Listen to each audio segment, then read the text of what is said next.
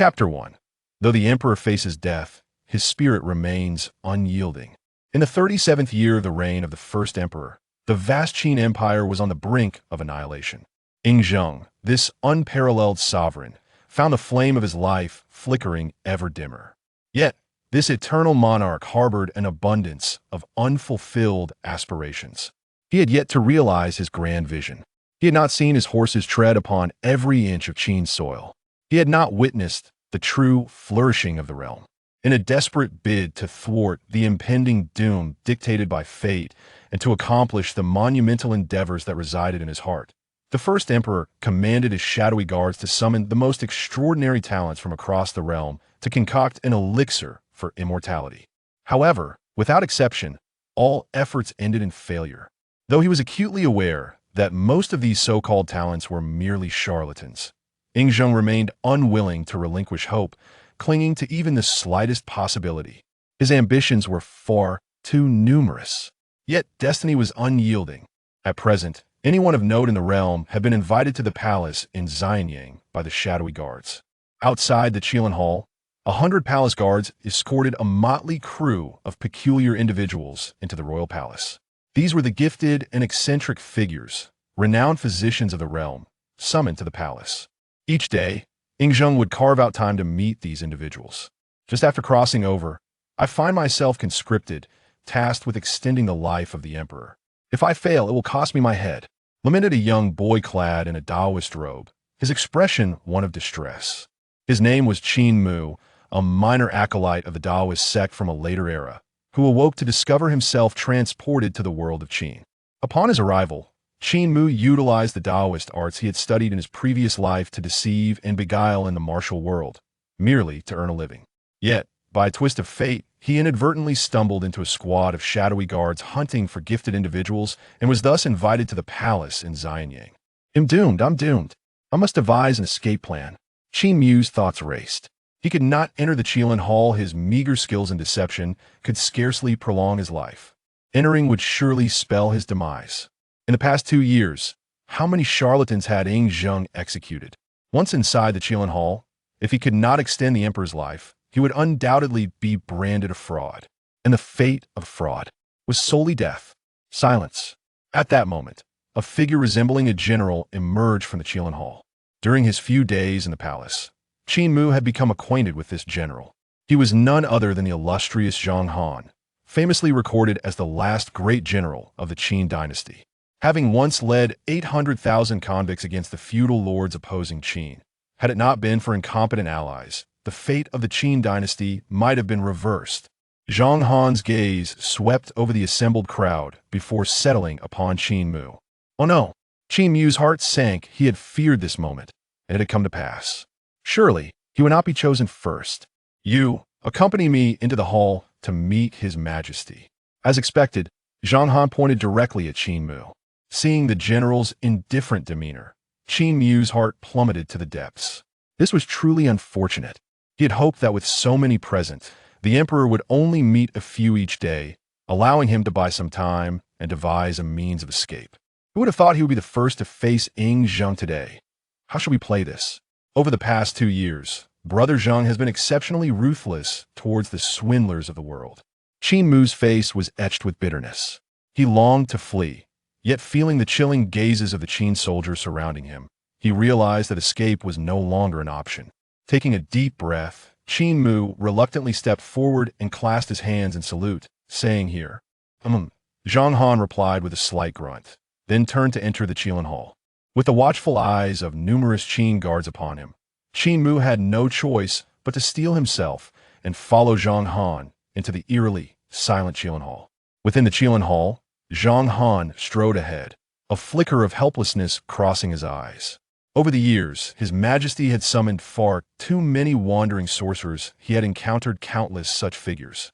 Initially, he was taken aback by some illusions, but now he was certain that among these 10 practitioners, each one was a charlatan. None possessed genuine skill. Over the past 2 years, Zhang Han had honed his discerning eye, able to detect a fraud at a glance. The individuals outside were clearly all tricksters, yet this Taoist appeared to exude a semblance of the aura of a truly enlightened master. Thus, Zhang Han pointed out Qin Mu first. He simply hoped that this Taoist could do something for his majesty, whose health waned day by day. As the leader of the Shadow Guards, he yearned for Yingzhang's survival more than anyone else, for he understood the grand ambitions of Yingzheng better than anyone else.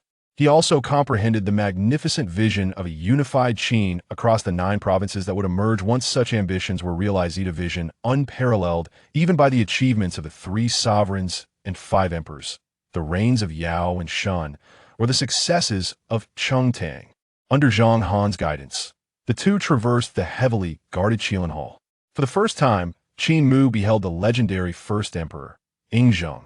However, compared to the illustrious and formidable figure he had envisioned in his past life, the present Yingzheng, with silver-streaked hair, weathered skin, deeply sunken eyes, and reclined upon the dragon couch, Yingzheng appeared exceedingly frail at this moment.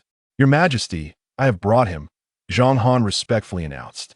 Reclining on the dragon couch, Yingzheng lifted his head slightly, an air of dominion emanating from his gaze as he slowly inquired, "Do you possess the secret to eternal life?" Yingzheng offered no pleasantries, having encountered numerous so-called enlightened masters. He had initially engaged in small talk. However, after encountering so many frauds, he had grown weary of such exchanges, knowing that in mere moments, this young Taoist might very well be lifeless. Though the emperor stood on the brink of death, his spirit remained unyielding.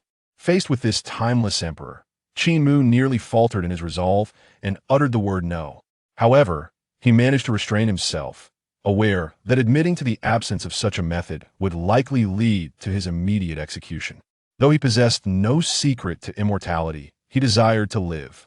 To survive, he must charm this ancient emperor, at least to buy some time. With myriad thoughts swirling in his mind, Qin Mu steeled himself and replied, "Your Majesty, this humble Taoist does not possess the secret to eternal life. However, I do have a method that may extend your Majesty's life by a decade. He can only feign ignorance for now. Any delay is a small mercy. Otherwise, he would be dragged out and executed without hesitation. Speak." Yingzheng's demeanor was remarkably composed, devoid of any excitement. He had heard this phrase no less than 1,000 times, let alone the promise of extending one's lifespan by a generation. Even the notion of immortality had been assured to him by many. And yet, what became of those individuals? Their graves have long since grown over, the grass standing 3 meters high. Do you think the chaotic burial ground outside Xianyang came into being by mere chance? This technique is known as the 7 Stars Lantern Life Extension Method, also referred to as the Soul Summoning Lantern. Qin Mu stated, steeling himself. Chapter 2. The Art of Eternal Life Through the 7 Stars. The technique of prolonging life through the 7 stars is a method of Taoism widely disseminated in later generations. In the future, the protagonist becomes a Taoist priest and, naturally, has perused detailed records of this practice. Indeed, he encountered much of this information online. The renowned Zhuge Liang once employed the 7 Stars Lantern to extend life, which refers to this very method. If executed successfully, it can extend one's lifespan by an entire decade, or 12 years. However, Qin Mu harbored doubts about its authenticity. Nevertheless, he had no alternative but to invoke it as a ruse. After all, the 7 Stars technique is the method that affords the longest delay. What then? Is the 7 Stars prolongation of life? Yingzheng, intrigued, inquired. Noticing the first emperor's interest, Qin Mu felt a wave of relief wash over him. As long as he could deceive the ruler, he would gain 7 days to escape. Contemplating this, Qin Mu raised his gaze and spoke. The 7 Stars technique is a method of borrowing life from the heavens. This practice requires the individual seeking longevity to isolate themselves in a chamber. After laying out offerings such as incense and flowers, 7 oil lamps are arranged in the formation of the Big Dipper, accompanied by 49 smaller oil lamps. In addition, a large and a small container must be prepared, wherein grains and cereals are placed, alongside a central lamp representing the individual's life force. Scissors, mirrors, scales, rulers, and lamps are also required, symbolizing the 5 directions. Scissors in the south representing the vermilion bird, a mirror in the north for the black tortoise, scales in the east for the azure dragon, and a ruler in the west for the white tiger. The central lamp signifies the life essence. Once everything is arranged, the practitioner must wield the 7 Stars sword, perform the 7 Star steps, and traversed the Seven Stars Bridge, placing 7 copper coins on the ground in the shape of the Big Dipper and stepping on them 7 times to signify crossing the bridge. Following this, 36 additional copper coins and a bowl of rice, symbolizing countless soldiers, are poured onto a white cloth. The individual seeking longevity must then sit cross-legged before the main lamp for 7 days. If the main lamp remains lit throughout this period, they shall gain an extension of 1 decade, 12 years. As Qin Mu recounted this intricate procedure, Yingzheng fell into deep contemplation. He perceived the so-called 7 stars technique as more plausible than the elixirs concocted by previous alchemists. Those alchemists, while boasting grandiose titles for their longevity potions, had a dismal record, with the palace eunuchs perishing one after another during trials.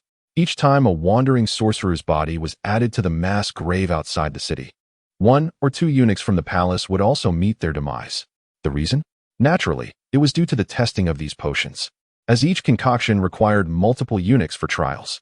The death of one wandering sorcerer often resulted in the loss of 2 or 3 eunuchs.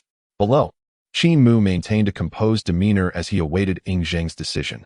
Should the emperor acquiesce, he would gain an additional 7 days. Moments later, the serene atmosphere of the Qilin Hall was interrupted by the resounding voice of the sovereign. "I grant you this opportunity. Commence the rites tomorrow." Yingzheng nodded, finding the method somewhat intriguing. Understood.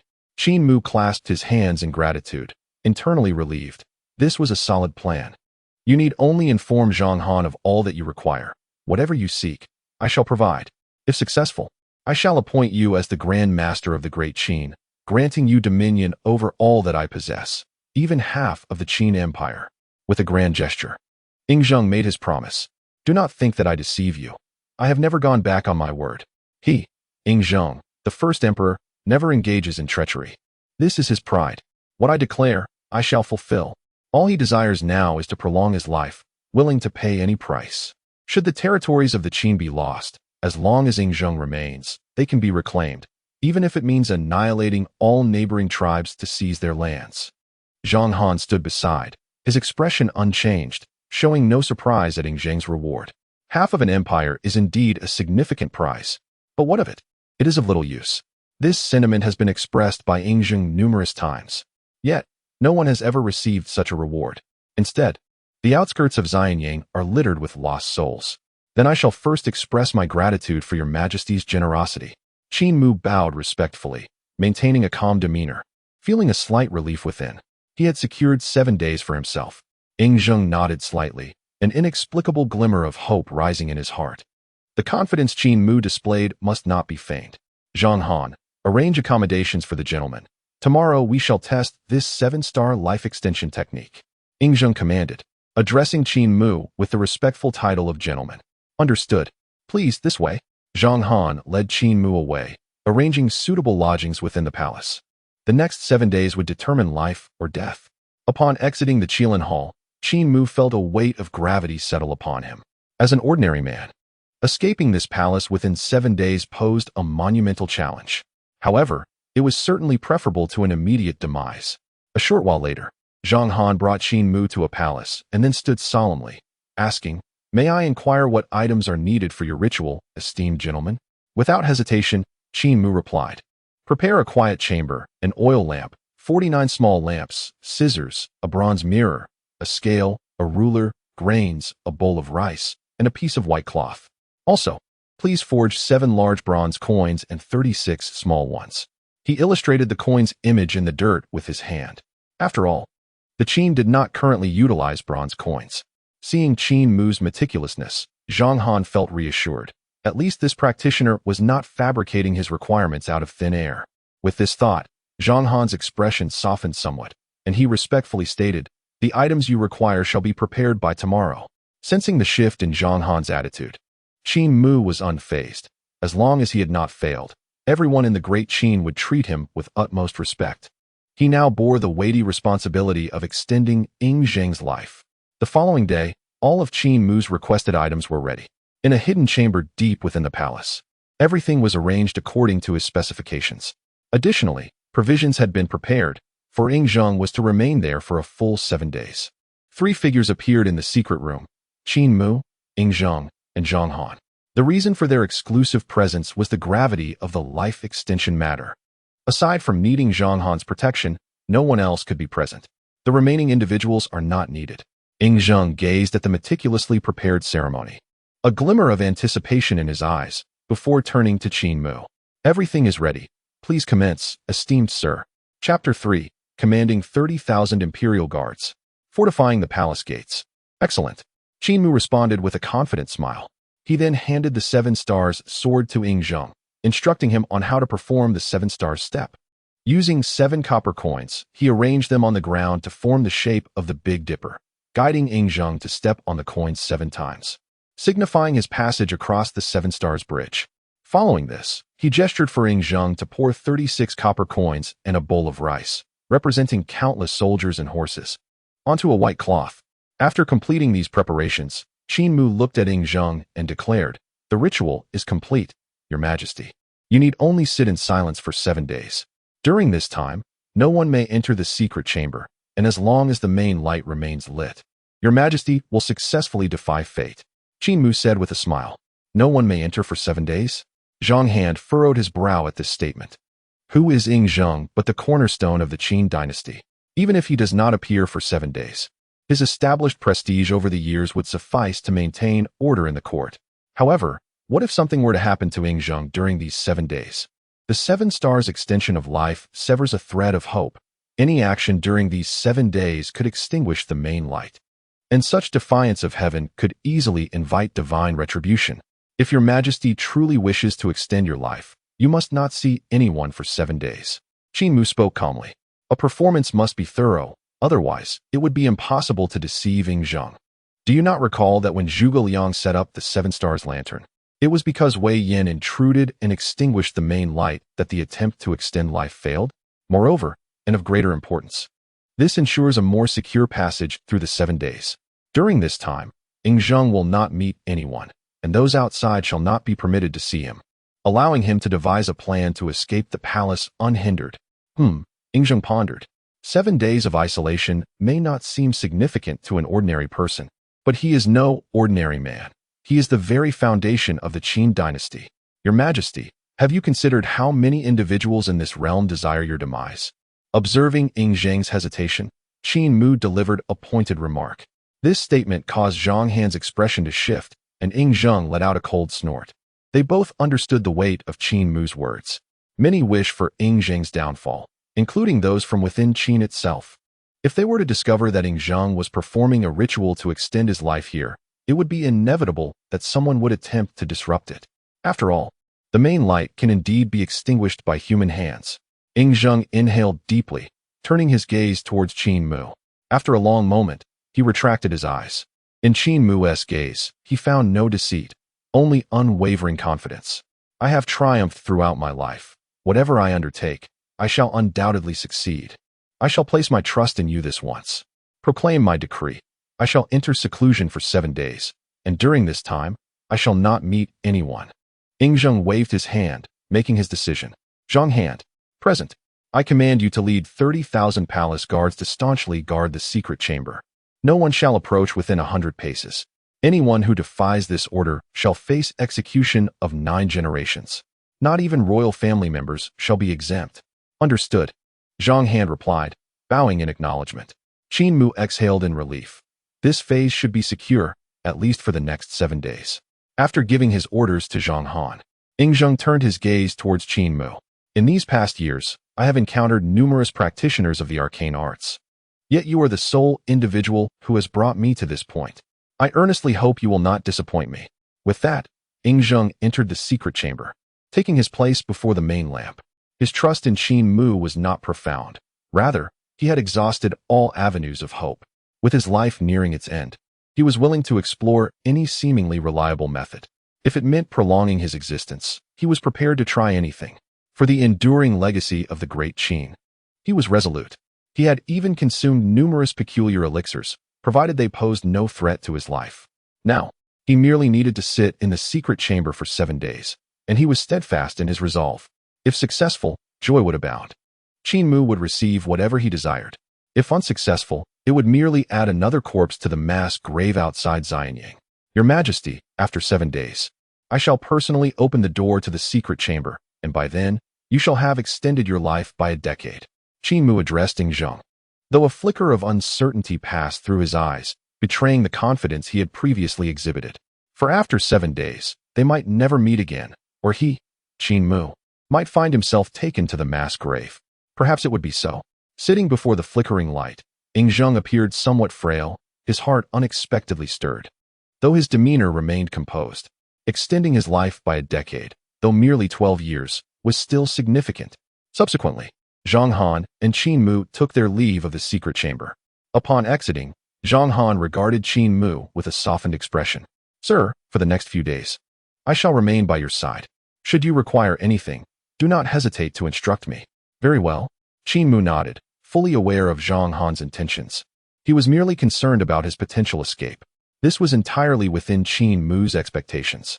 Noticing Qin Mu's compliance, Zhang Han realized that the young Daoist was indeed astute. He produced a token from his bosom.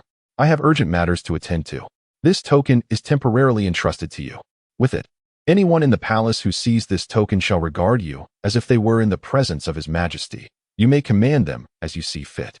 Once again, the message was clear. As long as Qin Mu's method for extending life yielded no results, no one would dare treat him with disrespect. You may proceed, General. Qin Mu accepted the token with a smile. Zhang Han nodded and departed to relay Zheng's orders and to mobilize the palace guards to secure the area surrounding the secret chamber. Watching Zhang Han's retreating figure, Qin Mu heaved a quiet sigh, then turned back towards the palace where he was temporarily residing. Now, he needed to contemplate his escape. The following day, news of Zheng's seclusion for 7 days spread throughout Xianyang. How strange, how peculiar that His Majesty would seclude himself for 7 days. It is said that an immortal has descended to impart the secrets of longevity to him. Is this a retreat for the purpose of extending his life? You old fool. What nonsense you speak. Why would a dignified immortal descend to bestow longevity upon a mortal? The officials in the court whispered amongst themselves. Yet none dared to inquire about the true purpose of Zheng's seclusion. Within the estate of the 18th prince, in a serene pavilion by the water, 2 figures stood before the white jade railing, gazing at the koi swimming in the pond. Any official from the imperial court who happened to witness this scene would instantly recognize them. It was none other than Zhao Gao, the Grand Minister of the Imperial Chariot, and Hu Hai, the favored youngest son of Zheng. At this moment, the emperor was in seclusion for 7 days. Does Master know the reason behind this? Hu Hai furrowed his brow. What other matter could warrant such a lengthy retreat from His Majesty, if not the pursuit of immortality? Zhao Gao replied confidently. Although the edict previously announced by Zhang Han did not specify the reason for Zheng's seclusion, a discerning mind could easily deduce the truth. For the past 2 years, Zheng had been preoccupied with the secrets of eternal life, frequently retreating for days on end. Chapter 4. Is His Majesty still fit to rule? His Majesty is aging. And what can a group of charlatans offer in terms of longevity? Yet, perhaps it is fortunate, for were it not for this folly, our schemes would not be so uncomplicated. Zhao Gao remarked, shaking his head with a sardonic smile, a hint of disdain flickering in his eyes. Could a true master of longevity ever be summoned? I have little faith that the individuals recruited by the Qin army possess any real abilities. If they had indeed found a true adept, those shadowy guards would not have been able to summon them. To Zhao Gao, Zheng's current misguided actions represented a fortuitous opportunity. The moment Zheng breathed his last would herald Zhao Gao's ascent to the pinnacle of power in the realm. However, I have heard that Zhang Han has mobilized 30,000 elite guards into the palace. I fear Hu Hai is still somewhat apprehensive. Over the years, Hu Hai has made countless preparations. For the moment Zheng dies, he intends to ascend the throne. Yet if Zheng successfully prolongs his life, all of Hu Hai's efforts will be for naught.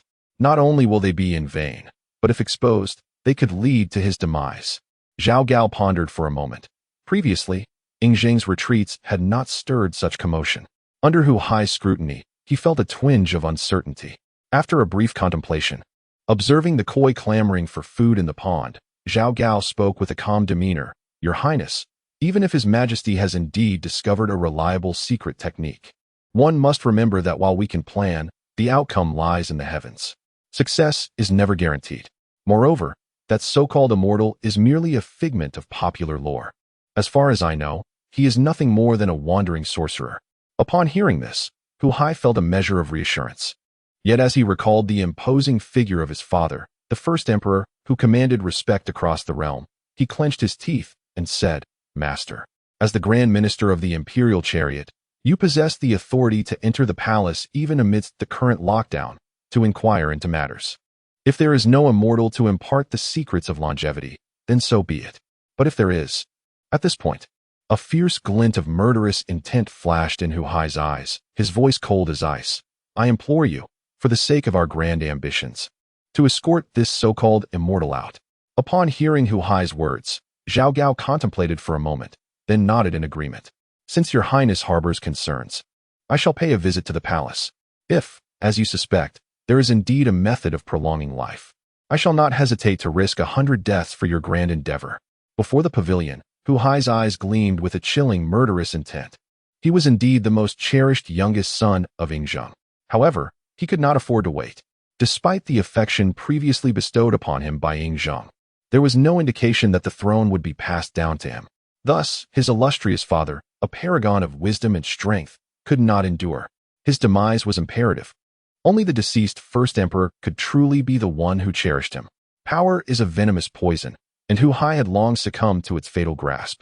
The following day, in front of the royal palace in Xianyang, a carriage adorned with the emblem of the Central Chariot Command slowly approached. Yet, unlike the usual unfettered entrance, two ominous halberds now barred its way. The palace was sealed, and the guards commanded a halt. The leader of the palace's elite troops stepped forward, his gaze icy as he spoke. The carriage came to a gradual stop, and an indignant voice emerged from within the carriage. "Impudent! Do you not recognize this carriage belonging to Zhao Gao?" A sense of foreboding stirred within Zhao Gao as he realized the gravity of the situation. The palace's closure, even with his status as the Central Chariot Commander, barred him entry. This development surpassed his expectations. General Zhang Han has decreed that for the next 7 days, entry into the palace is prohibited. The guard declared sternly, showing no deference to Zhao Gao. The original directive from Yingzheng merely intended to secure the chambers. But General Zhang Han, for caution's sake, had sealed the entire palace. Inside the carriage, Zhao Gao's expression shifted multiple times as he contemplated the implications of the palace's closure. Did this not signify that the endeavor to prolong Yingzheng's life might indeed hold some promise? Otherwise, why the grand display of force, sealing off the palace? As the consequences of Yingzheng's potential longevity loomed in his mind, Zhao Gao's countenance darkened, and with a fierce tone, he demanded, "What if I insist on entering?" The coachman, sensing his master's tone, displayed a hostile demeanor, his right hand gravitating towards the hilt of his sword. "By the general's command, any intruder shall be executed without mercy." The fierce general's eyes glinted with terror-inducing light, and with a chilling voice that echoed as if from the abyss, he drew his sword. Clang! Witnessing his action, the palace guards brandished their weapons in unison. He had responded to Zhao Gao with decisive action. "Any who dare trespass shall be slain." The array of halberds stood like a rain of death, emanating an aura of dread. Though silent, it carried the ferocity of a raging tempest. Zhao Gao's complexion darkened within the carriage. How dare Zhang Han issue such an edict? Without Yingzheng's consent, Zhang Han would never possess such authority. Could it be that the sorcerer truly held the power of life extension? A tumult of resentment, fury, and a tinge of fear surged within him. Sensing the chilling intent surrounding him, he begrudgingly commanded the coachman, "Leave." The carriage retreated, and tranquility returned to the palace gates.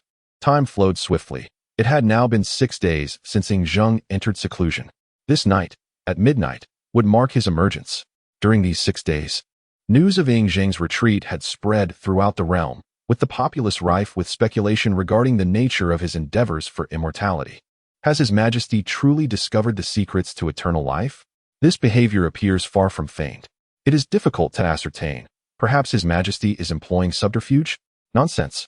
His Majesty is a figure of unparalleled brilliance, a master of strategy. Would he need to resort to trickery? Who would he deceive? The remnants of the 6 states? It is not that I hold them in disdain.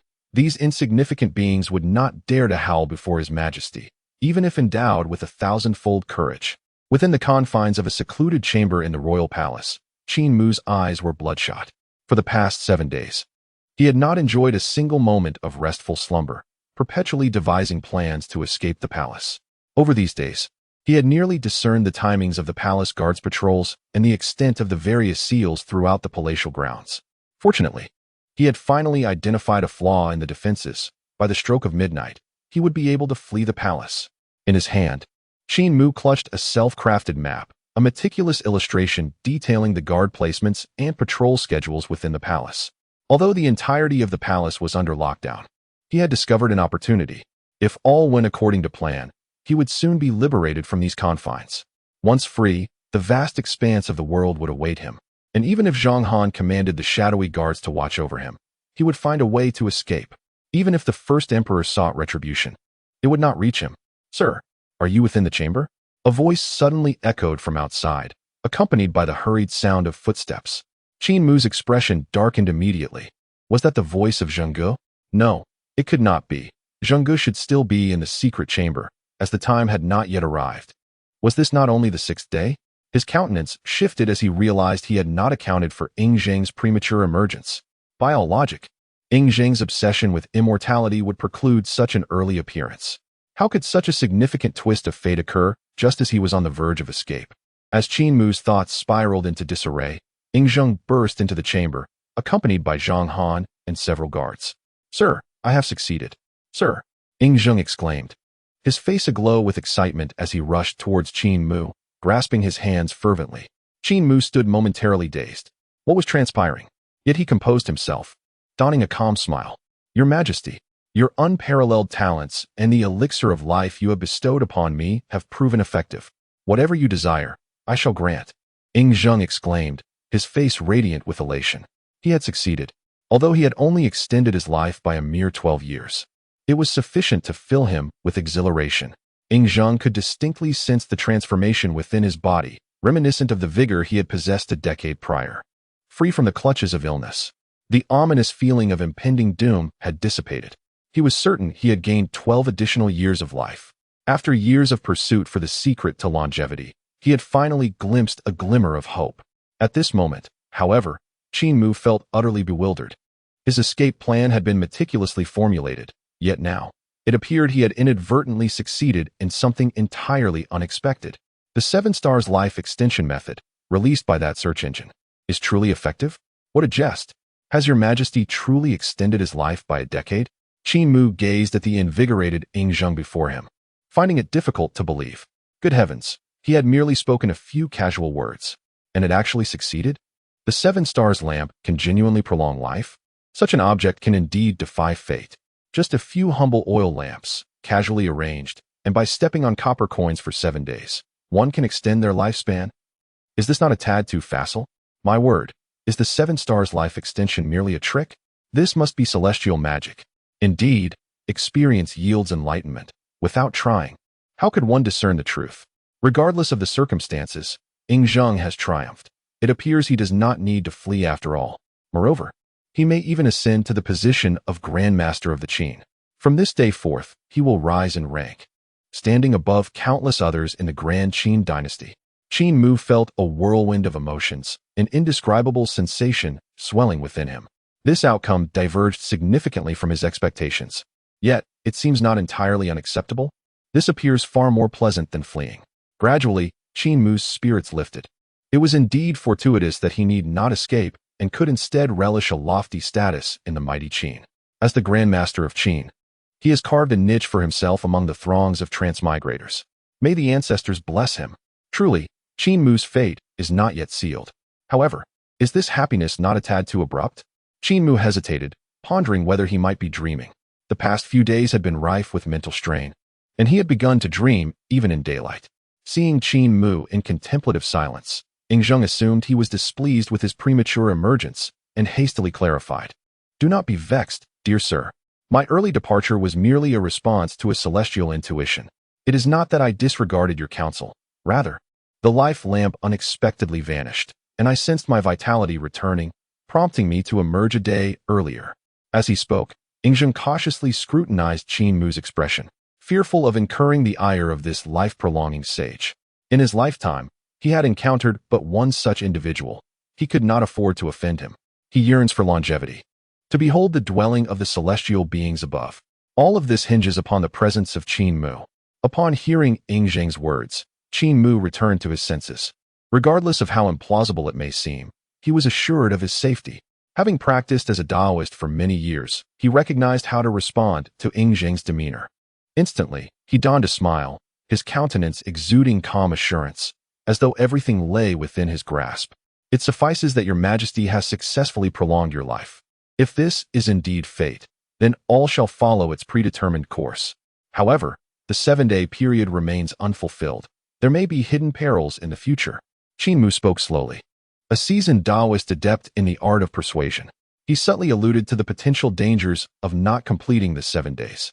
In doing so, should any misfortune arise later, it would not be attributed to him. After all, it was Ing Zheng who chose to emerge prematurely, before the 7 days had passed. This statement also provided him with a safety net. If calamity were to strike, it would ultimately be Ing Zheng's own predicament. Upon hearing Qin Mu's words, Ing Zheng could not help but reveal a hint of admiration in his gaze. He was indifferent to the potential dangers Qin Mu mentioned. As long as he could extend his life, nothing else mattered. Sir, the Qin has previously shown negligence towards you. I, Zhang Han, on behalf of my fellow Shadow Guards, humbly seek your forgiveness. At this moment, Zhang Han stepped forward and knelt before Qin Mu. Please, punish me as you see fit. If you desire, I would gladly offer my life as atonement. Today, Qin Mu's status was no longer comparable to the past. In successfully prolonging Ing Zheng's life, he had transformed from a mere suspected charlatan into a genuine celestial being. Zhang Han feared that Qin Mu might harbor resentment over the prior summons by the Qin army. Thus, he proactively sought forgiveness. As long as Qin Mu bore no ill will against the Qin, Zhang Han's life was inconsequential. With the first emperor's presence, the Qin would endure. What was Zhang Han's insignificant existence in comparison? Observing Zhang Han's earnest demeanor, Qin Mu was momentarily taken aback, yet he soon broke into a smile. Why does the general act so? Has the Qin truly shown me any negligence? Indeed, the Qin had not been remiss.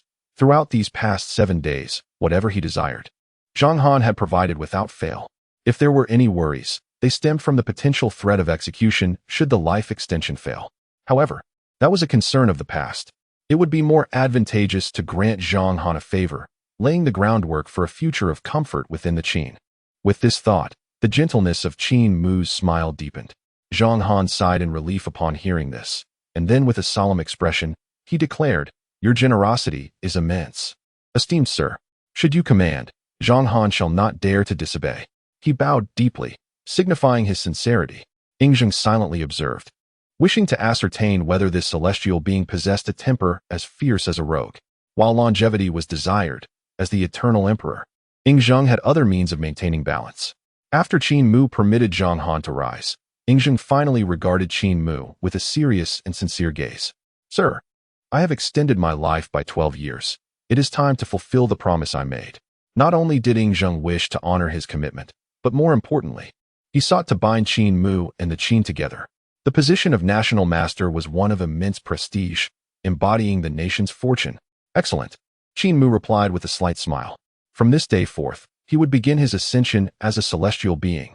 Could it be that he, once a dying charlatan, was now to become the national master of the great Qin? Henceforth, whenever he stepped outside, he would be recognized as the national master. Among all the generations of disciples, it appeared that he had achieved the most success. In his heart, Qin Mu silently assessed the lineage of his sect. Indeed, he seemed to be the most accomplished. The title of national master, the rightful authority of the realm, the highest achievement of his lineage had merely been a connection to some general, while not a single individual had risen to the status of national master.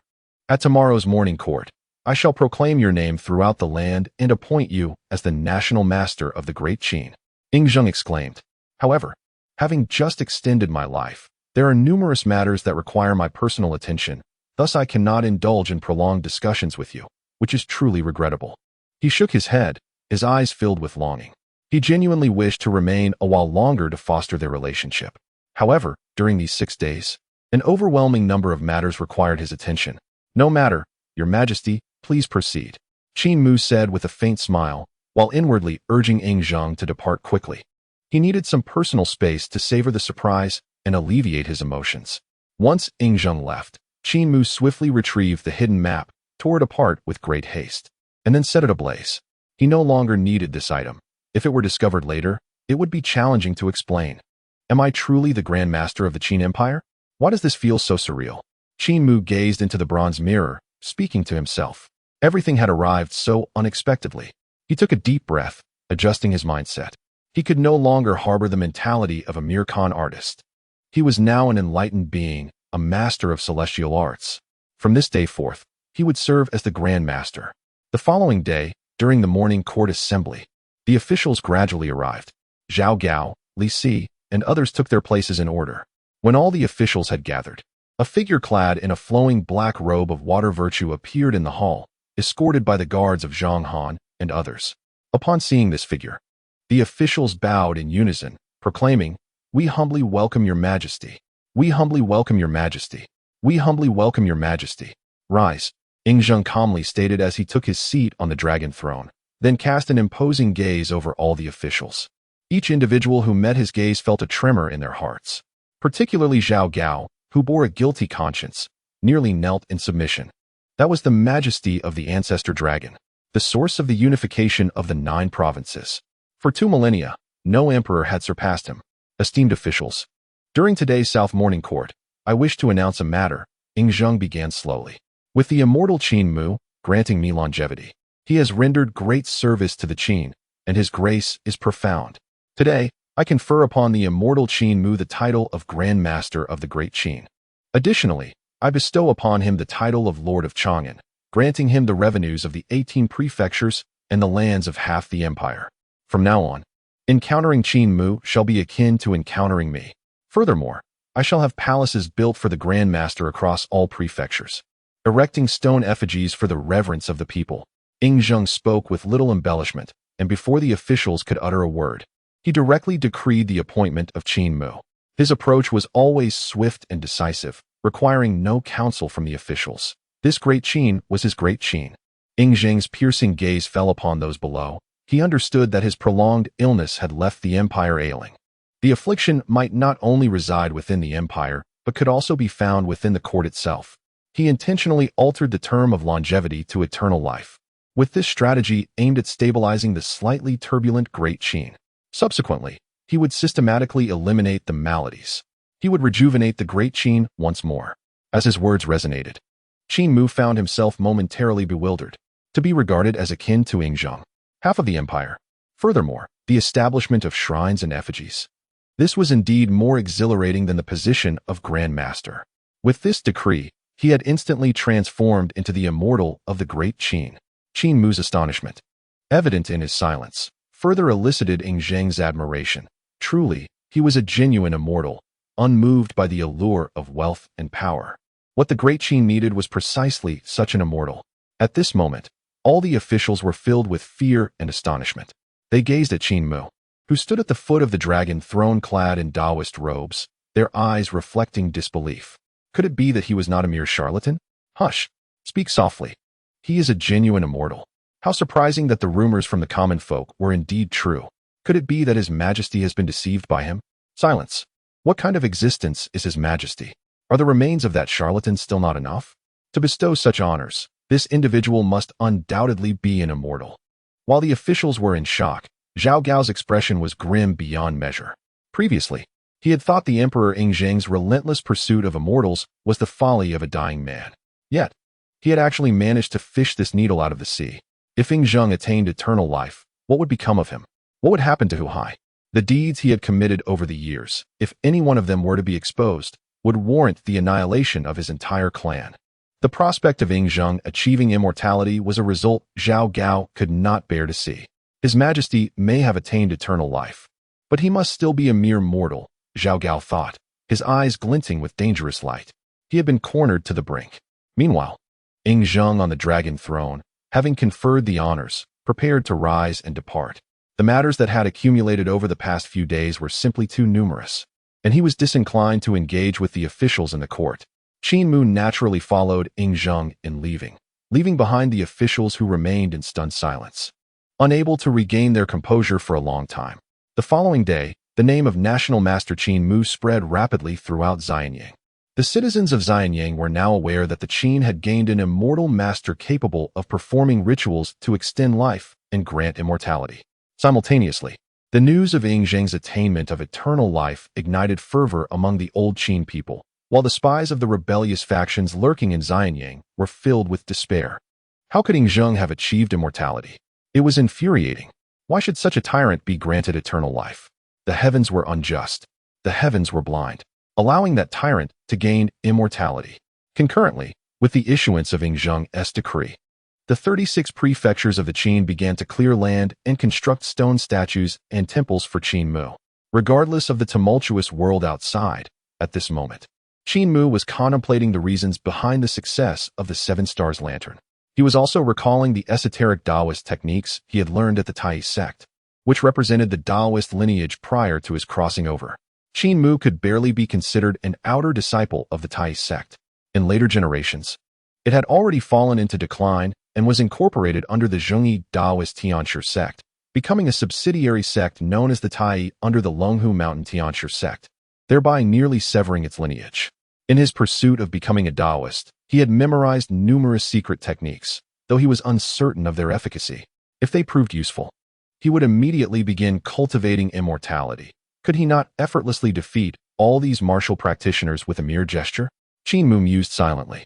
Chapter 7. A Miscalculation. The strength of Qin's warrior's national master. I am Zhang Han, sent by His Majesty to pay my respects. Just as Qin Mu was reminiscing about the Daoist arts, the voice of Zhang Han echoed from outside the hall. Enter. Qin Mu tucked away his talismans and nodded slightly. Upon hearing the command, Zhang Han entered the hall. His expression stern. He had come to inquire about the Daoist lineage from Qin Mu. After all, they remain unaware of the Dao title of Qin Mu and the lineage from which he hails. Ing Zheng intends to establish Dao palaces for Qin Mu across various prefectures of the Qin Dynasty, which is naturally indispensable. The emperor has already issued edicts for the establishment of Dao temples in various regions, yet the esteemed title of the national master has yet to be conferred. I humbly request the national master to bestow it upon us, said Zhang Han with utmost respect. Upon hearing this, Qin Mu pondered for a moment before standing with his hands clasped behind his back.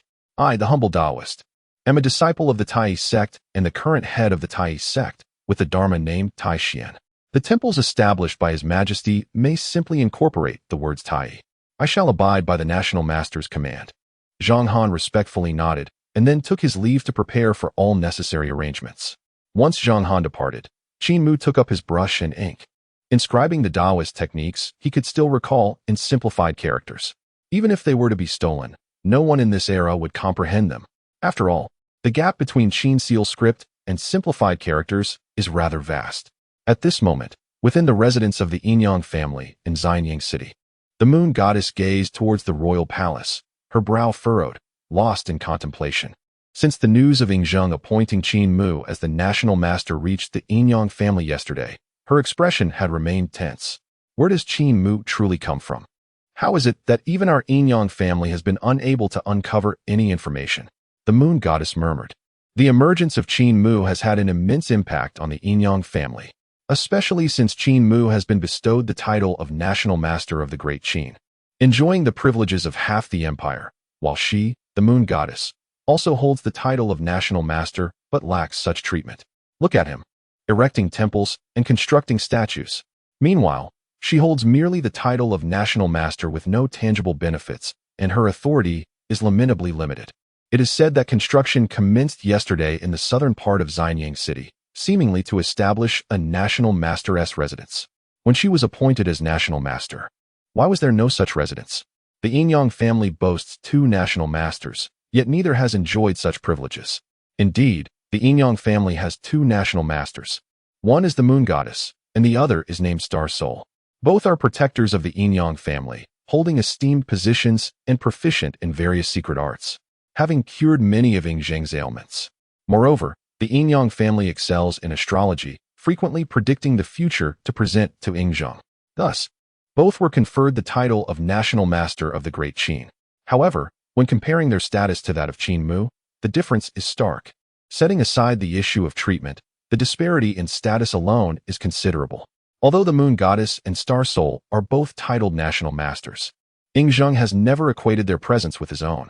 He has not granted them even a fraction of a territory salary.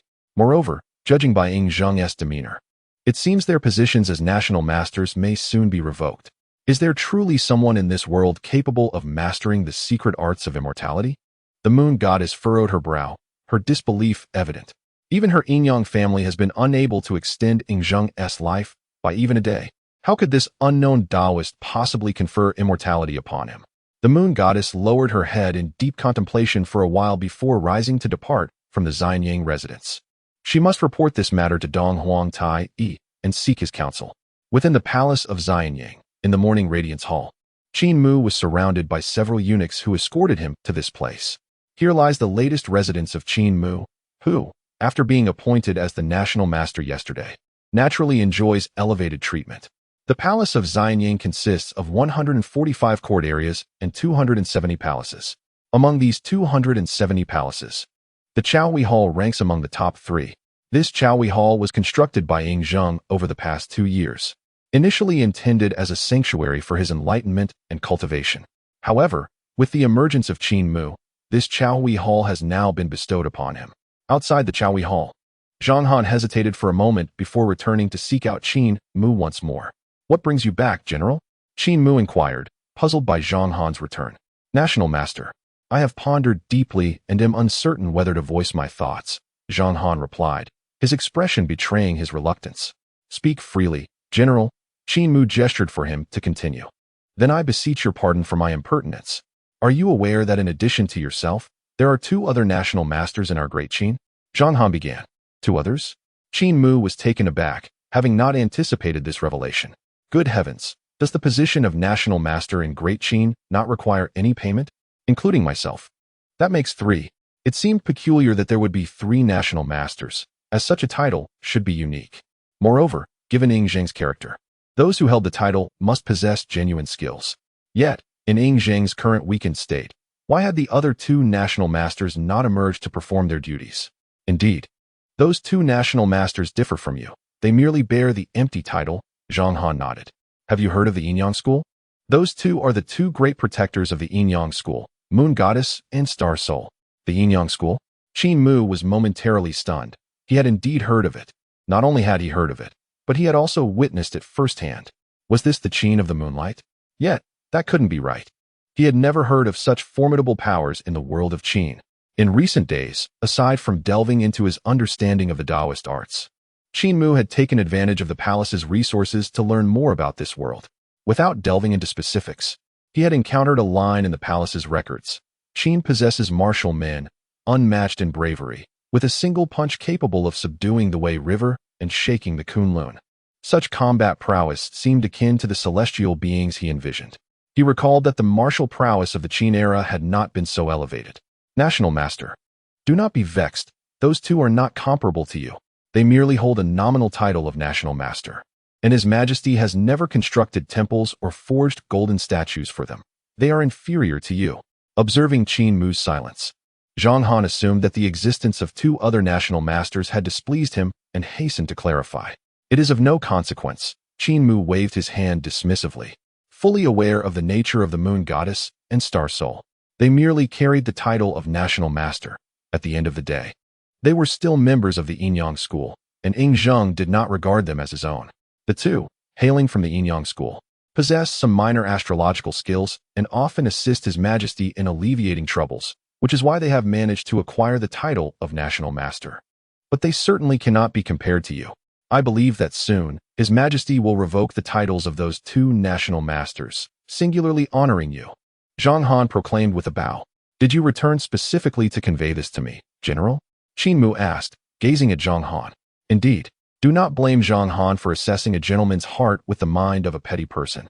Now that you have ascended to the esteemed position of National Master, overshadowing the 2 practitioners of Yin and Yang, they must certainly be devising strategies to counter your influence," Zhang Han remarked. He was well aware of the temperament of the Yin and Yang practitioners, as well as the nature of Yingzheng.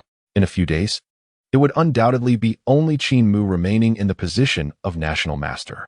What Zhang Han could foresee, the practitioners of Yin and Yang could surely anticipate as well. Would they willingly relinquish their esteemed positions? Clearly not. Hence, Zhang Han felt compelled to return and offer this caution to Qin Mu. He did not believe that the Yin and Yang practitioners could pose a genuine threat to Qin Mu, yet he sought to foster goodwill in doing so. "I am grateful for the general's timely warning," Qin Mu acknowledged, understanding Zhang Han's intent and appreciating the gesture. "Your words carry weight, should the need arise.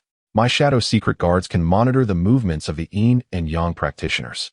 Zhang Han felt a flicker of joy at this, and with a respectful gesture, he replied, "I am most thankful, General." Qin Mu's expression shifted, and he did not rebuff Zhang Han's goodwill. After all, one should not turn away a warm greeting with a cold shoulder.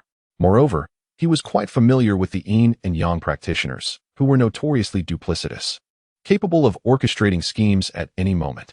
Despite their penchant for secrecy and theatrics, their sorcery indeed possessed a modicum of potency. He had yet to ascertain whether the mystical arts of his previous life would hold any efficacy. Thus he resolved to tread carefully in the presence of these cunning individuals. "This is the token of my shadow secret guards. Originally, they are directly under His Majesty's command, but given your esteemed status, you may also summon them," Zhang Han stated, presenting a token. This was also sanctioned by Ying Zhang, for even if Zhang Han held the title of commander of the shadow secret guards, he could not arbitrarily distribute such tokens. "Thus, I shall not intrude upon the national master's period of contemplation," Zhang Han concluded, bowing as he exited the Chaohui Hall. Chapter 8. Verification of the arts of future talismans. Within the hall, Qin Mu toyed with the token, lost in thought. Having just survived a perilous ordeal, he had yet to revel in his newfound position, and now the practitioners of yin and yang emerged as a new concern. "It appears that in my role as national master, I must first address the practitioners of yin and yang to secure my footing," he murmured to himself. Zhang Han's assertions were undeniably accurate. The yin and yang practitioners would not passively observe their position being undermined. Thus, they would undoubtedly take action. Stowing the token away, Qin Mu formulated a preliminary plan in his mind. He then instructed the eunuchs in the hall to procure writing brushes, vermilion, yellow paper, and other necessary items. His immediate aim was to experiment with mystical arts and to recall various life-extending methods. With Ying Zhang as his ally, the yin and yang practitioners would be hesitant to overtly challenge Qin Mu. If the 7-star life extension technique could succeed in this world, surely others would as well. A unique glimmer sparked in Qin Mu's eyes. He had studied more than just the 7-star method of prolonging life. In his previous endeavors, he had perused many of the renowned life-extending techniques that had emerged in later eras, not merely to deceive, but to deepen his understanding of the craft. It seems there exists a method for prolonging life, known as Zhong Shengji. Qin Mu lowered his head, deep in thought. The pursuit of longevity has captivated countless souls throughout the ages. Consequently, Qin Mu had studied various approaches in this regard. Among them, the most reliable were the 7 stars lamp method and Zhong Shengji. The 7 stars lamp method, even if successful, would only grant Zheng Gu 12 additional years of life. In 3 to 5 years, he would once again face concerns about his lifespan. In such a case, it would be I who suffers. Qin Mu sighed, shaking his head. He now harbored hope that the Zhong Shengji method could prove as effective as the 7 stars lamp. Otherwise, the esteemed position of the Grand Master of the Qin Dynasty might only afford him 2 or 3 years of enjoyment. Unlike the 7 stars lamp, which, although demanding and challenging to master, is a legitimate method for prolonging life, Zhong Shengji, or planting life roots, is strictly speaking not a Daoist technique. It is a practice rooted in feng shui, originating from ancestral burial site practices. According to feng shui principles, the burial place of one's ancestors significantly influences the fortunes of their descendants. If ancestors are interred in a land blessed by auspicious feng shui, the energy from that location will be transmitted to their progeny, bestowing upon them success and a bright future. Conversely, if ancestors are buried in desolate and cursed lands, the descendants may suffer poverty or, in dire cases, face extinction. Zhong Shengji shares similarities with ancestral feng shui practices.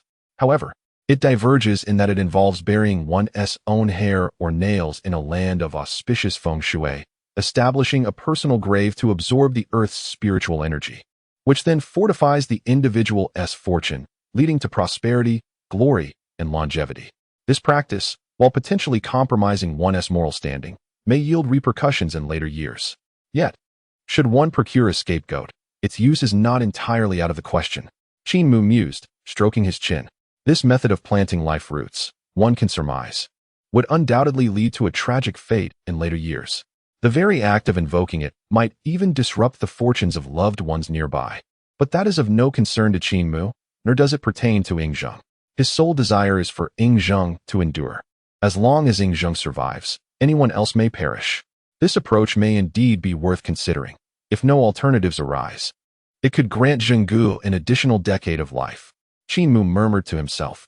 If feasible, when he reaches his twilight years, he too could employ this method to extend his life. After all, birth, aging, illness, and death are the natural order of existence. Qin Mu would also face his mortality one day. For now, he could experiment on Zhenggu to ascertain which life-prolonging methods are effective and which are not. Simultaneously, he could gauge whether he could withstand the side effects of such longevity techniques. When he grows old, armed with this wealth of experience in prolonging life, perhaps he could borrow another 500 years from the heavens. Next, he turned to the Tai talisman. Oh, great ancestor, may you not have drawn this in vain. Qin Mu inhaled deeply, placing the yellow paper and cinnabar sent by the eunuch before him, while chanting incantations. The Tai talisman is the cornerstone of his Tai sect schemes to deceive the world.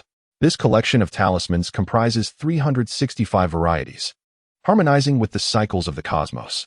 As a disciple of the Tai sect, Qin Mu was not particularly familiar with talismans, but he had certainly drawn them before. The talisman he had crafted the most was the peace talisman, which could fetch a good price of several dozen coins. During holidays, the price could start at 100. However, how could he verify the efficacy of this peace talisman? Qin Mu found himself at a loss once again.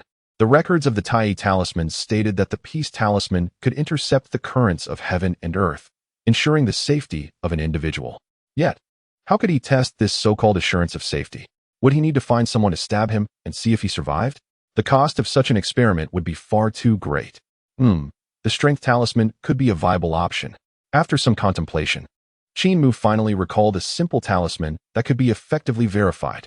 The strength talisman, imbued with the power of heaven and earth, could move mountains and fill seas. Of course, Qin Mu did not truly believe that this strength talisman could lift a 1,000-pound cauldron. He would be quite satisfied with anything resembling that feat. Chapter 9. The completion of the strength talisman, foundation of the Daoist path. Qin Mu took a deep breath, adjusting his Daoist robe. He then arranged the table before him into a ceremonial altar. Talismans and incantations serve as vessels for the infusion of information from heaven, earth, humanity, and the divine. They are the script of the celestial deities, conveying their will. The drawing of a talisman follows esoteric traditions, employing yellow paper as a base, and utilizing secret methods to concoct ritualistic ink, with pure yang vermilion to seal the talisman. This process entails a series of steps including hand burning, pin burning, incantation, purification, gesture-making, recitation, gathering energy, entering the sacred space, and forming the final seal. Some talismans even require the opening of an altar and the invocation of deities to obtain a response before they can be crafted. The strength talisman, however, is merely an introductory talisman within the Tai talismans and does not require such elaborate rituals. Being an entry-level talisman, it can be completed in just a few steps. With his eyes firmly closed, Qin Mu adjusted his state to its peak. Soon, a flame erupted upon the altar before him, and he plunged his hands into the fire, cleansing himself of all impurities. Then, with his right hand, he took up the brush, dipped it in the ink, and passed it through the flames. A process known as pen burning. The essence of the sun is pure, the spirit is exceptionally clear, gathering divine strength, smoothing all afflictions. Heavenly soldiers ascend. Who dares to defy? He intoned, reciting the incantation for the pen. Upon finishing the incantation, he began to draw the talisman on the yellow paper. He first wrote the character for strength, flanked by 3 curves, inscribing the characters for hearing and listening, then encircling it 6 times in alternating directions, before folding down the center and creating arcs that swirled upwards to the left and downwards to the right. As he completed the final stroke, Qin Mu flicked the brush, staining it with vermilion, and affixed the Tai sect seal. Thus, the talisman was formed. With a sigh of relief, Qin Mu laid down the brush and took a moment to breathe deeply. He then gazed at the strength talisman upon the altar. He felt no loss of energy. His body appeared unaffected. He did not feel hungry. There were no changes whatsoever. Could it be that this talisman was a sham? Qin Mu scratched his head as he regarded the strength talisman before him. In the novels and biographies he had read, the first time someone crafted a talisman, they would be drained of energy, ravenously hungry, or suffering from headaches and fatigue. There were always vague sensations of vitality slipping away. In essence, crafting a talisman seemed to require some sacrifice of one's essence to be deemed successful. Yet here he was, feeling perfectly fine. Had he failed in his endeavor? Qin Mu picked up the divine power talisman from the altar, a hint of disappointment flickering in his eyes. Could it be that all his conjectures were misguided? The esoteric arts propagated by later generations, were mere tricks. Nay, they were falsehoods. The only truth was that the 7 stars lamp existed. Oh, my dream of cultivating immortality. Qin Mu sighed softly, then pressed the talisman against his body. It had been drawn. After all, it was only prudent to test it, wasn't it? What if it truly worked? A surge of hope blossomed within him. At the moment the talisman adhered to his skin, Qin Mu's complexion shifted dramatically. Almost immediately, a radiant smile illuminated his face. Could it be true? Is it really genuine?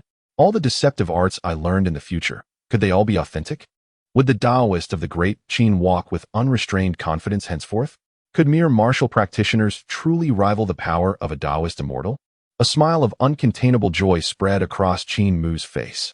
At that instant, as the talisman fused with him, Qin Mu felt an overwhelming surge of boundless power within, a terrifying force that seemed capable of tearing the heavens asunder. Thankfully, before his transmigration, he had been a Daoist. Fortunately, the Daoist was diligent, having meticulously studied the various techniques of the Taoist sect.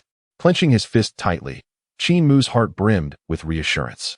In this moment, Qin Mu was filled with exuberance, for his mind was teeming with countless esoteric arts and secrets. These teachings were indeed genuine. They could empower him, Qin Mu, to become a master of immortality, wielding formidable strength. Only with power could one find solace. Previously, even as the national master of the great Qin, he had remained on edge.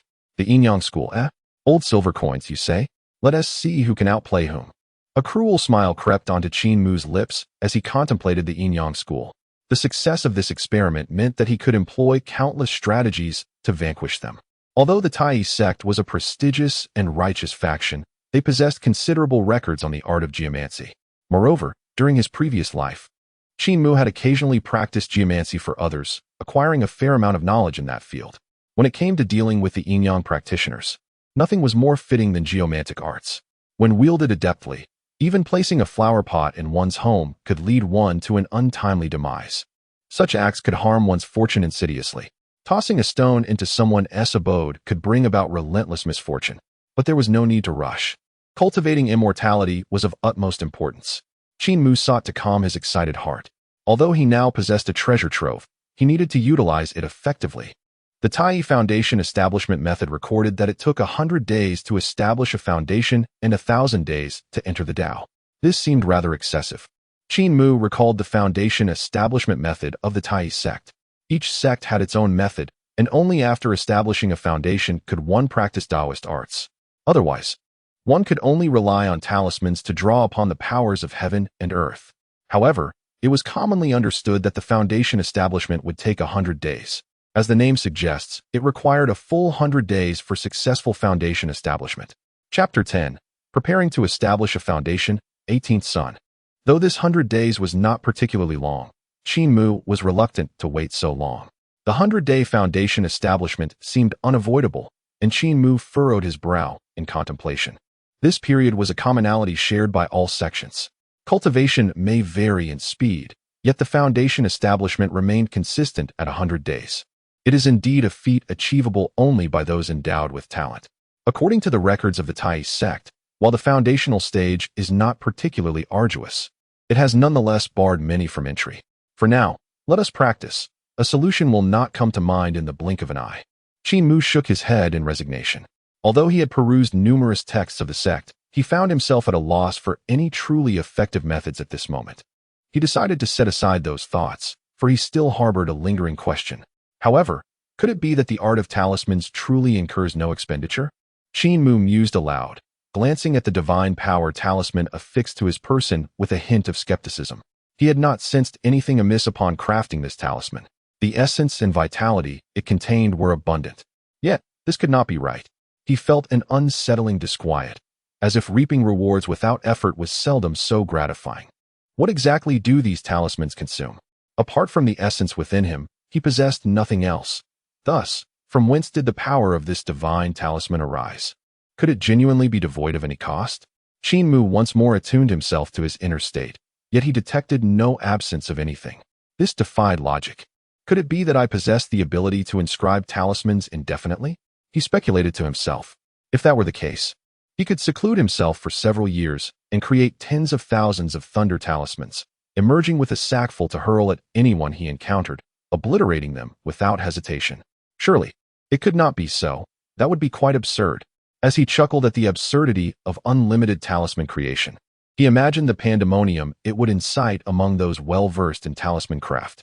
Regrettably, the Taoist sect was not renowned for its talismans. Of the 365 available, most were geared towards support, with offensive capabilities being exceedingly rare. Qin Mu sighed and shook his head in resignation. Before his transmigration, he had heard of a method within the Maoshan sect that could transform a talisman into a seed, which, when planted within one's body, would become a life talisman. However, the consumption for such a transformation was immense, with legends stating that the most accomplished among them had only managed to plant 7 seeds. If it were him, he would surely aim to plant 365. Alas, the Taoist sect did not possess such a method, nor had he sought to comprehend it. After all, the circumstances at that time were vastly different from now. When he engaged in deception, such peculiarities served no purpose. Introducing strange entities into others' bodies could lead to dire consequences, and he would find himself imprisoned. Thus, the method of life talismans had remained beyond his consideration. As Qin Mu pondered, an unexpected wave of weakness washed over him, nearly causing him to collapse. Damn it, he cursed inwardly, struggling to regain his composure. Let there be no misunderstanding. This was not a delayed expenditure. Rather, the divine power talisman had ceased to function. The power within him ebbed, and the stark contrast gave rise to a subjective sense of weakness. The duration of the talisman seemed to last only a quarter of an hour, and he contemplated its power increase with a hint of resignation. How could he know how much strength had been augmented? He had not had the opportunity to test it yet. Moreover, when that power surged, he had felt capable of tearing the heavens asunder. Yet, that was merely an illusion brought on by a sudden increase in power. Gazing at the yellow paper on the table, Qin Mu hesitated for a moment before continuing to draw symbols. He wished to ascertain whether he could indeed inscribe symbols without any consumption. Time ticked away, and within the grand hall, the sound of Qin Mu chanting incantations occasionally echoed. The palace maids and eunuchs bowed their heads, their expressions a mixture of trepidation and curiosity. It was rumored that the esteemed guest residing in the Chaohui Hall was a celestial master, and it certainly appeared that he was a person of great enlightenment. The incantations uttered by this master were incomprehensible to them, yet they felt increasingly invigorated by the sound, albeit unsure of why. As time passed, they even began to feel slightly dizzy. Eventually, the rhythmic incantations ceased. Before Qin Mu lay a pile of over 100 divine power symbols. He felt a slight fatigue, not from the act of drawing, but rather from the prolonged use of his writing hand, which had grown weary. Additionally, the need to vocalize the incantations had left his throat a bit parched. Beyond that, he felt little else in terms of exhaustion. Could it be that he could indeed draw symbols indefinitely? Well, that might not be entirely accurate. At least his body had its limits, but it was sufficient for now. A smile adorned Qin Mu's face. To be precise, it seemed he could produce these divine power symbols without any significant consumption, allowing for an unlimited output. Calculating his speed, he realized that if he worked from 9 to 5, he could produce around 1 to 2,000 symbols in a day. If these were distributed among the elite soldiers of the Great Qin, the entire military strength would multiply exponentially. However, such thoughts were perilous. Qin Mu quickly shook his head. With 1,000,000 elite soldiers in the Great Qin, even if he toiled day and night to produce symbols, it would take him 1,000 days to provide each one with a single symbol, nearly 3 years. Even a production team of donkeys could not work tirelessly for 3 years. Dismissing such thoughts, Qin Mu turned his gaze back to the altar. He had exhausted all the yellow paper that had been provided, and he had no intention of continuing to draw symbols. It was a mystery he would leave unsolved, but it was ultimately a fortunate endeavor. As for other talismans, he had ample time to experiment and was not in a rush. He needed to contemplate the art of virtual mustard seed without a storage space.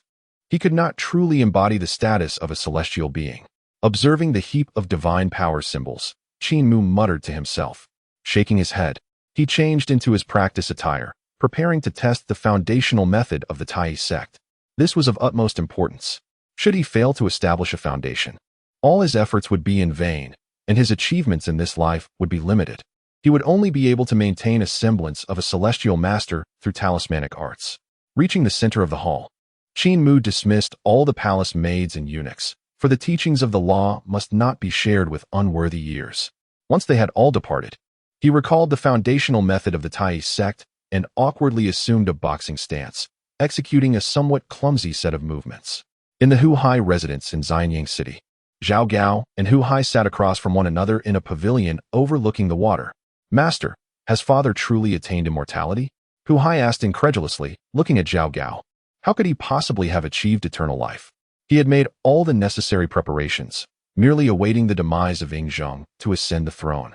Yet, Ying Zheng defied fate and achieved immortality? What was he to do now? How could this be played out? The truth of the matter remained uncertain.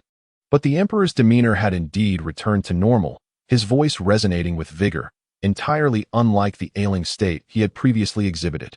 Zhao Gao's expression was grave, a flicker of concern passing through his eyes. The prospect of Ying Zheng's immortality was an eventuality they had never anticipated. In fact, it seemed utterly impossible. How could a Taoist priest, forcibly summoned to the royal palace by the Qin army, possess any genuine prowess? An enlightened master, invited to their presence? At that moment, Zhao Gao found himself at a loss for words. Initially, he had perceived Ying Zheng's decree to cast a wide net in search of a miracle as a futile endeavor. Yet, unexpectedly, such a revered figure had indeed been summoned. Did these esteemed sages not value their own reputation? Being summoned with such insistence, would they still grant Ying Zheng eternal life? Good heavens! Master, what shall we do now? If my father has attained immortality, does that not imply I can never claim the throne? Is my fate to be sealed forever? Furthermore, our schemes may soon be uncovered. Once revealed, would we not be left awaiting our demise? Hu Hai cast a frantic glance at Zhao Gao, his anxiety palpable. Ying Zheng's immortality had indeed struck terror into the heart of the 18th prince. Chapter 11. The essence of Qi and the maladies of the great Qin. Zhao Gao cast a sidelong glance at the flustered Hu Hai, inwardly shaking his head. Such a lack of resolve was hardly befitting of a ruler. Yet, it was precisely this weakness that prompted Zhao Gao to support Hu Hai. A ruler devoid of conviction was precisely what Zhao Gao desired. There is no need for alarm, Your Highness. Zhao Gao regained his composure and offered a comforting word. Even if His Majesty has attained immortality, he remains but a mortal. A flicker of inscrutable light danced in Zhao Gao's eyes. What do you mean, Master? Hu Hai inquired, perplexed. What of mortals? Mortals can also achieve immortality. All our schemes would be rendered futile. Every human must ultimately face death. What significance does eternal life hold? A glint of ruthlessness flashed in Zhao Gao's gaze. If the emperor does not take his own life, why should we not assist him in departing this world? Zhao Gao's words were laced with intensity as he fixed his gaze upon Hu Hai, eager to discern whether he possessed the fortitude for such a drastic action. Should he falter, despite being easily manipulated, Zhao Gao would have no choice but to cast him aside. Master you. Hu Hai was taken aback by Zhao Gao's proposal. He desired the throne, certainly, and wished for Ying Zheng's demise. Yet, he had never contemplated personally orchestrating Ying Zheng's downfall. Despite his reckless nature, Hu Hai had not descended to such treasonous depths. Are you afraid, Your Highness? Zhao Gao narrowed his eyes, scrutinizing Hu Hai. Now that Ying Zheng had achieved immortality, the schemes of both Zhao Gao and Hu Hai would inevitably be exposed, leaving them with only death as their fate. They had no choice. Master, must it truly come to this? Hu Hai hesitated, his voice wavering. It was not that he lacked ruthlessness, but rather that he was paralyzed by fear. The first emperor of the Qin Dynasty, the man who unified the realm, had instilled profound terror in Hu Hai's heart. Must it be so? Does Your Highness wish to stroll to the execution ground? Zhao Gao let out a cold chuckle, and at that moment, he no longer held the customary respect for Hu Hai. Do you believe we have any choices left? As long as the emperor lives, we are doomed. You think that the emperor's favoritism towards you can spare you from death? What a joke. Do you think the vast territories of the Qin were acquired without bloodshed? The emperor may favor you, but that will not prevent him from executing you. Zhao Gao reprimanded Hu Hai, his tone sharp and uncompromising. In the past, he He would never have spoken this way, as it could strain their relationship and incite discontent within Hu Hai, making him difficult to control. Yet the circumstances had changed drastically. It was indeed a matter of life and death. Hu Hai understood the gravity of the situation, though he perhaps felt they had not yet reached that critical juncture. A look of conflict crossed his face. The thought of patricide weighed heavily upon him. How much longer do you intend to wait? Until the emperor discovers our actions. And it is too late? Zhao Gao, hands clasped behind his back, felt the true energy within him gather in his right hand. Hu Hai's indecisiveness displeased him immensely. Such hesitation could jeopardize Zhao Gao's ambitions. He felt an urge to eliminate Hu Hai on the spot, regretting not having recognized this weakness sooner. Nevertheless, Zhao Gao restrained himself, allowing the energy in his hand to dissipate quietly. It was not that he lacked the resolve to act, but rather that Hu Hai still held some utility. Meanwhile, Hu Hai remained lost in thought, oblivious to the peril he was in. Although his father's condition had improved, it did not guarantee longevity. How elusive is immortality? Perhaps we should first approach the national master, Hu Hai suggested after a moment of contemplation. Regardless, we must make contact with that national master. If possible, we could enlist his aid. A glint of cunning flashed in Hu Hai's eyes. Zhao Gao's expression softened slightly upon hearing this. Hu Hai was not entirely inept. He grasped Hu Hai's intention, and it appeared to be a sound strategy. By winning over the national master, they could have him act on their behalf. What the emperor could offer, they could provide as well, perhaps even more. I can promise him anything he desires, as long as he helps clear our obstacles. Once I ascend the throne, eliminating him will be a mere formality. As Hu Hai spoke, a smirk crept onto his lips. He could hardly believe that someone summoned by the Qin army would be so loyal to Ing Zheng. Perhaps that national master even wished for Ing Zheng's demise. Hu Hai was prepared to make promises of all kinds, knowing full well that once he became emperor, he could decide whether to keep those promises. This plan is indeed feasible. I shall visit the palace to establish this connection for you, Zhao Gao nodded, his earlier anger dissipating. This young man, despite his indecisiveness, had some merit. Thank you, my teacher.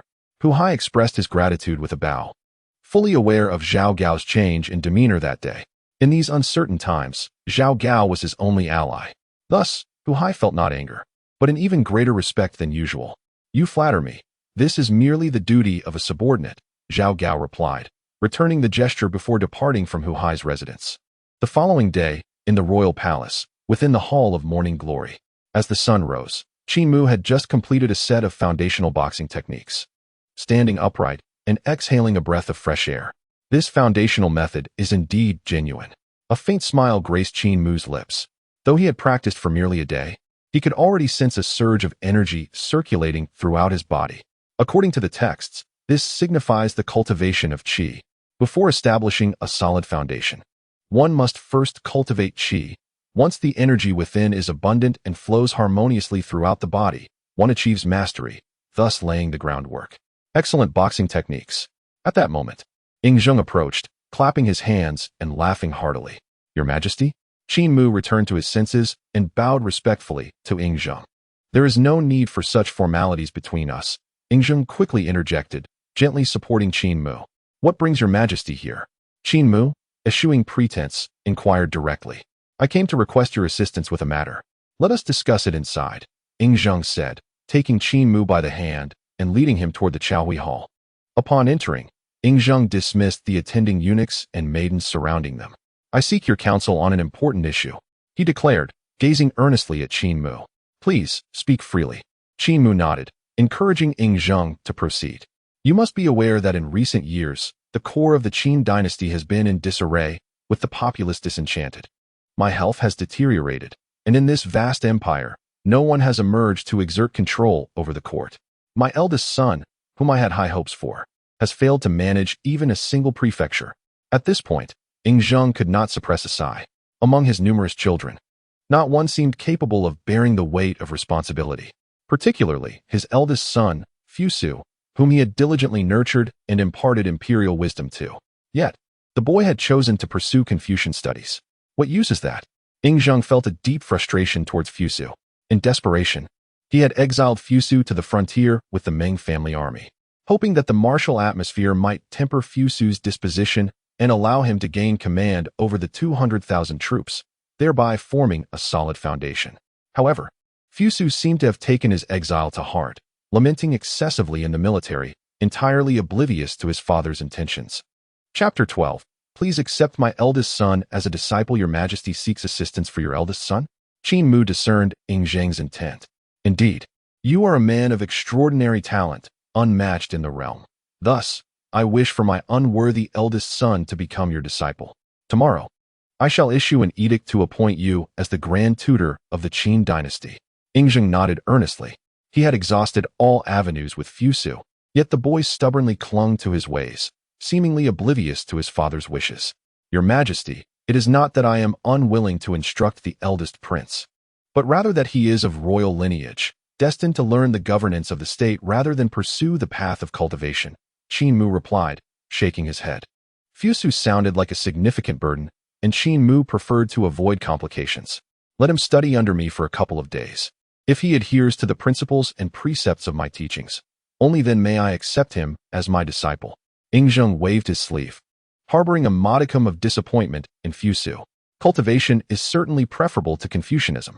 Qin Mu gazed at Ing Zheng's anxious expression and could only nod in resignation. Thank you, my lord. That young man is still in the northern military camp. I shall issue a decree to summon him back tomorrow, Ing Zheng remarked, a smile illuminating his face. This matter had become a source of great concern for him. He had fretted over this son incessantly. Sir, in the pursuit of cultivation, is it necessary to abstain from carnal desires? Ing Zheng suddenly inquired, as if struck by a revelation. Qin Mu's eyes slightly widened at the implication. Was he suggesting that he send a wife? Was he, Qin Mu, such a person? After all, he was a respectable Taoist. For those of us on the path of cultivation, wealth, companionship, teachings, and land are all essential. Among these, companionship, is certainly not something to be abstained from. Qin Mu replied, casting a glance at Ing Zheng. At the same time, he felt a flicker of anticipation. He currently lacked a companion in his pursuits of wealth, teachings, and land. Upon hearing this, Ing Zheng visibly relaxed, his face breaking into a radiant smile. If that is the case, may I cultivate alongside you, sir? I shall not hide anything from you. Although I have extended my lifespan by a decade, it is still far from sufficient. I have never concealed my heart. Immortality is my true aspiration, Ing Zheng declared to Qin Mu with unreserved candor. Unlike those scholarly Confucians who would beat around the bush, he boldly proclaimed his desires. However, at that moment, Qin Mu was entirely disinterested in Ing Zheng's further remarks. This old fellow seemed to imply that without abstaining from women, one could not cultivate. He mentally scoffed, a hint of disappointment flashing in his eyes. He had hoped to gather all the elements of wealth, companionship, teachings, and land in a single day. Alas, what a pity. Sir, Ing Zheng called out repeatedly, noticing that Qin Mu remained silent, his head bowed. If there is something difficult to discuss, please feel free to express it. If I cannot embark on the path of cultivation, then so be it, Ing Zheng said, gazing earnestly at Qin Mu.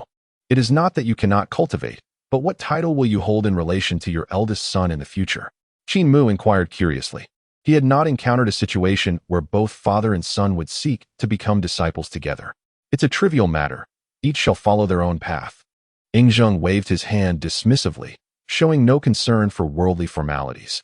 Perhaps it was this very disdain for conventions that fueled his aversion to Confucianism, with its myriad rules and regulations that he found utterly distasteful. Sir, can I truly cultivate?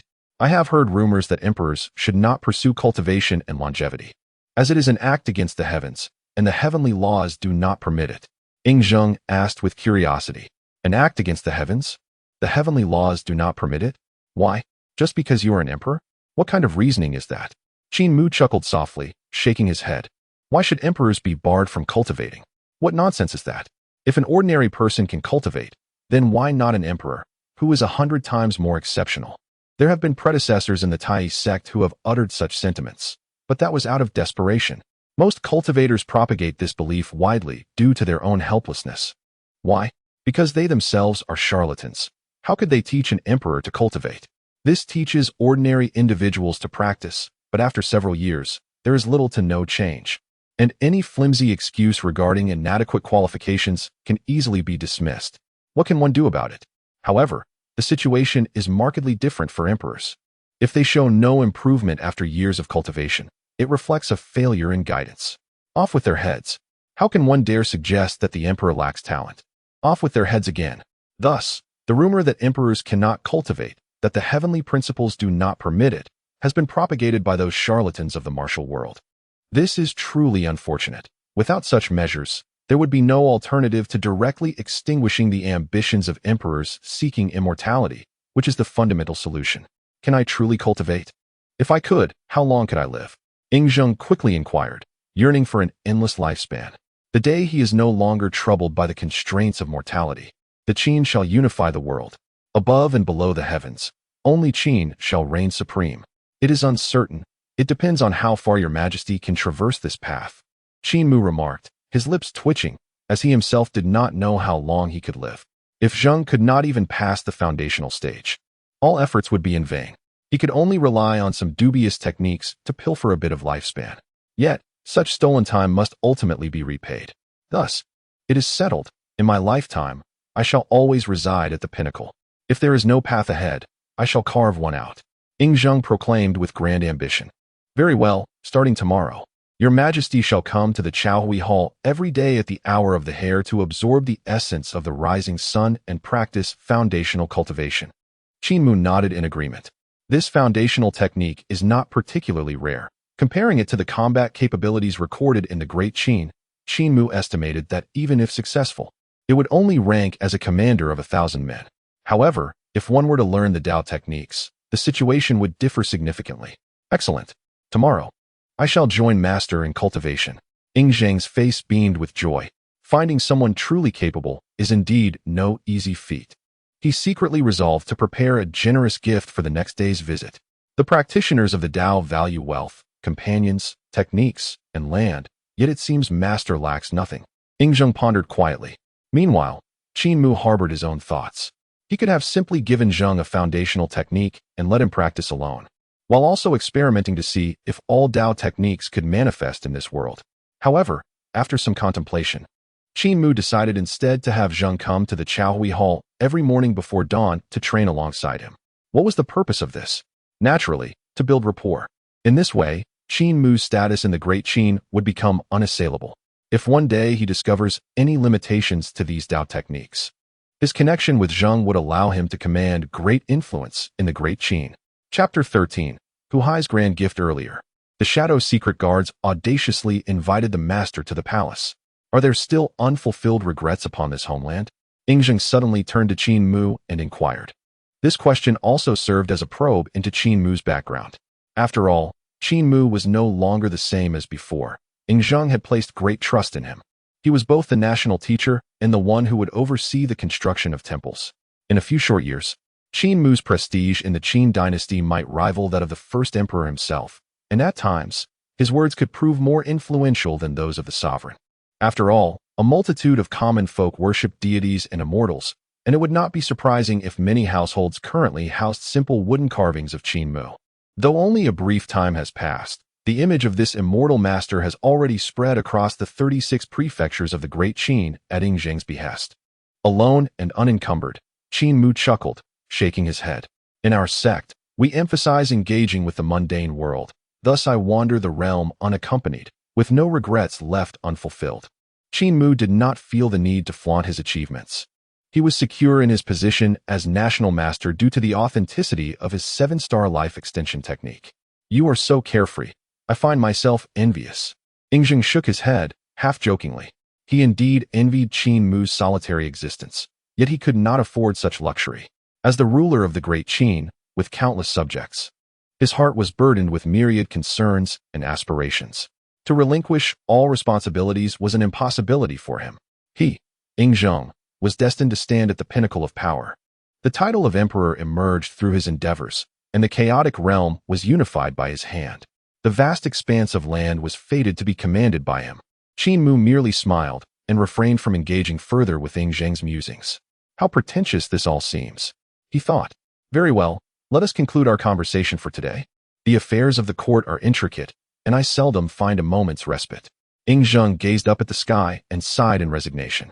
The Great Qin had a prime minister and 9 ministers to assist the emperor in managing state affairs, yet Zheng remained unconvinced. Since declaring himself emperor, He had personally overseen all matters of governance.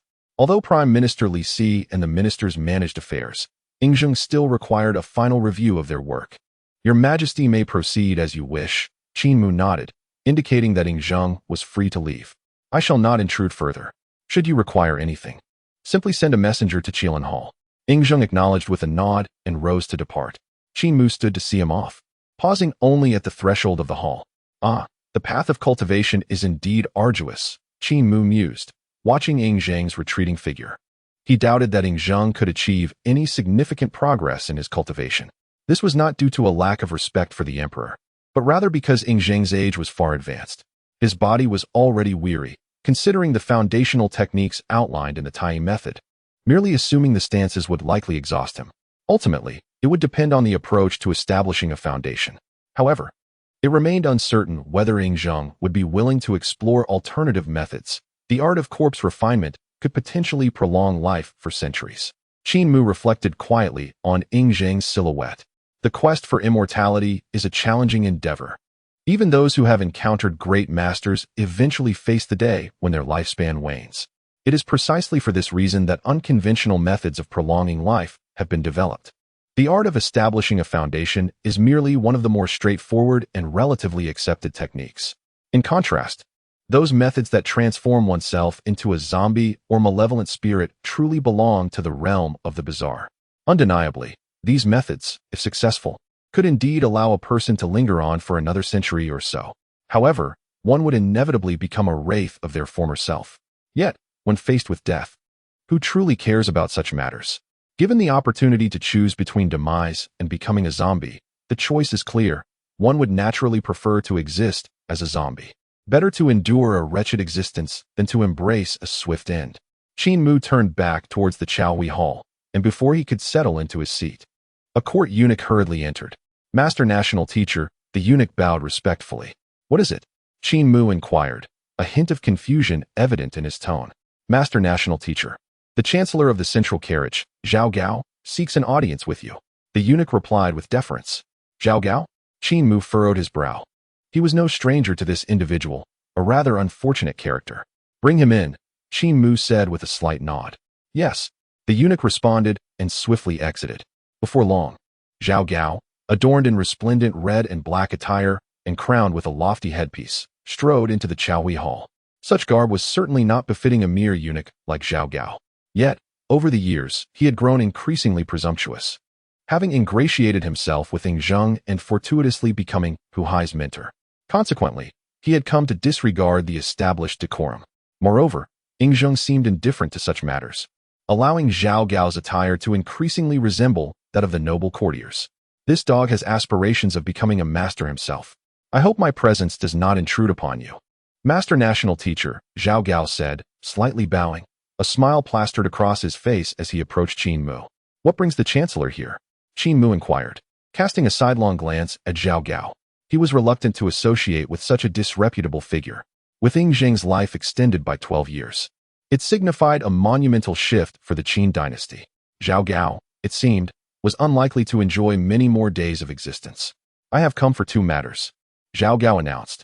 Firstly, I wish to extend my congratulations on behalf of His Highness. The 18th Prince has prepared a tribute of 8,000 taels of gold, an assortment of rare treasures, and a bevy of beautiful songstresses to celebrate your ascension as the national teacher of our great Qin. Zhao Gao presented a list to Qin Mu's desk with a smile. All of these offerings were his own. What did Hu Hai possess? Nothing at all. The 18th Prince is indeed generous, Qin Mu thought, a sense of wariness rising within him. These two were nothing but calamities. This gift is rather inappropriate.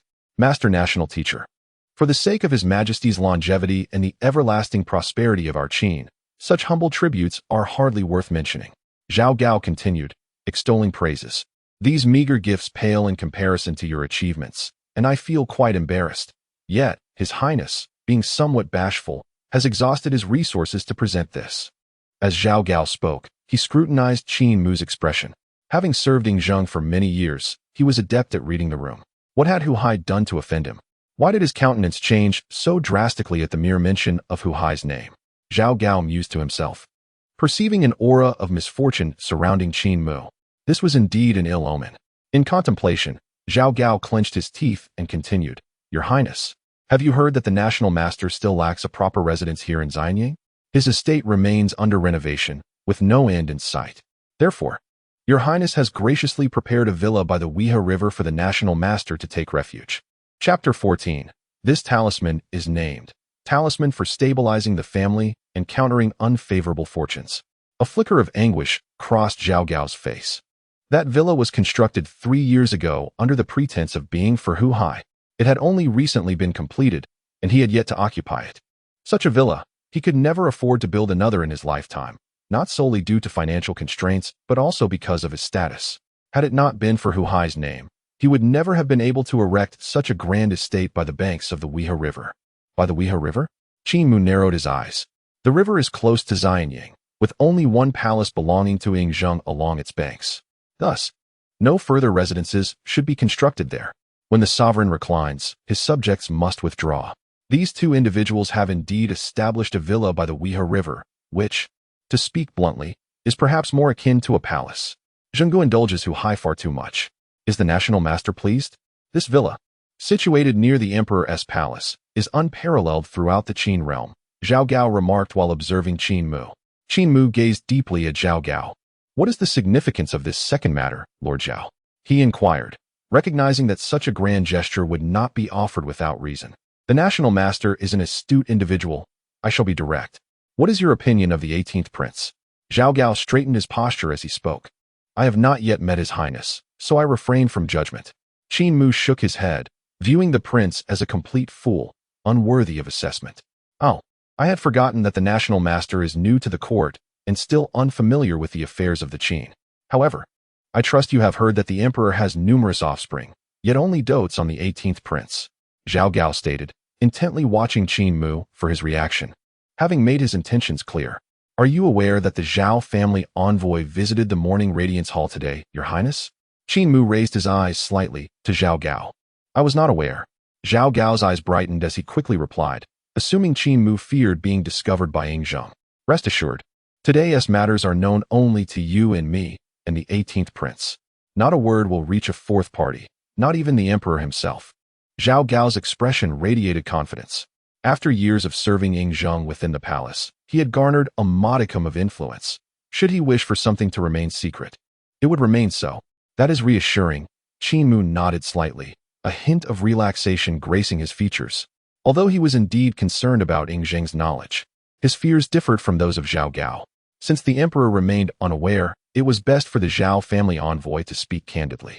He looked at Zhao Gao, his eyes shimmering with an enigmatic light. Upon hearing this, Zhao Gao's brow furrowed. Some matters could not be openly discussed, just as it stands now. Should Zhao Gao's words circulate, it would bear little consequence. However, if he were to explicitly declare his support for Hu Hai, such a revelation would undoubtedly seal his fate. While he harbors confidence in his ability to keep today's discourse concealed, one cannot rule out the possibility of unforeseen circumstances. What if Yingzheng were to learn of it? The national master, being a figure detached from worldly affairs, lacks familiarity with the intricacies of court protocol. Certain matters ought to be alluded to rather than articulated outright. Zhao Gao, donning a smile, remarked, "However, His Highness has stated that should the national master be willing to visit the residence, any request will be met with compliance. In the future, whatever the young master desires shall be granted." Upon hearing this, Qin Mu's lips curled into a faint smile, recognizing the ulterior motives of the duo. "Your Highness is too kind.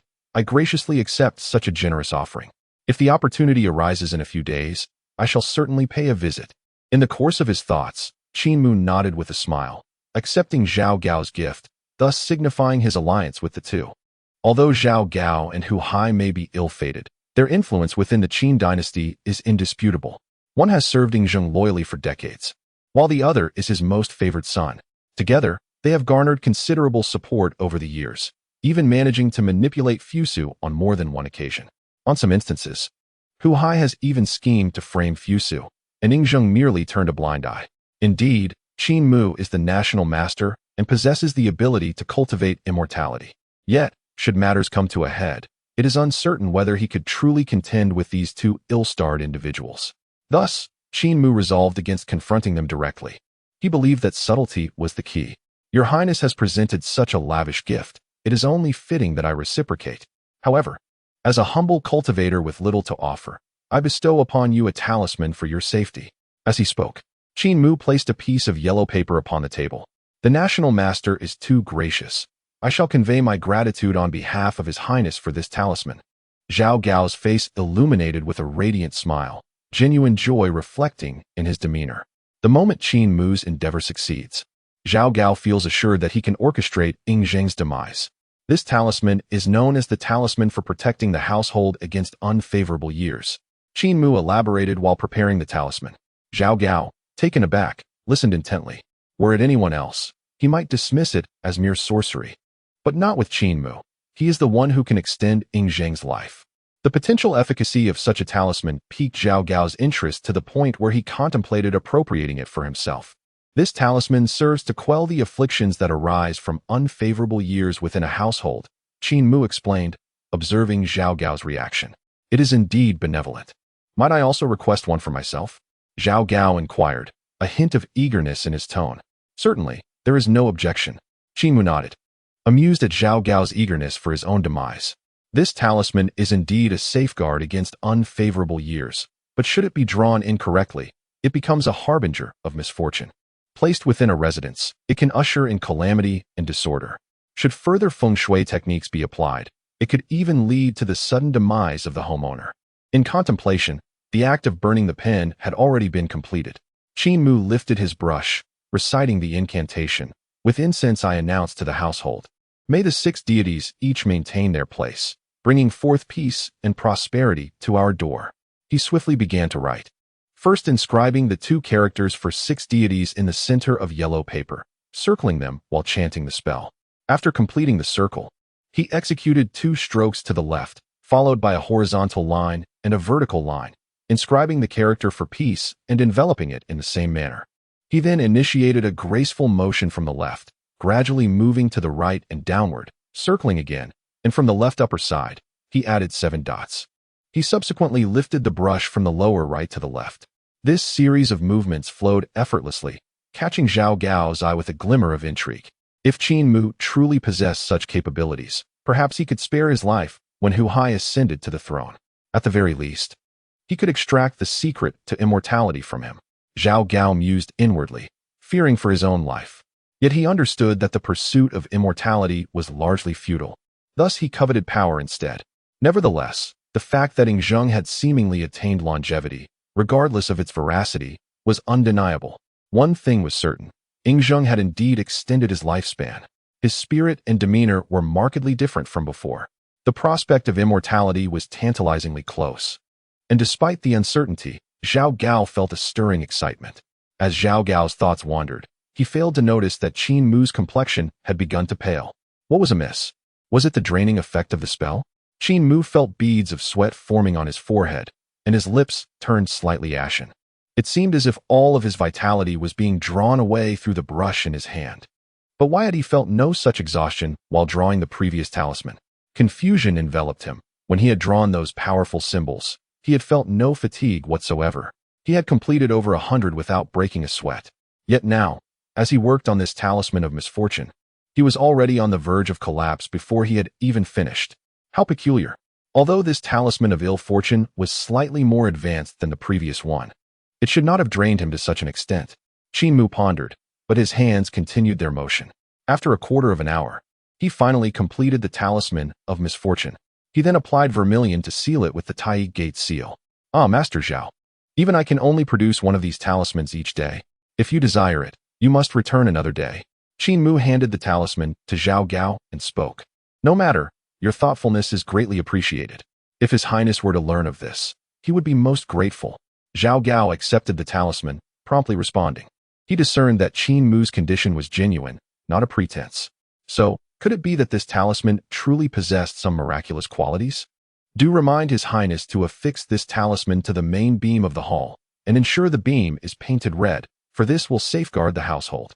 Qin Mu advised with a glint in his eyes. Red symbolizes beauty, yet it also embodies ominous connotations. If the talisman were to be marked with such a hue, it could lead to suffocation and dizziness for those residing within the estate, and in severe cases, even sudden death. Thank you for your guidance, master. Zhao Gao replied with a smile and a nod. This unexpected smoothness in his dealings surprised him. He hadn't even needed to employ any schemes. And Qin Mu had already leaned towards their side. Moreover, he had readily expended his energy to present a talisman to Hu Hai. It was likely that this master, harboring resentment over the previous summons to Xianyang Palace by the Qin army, had been compelled to act in this manner. Qin Mu waved his hand, unwilling to engage in further pretense with Zhao Gao.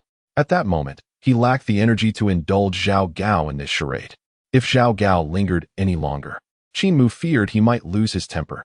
Thus, he decided not to disturb the national master's rest. Perceptive of Qin Mu's intent, Zhao Gao courteously took his leave. Qin Mu did not raise his head, too fatigued to continue the interaction. Zhao Gao, unconcerned, assumed that Qin Mu was merely exhausted from his spellcasting, and promptly exited the morning radiance hall. Once Zhao Gao had departed, Qin Mu cleared his throat lightly and resumed his work, swiftly drawing a divine power talisman. To his surprise, he felt no depletion of energy whatsoever. Staring at the talisman on the table, he fell into deep contemplation. This divine power talisman had cost him not a shred of his vitality. Yet, why did the misfortune talisman drain so much of his energy? Could it be that, as a curse upon others' fortunes, it siphoned off his own life essence? Muttering to himself, Qin Mu picked up his brush again, contemplating a trial with the peace talisman. However, before he could even put brush to paper, merely uttering the incantation for the peace talisman caused a significant portion of his vitality to be instantly drained. This was untenable. He could not proceed with the writing. In a state of shock, he cast the brush aside, collapsing into his chair. At that moment, he felt utterly exhausted, his eyelids heavy, teetering on the brink of unconsciousness. After a considerable time, Qin Mu finally regained a modicum of energy, gazing at the brush discarded on the floor. Lost in thought, was it possible that only the divine power talisman was devoid of cost? What could be the reason? He muttered about the divine power talisman, the peace talisman, and the misfortune talisman, striving to discern the differences between them. Could it be the seals? A glimmer of insight flashed in Qin Mu's eyes. The so-called official seals, also referred to as Taoist seals within the Daoist tradition, are categorized into magical seals and official seals. The orthodox magical seals, totaling 188, serve as instruments to communicate with the celestial deities and execute divine law, possessing tremendous power. There are countless sectarian magical seals, each uniquely crafted by various schools, their functions ranging from the bizarre to the extraordinary. Conversely, official seals symbolize status and authority. Take Longhu Mountain, for instance, where the true one of Jingyi holds the rank of a second-tier Daoist official. In the first year of the Hongwu era of the Ming Dynasty, the heavenly master Zhang Zhangchang entered the court, relinquishing his title of heavenly master to be conferred as a true one, a hereditary position. This true one held the rank of a second-tier official. Daoists, too, have their formal standings. One need only observe the Daoists and monks of later generations, who by day engage in solemn rituals and by night revel in extravagance. In addition to earthly official seals, there exist divine official seals. For example, the city god seal, which represents the authority of the city god, is cast in a square shape measuring 2 inches and 2/10 across, with a thickness of 8/10. The inscription is in celestial script, consisting of 6 characters arranged in 2 lines, essential for the rituals conducted by the city god. It is said that bearing this seal commands the local spirits to acknowledge its bearer, with ghostly attendants accompanying them through mountains, temples, rivers, and seas. During his time at the Jingyi school, Qin Mu had encountered a city god seal, its authenticity unknown, yet he had admired it greatly. Now, he extracted a small seal from his pocket. This was a magical seal. Certainly, it is not the 188 authentic seals of the Orthodox law, but rather the seals of the Taoist sect. The Taoist sect once basked in glory, having possessed an authentic seal known as the North Pole Heavenly Seal. The Supreme North Pole Exorcism spell states, the North Pole Heavenly Seal and the Heavenly Ding Seal, each measuring 3 inches in length and 2 inches plus 1/10 in width. The first seal, the North Pole Heavenly Seal, subdues dark spirits and alleviates ailments. The second, the Heavenly Ding Seal, vanquishes malevolent entities and cures diseases, bringing great fortune to its bearer. However, despite many years in the Taoist sect, Qin Mu has yet to encounter this seal. He himself only possesses a Daoist seal. This is the fundamental seal of the Taoist sect, enabling its holder to descend the mountain and alleviate the world's suffering. In simple terms, possessing this seal makes one a true Daoist. The Taoist sect's Daoist seal originated in the first year of the Hanwu era. Each type of seal possesses its own corresponding abilities, whether fabricated or exaggerated. This holds true for any sect's seal. The Tai Daoist seal allows its bearer to inscribe the Tai Divine Power Talisman and the Tai Rejuvenation Talisman. Could it be that after traversing time, this seal has transformed into something real? Qin Mu mused while gazing at the small seal in his hand. No matter how miraculous the tales of this seal may be, they are merely falsehoods in later generations. Could it be that upon arriving in the Great Qin, they have all become genuine? Has this trinket truly become a magical artifact? Only experimentation would reveal the truth. Qin Mu steeled himself and called for a pen to be brought to him once more. He then proceeded to ignite the pen, issue a command, and set it to paper. In an instant, a rejuvenation talisman was conjured. As Qin Mu beheld the talisman on the table, a glimmer of light flickered in his eyes. Chapter 16. The young master returns to the capital, Hu Hai's fear indeed. This rejuvenation talisman, akin to the divine power talisman, exhibited no consumption whatsoever. It was indeed due to this seal. Qin Mu contemplated the small seal in his hand, reflecting. This counterfeit from later ages has astonishingly become authentic in the Great Qin.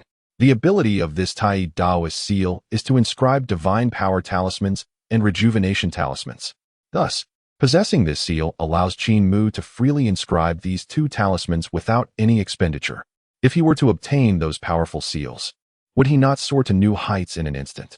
Had he known earlier, he would have spent more money to acquire a more formidable seal, perhaps even a genuine official seal. Qin Mu lamented to himself, feeling a tinge of regret. The seals of the Taoist sect and official seals can be obtained through merits. These merits can be exchanged for currency. Therefore, with a little expenditure, one can procure both seals and official stamps. But who could have foreseen that these items would turn genuine? Wait, can Zheng Ge bestow official seals? Qin Mu suddenly recalled something, casting his gaze towards the Qilin Hall. The official seals from that gate are indeed conferred by the emperors of earthly dynasties. For instance, the Zhengyi sect had received numerous official seals from the Ming Emperor Jiajing. If the law seals prove useful, what are the official seals? If the official seals could also manifest as real, then he could simply take advantage of Zheng Ji's generosity. While Qin Mu does not possess an official seal, he has seen one. He also understands how those renowned Daoist official seals are forged. If he were to directly approach Zheng Ge, might he not procure a city god seal for himself? Wherever he goes, deities and spirits would attend. Even if he cannot conjure the city god seal, surely he could manage to acquire a genuine seal. Uncertain of the capabilities bestowed by this official seal, Qin Mu mused, stroking his chin. Unlike the magical seals, which typically represent spells, the official seal is intrinsically linked to one's rank. Its powers are contingent upon the position it denotes. Moreover, an official seal cannot be fabricated at will.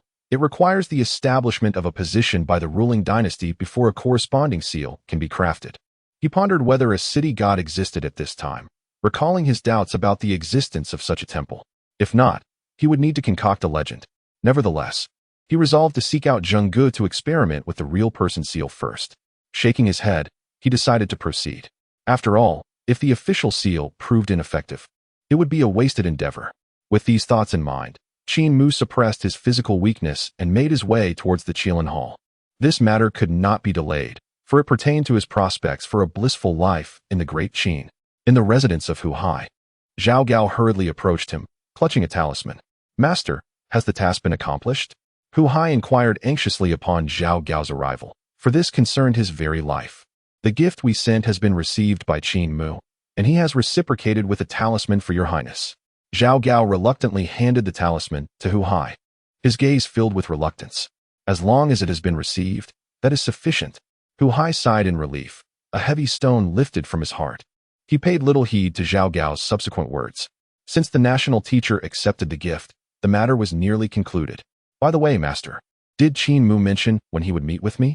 Hu Hai pressed, feeling uneasy about not having met him in person to finalize their dealings. Your highness, do not fret. This matter is already settled. The meeting is of little consequence. Zhao Gao reassured him, observing Hu Hai's impatience. This talisman was crafted by Qin Mu himself. which attests to his sincerity. Zhao Gao offered the talisman once more. Only then did Hu Hai take note of the talisman in Zhao Gao's hands. Is this truly the work of the national teacher? Is it effective? He questioned, accepting it with a hint of skepticism. While he might dismiss talismans from other practitioners, he felt a measure of trust in one crafted by Qin Mu. This talisman is named the Talisman of Stabilizing Adverse Years, according to him. If it is hung on the main beam of the hall, and that beam is dyed red, it will safeguard your highness's fortune, Zhao Gao explained, regardless of its authenticity. Since this talisman is a gift from the national teacher, it must be displayed. Hu Hai commanded, gesturing for his servants to carry out the task immediately. The veracity of the talisman was of little importance to Hu Hai. What mattered was that it signified Qin Mu's endorsement. Even if it were a mere trinket, it had to be displayed, and it was imperative to have it arranged before Qin Mu's visit. Otherwise, how would others regard him, the 18th son? Master, we should also pay a visit to the Yin school to ensure our affairs are in order, lest we jeopardize our grand plans. Hu Hai remarked, glancing at Zhao Gao. The Yin school? Zhao Gao furrowed his brow, quickly realizing the implications. There are two national teachers from the Yin school. Qin Mu's emergence threatens their standing in the Great Qin, and there is an undercurrent of displacement that could unseat them from their positions. Thus, the practitioners of Yin and Yang would undoubtedly not be content. If they were to instigate trouble, it could jeopardize their grand scheme. The Yin and Yang faction is indeed a formidable challenge. At this juncture, it may require His Highness to personally intervene. Zhao Gao pondered for a moment before speaking. To be honest, Zhao Gao wished to avoid excessive contact with the Yin and Yang faction. This was a significant predicament, and if it could be avoided, he truly did not want to provoke them. Well, I shall personally handle this matter. The Yin and Yang faction should grant me some respect. At least for the time being, they will refrain from causing a ruckus. Hu Hai nodded in agreement. Though he was not the heir apparent of the Qin Dynasty, his influence was considerable. Aside from Zhao Gao, he also had the Wang family on his side. The two great military families of Qin, the Wang and Meng families. The Meng family supported Fusu, while the Wang family was closely allied with Hu Hai. However, unlike Zhao Gao, the Wang family did not staunchly back Hu Hai. Once matters concerning Yingzheng arose, the Wang family would not interfere. Their loyalty remained with Yingzheng, the first emperor of Qin. Additionally, I have heard that father seems to be summoning Fusu back. Hu Hai shifted the topic, a glint of coldness flashing in his eyes. The mere mention of Fusu stirred a murderous intent within him. Outsiders claimed that Hu Hai was the most favored prince of Yingzheng. Yet, Hu Hai knew all too well that no matter how favored he was, it could not compare to Fusu. Throughout the years, he had orchestrated countless schemes against Fusu. Yet the outcome remained unchanged. Yingzheng's desire to pass the throne to Fusu persisted. Recently, he had finally managed to drive Fusu out of Xianying, and now, not long after, Fusu was being summoned back by Yingzheng. Was he truly the most beloved? Nonsense. His Majesty intends to recall the Long Prince. Zhao Gao's brow furrowed upon hearing this. Fusu's return would greatly impact their plans. With Fusu back, Meng Tian would likely return to court as well. Consequently, a force that could rival theirs would emerge within Xianying. This would have a profound effect on their scheme to usurp the throne. Just moments ago, news arrived from the palace that father has decided to issue an edict to summon Fusu back tomorrow. Hu Hai's expression turned icy, and a frenzied thought surged within him. Chapter 17. Hu Hai. Fusu must not enter Xianying. What do you intend to do, Your Highness? Zhao Gao inquired, looking at Hu Hai. He understood Hu Hai's intent. Yet certain matters needed to be articulated by Hu Hai himself, the 18th prince. He must not enter the city of Xianying. Hu Hai declared, his eyes filled with murderous intent. He dared not lay hands on Yingzheng directly, but he harbored no reservations about his royal brother Fusu. I will arrange for a web of traps. Zhao Gao's face lit up with a satisfied smile. He had long contemplated the elimination of Fusu. As long as Fusu remained, his position posed too great a threat to Hu Hai. My dear royal brother, if only you would remain peacefully at the borders, why must you return? Thus, one cannot blame the younger brother for being ruthless. Hu Hai muttered to himself, a sinister smile gracing his features. If Fusu did not return, Hu Hai had no intentions of killing him. After all, he was his beloved elder brother. Let it be done cleanly. I know my father well. If Fusu were to die, father would undoubtedly be enraged, and the court would launch a full-scale investigation. Should we be discovered with even the slightest connection, our demise would be certain. Hu Hai spoke slowly, aware that compared to Fusu, Yingzheng placed greater importance on Fu Su. Should Fu Su perish, the entire Qin dynasty would undoubtedly tremble. The wrath of the first emperor was something no one could withstand. Rest assured, the Luo network operates with precision. All assassins involved will meet their demise afterward, leaving no trace to implicate us. Zhao Gao nodded, comprehending the implications of Hu Hai's words. We shall also dispatch a Tianzi assassin, Hu Hai remarked, casting a glance at Zhao Gao. However, Zhao Gao hesitated slightly upon hearing this. The Tianzi assassins were the elite within the Luo network. Even a single one, if unleashed upon the martial world, would rank among the foremost of warriors. While sending a Tianzi assassin to execute this task was feasible, it also meant that all involved in Fu Su's assassination must perish. This entailed the sacrifice of a Tianzi assassin, of which there were only one or two within the Luo network, making Zhao Gao reluctant. Did not the master say that great achievers do not concern themselves with trifles? Anyone can be sacrificed. The life of a Tianzi assassin is worth trading for the life of the crown prince of Qin, Hu Hai noted, observing Zhao Gao's indecision and understanding his thoughts. Your Highness speaks truly. It is indeed my indecisiveness. Zhao Gao acknowledged, realizing that Hu Hai was not without merit. At the very least, aside from Yingzheng, he was exceptionally ruthless towards everyone else. Very well, let us absolve ourselves of the master's influence. Fu Su must not return alive to Xianying, Hu Hai declared with a bow. Rest assured, Zhao Gao nodded, turning to leave the residence. In the royal palace, within the Qilin Hall, Qin Mu approached leisurely. The guards at the entrance dared not obstruct him, allowing him to enter the hall unimpeded.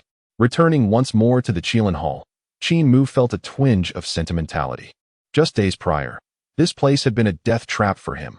Now, however, it symbolized his resurrection and ascension to greatness. Sir? Upon noticing the commotion, Yingzheng looked up from his throne, where he was reviewing memorials, and saw Qin Mu entering. Your Majesty. Qin Mu offered a slight bow in greeting. There is no need for such formalities, my friend. Come, take a seat. Yingzheng rose from his throne to assist Qin Mu, who was quickly provided with 2 chairs by the attending eunuchs. Yingzheng then gestured for Qin Mu to sit beside him. I am curious. What brings you to the Qilin Hall so unexpectedly? Yingzheng inquired, having just departed from the Chaohui Hall not long before. He presumed Qin Mu would not seek him out unless there was a significant matter at hand. I have come to request an item from your Majesty. Qin Mu stated directly. Oh, what is it? Yingzheng responded eagerly. Speak freely. If I possess it, I shall gladly bestow it upon you. He was keenly interested in fostering their relationship, as it would serve to strengthen their bond. An official seal, Qin Mu declared. An official seal?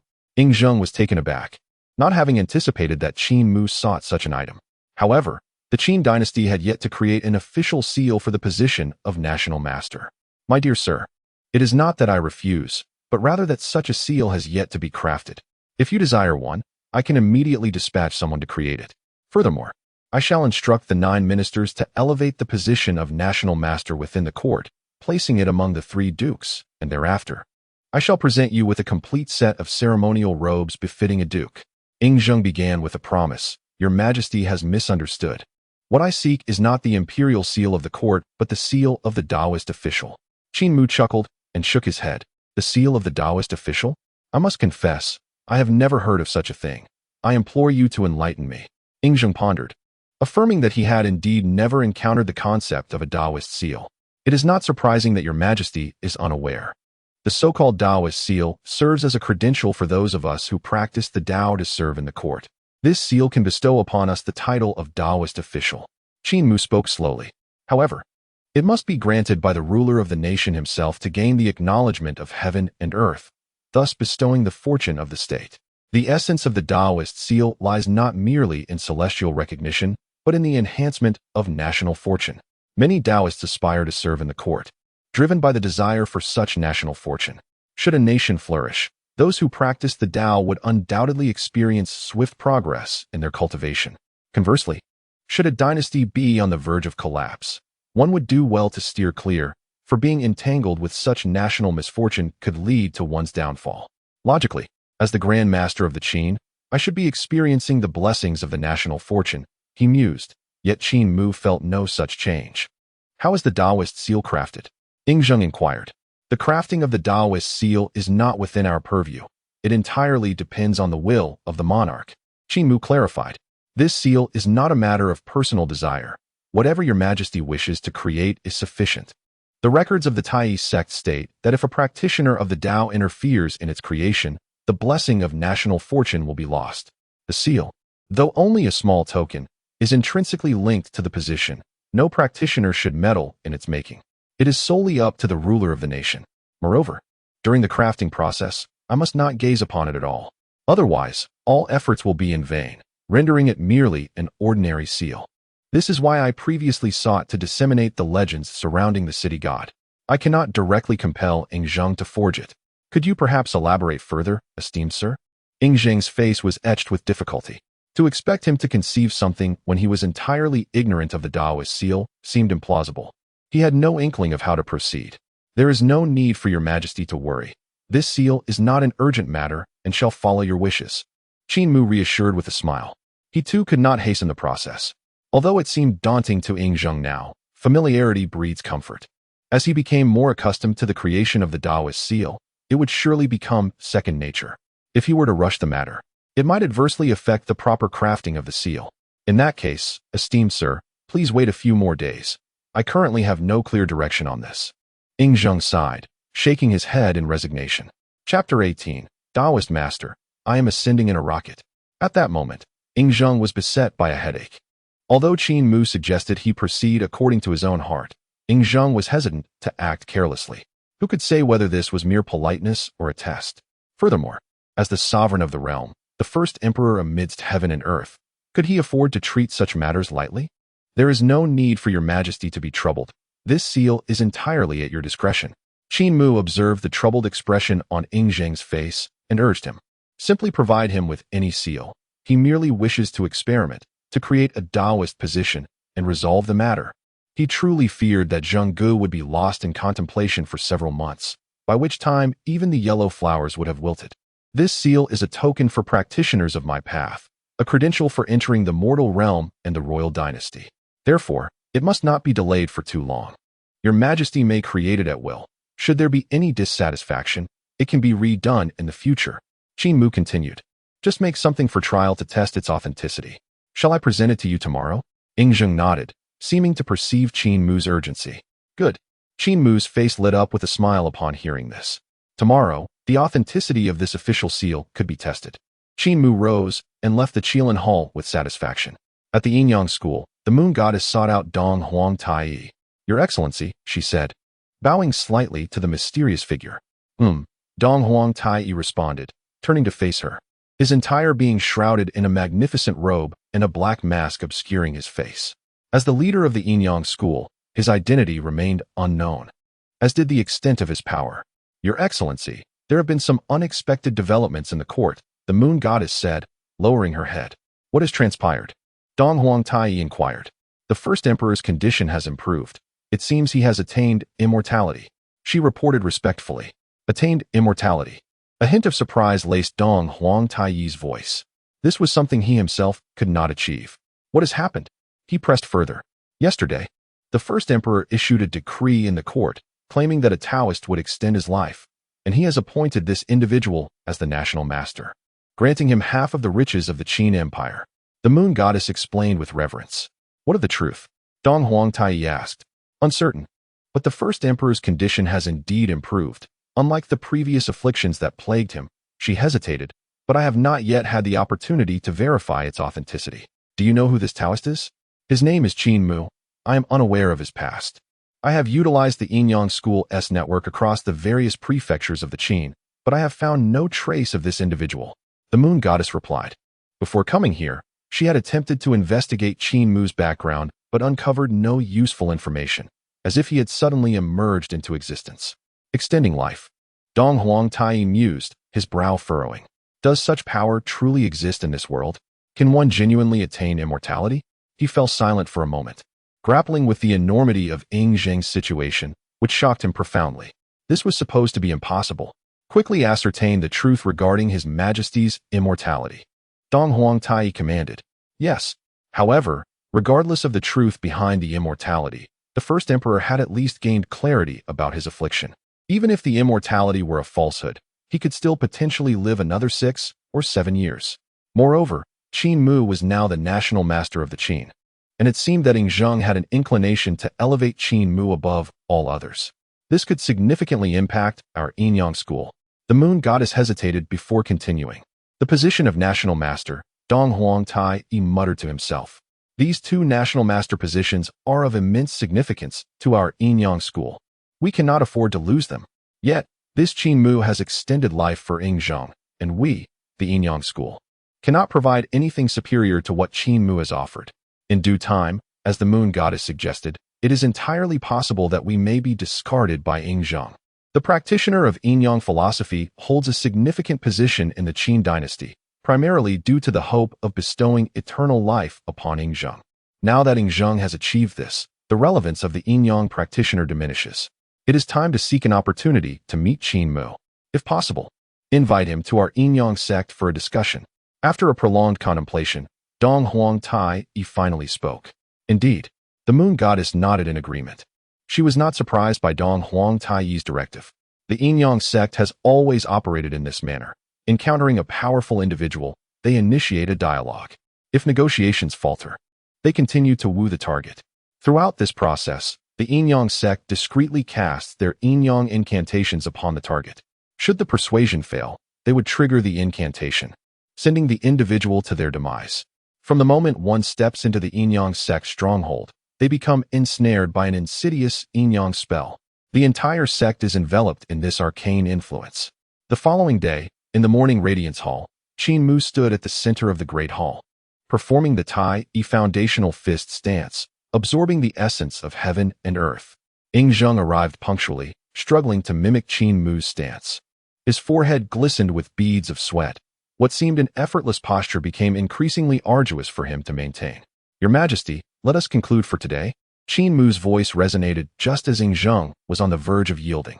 The emperor sighed in relief. Had he not been mindful of his imperial dignity, he would have collapsed onto the ground. Sir, though I am not a master, I have practiced martial arts freely. This stance is merely a single movement. Why can I barely endure even a quarter of an hour? Zheng inquired, casting a glance at Qin Mu. He may not be a renowned martial artist, but as a member of the royal family, he had diligently studied the 6 arts of a gentleman, swordsmanship, and various techniques, never neglecting physical training. Logically, sustaining a single stance should not be this taxing. The path of cultivation diverges significantly from martial arts. The disparity is something Your Majesty will need time to fully appreciate. Qin Mu replied with a gentle smile, choosing not to elaborate further. After all, he too was a novice in the realm of cultivation. Indeed, the path of cultivation is undeniably challenging. Zheng nodded, refraining from further inquiries. By the way, regarding the item you requested yesterday, I have made some progress and should be able to produce it today, Zheng remarked, recalling the official seal he had pondered for hours. That is splendid news. Qin Mu beamed with delight. Today, they could verify the authenticity of this official seal. If it proved effective, he would promptly commence the process, compelling Zheng to continually create official seals for him. This endeavor seemed far more exhilarating than cultivation. Though it was an external object, what of it? Who decreed that external objects were mere trivialities? Why toil endlessly when there are shortcuts available? The notion of accumulating immense power within oneself and establishing a solid foundation for extraordinary combat prowess was of little concern to him. You may take your time. I shall ascend like a rocket, mused Qin Mu, nearly salivating at the thought. It is no wonder that so many ancestral practitioners sought to cultivate favorable relations with the emperor. It is indeed a significant shortcut. Chapter 19. A lesson for Your Majesty, sir? The voice of Zheng interrupted Qin Mu's drifting thoughts. It's nothing, Qin Mu replied, regaining his focus with a smile. Have you completed your training for today? Zheng inquired. Only a quarter of an hour of practicing stances, and you deem it finished? The path of cultivation emphasizes gradual progress. One must not be greedy. Given Your Majesty's current condition, practicing stances for a quarter of an hour is already quite a feat. Qin Mu explained. If Your Majesty is interested, I could guide you in the art of talismans. What do you say? A sudden thought struck Qin Mu, and he turned to Zheng with a question. He wished to experiment whether others could successfully draw these talismans, and if not, it would suggest that the fault lay with him. Additionally, he aimed to test whether the magical seal would prove effective on others. Oh, talismans.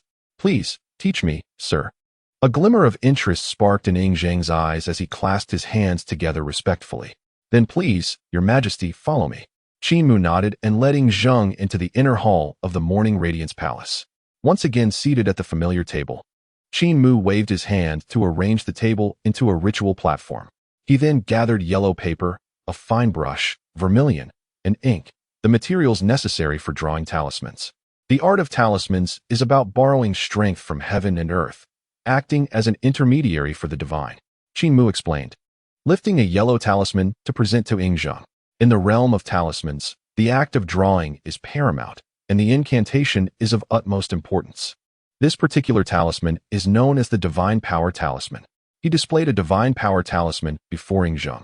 The incantation for the brush is as follows. Essence of Yangming.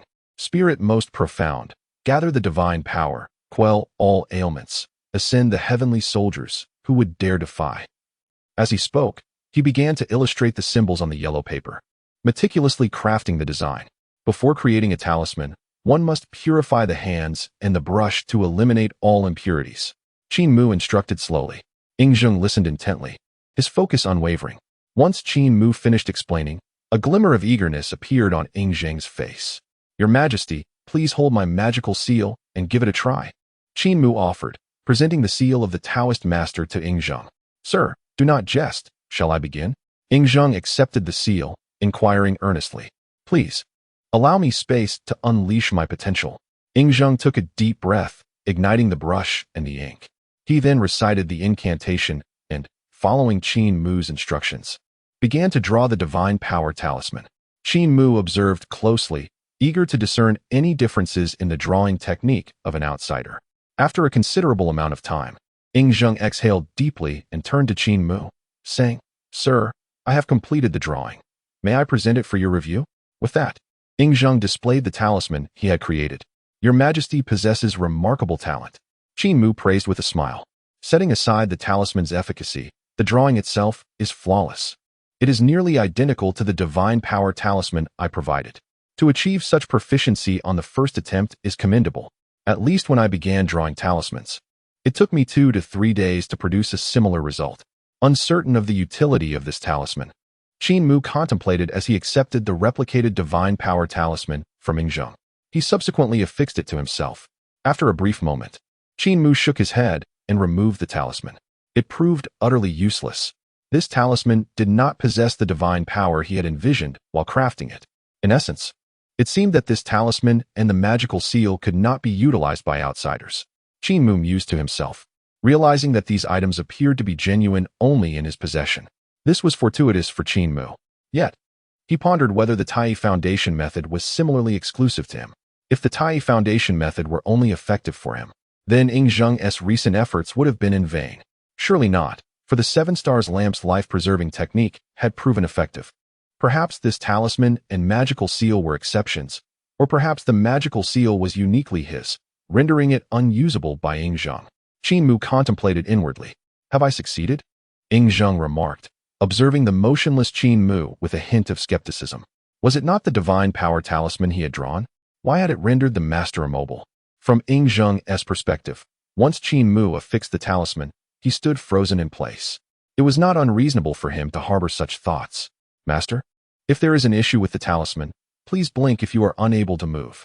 Zheng inquired cautiously. Qin Mu, hearing this, felt a touch of exasperation. How could he blink if he could not move? No, wait, why was he unable to move at all? Your Majesty, what do you mean by that? Qin Mu casually tore the Divine Power Talisman from his body and tossed it aside. Zheng found himself momentarily at a loss for words. Indeed, he had underestimated the situation. The cultivation level of the master was beyond the grasp of one like him, who was merely beginning to explore the path of cultivation. Reflecting on this, Zheng returned the magical seal and brush to their rightful place. He then ventured to ask, Master, is there anything amiss with the talisman I created? The path of talismans is obscure and difficult to comprehend. Your Majesty, to have drawn a complete talisman is commendable in itself. Qin Mu responded, casually accepting the magical seal. Zheng nodded slightly, choosing not to delve further into the subject of talismans, as it was merely a fleeting novelty. Having tried it once, he found himself less engaged. Glancing at the sky outside the hall, Zheng reluctantly shook his head, acknowledging that it was time to attend the morning court. Will you accompany me, Master? The path of cultivation is not conducive to court affairs. I shall not accompany your majesty. Qin Mu declined, yearning instead for a brief return to slumber. Rising before dawn to practice martial arts had left him weary, and fatigue had begun to wash over him. After all, he was a modern-day Taoist, not one to endure relentless hardship. Ing Zheng, upon hearing this, nodded in understanding and made no further demands. He summoned 2 maidens to assist him in bathing and dressing within the morning radiance hall before proceeding to the Qilin hall for the morning court. Once Ing Zheng departed, Qin Mu returned to his bed but found himself tossing and turning, unable to find rest. His mind was preoccupied with thoughts of the official seal, which rendered him restless. He wondered what kind of official seal Ing Zheng had acquired, if it were akin to the seal of a celestial or Taoist official. Would he not take flight on the spot? Qin Mu mused aloud. If this official seal proved useful, he would need to craft some mythological tales for Ing Zheng to broaden his horizons. Qin Mu contemplated inwardly. Regrettably, this official seal cannot intervene, otherwise it would directly summon the renowned seals of Daoist officials from the past, such as the Northern Dipper Heavenly Penetration Seal, the Demon-Subduing Heavenly Sovereign Seal, and the City God Seal, bringing forth each one. Under such circumstances, the great Qin would stride forth with unparalleled authority. Alas, I must still provide some lessons for Zhengge. Qin Mu shook his head in lament, aware that he could not directly disclose these matters to Ing Zheng. He could only seek inspiration for Zhengge through other means. Chapter 20. Hu Hai. The emperor must die at this moment. Within the Qilin Hall during the court assembly, Ing Zheng issued a decree summoning Fusu back to Xianyang. Upon hearing this, Zhao Gao maintained his usual composure, having learned of it from Hu Hai the previous day. However, another decree from Ing Zheng unsettled Zhao Gao. In addition to summoning Fusu, Ing Zheng appointed Qin Mu as Grand Tutor, concurrently serving as Fusu's mentor. This decree made Zhao Gao feel increasingly restless. Once Qin Mu became Fusu's teacher, would their attempts at persuasion still hold any weight? Moreover, it was evident that Ing Zheng must have communicated with Qin Mu beforehand. Yet, during his audience with Qin Mu yesterday, there was no mention of it at all. With unease gnawing at him, Zhao Gao left the court and immediately proceeded to Hu Hai's residence. "Where is His Highness?" Zhao Gao inquired, furrowing his brow as he looked at the attendant nearby. Typically, Hu Hai would be in the study at this hour. "Reporting to you, my lord, His Highness caught a slight chill last night and is still in bed," the attendant replied hastily. A slight chill? Zhao Gao's eyes narrowed. This was unusual. Surely, as Hu Hai's instructor, he should be aware of this. He had personally trained Hu Hai in martial arts, and now Hu Hai had reached the 3rd realm of a martial artist, the Diamond Realm. How could he possibly catch a chill? The realms of martial artists are as follows: body refinement, Qi induction, Diamond, returning to the Sea, Master, and Supreme Master. The first 4 realms focus on physical conditioning and cultivating true energy. By the 3rd realm, the Diamond Realm, the body is already immensely fortified, not to mention a chill. Even a plague would find it difficult to take hold. "Take me to see His Highness," Zhao Gao commanded, fearing for Hu Hai's well-being. A Diamond Realm martial artist could not simply succumb to a chill. Yes, the attendant complied, hastily leading Zhao Gao to Hu Hai's chamber. Who could have harmed Hu Hai? Could it possibly be Fusu? Zhao Gao pondered deeply as he walked across the vast expanse of the Great Qin. While there were many skilled individuals, those bold enough to act against Hu Hai were few. The most likely suspects would be aligned with Fusu. Now that Fusu was about to return to Xianyang, it was indeed plausible that someone would take action against Hu Hai at such a critical juncture. Lost in thought, Zhao Gao arrived at Hu Hai's bedside. "Teacher?"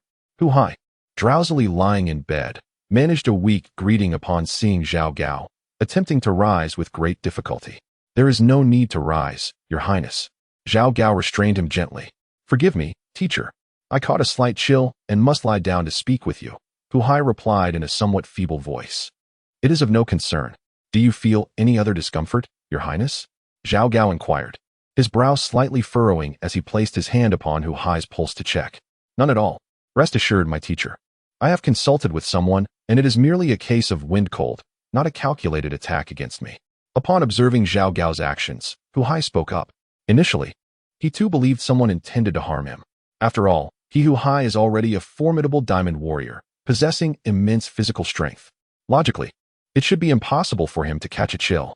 However, after consulting several renowned physicians, it was indeed confirmed to be just wind cold. Just wind cold? Zhao Gao? Upon hearing this, felt somewhat speechless. A Diamond Realm warrior catching a chill? Such a notion would surely invite laughter. The student remained perplexed. He had diligently practiced martial arts daily, never neglecting his training. Yet, Hu Hai could only smile wryly and shake his head, knowing full well how disgraceful it was for a Diamond Realm expert to succumb to such a trivial ailment. Nevertheless, as long as it was not a result of foul play, that was sufficient. Zhao Gao nodded. However, it seems that Qin Mu's talismans were of no use. They were not meant to ensure that the master of the residence would experience nothing but smooth sailing. How, then, could Hu Hai, the master of this residence, not only face difficulties but also suffer from an unusual case of wind cold? Teacher, may I inquire as to the purpose of your visit? Hu Hai asked, considering the timing. It had only just been after the morning court.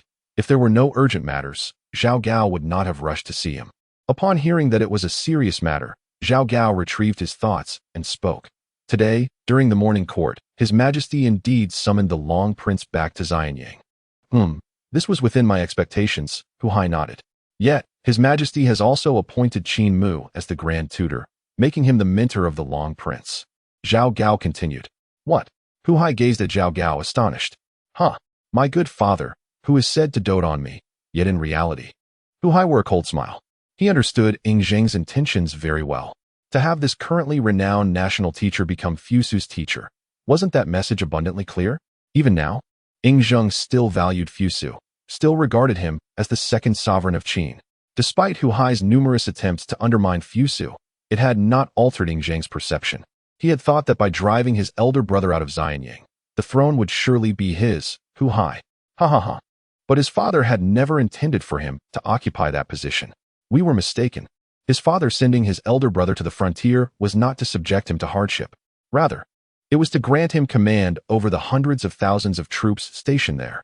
Hu Hai's tone grew increasingly fervent, and his previously pale complexion flushed with emotion.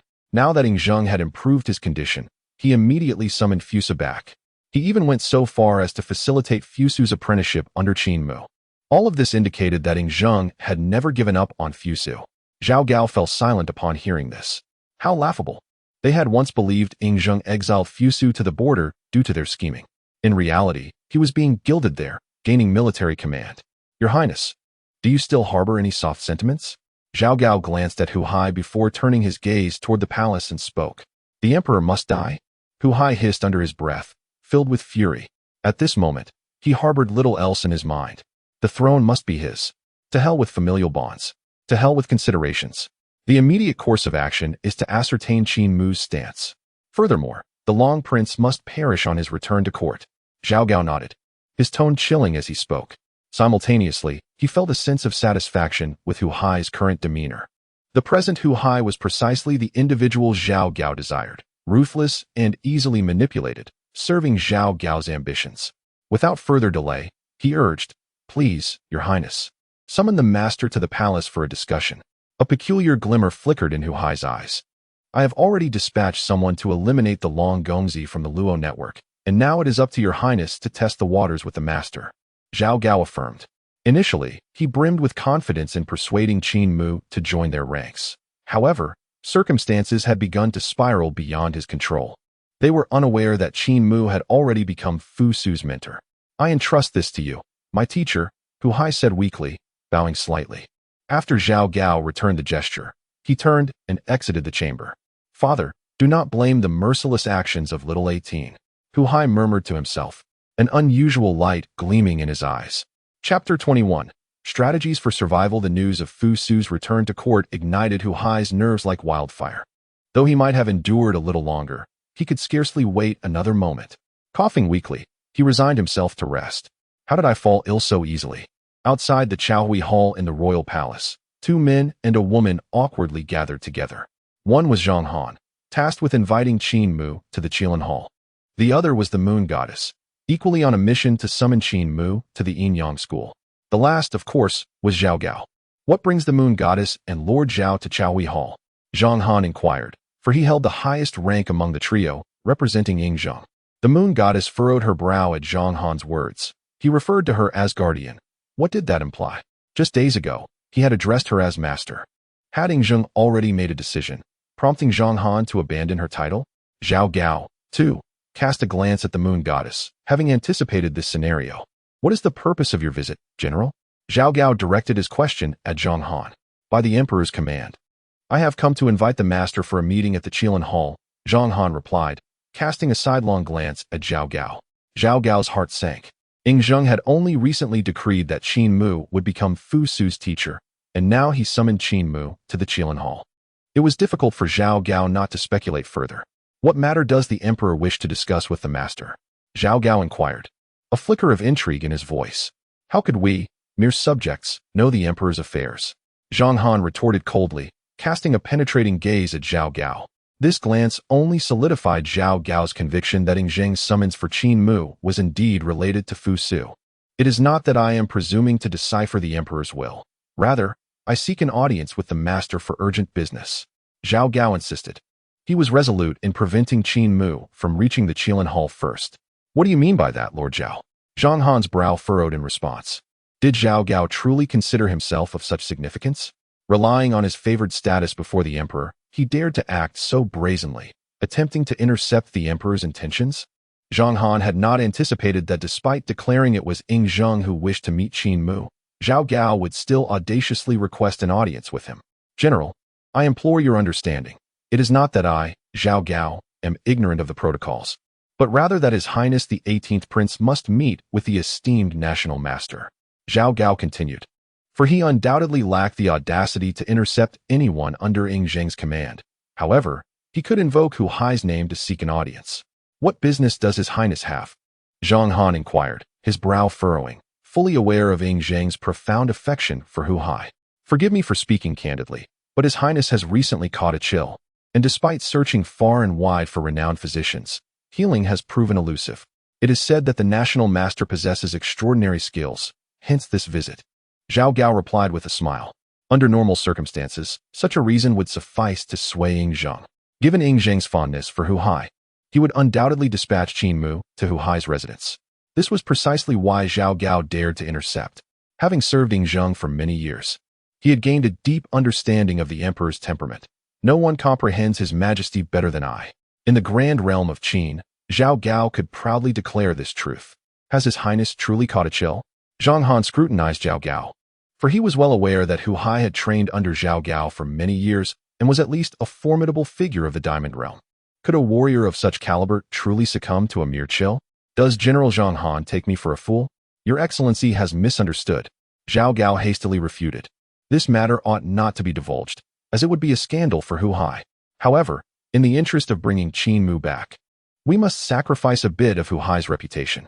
Though this claim seemed implausible, it was indeed true that His Highness was bedridden due to illness. If the general harbors doubts, he may verify for himself. Zhao Gao stated earnestly. Zhang Han opened his mouth, grappling with the absurdity of this revelation. Could it truly be that Hu Hai is a warrior of the Diamond Realm? Observing Zhao Gao's demeanor, he appeared sincere. Thus, the situation had indeed become rather troublesome. Zhao Gao, having served Ying Zheng for decades, was well acquainted with his nature, as was Zhang Han. If one were to consider the Emperor's previous conduct, he might indeed have sent Hu Hai to visit first. I hope the general can exercise leniency and relay this to His Majesty. I shall await your word here. Zhao Gao remarked with a smile directed at Zhang Han. A flicker of resignation crossed Zhang Han's face as he bowed and turned to depart. Throughout their exchange, neither had sought the opinion of the moon goddess. In the past, such a disregard would have been unthinkable. Yet, times have changed. It was evident to all that the Yin-Yang school was losing its influence. The moon goddess, as the national master, would likely become merely a guardian of the Yin-Yang school in the future. This title of national master may very well elude her for the rest of her life. Casting a glance at Zhao Gao, the moon goddess turned away, having remained silent throughout. She understood that, while the Yin-Yang school could once be considered a formidable force in Qin, it was no longer the case. Moreover, even at the pinnacle of her power, she could not compare to Hu Hai and Ying Zheng. Thus, the moon goddess wisely chose to withdraw. If she failed to meet today, future encounters would become increasingly difficult. She sighed inwardly. It is not that she was overly pessimistic. Rather, in due time, her position as national master might indeed be stripped away. Once the position of national master is lost, the moon goddess shall no longer be summoned into the royal palace. Even if summoned, she may only visit the Qilin Hall, and cannot roam freely within the palace. In simpler terms, it will not be long before the moon goddess ceases to be the national master. Without that title, she cannot enter the palace at will. Thus, even meeting Qin Mu once becomes exceedingly difficult. She cannot simply sneak into the palace. If caught, regardless of the justification, the Yinyang family would undoubtedly eradicate Yingzheng. The moon goddess sighed in resignation. No one could have anticipated that just days ago, the Yinyang family, who were at their zenith, would plummet into such precariousness in a matter of days. At this moment, only Zhao Gao remained outside the Qilin Hall. Gazing at the hall's entrance, Zhao Gao stepped inside. Within the hall, in the study, Qin Mu, unable to sleep, rose and began to delve into the esoteric arts recorded in his previous life. This technique of life foundation should indeed be tested on someone. First, to ascertain its authenticity, and then to gauge the intensity of the retribution. Qin Mu murmured to himself, one must prepare for unforeseen circumstances. If this technique proves viable, he even considers establishing a life grave for himself, provided he can withstand the subsequent retribution and consequences. Who might he enlist for this trial? Qin Mu pondered, stroking his chin. Although this life foundation appears advantageous, the fortune acquired through deceit invariably demands a price. In this experiment, he primarily seeks to understand the magnitude of the so-called retribution and cost. If the repercussions are too severe to endure, then this technique shall remain as a last resort. At least 3 individuals must be sought to mitigate the risk of erroneous outcomes. Qin Mu resolved internally. If he were to select just one person, and that individual happened to possess considerable fortune, the retribution might be minimal, thereby skewing the experiment's results. Therefore, it is essential to gather 3 or 4 individuals for the trial. Chapter 22, Lord Zhao, I possess a method that can elevate you to unprecedented heights. Just as Qin Mu was deep in thought regarding potential candidates, a eunuch entered to announce, Lord Zhao Gao seeks an audience. Zhao Gao? Upon hearing this, Qin Mu's eyes brightened slightly. He indeed makes for a commendable choice. With Zhao Gao accounted for, only 2 more are needed. Hu Hai is not suitable. He already possesses a talisman, and that matter can be addressed once the talisman expires. I wonder if that talisman has any efficacy concerning feng shui. Qin Mu mused to himself. My lord, the eunuch, noticing Qin Mu's prolonged silence, could not help but call out. Bring him in. Qin Mu snapped back to reality and instructed. Yes. The eunuch replied, and shortly thereafter ushered Zhao Gao into the chamber. Your humble servant, Zhao Gao, pays respects to the national master. Zhao Gao bowed and clasped his hands in greeting. There is no need for such formalities, Lord Zhao. Qin Mu beamed at the individual before him, whom he regarded as a subject for experimentation. Once again, I apologize for intruding upon the national master. I hope for your understanding, Zhao Gao said, observing the smile on Qin Mu's face, feeling a sense of relief. Judging by Qin Mu's reaction, it seemed there remained an opportunity to win him over completely. Not at all. My hall of morning glory is tranquil throughout the day. In the future, should Lord Zhao find himself free, you are always welcome to visit. Qin Mu replied with a smile. This subject of experimentation would require daily observation. He must also calculate how long this arcane technique can sustain itself before it begins to backfire. Thus, during my idle moments, I shall visit the national master for tea and philosophical discourse. Upon hearing this, Zhao Gao's face blossomed with a smile, as his previous concerns dissipated in an instant. Qin Mu is indeed one of their own. I wonder what brings Lord Zhao here today. Qin Mu inquired. It is somewhat embarrassing for the national master, but the 18th prince has inexplicably caught a chill last night and is now bedridden. I have sought out renowned physicians, yet to no avail. Therefore, I must implore the national master to examine him personally. Might the national master find the time? Zhao Gao asked Qin Mu. This charade must be executed in full. With such reasoning presented, it would be prudent to use it as an invitation for Qin Mu to come along. A chill? Qin Mu nodded slightly.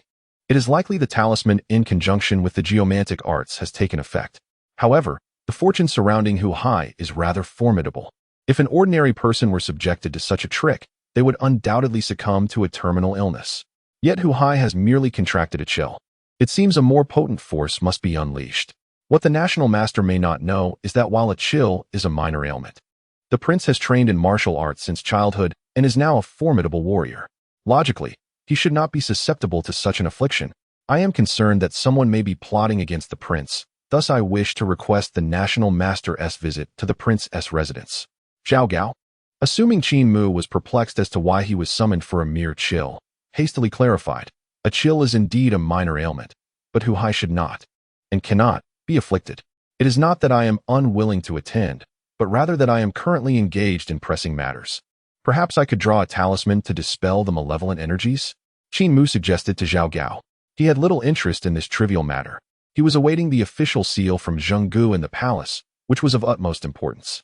Then I extend my gratitude to the national master. However, the prince has long heard of your esteemed reputation and is very eager to meet you. Might you be available tomorrow for a visit to his residence? Zhao Gao nodded. If it is not to be today, then the talisman is of little consequence. In truth, he did not anticipate that Qin Mu would genuinely treat Hu Hai. This was merely a pretext. What harm could a minor chill cause? It certainly would not claim Hu Hai's life. Indeed, tomorrow would be feasible. I possess a rudimentary understanding of geomancy and could visit the prince's residence to arrange matters for him, ensuring a smooth path ahead, free from worries and troubles. Qin Mu's eyes sparkled as he spoke. How splendid! Zhao Gao's face radiated with joy. Qin Mu's words about ensuring a smooth path ahead made Zhao Gao comprehend his intent. This meant that Qin Mu would support Hu Hai. The matter was settled. I shall not disturb the national master's meditation any longer. Zhao Gao rose, preparing to bow and take his leave. Please, Lord Zhao, do stay a moment longer. Qin Mu urged, eager to continue their conversation. There are still important matters to discuss. What instructions does the national master have? Zhao Gao was momentarily taken aback by the inquiry and asked, How long have you held the position of Minister of the Central Carriage? Qin Mu inquired. Oh, it has been over 7 or 8 years. Why does the national master ask? Zhao Gao replied, somewhat perplexed. Are you satisfied with your position? Qin Mu continued, subtly probing. Naturally, I am satisfied. It is an honor for me to manage the Imperial Dragon Carriage. Zhao Gao spoke with a semblance of nonchalance. Yet a barely perceptible shadow flickered in his gaze. His current stature and influence were not merely conferred by the title of the Minister of Chariots. Frankly, that position bore little distinction from that of a mere stable master, tasked solely with overseeing the royal carriages. Zhao Gao's prominence and authority stemmed entirely from his eloquence and his astute understanding of Ying Zheng's sentiments. Having held this role for over 7 years, he yearned for advancement, yet found himself stymied. As a eunuch, the prospect of ascending to the court was utterly implausible, even though he enjoyed the favor of Ying Zheng, whose ear he captivated with his smooth words and expedient actions. The ranks above him in the palace were limited to the positions of the Grand Eunuch and the Chief Eunuch. Such titles were beyond Zhao Gao's reach. The Grand Eunuch served as a high-ranking official, a position reserved for nobles and generals, while the Chief Eunuch was typically nurtured within the palace from a young age, achievements not attainable through mere capability. Thus, Zhao Gao found himself at an impasse, unable to rise further unless he could extricate himself from his eunuch identity. Are you truly content, Lord Zhao? Qin Mu inquired with a smile, observing Zhao Gao's demeanor. What do you mean by that, National Master? Zhao Gao narrowed his eyes, sensing that Qin Mu had deeper intentions. Surely, your ascent in this royal palace has reached its zenith? Qin Mu continued, I do not mean to speak indiscreetly, but if you cannot shed your identity as a eunuch, then positions within the court shall remain forever out of your grasp. Speak plainly, National Master. Zhao Gao furrowed his brow, understanding the implications of Qin Mu's words. Yet, shedding the identity of a eunuch was a formidable challenge. Once one entered the palace, they were bound to that life for eternity. I possess a method that may elevate you further, Qin Mu suggested, a smile gracing his lips as he revealed his purpose. Chapter 23, Lured by Strategy. Zhao Gao, upon hearing this, did not exhibit excitement. Instead, a sense of caution enveloped him. What do you mean by that? Zhao Gao scrutinized Qin Mu intently. Is my meaning not yet clear? Do you desire to ascend and transition into the court? Qin Mu replied, his tone light. Zhao Gao fell silent, for he too harbored such aspirations. His ambition drove him to support Hu Hai, constantly seeking to influence him, awaiting the day of Ying Zheng's demise, when Hu Hai would rise, and he, Zhao Gao, could reclaim his status as a paramount minister. Though his current authority was considerable, to many, he remained merely a dog in their eyes. What sort of method do you propose? Zhao Gao inquired, his eyes narrowing as he studied Qin Mu. Though he backed Hu Hai, the prospect of an additional path intrigued him. This method is a secret tradition of my Daoist practice. Have you heard of the concept of fate? As Zhao Gao took the bait, Qin Mu began to elaborate. The fate of an individual is preordained by heaven. The rise and fall of kings and criminals alike is intertwined with this fate. This so-called fate can also be referred to as fortune. Those endowed with abundant fortune see their desires fulfilled, misfortunes transformed into blessings, and their destinies aligned with heaven's will. As Your Majesty, only one endowed with great fortune can ascend to the throne of the 6 states. Zhao Gao listened intently to Qin Mu's words, a flicker of intrigue dancing in his eyes. Fortune? Could it be that Qin Mu possesses a method to augment his luck? Yet, this concept is so ethereal. Could it truly be of any significance? It is not that I doubt the national master, but the notion of fortune feels too insubstantial. Zhao Gao regarded Qin Mu with caution. Setting aside the veracity of these claims, why would Qin Mu assist him in enhancing his fortune? Are you concerned that I might bring harm upon you, Master Zhao? Qin Mu replied with a smile, shaking his head. Do not take my words amiss. For if I wish to end your life, it would be a mere trifling matter. His gaze sharpened as he fixed his eyes upon Zhao Gao, exuding an aura reminiscent of a Daoist sword immortal. In the past few days, Qin Mu had diligently practiced the Tai Foundation establishment method. Although he had yet to see tangible results, he could already feel a presence of energy within. This newfound vitality lent him an air of a transcendent sage. You have misunderstood, National Master. Zhao Gao quickly interjected, casting a deep look at Qin Mu. The intensity of his aura and gaze revealed that this National Master was indeed a formidable figure, a fact that seemed reasonable for one possessing means to prolong life. Do not be vexed, National Master. My intent is simply to inquire why you wish to assist me, Zhao Gao questioned, for he had never subscribed to the notion of a free lunch in this world. One must pay for nourishment. He would rather starve than accept something without cost. Despite his profound yearning to ascend the ranks, Zhao Gao recognized the presence of Hu Hai. His options were not limitless. Thus, he felt compelled to ascertain the price of Qin Mu's method. You are overly concerned, Master Zhao. As a newcomer to the Great Qin, I am utterly unfamiliar with the court's officials or the royal lineage. Even with Your Majesty's support, the feeling of isolation within the court is rather disheartening. Therefore, I wish to bestow this method upon you, and in the future, we should foster our connections. Qin Mu casually fabricated a rationale. Upon hearing Qin Mu's words, Zhao Gao's expression lightened somewhat. Expanding one's network? It seemed this national master was not as ascetic as he appeared. Zhao Gao mused privately, interpreting this as an attempt by Qin Mu to cultivate alliances and establish his own faction. Yet, as long as Qin Mu was not a staunch loyalist of Yingzheng, this could prove beneficial. Contemplating this, Zhao Gao replied, National Master, you flatter me. Since you have previously gifted His Highness a talisman, we ought to engage more frequently, rather than offering this secret method. However, if it is your intention, I shall not refuse. Yet, he was curious about the specifics of this secret method. With his concerns alleviated, Zhao Gao found himself yearning for this so-called fortune technique. If what Qin Mu spoke was indeed true, could he not entertain thoughts of the imperial throne? Today's matters shall be kept from Hu Hai for the time being. Zhao Gao contemplated, feeling his heart race with excitement, a sensation that had eluded him for over a decade. This esteemed figure truly possessed remarkable prowess. The prospect of prolonging life, safeguarding peace, and scheming for fortune was indeed a treasure. At this moment, Zhao Gao harbored a faint desire to overturn the plan he had previously established with Hu Hai. It would be a great pity to burn the bridge after crossing it. This method was extraordinarily tyrannical, known as the technique of generating vitality, which combined the secrets of feng shui with the magical arts of my Daoist tradition.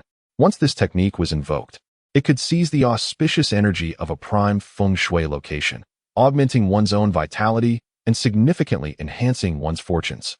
If a particularly excellent feng shui site were chosen, it might even extend one's lifespan. A voice, tinged with temptation, echoed from Qin Mu.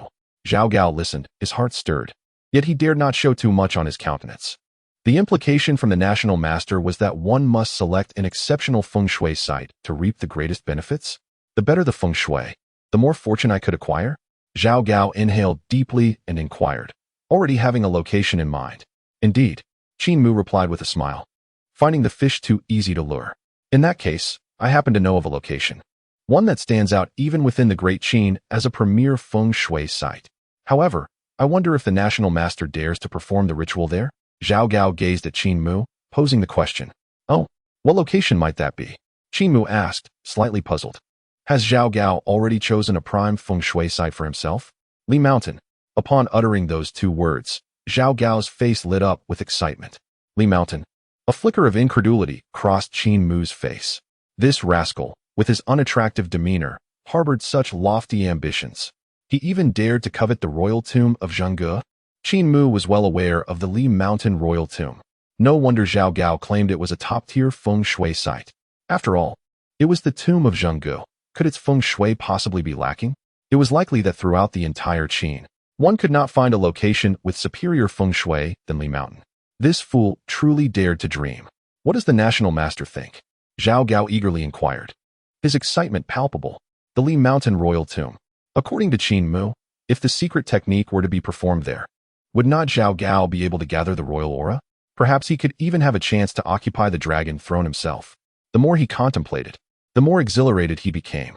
Qin Mu merely scoffed and did not respond to Zhao Gao's enthusiasm. What a ridiculous notion. You, a mere experimental subject, still dare to utilize the feng shui of Li Mountain. If you do, what would be left for Qin Mu and Ying Zhang? Who could guarantee that in the future, Qin Mu would not use the technique of generating vitality for himself? Such a fine location could not be squandered on this fool. Even if Qin Mu chose not to use it, he had to reserve it for Zhengge. Considering Zheng Ji's current condition, it seemed he had not fared well in his cultivation. In a decade or so, he would likely need this very technique to extend his life. Chapter 24. Either do it right or not at all. Does the gentleman find anything amiss? Zhao Gao finally extricated himself from his daydreams and inquired, noticing Qin Mu's prolonged silence. He had also shifted his address to a more intimate gentleman. Lord Zhao, perhaps it would be wise to select another location. The royal tomb's aura is beyond what you can bear. Qin Mu replied with some impatience. This fool truly had no self-awareness. Were it not for the necessity of experiments, he would have long since slapped him. Indeed, your words hold merit, gentlemen. However, I possess a differing perspective. You are not of my worldly realm. So how can you understand the struggles of my world? If one is to embark upon a task, one must commit fully and execute it well, Zhao Gao declared, gazing earnestly at Qin Mu. Among the eminent powers of the great Qin, only Zhao Gao has risen from the depths of servitude. His mother, having transgressed the laws of Qin, faced a dire punishment, leading Zhao Gao himself to the palace as a young eunuch. While typically eunuchs could enter the palace without undergoing castration, following the scandal involving Lao Ai, Ying Zhang established a special room for eunuchs, mandating that all who entered, regardless of age, must be castrated. Should a youth lack the fortitude to endure the procedure and perish, no one would lament their fate. This designated area for eunuchs became known as the Silkworm Chamber. Zhao Gao's ascent to such heights is not attributed to merely leaving a thread of mercy for others. He is resolute, ruthless, and audacious. He dares to gamble. Thus, upon hearing of secret arts and auspicious locations, his thoughts immediately turned to Mount Li. Even with the construction of the emperor's mausoleum ongoing, what of it? Zhao Gao dares to act. Death is but a trivial consequence. Though he fears death, should the rewards prove sufficiently alluring, he is willing to wager his life. Does one truly believe that Zhao Gao's current standing is solely a product of flattery? Ying Zhang is no fool. Merely currying favor cannot elevate one to prominence in the eyes of the sovereign. If Zhao Gao lacked capability, he would never have been appointed as the tutor to Hu Hai. As the most favored of the 18 princes, Zhao Gao's role as a mentor speaks volumes of his competence. Zhao Gao cannot afford to lose. Qin Mu observed Zhao Gao, acknowledging his malevolence, yet recognizing his audacity and determination. Historically, Zhao Gao altered the emperor's final will, crowning Hu Hai while forging imperial edicts to execute the eldest son, Fu Su, and General Meng Tian, coercing the Chancellor Li Si into complicity. Subsequently, he ascended to dominate the royal lineage, brazenly distorting reality and trampling upon the sovereignty. Although Qin Mu harbors disdain for Zhao Gao, one cannot deny that such a figure is unparalleled within the great Qin. It is lamentable that he is merely Ying Zhang's lapdog. Hence, the impression of him across generations has been largely unfavorable. How can I ascertain my limits without a trial? Zhao Gao protested, unwilling to yield. To ignore such a prime opportunity as Mount Li is not in Zhao Gao's character. The royal family's fortune is immense. To wield such life-giving techniques in a place of power could result in fatal repercussions. Qin Mu furrowed his brow. Should he attempt persuasion once more and Zhao Gao remain obstinate, there would be no recourse but to eliminate him. A rebellious test subject is not what he desires. Zhao Gao, upon hearing this, bowed his head in contemplation, and after a prolonged silence, he finally spoke. Please do not take offense, esteemed teacher, I was indeed rash. In that brief moment, Zhao Gao seemed to regain his composure, shedding the frenzied desire for power that had previously consumed him. Just moments prior, he had been like a mad dog, fiercely clinging to authority. It is good that you understand, Qin Mu nodded, albeit already categorizing Zhao Gao as a short-term experimental subject in his mind. Although the life-giving technique could enhance one's fortune as its practitioner, Qin Mu could bring it to an early conclusion, allowing the recipient of such fortune to suffer backlash prematurely. This is also the reason why Qin Mu dared to select Zhao Gao as his experimental subject. He was unafraid of Zhao Gao losing control. Whatever Qin Mu could give, he could also reclaim. Moreover, the art of planting the foundation of life necessitates acquiring Zhao Gao's blood, hair, and birth information. These elements may seem trivial, yet in the realm of obscure practices, they are indeed critical items. Have you, my fellow Daoists, ever heard of the technique of creating effigies? With that in mind, where should I select? Zhao Gao inquired of Qin Mu. He had not abandoned his interest in Mount Li. However, he sensed the dissatisfaction in Qin Mu's tone and chose to bury this matter deep within his heart. The banks of the Wei River would be quite suitable, Qin Mu remarked casually. He had never visited the banks of the Wei River, but he was aware that a certain palace of Zhenggu was located there, indicating that the feng shui of the area was commendable. I leave it entirely to your discretion, esteemed sir. Zhao Gao responded promptly with a respectful gesture. However, may I inquire what materials are required for this technique? Whatever you need, I shall procure for you, Zhao Gao asked earnestly. The items required for this technique are all in your possession, Lord Zhao. Qin Mu replied, casting a glance at Zhao Gao. The planting of the foundation of life signifies the essence of existence, meaning that the living should be treated as the deceased. It involves utilizing the vital energies of heaven and earth to bury the hair, blood, teeth, nails, clothing, and birth information of the living within a geomantic dragon's lair. Excellent. Zhao Gao nodded without a hint of hesitation upon hearing this. He harbored no fears regarding Qin Mu's intentions, should Qin Mu wish to harm him, given his current status. He need not employ such means. After Zhao Gao spoke, he promptly handed his hair and blood to Qin Mu without a moment's pause. Good. Qin Mu smiled as he accepted these items, declaring the first experimental subject ready. In that case, I shall not disturb your meditative practice any longer. I shall return tomorrow to invite you for a discussion outside the palace, Zhao Gao said as he rose and bowed. He rather enjoyed visiting the Chaohui Hall. Each time he came, he managed to gain some benefits. The matters discussed proceeded exceptionally smoothly, without any hindrance. Please, be on your way. With the birth information, blood, and hair of Zhao Gao now in hand, Qin Mu's demeanor turned somewhat indifferent. With these items at his disposal, Zhao Gao was now a puppet in his hands. Even if Zhao Gao wished to resist, he would have no choice in the matter. Should he lose control later, with these items, Qin Mu could manipulate Zhao Gao as he pleased. If the technique of planting the foundation of life were authentic, then the creation of effigies must also hold true, providing an excellent opportunity for experimentation. Qin Mu gazed at the items in his possession, estimating that even after employing the technique, a considerable amount would remain. The surplus would serve perfectly for crafting an effigy for Zhao Gao. Meanwhile, Zhao Gao remained blissfully unaware that today marked the final day of his comfort in the Great Qin. Oblivious to the looming fate, he strolled leisurely out of the Chaohui Hall. At that very moment, General Zhang Han returned. General Zhang Han, Zhao Gao greeted him with a bow. Zhang Han cast a glance at Zhao Gao, his discontent unmistakable. He bluntly stated, His Majesty has decreed that the national master, being of high status, cannot personally visit your residence to take your pulse. Therefore, you must personally enter the palace to seek an audience with the national master. Should the national master refuse, you are to depart on your own. Chapter 25. This art is known as stabbing the figurine. Your servant humbly accepts the decree. Upon hearing this, Zhao Gao clasped his hands in acknowledgement, responding, Very well, it matters not. At this moment, Zhao Gao felt an unparalleled sense of ease. After all, the national master, Qin Mu, was already one of theirs, so their encounters were merely commonplace. Zhang Han cast a sidelong glance at Zhao Gao, choosing to remain silent as he proceeded towards the Chaohui Palace. You, Zhang Han, are nothing but a mere dog.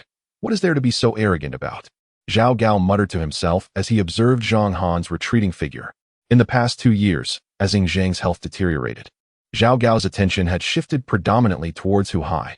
Consequently, the individuals closest to Ying Zhang had become Zhang Han. This was precisely why Zhao Gao refrained from currying favor. Otherwise, Zhang Han would not have even held such a position. In a few days, if the national master's methods proved effective, Zhang Han would have to come and seek Zhao Gao's favor. Zhao Gao mused inwardly before turning away without a backward glance. Within the Chaohui Palace, after making his announcement, Zhang Han was escorted by a eunuch to stand before Qin Mu. National Master, on His Majesty's orders, I have come to invite you to the Qilin Hall for a discussion, Zhang Han stated. His Majesty? Has the official seal been prepared? Qin Mu's eyes brightened at the mention, surprised that it was completed so swiftly. He had anticipated it would not be ready until the afternoon. But it was well before noon. Was the crafting technique of the Qin truly so formidable? Zhang Han shook his head, unaware of the intricacies surrounding the official seal. Very well, let us proceed. Qin Mu nodded, setting aside his prior tasks. National Master, these are the remnants, some scraps and hairs, that Zhang Han has brought before you. He observed with a hint of curiosity.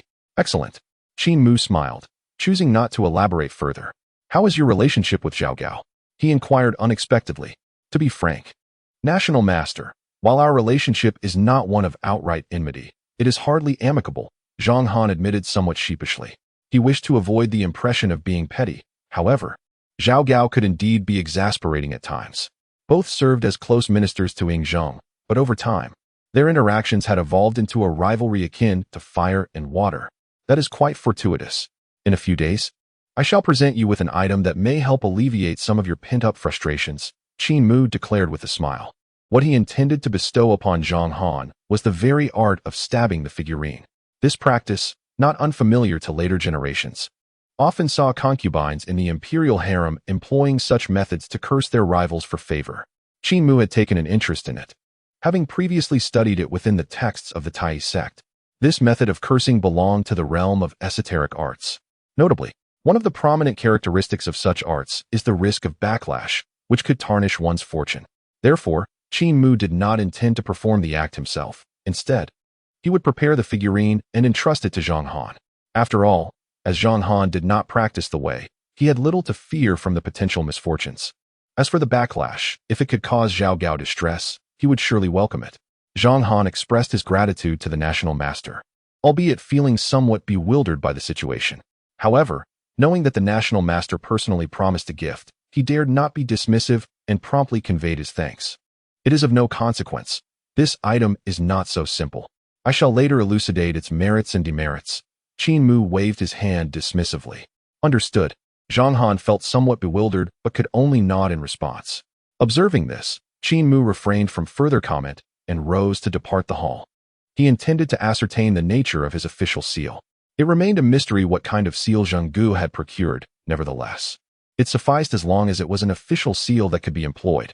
Qin Mu mused to himself at this point. He had no qualms and would accept whatever was available, as long as it served a purpose. Relying solely on some esoteric techniques and the power symbols and rejuvenation talismans was proving insufficient.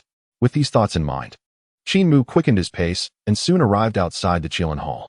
The guard stationed outside had been duly informed and posed no obstruction to Qin Mu. He proceeded unimpeded into the inner sanctum of the Qilin Hall. At that moment, Ying Zhang was seated upon the dragon throne, toying with a grand seal in his hand. This seal, devoid of any engraving, was at least 6 or 7 times larger than Qin Mu's legal seal. Your Majesty. Upon seeing the seal in Ying Zhang's grasp, Qin Mu's eyes sparkled with excitement. The esteemed teacher has arrived. Please take a seat. Ying Zhang, upon hearing the voice, hastily set the seal aside, rising to welcome Qin Mu and ushering him to a seat. Teacher, I am not well versed in the significance of this official seal. Hence I am uncertain if it meets your approval, Ying Zhang said as he presented the seal before Qin Mu. This seal measures 2 inches and 7/10 in length and 3 inches and 4/10 in width, crafted from gold and spiritual jade. I wonder if it meets your satisfaction? Ying Zhang studied Qin Mu's expression, anxious that he might be displeased. With a smile, Qin Mu accepted the seal. Its aesthetic appeal and the material from which it was forged were of little consequence. What truly mattered was the authority it conferred. This was the information Qin Mu yearned to ascertain. Your Majesty, what is the name of this seal, and what powers does it bestow? Qin Mu inquired of Ing Zheng. Please forgive me, esteemed teacher. Originally, I intended to create a seal for the national master, establishing the position independently of the court and proclaiming the national master as a dignitary overseeing the sorcerers of the realm. However, due to the gravity of this matter, it cannot be hastily constructed. Therefore, I must defer this for now and will ensure the national master receives it in due course, Ing Zheng explained. He had initially aimed to forge the national master's seal directly, but the urgency of Qin Mu's request compelled him to postpone it. After all, the national master's seal was of significant importance. The materials, dimensions, and inscriptions required meticulous consideration, and the artisans involved must be of the highest caliber. Such an endeavor could not be completed in a day or two. Moreover, there were 3 national masters in the Qin Dynasty. Should there be any alterations to the authority wielded by the national masters, the 2 from the Yinyang school would undoubtedly benefit. While Ing Zheng harbored thoughts of eliminating the 2 national masters from the Yinyang school, he could not act so abruptly, especially given their contributions to the Qin Dynasty in recent years. It was not in Ing Zheng's character to discard those who had rendered service. Thus, the seal for the national master would have to be set aside for a later time. No matter, Qin Mu replied, shaking his head. He was unconcerned with such matters and solely focused on the seal in his hand. May I ask, what is the purpose of the seal I hold? Qin Mu continued to inquire. The seal you possess, esteemed teacher, is one I devised after perusing countless texts, Ing Zheng replied. It is named the Golden Armored Divine Officer Seal. I once came across a passage in ancient texts that recounted tales of the Daoist guardians and demon-subduing deities, powerful celestial beings, most of whom reside within the treasures of immortals, obedient to higher celestial beings. The exact number remains unknown, as each immortal possesses varying abilities to command these yellow turban warriors. After perusing countless texts, including those of Taoism, I finally discerned their names. These celestial beings are known as the Golden Armored Warriors, predominantly commanded by enlightened sages. Thus, I have crafted this Golden Armored Official Seal for you, hoping that one day you too may command these warriors and achieve the status of an enlightened sage. Ing Zheng spoke slowly. It was no small feat for him to identify the seal of such significance in the span of a single night. Excellent, Qin Mu responded, his smile widening. Brother Zheng, you are remarkable. I expected you would devise a casual official seal, yet you have crafted one of divine authority. This is indeed akin to the seals of city gods. Exceedingly rare. Truly, maintaining good relations with the emperor pays off. Chapter 26. The Golden Armored Official Seal, as long as you are satisfied. Ing Zheng felt a sense of relief upon seeing Qin Mu's smile. He was anxious that the Golden Armored Official Seal would not meet Qin Mu's expectations. After all, no matter how eloquently he spoke, this seal could not compare to those belonging to the revered Daoist deities. However, given his limited understanding of Taoism, he hesitated to create a seal associated with those exalted beings. This seal has indeed required your diligent effort, Your Majesty, Qin Mu remarked with a smile while holding the Golden Armored Official Seal. From Ing Zheng's initial description, he had nearly deduced its purpose. Being a practitioner of Taoism, he was well acquainted with the Golden Armored Warriors, although they are seldom mentioned in later generations. Yet, their other name is widely recognized, the Yellow Turban Warriors. Indeed, the Golden Armored Warriors were originally referred to as the Yellow Turban Warriors until Zhang Jiao later popularized the latter name. The capabilities of this official seal began to take shape in Qin Mu's mind. Ing Zheng expressed a desire for him to command the Golden Armored Warriors as if he were an enlightened sage, which implied that the seal's function would likely allow him to summon the Golden Armored Warriors for assistance. Is the official seal complete, or are there further steps required? Ing Zheng inquired. Having delved into numerous Daoist texts to create this official seal, he had gained a rudimentary understanding of Daoist principles. In essence, it requires the acknowledgement of heaven and earth, the dynasty, and the emperor. Ultimately, whether it be a seal or a technique, recognition is paramount. It is not yet complete. Your Majesty must issue a decree for it to be fully realized, Qin Mu replied, handing the seal back to Ing Zheng. He surmised that the power of this seal derived from the national fortune of the Qin. Therefore, it was imperative for Ing Zheng to formally bestow it through a decree for it to be truly fulfilled. Upon hearing this, a look of satisfaction crossed Ing Zheng's face as he produced a decree. I have long been prepared.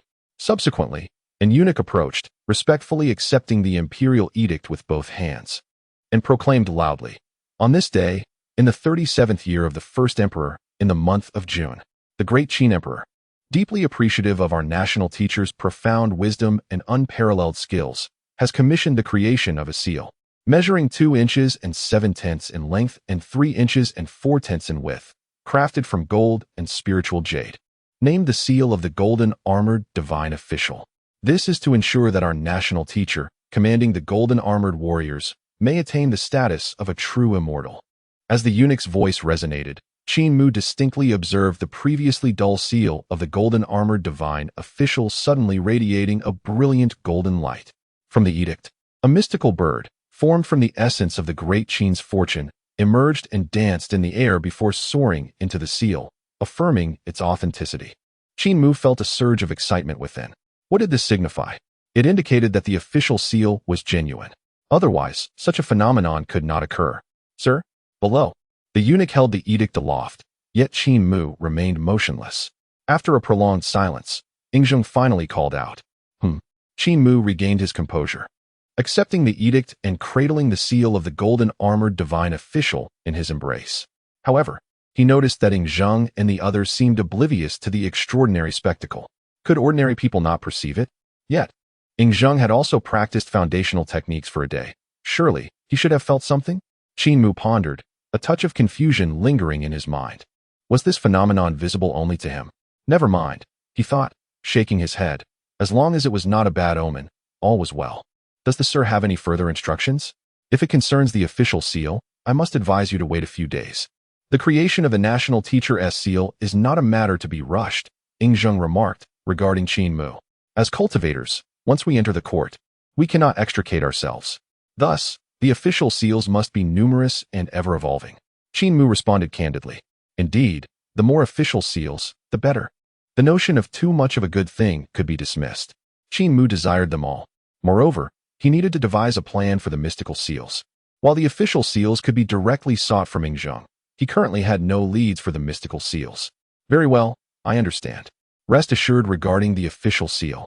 Ingzheng nodded, already formulating plans in his mind. He resolved to dedicate time each day to peruse Taoist texts. Your Majesty, please bear with the burden. I present this talisman to alleviate your daily toil. Qin Mu smiled as he produced a stack of rejuvenation talismans. The Tai rejuvenation talismans could heal minor injuries and restore vitality, making them well suited for Ingzheng. Thank you, sir. A glimmer of delight flickered in Ingzheng's eyes as he eagerly accepted the talismans. He knew not what they were, but he was certain that anything given by Qin Mu was of great value, undoubtedly a treasure of the immortal realm. Upon receiving the talismans, Ingzheng promptly affixed one to himself. A warm sensation emanated from the spot where the talisman adhered, quickly spreading throughout his body. The comforting feeling nearly drew a moan of pleasure from Ingzheng. Sir, this item is truly marvelous, Ingzheng exclaimed in astonishment, gazing at the rejuvenation talisman in his hand. This is exceptionally beneficial. He even contemplated the idea of keeping one affixed to himself at all times. If your Majesty finds it favorable, I can bestow upon you a few daily. Qin Mu smiled and nodded, stating that he could effortlessly create this item without expending much energy, making it an ideal offering for Ingzheng. To phrase it more elegantly, one might call it a mutually beneficial relationship. If one wishes for a horse to gallop, one must provide it with fodder. It is unreasonable to continuously exploit Ingzheng's resources without offering him any tangible benefits. Relying solely on the life-saving grace would be folly. Over time, discontent is bound to arise. To put it bluntly, this is a form of control. Just like a drug, once Ingzheng becomes addicted to this rejuvenation talisman, he will find it hard to part from Qin Mu. In this world, there are no purely altruistic individuals. Everyone must retain a degree of self-interest. If Qin Mu wishes to thrive in the Qin state, certain actions must be taken. Excellent, excellent. My gratitude to you, sir. At this moment, Ingzheng was still basking in the comfort brought by the rejuvenation talisman. This item resonated deeply with his desires. Since ascending to the throne, he had never felt such ease. Diligently reviewing memorials and managing various state affairs had nearly exhausted him. This rejuvenation talisman allowed him to experience unprecedented relaxation. It must always be at hand. With this thought, Ingzheng turned to Qin Mu and spoke. Do not find me foolish.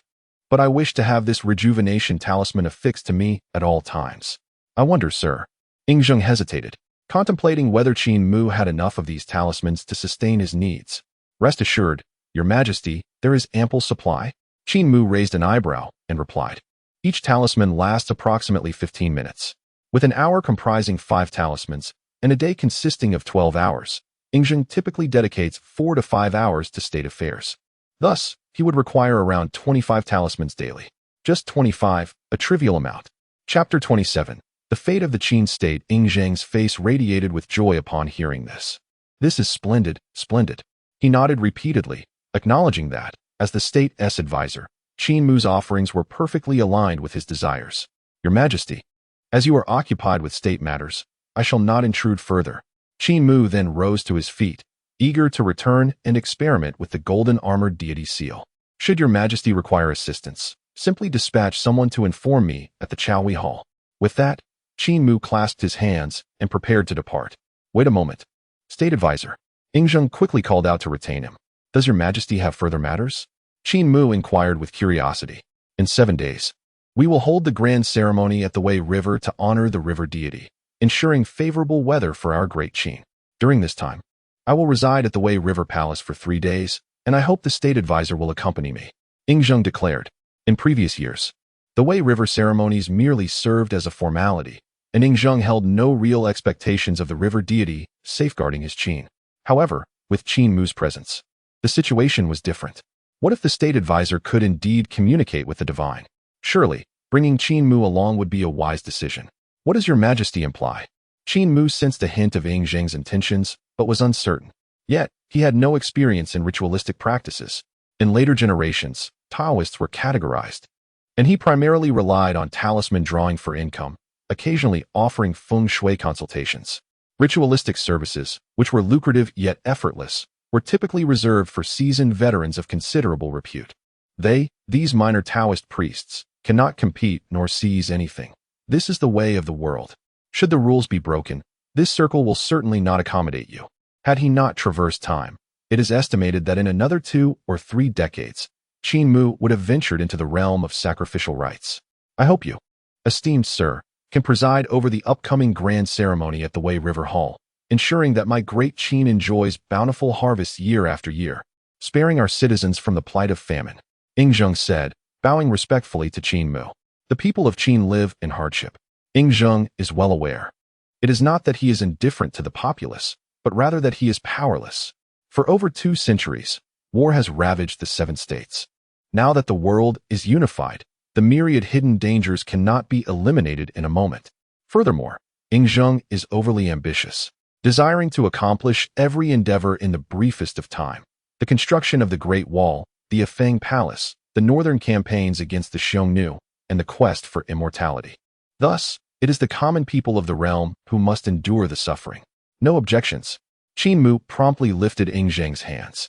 Although he had never presided over a sacrificial rite, he could certainly learn. After all, had he never seen a pig run after having eaten one?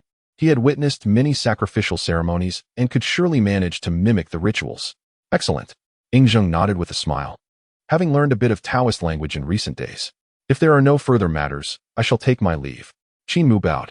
He had quite a few tasks at hand. First, he needed to test the efficacy of the golden armored divine officer seal, then create a small effigy to deal with Zhao Gao, and finally, experiment with that method of cultivating life. After preparing for the grand sacrificial ceremony at the Wei River, once Qin Mu departed from the Qilin Hall, Yingzheng reclined contentedly upon the dragon throne, casually applying a rejuvenation talisman to himself. Upon returning to the Chaohui Hall, Qin Mu immediately dismissed all the eunuchs and maidservants. He then took out the golden armored divine officer seal to scrutinize it. How does one utilize this artifact? Qin Mu scratched his head, having never possessed such an official seal before. Perhaps he could attempt the yellow turban warrior incantation? Yet, there was no incantation to speak of. Qin Mu lamented, realizing that the yellow turban warriors were commonplace in later eras. There wasn't even a matching incantation available. In the texts of various sects, the yellow turban warriors were merely errand runners, often tasked with delivering messages or carrying items. Any petty Taoist could easily summon a couple of yellow turban warriors to do their bidding. As for the summoning incantation, it was simply a matter of asking. Where are the warriors? Come forth. Without any formal documentation of the proper incantation. Should I give it a try? Qin Mu mused aloud. He then held the official seal and called out loudly, "Where are the warriors?" The golden-armored divine officer's seal trembled violently in his hand, and suddenly, a boundless vision unfolded before Qin Mu's eyes. Instead of the golden-armored warriors appearing, a golden, mysterious bird soared forth from the seal and entered Qin Mu's body. Initially startled, Qin Mu quickly regained his composure. Is this the connection to the nation's fortune? His eyes sparkled, not frightened by such a phenomenon. At this moment, he felt an inexplicable connection to the destiny of the great Qin. Now, Qin Mu could be considered a true court cultivator, benefiting from the nation's fortune and existing in harmony with it. In the height of the Qin Dynasty, Qin Mu enjoyed a long-lasting fortune and made rapid advancements in his cultivation. He could harness the nation's destiny for his spiritual practice. Should the Qin Dynasty face decline, Qin Mu's own fortune would inevitably wane with it. The power of the golden-armored divine official seal stemmed from the national fortune. Thus, Qin Mu, wielding this seal, was indeed bestowed with the weight of the nation's fate. At this moment, he was the golden-armored divine official Qin Mu of the great Qin. This was not a source of distress for Qin Mu. On the contrary, he perceived it as a beneficial arrangement. The intertwining of his fate with that of the state brought both advantages and disadvantages, yet for Qin Mu, it was solely advantageous. He understood clearly that he was merely a novice Taoist. Concepts of unrestrained cultivation, overpowering dynasties, becoming invincible, and ascending to immortality were mere fantasies. As an inexperienced practitioner, devoid of knowledge in the realm of cultivation, the extent of his achievements in this lifetime remained uncertain without the backing of national fortune. Most likely, he would only manage to establish a foundational level. However, bound to the great Qin, he now possessed a clear path of advancement before him, ensuring he would not stagnate indefinitely, which would be the greatest sorrow for a cultivator. Thus, binding himself to the great Qin was not just the sole option for Qin Mu, but indeed the best one. If Qin Mu were to be more ruthless, he might even contemplate devouring the nation as fortune. Of course, that would only be a last resort. Shaking his head, Qin Mu suppressed such thoughts and turned his gaze toward the official seal in his hand. At this moment, the golden-armored divine official seal was fully activated, inscribed with Qin Mu's name. As a ninth-ranked divine official, Qin Mu felt a subtle surge of information emanating from the seal, a smile stretching across his face. This position bore both merits and drawbacks, categorized into ranks, the first rank being the highest and the ninth rank the lowest. Although Qin Mu was merely a ninth-ranked divine official at present, satisfaction radiated from his expression. The fact that the golden-armored divine official was the lowest rank implied immense potential for Qin Mu's elevation. The journey ahead was still long. If this lowly position of the golden-armored divine official were to be a first rank, he would indeed lament. Having reached a pinnacle without the opportunity for further advancement would render him a mere wandering cultivator. Very well, with some effort from the government, I might just have a chance at immortality, Qin Mu said with a smile. If all else fails, he mused, he could shift his focus to the path of incense deities. Though it came with greater restrictions, it still offered a chance at divinity. Contemplating, Qin Mu noted that the path of the official's practice was quite akin to that of the incense deities. One relied on national fortune to secure a position of power, while the other depended on the faith of devotees to ascend to divine status. The difference lay in that dynastic practitioners needed to cultivate and enhance their own abilities, albeit at an accelerated pace with the support of national fortune. In contrast, the path of incense deities could be approached with a more relaxed attitude, relying entirely on the strength of their followers. Regardless of the path, Qin Mu found himself at a crossroads of choices, each suitable for him. For the moment, he resolved to focus on the golden-armored strength. Shaking his head to dispel distractions, he directed his attention back to the golden-armored divine official seal. With the seal in hand, Qin Mu bellowed once more, "Where are the mighty warriors?" This time, no mishaps occurred. Dozens of radiant beams swept across the once-empty grand hall, revealing 99 golden-armored warriors. Upon their appearance, these golden-armored warriors remained silent, standing motionless, awaiting Qin Mu's command. They stood in perfect alignment before him, slightly bowing their heads as a gesture of respect. This aspect aligned with historical accounts, as golden-armored warriors were known for their innate sluggishness, yet possessed immense strength and were impervious to blades and spears.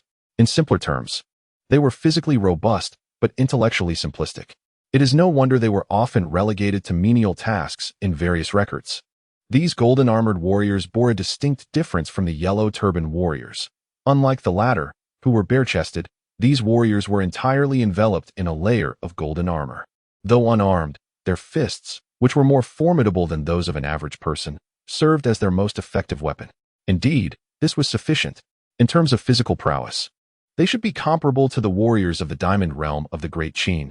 Qin Mu recalled the hierarchy of power within the Great Qin's martial world. These golden-armored warriors were undoubtedly on par with the warriors of the Diamond Realm, if not stronger. This implied that Qin Mu now commanded 99 subordinates who exceeded the strength of Diamond Realm warriors. Such a force was not to be underestimated. Consider Hu Hai, the 18th prince, who had diligently practiced martial arts since childhood, benefiting from an endless stream of resources, and yet he had only attained the Diamond Realm. The adage of wealth in martial prowess, poverty in scholarship, holds true. Hu Hai's years of training had only yielded him the Diamond Realm, thereby underscoring the strength associated with it in the martial world. But was this limit truly confined to 99? If they perished, could they be summoned again? Qin Mu pondered aloud as he surveyed the nearly 100 golden-armored warriors before him. If replacement was not possible, the value of the golden-armored divine officer seal would significantly diminish. Perhaps he could explore this further in the future. Qin Mu shook his head. He could not afford to eliminate a golden-armored warrior merely to test this theory. In contemplation, Qin Mu concentrated his thoughts, retrieving all the golden-armored warriors. He then grasped the golden-armored divine officer seal and called out once more, "National fortune protects, divine authority bestowed, golden-armored warriors, manifest upon me." As his voice resonated, a layer of golden light enveloped him.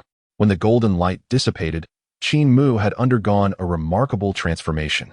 He donned a golden crown atop his head, a robe embroidered with golden dragons draped over his shoulders, and wore a golden tang armor, secured by a delicate belt adorned with gold and jade. At first glance, he exuded an aura of formidable majesty, resembling a celestial general descended to the mortal realm. The ethereal quality that once surrounded him vanished, replaced solely by an imposing and powerful presence. This was the second ability of the official seal. Although the seal could not enhance one's cultivation, it could bestow strength commensurate with one's rank. Qin Mu flexed his body and then unleashed a powerful punch, causing the air to coalesce and explode with a thunderous roar. The force of this punch surpassed that of the Diamond Realm, at least rivaling that of Gu Hai.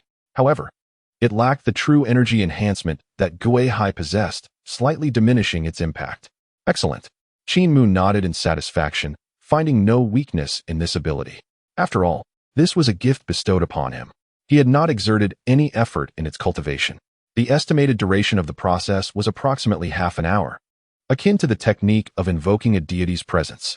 Qin Mu, having dispelled the golden armor that adorned him, murmured to himself.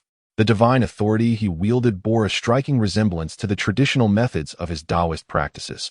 Both relied upon external forces and were constrained by a limited duration. However, the act of invoking a deity often entailed certain side effects, a concern absent in the abilities granted by his divine office. Satisfied, Qin Mu stored the golden armor insignia, considering it a crucial asset in his repertoire. He possessed an array of formidable spells, yet the feasibility of their execution remained uncertain.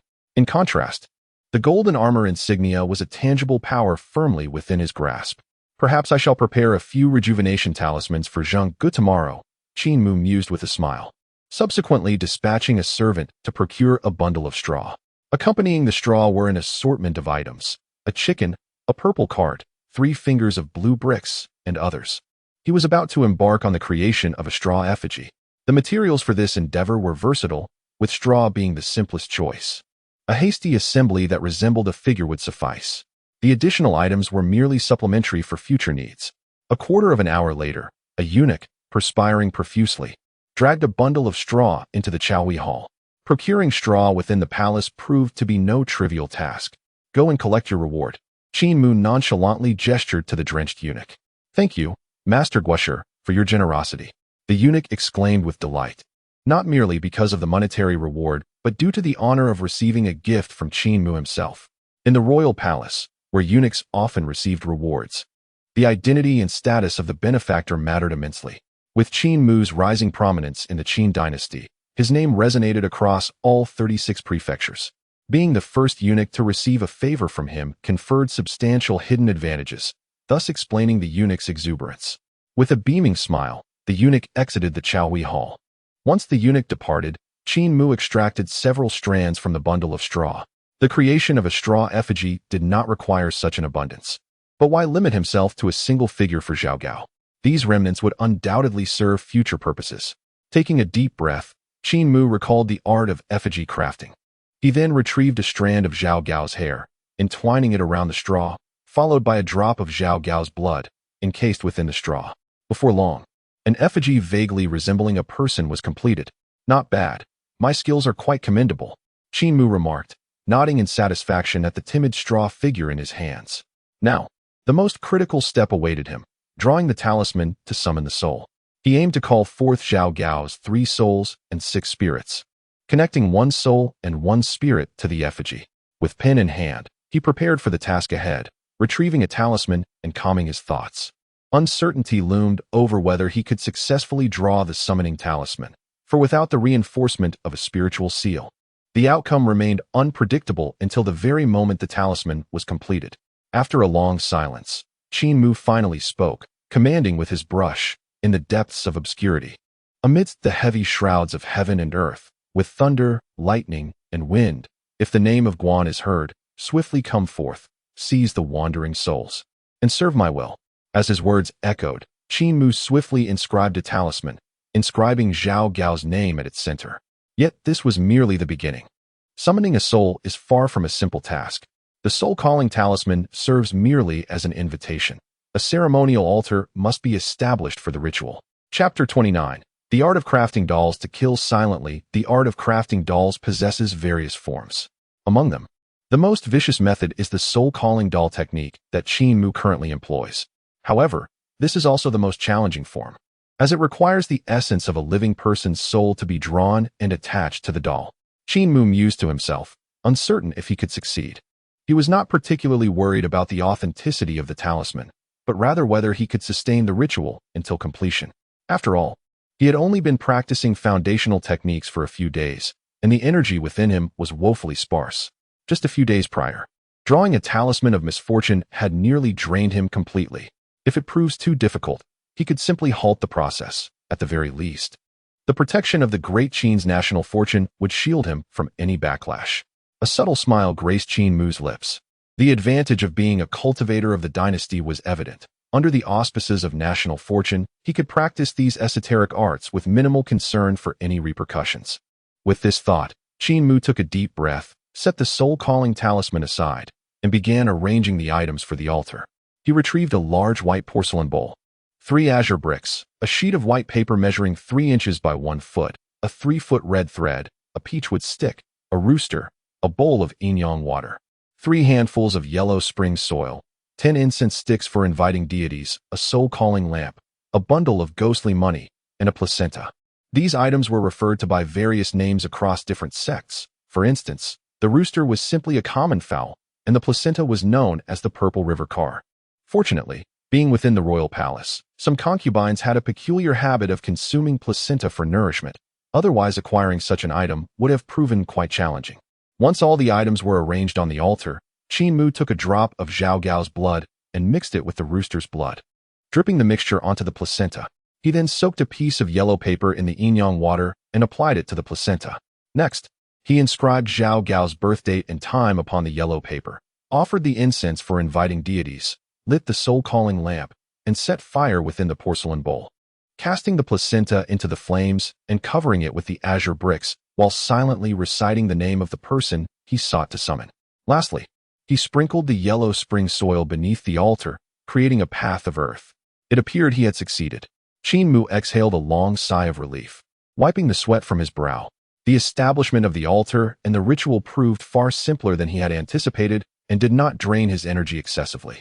Suddenly, the porcelain bowl trembled, pulling Qin Mu's attention back. Almost immediately, a line of footprints emerged from the yellow spring soil, leading up to the altar before vanishing without a trace. Witnessing this, a smile spread across Qin Mu's face. It worked. He reached for the straw doll on the table, nodding in satisfaction. The doll was now intimately connected to the essence of Zhao Gao's soul. Indeed, this soul binding is not merely about directly seizing Zhao Gao's essence, but rather linking it to a straw effigy. Thus, any harm inflicted upon this diminutive figure will be felt by Zhao Gao himself. The efficacy of such esoteric arts is truly remarkable. A faint smile graced Qin Mu's lips as he returned the effigy to the ritual altar. "Summon General Zhang Han to me," Qin Mu commanded, his voice resounding through the hall. He was eager to test this newfound capability. At once came the eunuch's response from outside the hall, swiftly departing to fetch the general. A quarter of an hour later, Zhang Han entered the Chaohui Hall. "Esteemed National Master." Zhang Han greeted with a slight bow, his eyes filled with curiosity as he surveyed the altar before him. "There is no need for excessive formality, General," Qin Mu replied with a smile. "Might I inquire as to the purpose of your summons?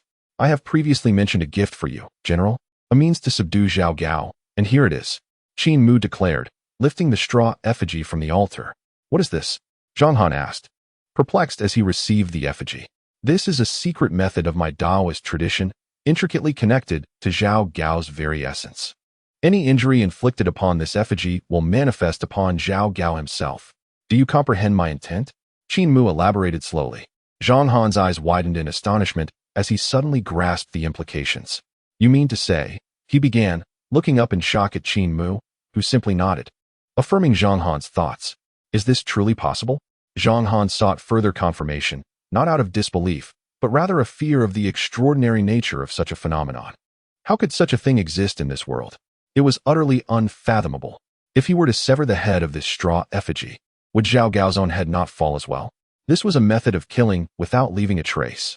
If he were to eliminate Zhao Gao using this effigy, who could possibly trace it back to him? Do not overthink it, General. While this object can inflict severe harm upon Zhao Gao, using it to kill him would come at a considerable cost. Qin Mu interjected, sensing Zhang Han's thoughts. It is feasible to torment Zhao Gao with this, yet to end his life would demand a heavy toll. After all, the effigy merely connects to Zhao Gao's essence. Should Zhang Han indeed sever the head of the effigy, Zhao Gao would perish, but it is highly probable that Zhang Han himself would be left in a state of near death. Such arcane arts possess a distinctive trait. Inflicting harm often incurs a minimal cost, one that many can bear. However, to take a life may require a price that ordinary individuals cannot withstand. Crucially, Qin Mu could not allow Zhang Han to eliminate Zhao Gao, for he was a valuable subject for experimentation. It would be a pity to lose him before further exploration of other esoteric techniques. "This will suffice." Zhang Han nodded in agreement, his heart brimming with delight as he held the straw effigy. This was indeed a remarkable tool. Henceforth, he could manipulate Zhao Gao as he pleased. Simultaneously, Zhang Han felt an even greater reverence for Qin Mu. This is truly insidious, lurking in the shadows. More treacherous than the practitioners of yin and yang, the sorcery of those practitioners pales in comparison to the methods of the national master. One cannot help but wonder how many of such nefarious individuals the national master possesses. Could it be that Zhang Han himself harbors one of these vile creatures?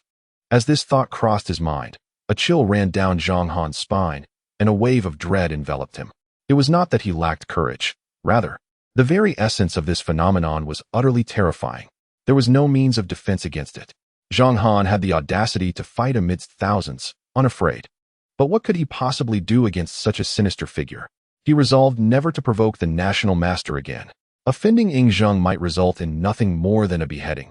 Yet to offend Qin Mu would spell endless torment in the days to come. Qin Mu observed the myriad expressions flitting across Zhang Han's face and instantly comprehended his thoughts. However, Qin Mu chose not to elaborate further. Sometimes, one must not seek to leave others with only amiable impressions. There are occasions when instilling fear can yield far better results. Chapter 30. The Yin and Yang sect takes the blame. Zhang Han clutched the straw effigy tightly, casting aside his tumultuous emotions. National Master, how exactly is this object utilized? He eagerly focused on the effigy belonging to Zhao Gao, impatient to experiment. This object is primarily pierced with silver needles. Qin Mu mused, placing a silver needle before Zhang Han. The reason for employing needles instead of blades is that needles can be reused indefinitely, tormenting the effigy day after day. Should one use a knife, it would soon be rendered unusable. However, with a needle, one could inflict torment for a lifetime. tightening with each jab. With a needle, Zhang Han, bewildered, accepted the silver needle and promptly thrust it into the effigy's chest. In Zhao Gao's residence, he was reveling in his bright future when suddenly, he felt an intense pain in his chest, collapsing to the ground. The agony was akin to a massive silver needle piercing through him, causing beads of cold sweat to pour from his brow. As a master of formidable strength, he could do nothing but writhe on the floor in torment. Meanwhile, in the Chaowei Hall, Qin Mu and Zhang Han exchanged wide-eyed glances, momentarily silenced. Shouldn't Zhao Gao be writhing in pain right about now? Zhang Han, holding the straw figure in his left hand, relentlessly jabbed the silver needle into its chest with his right, each thrust penetrating without mercy. He should be. Qin Mu nodded in agreement. At that moment, both were somewhat dazed, having forgotten that Zhao Gao was not present. They were uncertain whether Zhao Gao was even aware of the torment. Perhaps we shall test it again during tomorrow's court assembly, Qin Mu suggested, his gaze shifting. Upon hearing this, Zhang Han's eyes sparkled with excitement. That would be splendid. Just envision the delight of watching Zhao Gao writhe in agony before the entire court. In a euphoric mood, Zhang Han plunged the needle into the heart of the straw effigy twice more, each thrust penetrating deeply. Qin Mu's eyelids twitched at the sight. Meanwhile, within Zhao Gao's residence, his screams abruptly ceased. The once formidable master lay unconscious on the grand hall floor, oblivious to the world around him, overwhelmed by the pain. The servants in the estate suddenly panicked, as countless individuals rushed about, crying for help, seeking both renowned physicians and imperial doctors. In the Chaowei Hall, Zhang Han seemed to have had his fill. He put away the silver needles and ceased his ministrations on the little man. General, although this item is indeed remarkable, I must caution you that it possesses a certain ominous quality. Should it be misused, it may inadvertently harm others and jeopardize one's fortune. Qin Mu observed Zhang Han, offering a word of warning. He feared that Zhang Han might become overly engrossed and take things too far. Thank you for your sage advice, National Master. Zhang Han promptly replied with a respectful bow. Qin Mu nodded in acknowledgement, choosing not to elaborate further.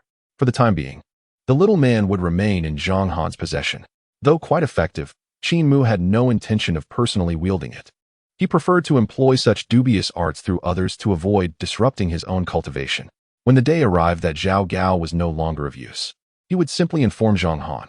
If there are no further matters, the shadow guards are quite occupied. I shall take my leave, National Master. With that, Zhang Han rose and bowed in farewell. As the thrill within him subsided, a sense of trepidation towards Qin Mu began to creep in. The general is indeed busy with affairs. Please proceed as you wish, Qin Mu replied with a smile. And Zhang Han breathed a sigh of relief as he bent to exit the Chaowei Hall. Once Zhang Han had departed, Qin Mu plucked a stray hair that had fallen from Zhang Han's head while seated. One must harbor no ill intentions toward others, yet remain vigilant against potential threats. In the heir's residence, Hu Hai, still confined to his sickbed, bolted upright upon hearing the report from a servant. What did you say? My teacher has suddenly fallen gravely ill and collapsed within the estate? The pallor of Hu Hai's face deepened to a crimson hue. Zhao Gao has fainted. What on earth is happening? I have not heard of Zhao Gao suffering from any affliction. How could this be possible? Has a physician been summoned? Hu Hai urgently inquired. At this moment, Zhao Gao could not afford to falter. If Zhao Gao were to encounter any misfortune, what would he do? The plan to usurp the throne could not proceed without Zhao Gao. Should he lose Zhao Gao, Hu Hai would find himself in grave peril. All previous schemes would dissolve into nothingness. Cursed be this timing. How could such calamities occur now? Hu Hai's visage was etched with frustration. Just as he was on the brink of a crucial moment, he had caught a cold, and now Zhao Gao had suddenly succumbed to a severe illness? Was this the will of heaven? Was fate conspiring against Hu Hai's grand ambitions? In response to the prince's inquiry, after examination by the physician, Lord Zhao is reported to be out of danger. The cause of his sudden ailment remains unclear. Moreover, once Lord Zhao regains consciousness, he exhibits no signs of lasting effects. A guard below reported, as long as he is unharmed, that is a relief. Hu Hai exhaled, finally finding solace in the news. He had been terrified at the thought of Zhao Gao falling gravely ill, for that would spell disaster. As for whether Zhao Gao would live or die in the future, that was of no concern to him. Once Hu Hai ascended to the throne, Zhao Gao's fate would be inconsequential. However, for the present, Zhao Gao must remain unharmed. Go, Ensure that all nourishing provisions in the estate are delivered to my teacher, who high commanded the guard. Furthermore, let all the esteemed physicians in your household be summoned to the residence of the master. Such an occurrence must never transpire again. The guards below acknowledged promptly and hurried to fulfill the task. At this moment, within the estate of Zhao Gao, a sense of treachery loomed. Who could be scheming against me? Zhao Gao sat upon his bed, his countenance exceedingly grim. He had done nothing wrong, merely sipping tea in the grand hall. Yet he suddenly felt a piercing pain in his chest, akin to a long needle penetrating his flesh. The agony was excruciating, as though an actual needle had pierced his heart. Almost immediately, a similar sensation surged within him again. Merely recalling that pain made Zhao Gao shudder involuntarily. He was unwilling to endure such torment a second time. The yin-yang school? Zhao Gao furrowed his brow in contemplation, pondering who would dare to conspire against him. He refused to believe that this was merely a malady. After all, he was a master practitioner, his physical form and true essence honed to perfection, impervious to any affliction. Moreover, he had never heard of any illness manifesting in such a manner. Clearly, someone was plotting against him, but who could possibly outmaneuver Zhao Gao, a mere master? Unless it was the elusive and insidious sorcery of the yin-yang school. But why would the yin-yang school target me? Zhao Gao knitted his brows, momentarily at a loss regarding their intentions. Such bizarre tactics could only be attributed to the yin-yang school. No other faction possessed the capability. Furthermore, the pain in his heart bore a striking resemblance to the rumored heart-eating curse of the yin-yang practitioners. Could it be that they sought to coerce Zhao Gao into preserving their positions as national masters? Zhao Gao's mind conjured up a narrative regarding their motives. No, that doesn't add up. He soon shook his head. While it made some sense, it was unnecessary. If the yin-yang school truly wished to safeguard their two national masters, they would not resort to actions against Zhao Gao. Could it be that he was genuinely afflicted by a malady? Zhao Gao gazed at his hands, growing increasingly concerned about his health. He had yet to reach the pinnacle of power. He could not afford to perish. Chapter 31. Zhao Gao, National Master. Save me. Zhao Gao found himself engulfed in profound self-doubt. He did not wish to die. If he were merely being conspired against, that would be manageable. But if it were indeed an illness, he would be utterly helpless. In that moment, Zhao Gao seemed to resonate with the sentiments of Zhenggu. He had to survive. No, I cannot succumb to death. Ah, the National Master. Zhao Gao suddenly thought of Qin Mu, and his eyes sparkled with renewed hope. Tomorrow, when he enters the palace, he shall inquire, and this affliction ought to be resolved effortlessly. A smile crept upon Zhao Gao's lips at that thought. Qin Mu had managed to cure many of the first emperor's ailments, even extending his lifespan. Thus, treating his own condition should pose no challenge. Zhao Gao felt a wave of calm wash over him, and he promptly instructed his servants to bring forth all manner of nourishing provisions. From this day forth, Zhao Gao would embark on a journey of self-care. The following day, within the Hall of Morning Radiance, Ying Zheng arrived punctually, joining Qin Mu in practicing the Tai Foundation establishment technique. Upon completing a set of movements, Ying Zheng was drenched in perspiration. Master, I feel that compared to yesterday, this boxing stance seems less daunting. Ying Zheng reclined in his chair, addressing Qin Mu. Just the day prior, he could hardly endure merely assuming the stance, yet today, he managed to persevere alongside Qin Mu in completing the session. The path of cultivation is one of gradual progress. For those who have just embarked on this journey, each day brings new advancements. Although one cannot ascend to great heights in a single leap, one can certainly achieve remarkable transformations over time. Qin Mu casually responded, I wonder when I shall reach the realm you have attained, esteemed teacher. Ying Zheng sighed softly, then drew forth a rejuvenation talisman and affixed it to his person. This item is truly effective. As the talisman adhered to his skin, the fatigue within him dissipated instantaneously. Your Majesty, this is for today? Qin Mu observed the scene with a smile, then retrieved a small box from the table, containing 50 rejuvenation talismans he had hastily crafted the previous night. Excellent, excellent. Ying Zheng, understanding the contents of the box, accepted it with a beaming smile and tucked it into his sleeve. Your Majesty, I wish to accompany you to court today. Qin Mu stated. There shall be a splendid performance during the morning assembly. The National Master is attending court? Ying Zheng inquired, astonished by Qin Mu's sudden willingness to join, having previously extended numerous invitations to no avail. Do you harbor any doubts, Your Majesty? Qin Mu asked. Not at all. I am indeed pleased that the National Master wishes to accompany me. Ing Zheng promptly replied. Very well. Qin Mu responded with a smile, choosing not to elaborate further.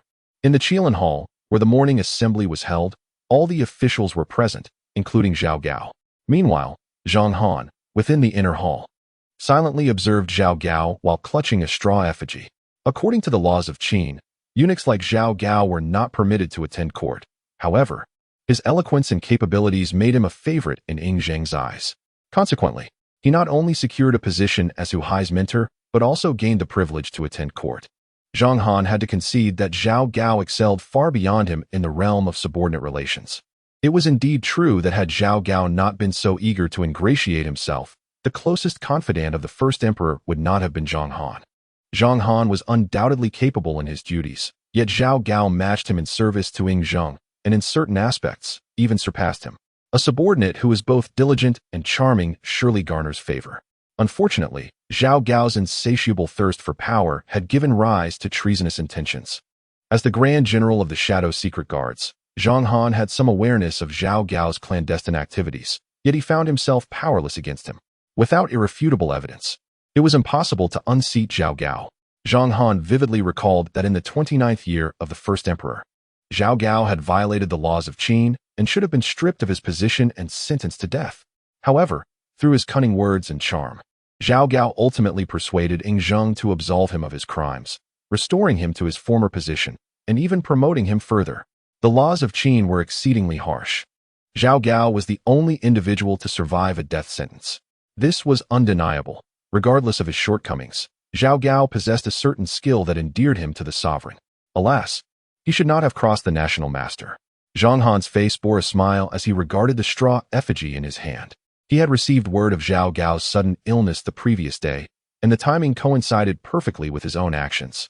The scarecrow, indeed, as the national advisor had asserted. Just as Zhang Han pondered this, Ing Zheng and Qin Mu ascended the court together. The officials promptly fell silent and, in unison, bowed, exclaiming, "Long live your majesty." No need for courtesy. Ing Zheng waved his hand, signaling the ministers to rise. Meanwhile, Qin Mu took his place upon a silver chair to the left of the dragon throne.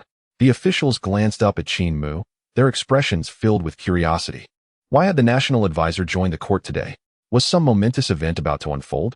Qin Mu paid little heed to the gazes of the officials, his eyes occasionally darting toward Zhao Gao.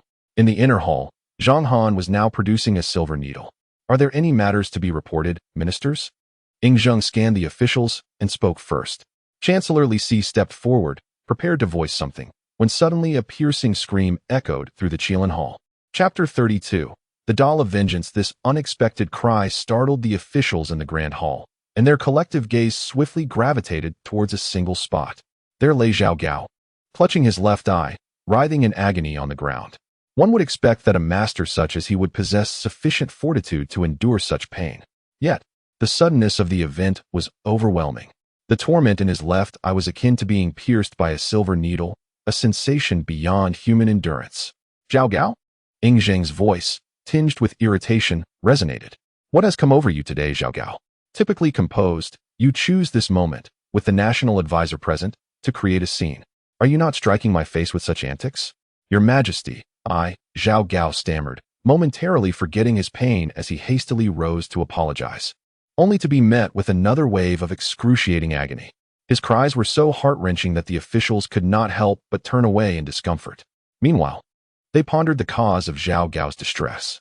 Rumors had circulated that he had fallen gravely ill the previous day, collapsing within his residence. Could it be true? Had the illness now manifested? As the officials mused, some even betrayed smiles. Over the years, Zhao Gao had made many enemies, yet, bolstered by his status as Hu Hai's mentor and Ing Zheng's favored confidant, none dared to voice their grievances. The sensation of pain coursed through him in real time, consistent with the accounts, yet his body bore no visible wounds. Only the torment remained. Qin Mu observed Zhao Gao calmly, contemplating. He recalled that some of these dolls could transfer both pain and scars to the body. He resolved to explore this phenomenon further in due time.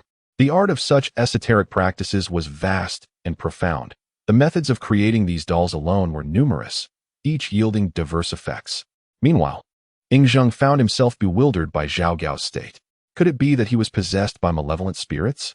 Had this thought crossed his mind before, he would have dismissed it outright.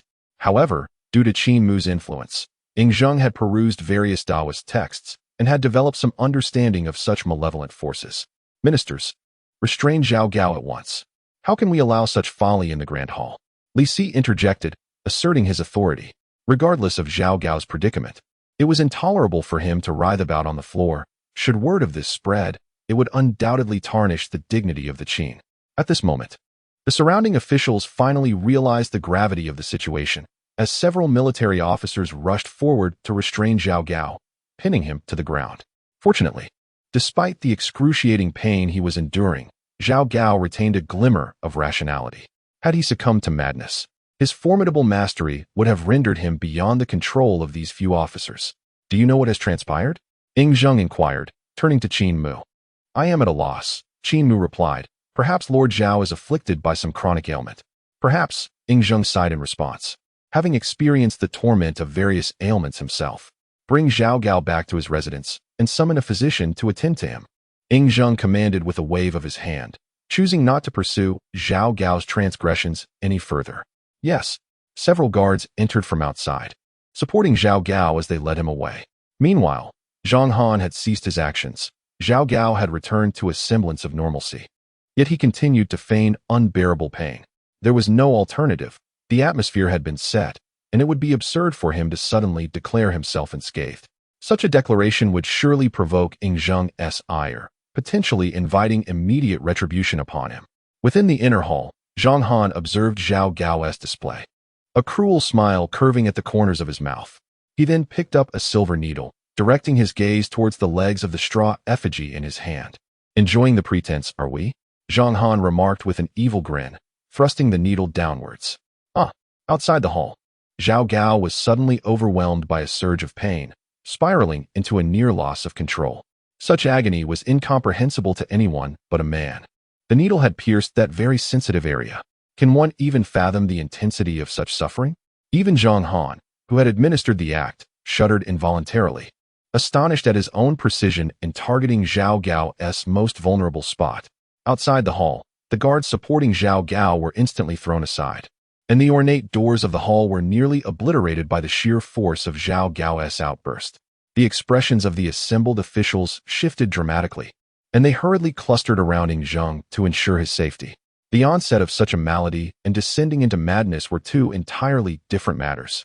Even if Zhao Gao did not intend for this to occur, his actions had breached the threshold of tolerance among the officials, endangering Zheng's well-being.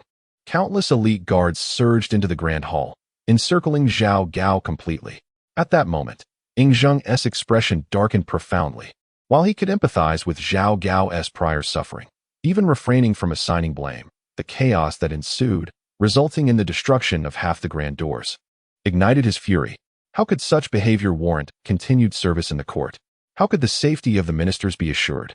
Should Zheng live in constant trepidation, fearing that Zhao Gao's affliction might spiral into madness at any moment? Meanwhile, in the inner chamber, Zhang Han put the straw figure aside and muttered to himself. It seems Zhao Gao has never been subjected to the silkworm chamber. The eunuchs of the Qin Dynasty do not wish for future dynasties to undergo the same fate of castration. Only those eunuchs who serve the concubines are required to enter the silkworm chamber for the procedure. Clearly, Zhao Gao's faculties remain intact. Chapter 33. The Wrath of Zheng. No longer forgiving at this moment, within the outer hall, Zheng spoke solemnly, issuing an edict, summoned the minister of the central chariot to return to his residence. Due to his persistent ailments, he is unfit to fulfill his duties. Thus, I hereby relieve him of his position, and he shall no longer serve as the mentor to the 18th prince. Considering his condition, I shall not pursue the death penalty, but he must endure 50 strokes of the cane upon recovery. After all, Zhao Gao had served him for decades, and Zheng chose not to execute him. Had it been another man who had lost his composure in this grand hall, regardless of their state of mind, they would have certainly faced execution. Your Majesty, forgive me. I did not intend any offense. Zhao Gao, now regaining his senses, fell to his knees. The 50 strokes were of little concern. As a master, he could endure that easily. However, the stripping of his official title and the removal of his role as Huai's tutor was something Zhao Gao could not accept. Deprived of these two identities, he would be reduced to a mere dog. one that could be bullied by anyone. The fruits of his decades of labor crumbled in an instant. The power he had amassed through years of service to Zheng evaporated before his very eyes, and at such a critical moment. He and Hu Hai had meticulously plotted a coup, only to find himself reduced to a mere dog once again. In that moment, Zhao Gao was utterly panicked. In light of your service to me over the years, I have spared your life. What more do you desire? How else would you have me forgive you? Over the years, how many times have I pardoned you? Zheng, rising from his dragon throne, pointed at Zhao Gao and berated him. I. Zhao Gao's expression wavered, unable to utter a coherent sentence. His usual eloquence failed him in this moment of despair. Drag him away. Zheng, unwilling to indulge further in conversation, waved his sleeve in anger.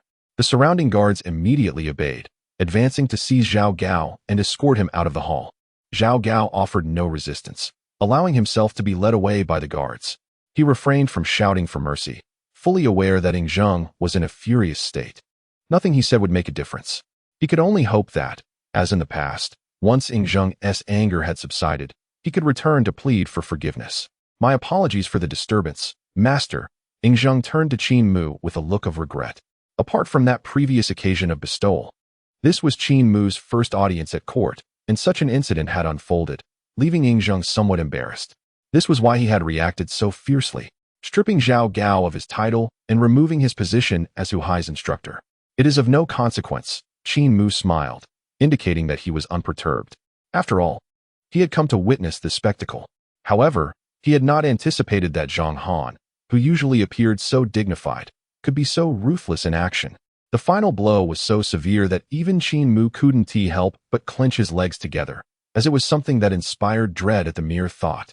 Alas, I have been so focused on prolonging my life over the past 2 years that I have neglected proper governance of the court officials, causing alarm to the master. Zheng continued, his tone still laced with regret. He did not wish for this incident to tarnish Qin Mu's impression of the Qin Empire. The officials of the Qin Dynasty are not all like Zhao Gao. Your Majesty need not be so concerned. Qin Mu chuckled and shook his head. Having finished the performance, he prepared to return for his next experiment.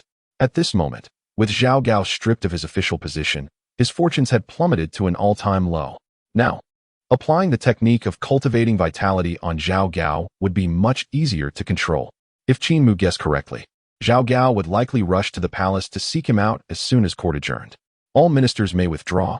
Zheng glanced at the officials below and gestured dismissively.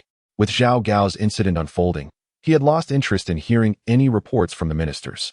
Having spoken, Zheng rose and departed, accompanied by Qin Mu. Chapter 34. The Tool. Zhang Han. The officials exchanged glances, refraining from further discussion, and left the Qilin Hall in small groups. If this incident had happened to anyone else, there would be no chance for redemption. Yet, when it came to Zhao Gao, the outcome was uncertain. After all, although most officials harbored disdain for Zhao Gao, he had previously survived a death sentence and returned to his former position unscathed. Therefore, until the final result was revealed, the officials would refrain from discussing the matter.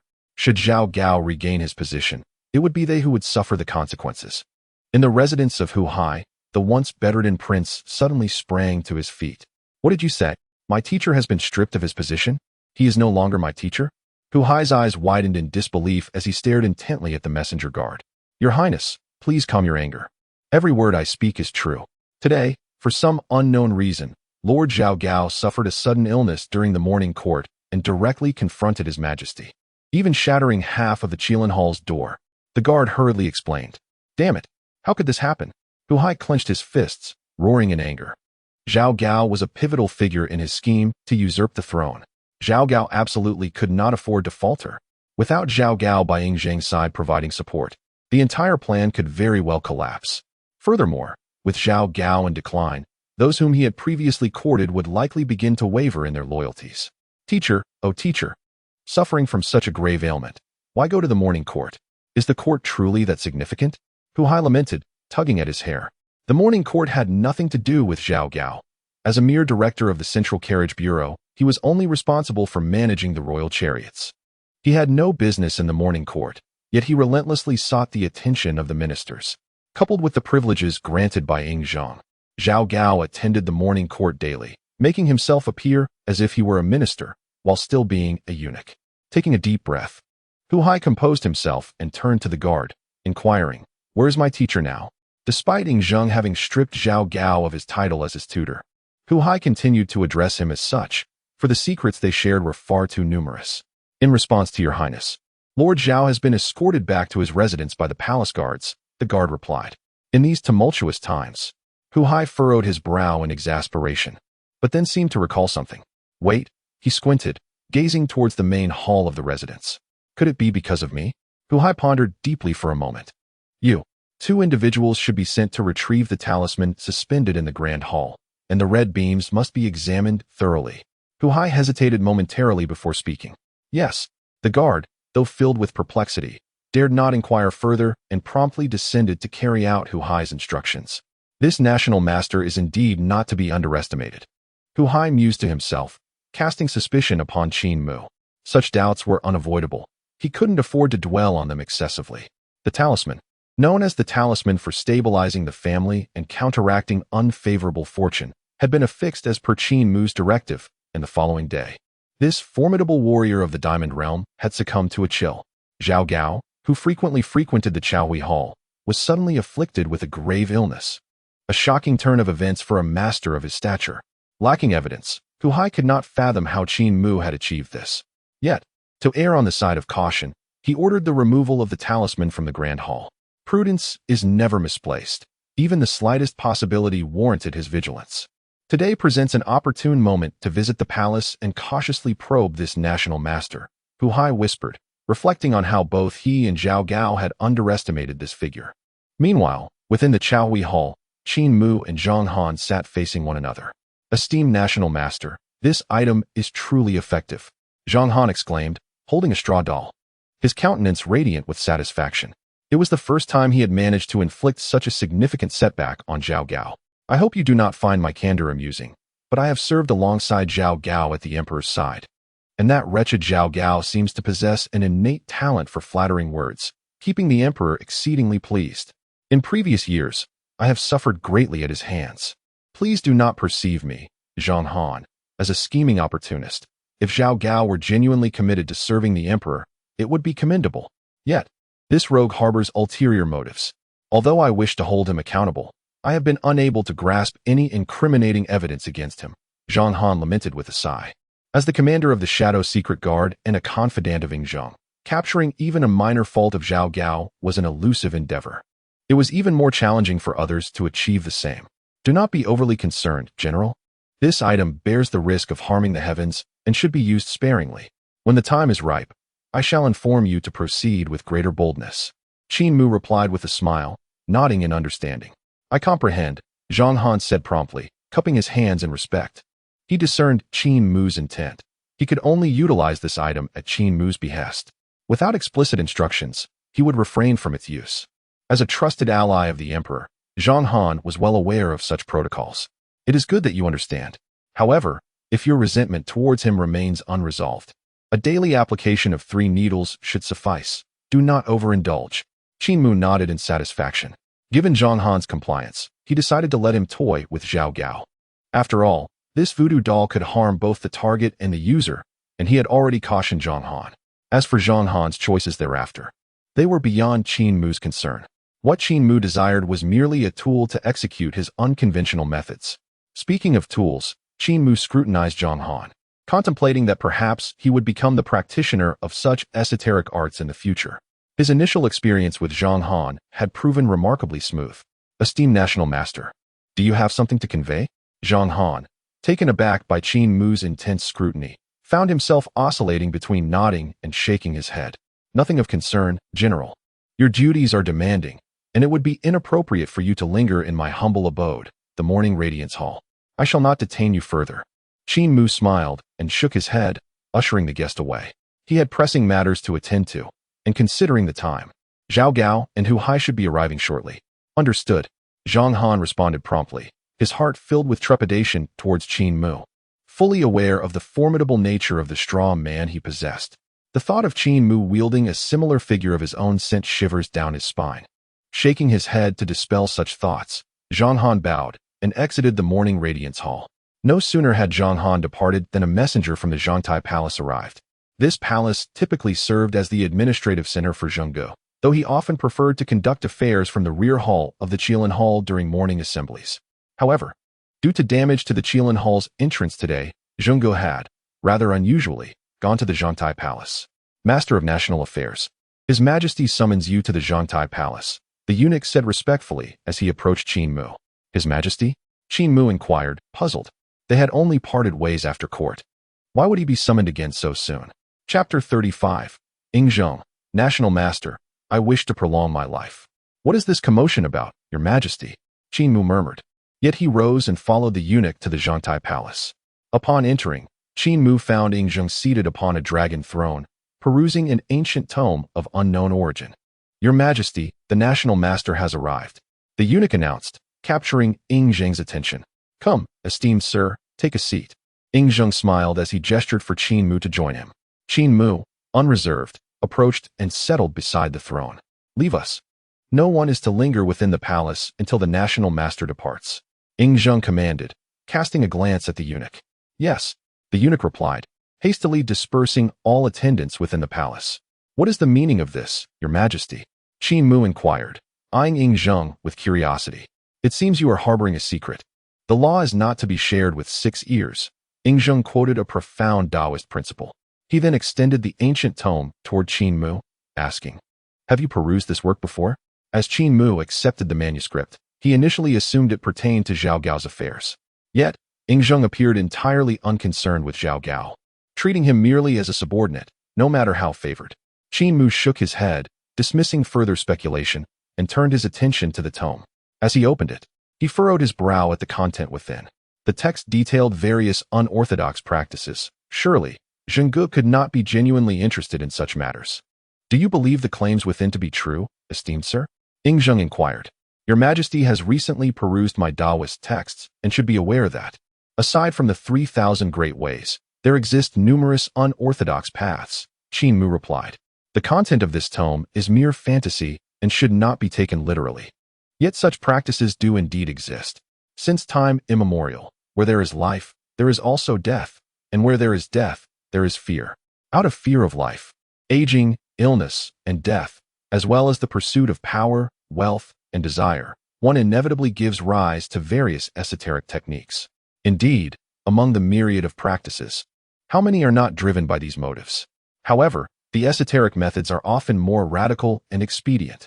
Qin Mu spoke, expressing his opinion that the ancient texts describing these esoteric techniques were essentially nonsense, at least in his view.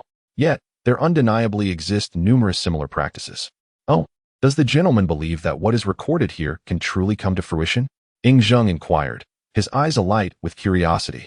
His interest was not born of a fascination with dark arts, but rather stemmed from recognizing a characteristic of these esoteric methods: simplicity, ease, and swiftness. What does Your Majesty imply? Qin Mu asked, his brow slightly furrowing. It was alarming for a ruler to become enamored with esoteric practices. I understand that haste makes waste. Yet I do not possess the luxury of time. Ingzheng asserted. Grant me a decade of longevity, 12 years, to accomplish all that I desire. 12 years seemed all too brief for the ambitions he harbored. Thus, Ingzheng turned his attention to these esoteric methods. From the Daoist texts, he discerned that while these practices were often scorned by the righteous, their limitations were notably low. However, one aspect resonated deeply with Ingzheng's aspirations and current predicament: efficiency. None of the esoteric techniques adhered to a gradual progression. Most promised an immediate ascent. To some extent, these methods could be likened to the notion of attaining enlightenment at dawn and perishing by night. Yet, Ingzheng was captivated by their efficiency. 12 years, while seemingly sufficient, were inadequate for the grand designs that occupied his mind. The only solution he could envisage lay in these esoteric practices. Your Majesty, Qin Mu said, his brow knitted in concern, I am now bound to the fate of the Qin. We cannot afford to let you recklessly engage in such pursuits. Are these esoteric methods truly suitable for the likes of you? He recalled how even the simplest tasks required assistance, as evidenced by the need to enlist Zhang Han for minor rituals. A misstep could lead to dire consequences, should Ingzheng plunge into these practices. What would become of the Qin? Please, I implore you, Ingzheng exclaimed, sensing Qin Mu's hesitation, his heart filled with hope. He disregarded any semblance of imperial dignity and stood to bow, pleading earnestly. "Your Majesty, there is no need for such formality." Qin Mu quickly intervened, supporting the emperor. This gesture could not be accepted lightly. As a practitioner of the dynasty, receiving a bow from the sovereign without immense fortune and merit would surely diminish his lifespan. If he did not intervene, that single bow could cost him at least 10 years of luck. "Please, teach me," Ing Zheng urged, lowering his head in supplication. "Your Majesty, let us sit and discuss this," Qin Mu replied, his face a mask of resignation. What was this all about?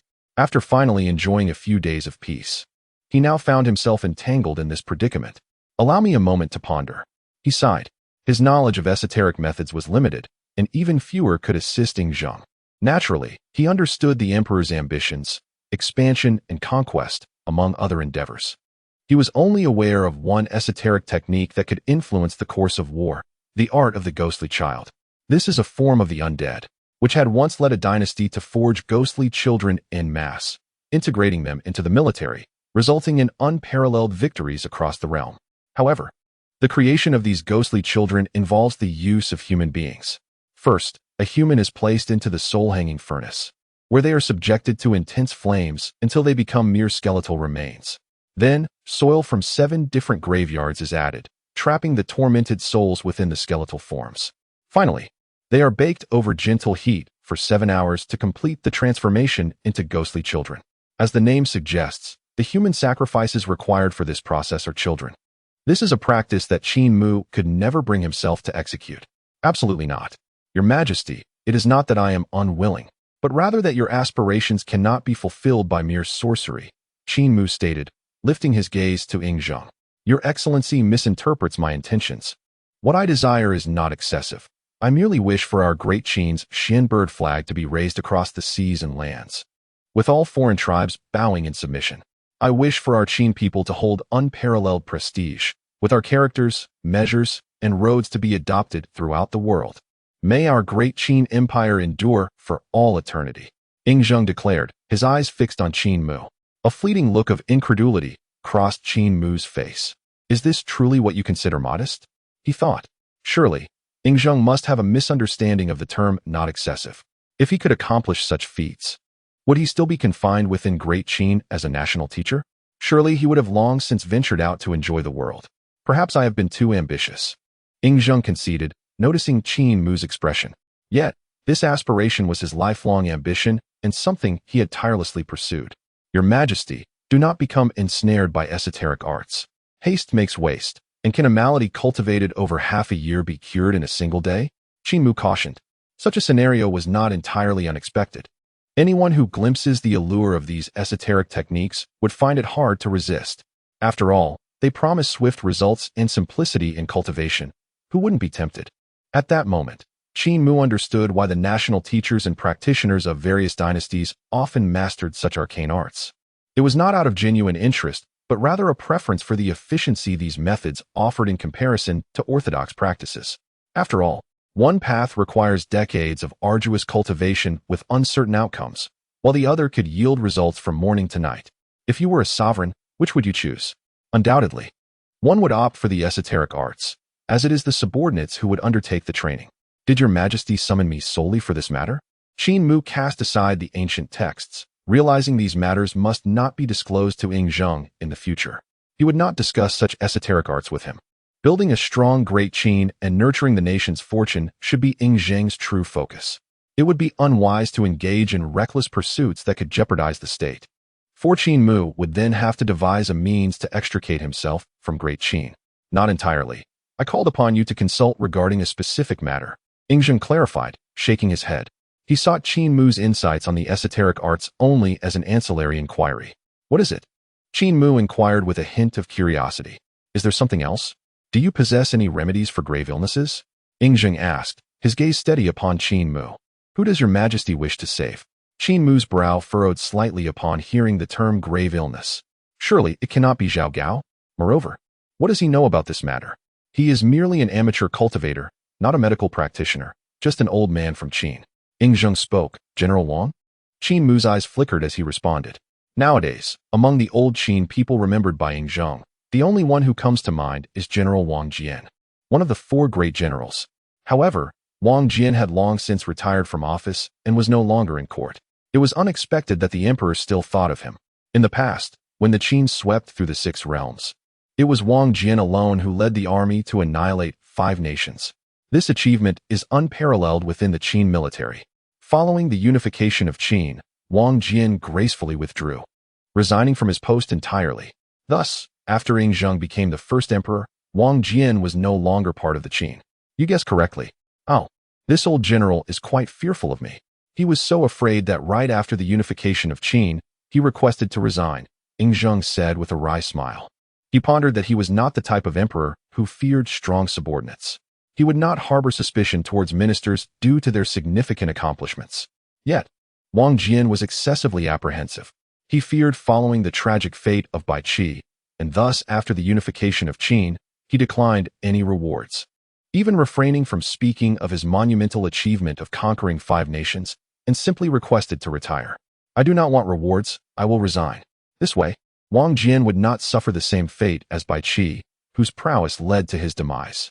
Is General Wang nearing his end? Qin Mu inquired. Though he hailed from a later time, he truly did not know when Wang Jian had passed. After his graceful withdrawal from office, Wang Jian had maintained an exceptionally low profile. So low, in fact, that even his death was not recorded in historical texts. Once Wang Jian retired, it was indeed for a lifetime. There would be no more General Wang Jian in the Qin. The old men of Qin had nearly all departed. He, too, was afflicted by a terminal illness, often in a state of unawareness. If possible, I wish for him to live a few more years. In recent years, Wang Jian had lived quite comfortably, enjoying his twilight years in his residence without any worries. At times, I even envied him. Yet alas, every life must come to an end, Yingzheng lamented.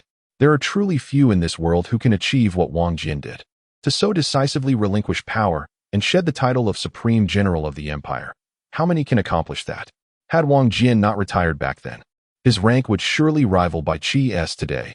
With his accomplishments, he might have been conferred the title of Marquis. Your Majesty, I am merely a cultivator.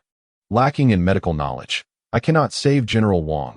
Qin Mu shook his head, questioning what he could do. No matter, I understand. I merely wish for you to take a look. Yingzheng waved his hand.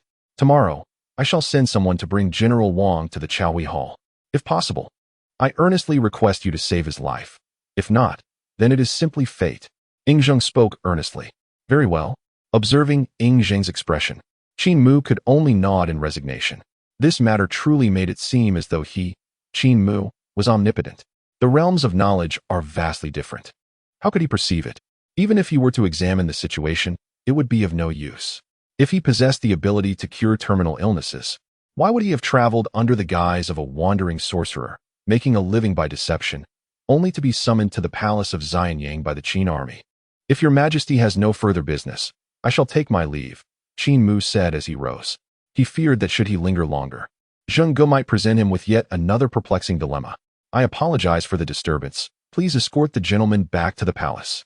Yingzheng hastily rose and summoned his dragon chariot with a wave of his hand. The dragon chariot, in simpler terms, refers to a palanquin or carriage, and within the palace, it naturally denotes a palanquin. Your Majesty, it is unnecessary, Qin Mu replied, shaking his head. The distance from the Qilin Hall to the Chaohui Hall is not far. Please, do not hesitate to take a seat.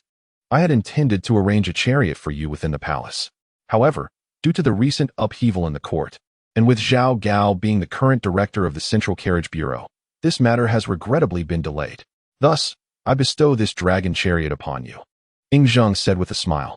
With no choice but to comply, Qin Mu exited the Qilin Hall and climbed into the dragon chariot, which was carried back to the Chaohui Hall by a group of eunuchs.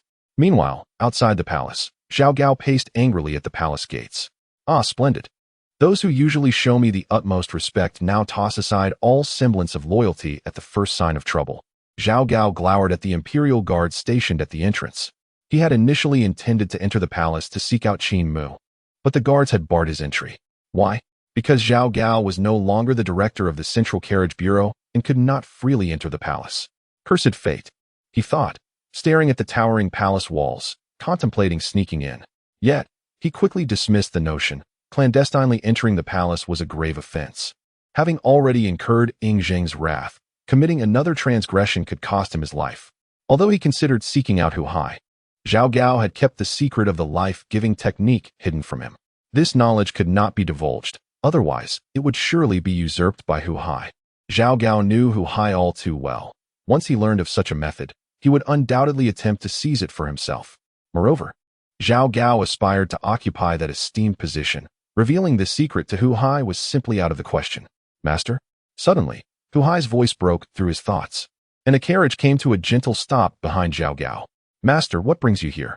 Hu Hai inquired, puzzled by Zhao Gao's presence at the palace gates. Your Highness. Zhao Gao's heart sank slightly at Hu Hai's arrival. It seemed today was not the day to broach that subject. Taking a deep breath, he concealed all his thoughts and replied, Why do you address me as master? I, Zhao Gao, am merely a lowly eunuch now, unable to even enter the palace. How could I be your master? Furthermore, His Majesty has decreed that you are no longer my pupil. There is no need for such formalities, master, Hu Hai quickly interjected. Although Zhao Gao had been stripped of his official title, Hu Hai was well aware that Zhao Gao still wielded considerable power. For instance, the web of assassins remained firmly under his command, despite not being the director of the Central Carriage Bureau any longer. The majority of the web members would still heed Zhao Gao's commands. Among them were the 6 sword slaves, whom Zhao Gao had meticulously trained as his loyal enforcers, devoted to him rather than to the Qin Dynasty itself. Teacher, father is merely angry at the moment. Surely in a few days he will restore your position. Why must you feel this way?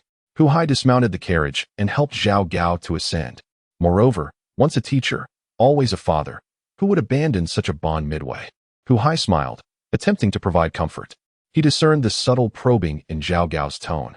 His words were simply a means to gauge how Hu Hai would respond to a teacher who had fallen from grace. It would be prudent for your highness to refrain from voicing such sentiments in front of His Majesty, Zhao Gao replied with a chuckle. Although he held little regard for Hu Hai, he found his demeanor somewhat satisfactory. What brings the teacher to the palace? Hu Hai redirected the conversation. Zhao Gao, having lost his position, should have sought him out for counsel instead of arriving at the palace so hastily. Ying Zheng was currently in a foul mood. As long as Zhao Gao possessed any sense, he would not seek an audience now. Clearly, Zhao Gao was not there to petition Ying Zheng to meet with the national master. Zhao Gao glanced at Hu Hai, revealing no intention to conceal the truth. This matter could hardly be hidden. He only wished to obscure the specifics of his cultivation techniques. Does the teacher not sense an issue? Hu Hai's eyes flickered with intrigue. Excuse me? Zhao Gao was momentarily taken aback. What issue? There is no issue. I still need to seek assistance from Qin Mu regarding the gathering of fortune. Teacher, do you not think we have encountered an unusual string of misfortunes lately? Ever since you retrieved that talisman from Chaohui Hall, I have fallen ill with a chill. Hu Hai remarked. Though I am not a martial arts prodigy, I am a practitioner of the diamond realm. How could I have been afflicted by such a strange illness? He gazed intently at Zhao Gao.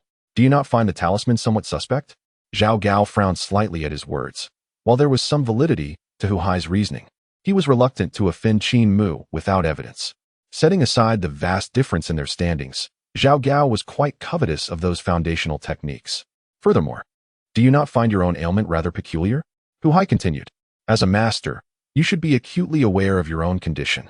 Zhao Gao fell silent. Indeed, his mastery afforded him a level of bodily awareness far beyond that of ordinary individuals. If there were a persistent ailment, he would have detected it long ago, rather than being left in such confusion. Regardless of the circumstances, this national master was not as simple as we assume. Hu Hai's gaze shifted towards the palace gates, a flicker of apprehension crossing his eyes. It was the perfect opportunity to enter the palace and ascertain whether this national master was foe or friend. Hu Hai turned to Zhao Gao, expressing his doubts, yet he was merely skeptical. Perhaps it was all merely coincidence. Zhao Gao remained reticent, which only heightened Hu Hai's anxiety. Does the teacher not believe? If the national master wished us harm, he would not take such measures. Zhao Gao cast a sidelong glance at Hu Hai. Teacher, Hu Hai called out. How can you not believe? This all seems too coincidental. Have you not questioned it at all? Enough. There is no way the national master would harm us. Zhao Gao waved his hand, signaling Hu Hai to cease further discussion. He was still awaiting Qin Mu to consolidate his fortunes and soar to new heights. How could Hu Hai be so oblivious? To possess a sense of vigilance is commendable, yet one must not perceive threats in every shadow. If Qin Mu indeed possessed such capabilities, why engage in clandestine maneuvers? Moreover, if he truly intended to act against Zhao Gao, What purpose did his earlier courtesy serve, especially when he even conferred upon Zhao Gao the gathering of fortune? This reasoning is perplexing. It is best not to overthink. Everything is merely coincidental. Hu Hai let out a resigned sigh and chose to abandon the matter. He simply could not comprehend why Zhao Gao placed such unwavering trust in Qin Mu. The carriage gradually approached the royal palace, arriving at the inner city gates. The two disembarked and proceeded towards the Chaohui Hall. Within the hall, Qin Mu stood before a sand table depicting the topographical map of the vicinity around Xianying. Reportedly crafted by the skilled Gongshu family using formidable mechanical techniques. It flawlessly replicated the terrain surrounding Xianying. This estate by the Weishui River is indeed a prime location for geomancy, Qin Mu mused to himself. Although it lacked the precision of an on-site survey, it was entirely unnecessary to be so meticulous in presenting Zhao Gao with a burial site. My lord, the 18th prince seeks an audience. At that moment, a palace maid approached Qin Mu. Very well, let him in. Qin Mu nodded, not taken aback. The maid acquiesced and departed. Shortly thereafter, Hu Hai and Zhao Gao were ushered in by the maid. National Master.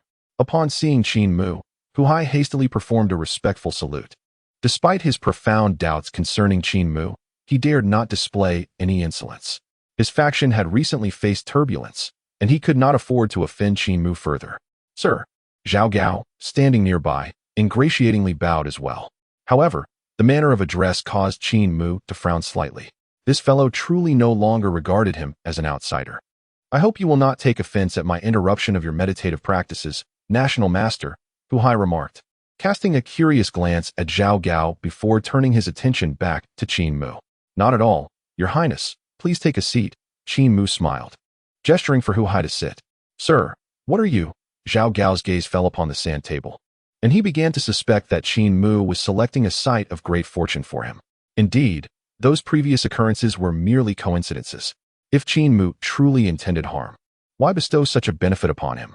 Qin Mu smiled at Zhao Gao, an unspoken understanding passing between them. This smile ignited a sense of exhilaration within Zhao Gao. The shared smiles of the two left Hu Hai enveloped in confusion. Could it be that the National Master harbored some significant secret with his mentor? Was that the reason for his teacher's profound trust in Qin Mu? Yet, this did little to quell the doubts festering within Hu Hai's mind. In contemplation, Hu Hai resolved to probe further. National Master, the talisman you bestowed upon me last time has been hung in the main hall of my residence. However, ever since it was displayed, I have inexplicably felt a chill, which seems rather unnatural. Moreover, several esteemed physicians have diagnosed me, yet none have been able to cure this ailment. Might the National Master possess a remedy for my condition? Upon uttering these words, Hu Hai fixated his gaze on Qin Mu, eager to observe his reaction. Chapter 38. Qin Mu. Come, let me draw a talisman for you. Fear not. While I am not a physician, such minor ailments are easily remedied. Qin Mu chuckled, then summoned a eunuch to present ink, brushes, and yellow paper. Witnessing this scene, Hu Hai's pupils contracted. Was he truly going to draw a talisman? Would the National Master not directly eliminate him? At this moment, Hu Hai harbored a certain trepidation towards the talisman. Your Highness, since the gentleman has spoken, this minor ailment of cold will surely pose no concern. Zhao Gao interjected, having discerned Hu Hai's inner apprehensions. After a moment of hesitation, Hu Hai replied, in that case, I must trouble the esteemed National Master. With Zhao Gao having said so, what else could he do? However, Qin Mu paid no heed to the two, taking up his brush to inscribe the incantation, Sheng, Nyat, Tili Sai.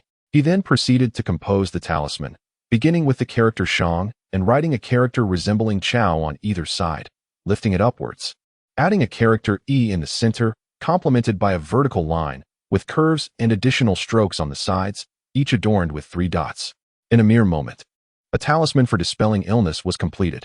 The effort expended in crafting this talisman seemed far less taxing than the last. Or perhaps it was a sign of my growing strength. Qin Mu mused as he examined the talisman in his hand.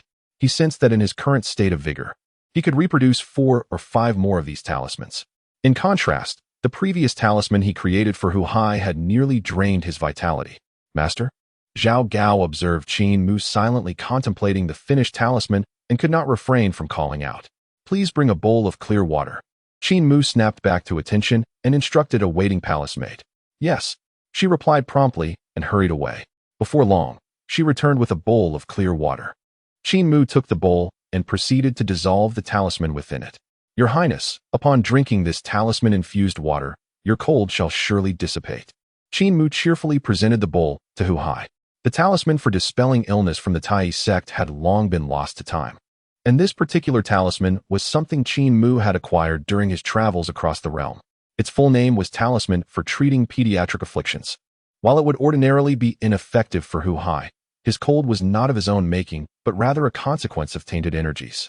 All talismans designed to dispel illness have the ability to cleanse impurities, thus making this talisman beneficial for Hu Hai. As long as the foul energy within Hu Hai was expelled, the cold would surely subside. As Hu Hai gazed at the talisman-infused water presented by Qin Mu, he swallowed hard, hesitant to accept it. Esteemed National Master, this is the talisman water for dispelling illness. It is indeed effective. Qin Mu placed the bowl before Hu Hai. Faced with the bowl, Hu Hai realized this was a matter of trust. Whether he could trust Qin Mu hinged on his willingness to drink it.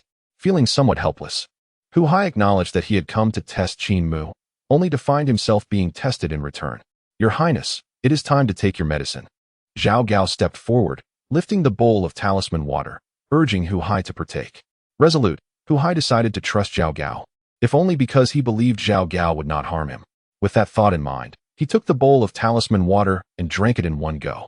As the water coursed through his body, Hu Hai felt a sudden warmth spread throughout him. The comforting sensation was almost intoxicating. In but a brief moment, his previously pallid lips regained their color, and his vitality surged forth. Esteemed National Master, Hu Hai exclaimed, looking at Qin Mu in astonishment. He was healed. Just that single bowl of talisman water had instantly alleviated his peculiar cold. Was the National Master truly intent on harming Hu Hai? If so, why did the talisman at the estate fail to manifest its power, even resulting in his catching a chill? Could it be that the National Master is practicing the ways of the Yin-Yang school? Hu Hai's eyes flickered, as if he grasped the reason behind it. Within the Yin-Yang school, there are two National Masters, one of whom is the Cloud Sovereign. When the Yin-Yang school first joined the Qin, it was not as esteemed as it is today. Take Su Fu, the Cloud Sovereign, for instance. He was merely an elder of the Yin-Yang school back then. However, 7 years ago, when Yingzheng suddenly fell ill with excruciating headaches, it was Su Fu who intervened and cured him. Consequently, Su Fu was bestowed the title of Cloud Sovereign of Qin. Yet, Hu Hai was acutely aware that Yingzheng's ailment was intricately linked to the Yin-Yang school. It could even be stated that it was orchestrated by them. First, they induced Yingzheng's headaches, leaving the palace physicians helpless. And then the Yin-Yang school emerged to resolve the issue, thereby gaining Yingzheng's favor. Such methods often secured the promotions of these two national masters of the Yin-Yang school. Now, this national master first presented a talisman to Hu Hai, leading him to contract a chill, and subsequently offered assistance, prompting Hu Hai to feel gratitude. Indeed, it must be so. Why do these practitioners indulge in such schemes? As expected, my master must have anticipated this, for the national master bears no enmity towards us. His intent is merely to elevate his standing in our eyes. Hu Hai felt a sense of relief. This was fortuitous news for them. Qin Mu's actions indicated at least one thing. They had successfully won him over. The abilities of their master were truly as rumored. Might you be able to diagnose me? Zhao Gao inquired with a smile. He too desired a taste of that talisman water. Qin Mu glanced at Zhao Gao and shook his head. Alas, I cannot save you. Zhao Gao's smile instantly faltered. What do you mean? Cannot save me? Is it possible that I am afflicted with a terminal illness? Fear flickered in Zhao Gao's eyes. A terror of life and death. Please, save me.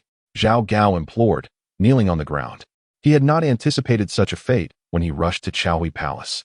Driven by the allure of that life-giving technique, he had not contemplated the possibility of death. Now, Zhao Gao had abandoned thoughts of gathering fortune or usurping the throne. He simply wished to survive. National Master, my teacher. Hu Hai's heart, which had momentarily relaxed, now tightened once more. Wasn't Zhao Gao's ailment the handiwork of the National Master? Zhao Gao could not perish. All their plans hinged upon Zhao Gao's arrangements. If he were to die, their entire scheme would collapse, plunging Hu Hai into chaos. I am but a humble practitioner, having never studied medicine. This ailment is beyond my remedy, Qin Mu replied. Shaking his head, Zhao Gao's gaze grew vacant. Was there truly no hope for him? However, although this method cannot alleviate your suffering, it can preserve your life.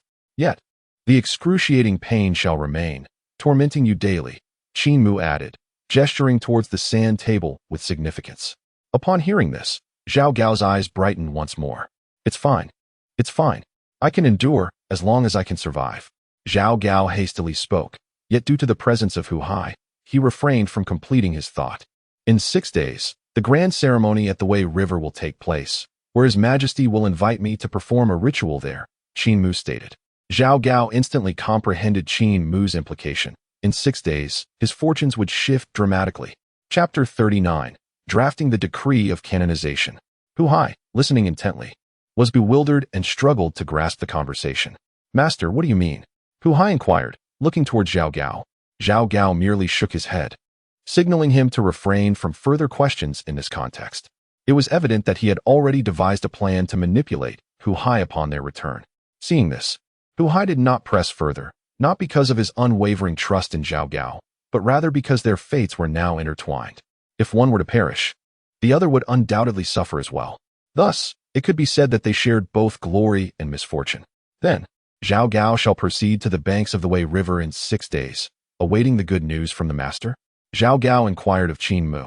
Previously, he might have accompanied him, but now, having lost his official position, he was unable even to leave the palace, let alone accompany Ying Zheng to the Grand Hall at Wei River.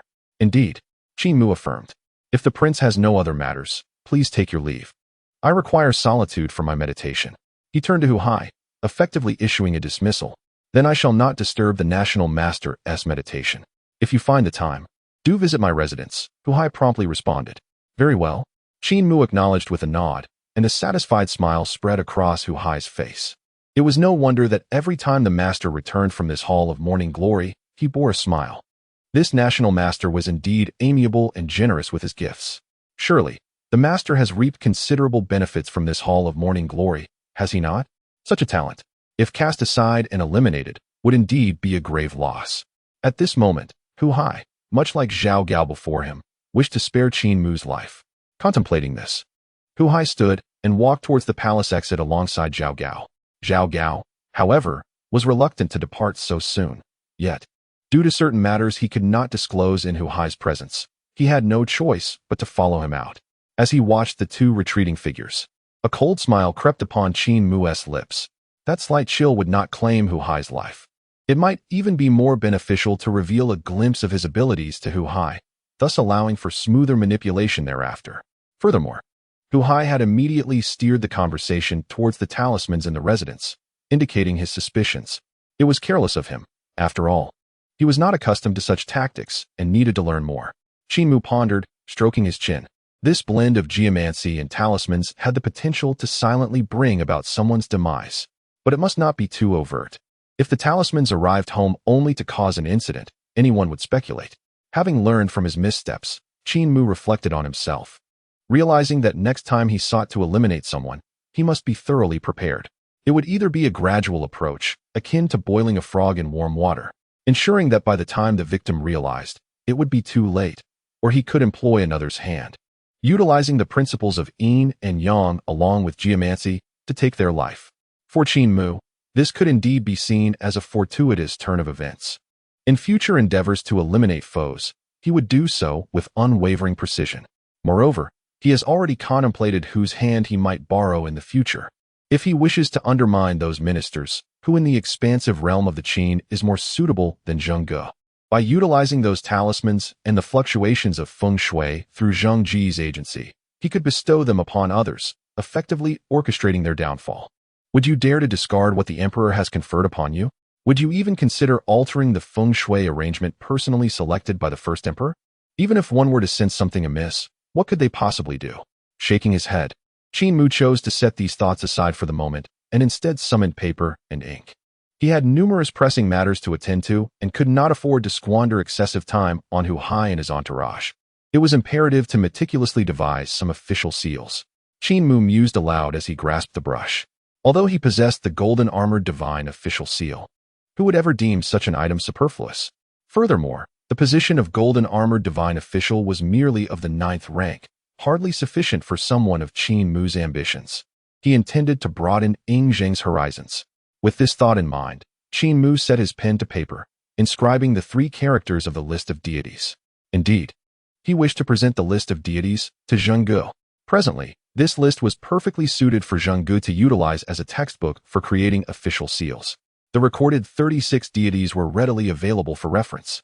He did not expect Zheng Gu to conjure a position akin to the 5 sacred mountain sovereign for him. A divine general would suffice.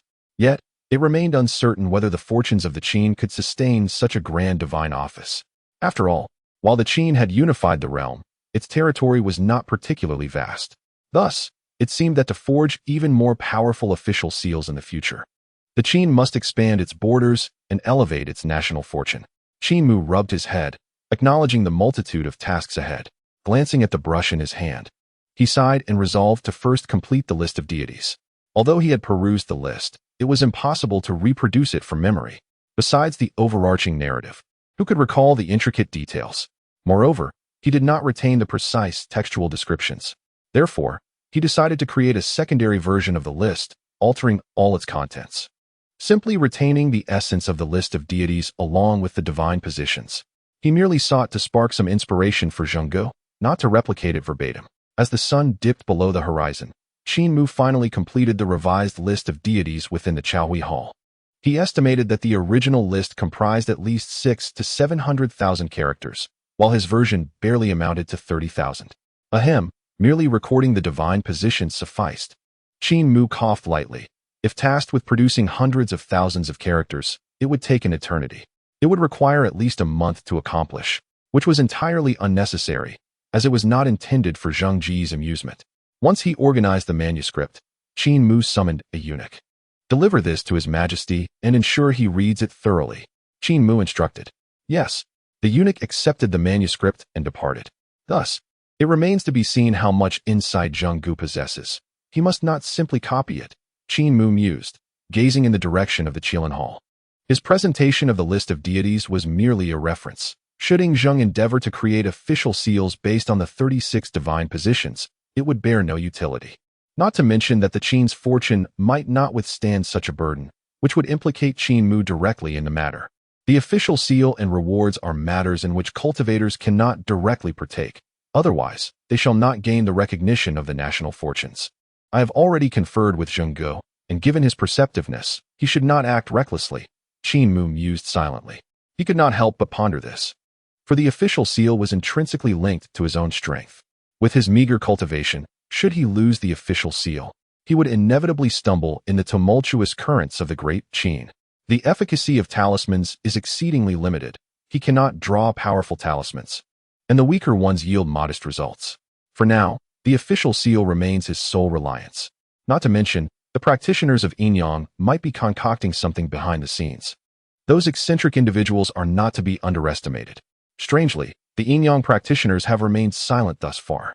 One would expect them to have approached him by now, given their typical behavior. Why, then, is there no sign of them?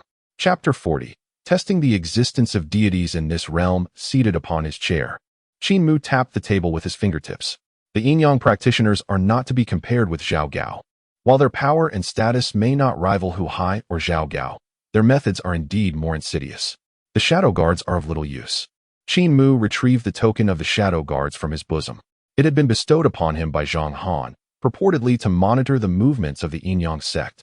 Yet, those practitioners are not easily surveilled by mere shadow guards. This task falls solely upon him. However, he possesses no techniques for espionage within his studies. Perhaps he could try invoking the earth deity? Qin Mu's gaze shifted, and he pondered aloud. The earth deity is often portrayed in various myths as a mere bystander, frequently summoned by the powerful for inquiries, intelligence gathering, or errands. Nevertheless, despite their seemingly humble role, they are deities, vested with celestial authority. Qin Mu was uncertain if summoning the earth deity would necessitate a gesture of reverence on his part. After all, in terms of rank, his golden armored deity is not superior to the earth deity. It remains to be seen. Shaking his head, he acknowledged that although these mystical arts and treasures had become tangible since his arrival in this realm, the existence of deities remains uncertain. However, this could serve as an opportunity to probe the existence of divine beings in this world, which is crucial for determining the path he must tread in the future. Deep in thought, Qin Mu rose and made his way to the center of the Chaohui Hall. dismissing all surrounding eunuchs and palace maids. He wondered if the earth deity could indeed be summoned using this incantation. Looking down at the ground, he uttered a few words to himself before forming a hand seal and beginning the invocation. Primordial peace and tranquility, proclaiming to all spirits. True official of the mountains and rivers, earth deity, heed my call. Left and right, do not be alarmed. Return to the righteous path, clarifying the inner and outer realms, ensuring each stands firm in their position. Prepare the altar, as decreed by the highest, to capture malevolent spirits, protect the Dharma kings, guard the recitation, and adhere to the great way, bringing prosperity and auspiciousness. Thus, he recited one of the 8 great spells of Taoism, the earth deity spell, most frequently employed by the Maoshan sect, while his Taoist sect had not engaged in such practices. As Qin Mu's voice echoed, silence enveloped the hall. After a long while, there remained not a trace of movement. Was it futile? Or perhaps my rank is insufficient, unworthy of summoning the land? Qin Mu pondered aloud. He was uncertain of the possibilities. It could be that this world lacks deities altogether, or perhaps the 8 great spells of Taoism are of little efficacy. Of course, it might also be that he, Qin Mu, was simply unworthy. According to the teachings of the Maoshan sect, it seems one must hold an official or divine rank of at least 6 or 7 before attempting such a summoning. Qin Mu mused to himself. Or could he seek Zheng Ji's assistance to inquire about the granting of talismans? It is said that obtaining a talisman for the first time requires one to possess a divine rank of 6 or 7. Alas, that seems implausible unless Zheng Gu were to join the Taoist sect and undergo a period of cultivation. Qin Mu stroked his chin in contemplation. The method of granting talismans is akin to the issuance of official seals. However, these talismans are solely the prerogative of Taoist priests. They are conferred by the Taoist sect rather than by the dynasty. The talisman is not fundamentally different from the official seal bestowed by the dynasty. The distinction lies in the fact that Taoist-granted talismans are not bound by the dynasty's restrictions, yet they too possess ranks. Conversely, to receive an official seal from the dynasty, one must serve in the court and obey its decrees. In sects such as Zhengyi and Maoshan, most Taoists receive their talismans within the sect rather than seeking an official seal from the dynasty. Of course, exceptions apply to their leaders. For instance, the celestial master of Zhengyi and the head of the Maoshan sect must procure an official seal from the dynasty, lest their authority be questioned. It may suffice for the Taoists in the sect to remain outside the court, bestowing honors upon themselves. But if their leaders also abstain from court service and issue talismans independently, such practices are unacceptable. Sects like Zhengyi and Maoshan possess a long-standing set of standards for granting talismans, as delineated in the regulations of the Heavenly Altar's Jade Standard. There are 5 levels of talisman granting. 1. Initial granting, award of the Taishang Sanwu Du Gong Jing Talisman, abbreviated as the Du Gong Talisman, requiring knowledge of the morning and evening ritual sutras and recitation of the Tao Te Ching and Sutra for saving people, corresponding to ranks 6 and 7. 2. Second granting, promotion to the Taishang Jingyi Mengwei Jing Talisman, abbreviated as the Mengwei Talisman, necessitating comprehension of the Jingyi Sutras, corresponding to ranks 4 and 5. 3. Third granting, award of the Shangqing Sandong Wulei Jing Talisman, abbreviated as the Wulei Talisman, requiring knowledge of the Shangqing Sutra, corresponding to rank 3. 4. Fourth granting, promotion to the Shangqing Sandong Jing Talisman, abbreviated as the Sandong Wulei Talisman, requiring knowledge of the Sandong Sutra, corresponding to rank 2. 5. Fifth granting, ascension to the Shangqing Dedong Jing Talisman, abbreviated as the Shangqing Talisman, requiring comprehensive study of the scriptures, corresponding to rank 1. Typically reserved for celestial masters and not conferred widely. According to the regulations, one may apply for promotion 3 years after the initial granting, 8 years after that for an additional granting, and 12 years later for further ascension. In essence, to attain the rank of 1 and receive the Shangqing Talisman. Even with meteoric advancement, one would require approximately 20 years. Nonetheless, the advantage lies in the qualitative leap achieved with each granting. Indeed, a stellar performance during the initial granting could directly elevate one to rank 6. Yet here he was, Qin Mu, possessing a golden-armored divine official seal, which, while bearing an impressive title, was merely of the 9th rank, 3 ranks below what he aspired to. If he could not acquire a magical seal, perhaps he could still pursue the granting of talismans. Qin Mu mused to himself. If he truly cannot conjure the magical seal, he must delve into the study of the granting of talismans. To be frank, this granting feels like a fusion of magical seals and the official insignia of the Daoist priests. It seems to him that the scarcity of magical seals, coupled with the reluctance of many to serve in the court, has led to the creation of this granting system. After all, there are only 188 authentic magical seals, while the Daoist sects boast countless practitioners. Moreover, not all of these seals are publicly accessible. Qin Mu is unaware of who compiled the figure of 188, but in reality, no more than 20 or so can be accounted for in the world. Who can possibly share such a limited number? If the Buddhist sect were to learn of this, they might believe that the Daoist community has fallen into dire straits. Additionally, there is the issue of status. For instance, if a highly esteemed Daoist master declines to serve in the court while his disciple accepts a position, must the master then pay respects to his disciple in public? After all, the disciple holds an official title. Thus, the granting of talismans emerged.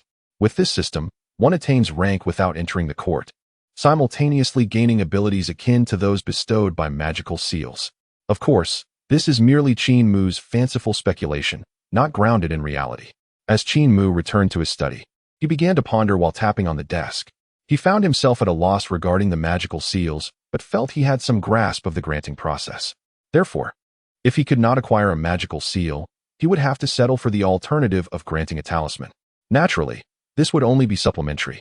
He could not forsake his official duties in the dynasty for the sake of pursuing a granting position, especially with Zheng Ge by his side. After all, the conditions for granting a talisman are exceedingly stringent, with normal advancement taking around 20 years, not including the time he would need to maneuver through the process. Thus, he could only pursue supplementary studies, not primary ones. Suddenly, a spark of inspiration ignited in Qin Mu's eyes. While he needed to cultivate a granting official for himself, he could also grant talismans to others. This would mean establishing his own foundation. What if he were to grant a talisman to Zheng Ge? Zheng Ge would then grant him an official Daoist position, aiding in his cultivation. If Qin Mu were to rise in status, he could reciprocate by granting Zheng Ge a talisman. This is what one might call a mutually beneficial arrangement, an intertwining of interests. In this way, he and Ing Zheng would be tightly bound together, like grasshoppers on the same string. Consequently, conflicts would be less likely to arise in the future. Although Zheng Ge currently treats him with utmost respect and admiration, without enduring mutual benefits, there would be no reason for him to expend time and effort in conferring titles and official seals. Presently, Zheng Ge's enthusiasm is palpable, but that is simply because Qin Mu has recently succeeded in extending his life. This plan is feasible. However, the texts such as the Tao Te Ching pose a challenge for Qin Mu, causing him to sigh in exasperation. The prerequisites for the first granting of a talisman include mastery of the morning and evening sutras, as well as recitation of the Tao Te Ching and the Sutra on guiding others. During his time as a young acolyte in the Taoist sect, he read these 3 scriptures daily. Reciting and memorizing them would not pose a problem. It's just a bit cumbersome. Even as Qin Mu pondered, the young eunuch he had previously dispatched to deliver the divine list to Lord Zheng returned. National Master, the eunuch softly announced from outside the study. Enter, Qin Mu replied, withdrawing his thoughts. Upon hearing his voice, the eunuch hurried inside. Has the item been delivered? Qin Mu inquired. Reporting to the National Master, it has been delivered. But what? Qin Mu lifted his gaze to the eunuch. But His Majesty said he cannot comprehend the characters written by the National Master. The eunuch replied, cannot comprehend. Qin Mu was momentarily taken aback, only to quickly realize the implication. Blast. The first emperor cannot recognize simplified characters. In this great Qin, the script in use is Qin seal, which he also cannot decipher, let alone write. Is it possible that I, Qin Mu, have become illiterate? I still have to teach Lord Zheng to read, don't I? The mere thought of this caused Qin Mu some distress. It was utterly impossible to have him learn Qin seal. Yet, if Lord Zheng were to study simplified characters, Qin Mu simply lacked the energy to teach him. What to do? There were no magical techniques available for rapid literacy. After dismissing the young eunuch, Qin Mu lowered his head, lost in contemplation. This posed a significant dilemma. It was not merely the issue of Lord Zheng's inability to understand the divine list. The importation of talismans would also become problematic. Even if he transcribed the Tao Te Ching from memory, if Lord Zheng could not comprehend it, what good would it do to bestow talismans? While it was feasible to enlist someone else to write it down for him to recite, that would be cumbersome. Certain matters could not be disclosed to outsiders. What if Lord Zheng were to listen and then transcribe it himself? This might work once or twice, but it could not be a recurring solution. How would Lord Zheng perceive him, a dignified sage, reduced to being illiterate? With a sigh of exasperation, Qin Mu shook his head in resignation. He had never anticipated being stymied by literacy issues. He could barely recognize some characters of the Qin seal, and basic reading was manageable through educated guessing. However, writing it was an entirely different challenge. It wasn't that he couldn't write. It was simply that his efficiency was woefully inadequate. The Tao Te Ching, with its 5,000 characters, was not overly lengthy. If he were to transcribe it from memory, he could complete it in about an hour. But to write it in Qin seal? Who knew when that would be accomplished? Wait, ghosts. A realization sparked in Qin Mu's eyes. This world possessed souls, as evidenced by Zhao Gao. Thus, ghosts should exist as well. It matters not that I cannot write, he mused. I shall devise a means for the ghosts to write. Surely, ghosts of this era must have some acquaintance with Qin seal. There were numerous magical techniques in this regard, summoning techniques, soul-binding methods, and even the art of summoning the 5 ghosts. However, he lacked the knowledge. Qin Mu's expression grew grim again. These techniques could not simply be performed by setting up an altar and following a ritualistic process. They required genuine cultivation. Last-minute efforts would not suffice. Wait, perhaps it would be acceptable to summon a less obedient ghost. Qin Mu's eyes gleamed with newfound determination.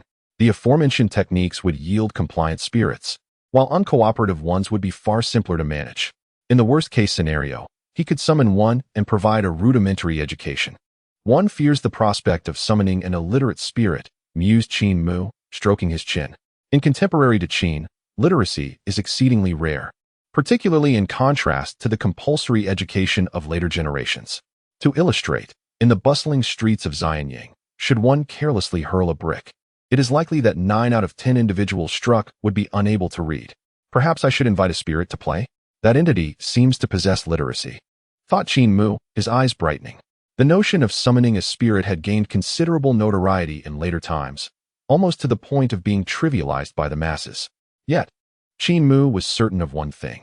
This entity should indeed be literate and exceedingly adept at transcribing such matters for him. The act of summoning a spirit is, in essence, a rudimentary form of spirit communication, akin to a practice known as Fu Qi within the Taoist sect. Despite differing names and varying descriptions, the fundamental effects remain the same. Both spirit summoning and Fu Qi serve as introductory techniques in the realm of spiritual arts. Even an ordinary person, if they adhere to the prescribed procedures, stands a chance of success. However, Fu Qi is a niche practice, seldom employed for deception. Thus Qin Mu had merely glanced at it without committing it to memory. In contrast, due to certain circumstances, he possessed a detailed understanding of the spirit summoning process, including various classifications. This endeavor seemingly necessitated at least 2 participants. Should I enlist Zhang Han for a trial? Pondered Qin Mu. I still need to find a reliable assistant for this task. There exist countless versions of spirit summoning, yet the method he was acquainted with required collaboration between 2 individuals. Bring forth General Zhang Han for an audience. Qin Mu commanded decisively. Zhang Han had proven to be quite capable in this regard, having prior experience as an assistant. Yes, came the response from outside the door, followed by the swift departure of the eunuch to locate Zhang Han. Oh, I must also prepare additional items to ensure smooth proceedings once the spirit is summoned, Qin Mu reflected, placing his golden armored deity seal upon the table. With the seal, he could at least guarantee the safety of both himself and Zhang Han. Subsequently, Qin Mu retrieved a stack of yellow paper and began to inscribe talismans. While there are numerous talismans for warding off evil, he regrettably had not mastered many. He laid the yellow paper on the table, recalling the talismans used for suppressing malevolent spirits within the Taoist sect. In the realm of talismans in later generations, there exist 2 principal schools. One adheres to tradition, such as the divine power talismans and the revitalization talismans, which have been passed down through the ages. The other school has evolved with the times, innovating to cater to popular demand. The modernized talismans represent the majority of what Qin Mu has studied, as they are essential for his livelihood. Notable among these are the promotion and salary increase talismans, the cut-off the mistress talismans, and the 5 directions noble person talismans. Most seekers of talismans gravitate towards these contemporary innovations, Disregarding the ancient divine power talismans. Among the traditional talismans, the peace talismans sell the best. In the contemporary realm of talismans, individuals do not pursue them based on reputation, but rather by their sales performance. Consequently, Qin Mu had indeed learned very few talismans for warding off evil. A quarter of an hour later, Qin Mu recalled a talisman known as the talisman to pacify all evils. Its very name suggests it occupies a space between reform and tradition, appearing at a time neither too early nor too late. Its function is to subdue restless spirits that may disrupt a household, and it has never failed in its efficacy. Qin Mu pondered how many of these talismans he could draw, muttering to himself as he recalled the incantation. He arranged the table before him into a ritual altar and proceeded to burn his brush and hand. Heaven has its celestial generals, and the earth has its deities, impartial in their duty to vanquish evil and dispel chaos, like the wrath of a deity turning bones to dust. Qin Mu recited the incantation for the talisman against malevolence. Unlike other incantations, this particular one required him to chant it 3 times before he could begin to inscribe. He first drew 2 small dots at the left, resembling the beak of a bird, and placed 2 smaller dots in front, followed by a larger dot in the center. To the left, he inscribed 2 vertical lines and 1 dot on the right, then initiated a circular stroke from the center to the left, adding a dot and a stroke downward, a vertical line with a hook, and inscribing 2 characters beside it. By the time Qin Mu concluded his strokes, beads of sweat adorned his forehead. How are these talismans classified? He mused, wiping the perspiration from his brow. Within the Taoist sect, there was no explicit categorization of talismans, aside from the 8 great incantations. The rest lacked any form of hierarchy, as most practitioners focused on the innovations of talismans, casually drawing one for career advancement today and another for good fortune tomorrow, with little thought given to classification. After all, traditional talismans were not particularly lucrative. It seemed he needed to find time to establish some sort of hierarchy. As he pondered, Qin Mu retrieved vermilion powder, contemplating that the classification could be straightforwardly based on the consumption of vital energy during the drawing process. However, he would need to experiment individually, a task not easily accomplished in a short span.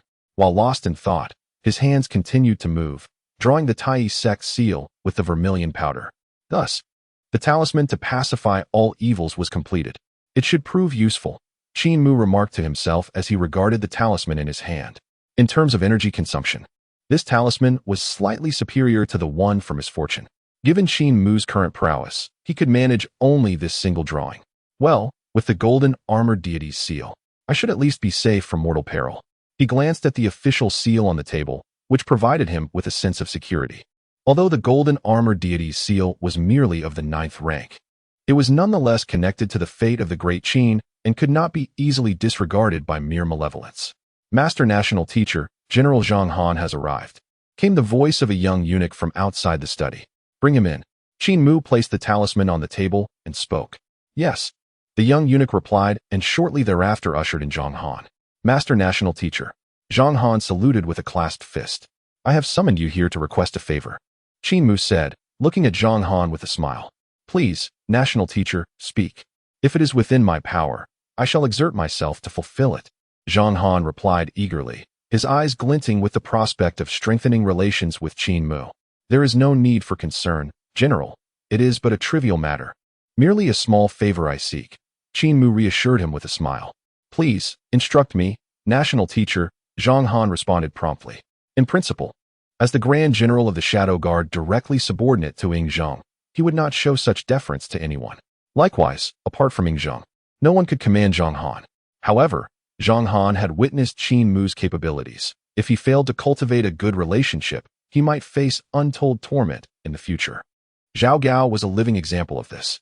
Qin Mu smiled briefly, choosing not to elaborate, and called out towards the door, Bring me some rice paper. Yes. The eunuch waiting outside promptly responded and hurried off to fetch the paper. There is no need for the general to feel constrained. Please, take a seat. Qin Mu remarked with a smile directed at Zhang Han. Thank you, National Teacher, for the seat. Zhang Han replied, sitting down with a hint of restraint. Ever since obtaining the straw effigy of Zhao Gao, he had felt particularly uneasy in Qin Mu's presence. Observing Zhang Han's discomfort, Qin Mu merely shook his head with a smile, choosing to say nothing further.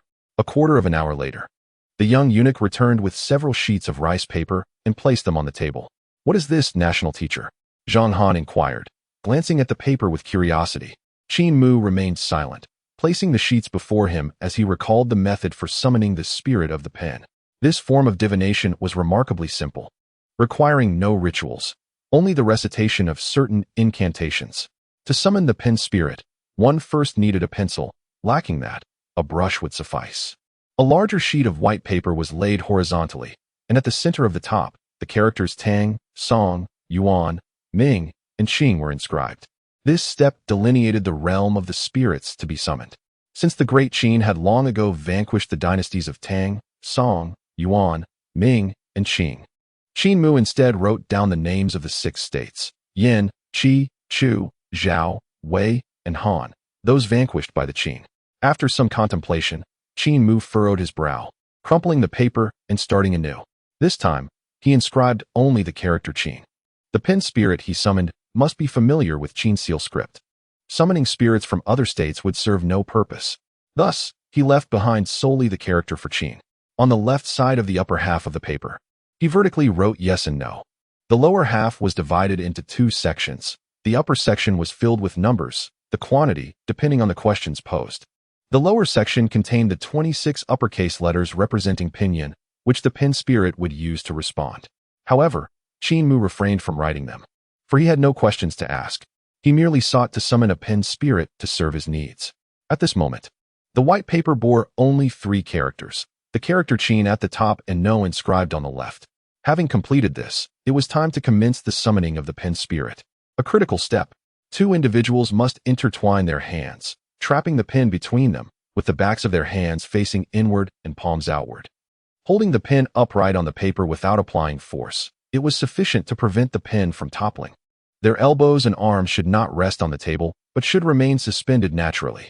Then, the one holding the pen would recite, "In past lives, I am your present life. If you wish to continue our connection, please draw a circle on the paper." This incantation felt somewhat embarrassing to Qin Mu, so he decided to have Zhang Han grasp the pen instead. Chapter 43.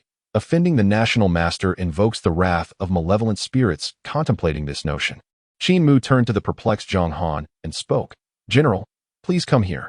Upon hearing these words, Zhang Han promptly rose and approached Qin Mu. "To be candid, General, I seek your assistance in summoning spirits. This technique requires 2 practitioners. Thus, I must trouble you," Qin Mu stated with a smile.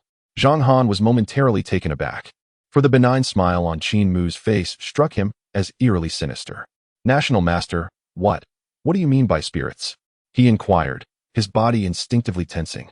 As a martial arts master, he was formidable, yet the thought of confronting the legendary spirits filled him with trepidation. "There is no need for alarm, General. I shall ensure your safety," Qin Mu hastily reassured him. "Then I shall lend my assistance, National Master." Zhang Han hesitated but eventually nodded in agreement.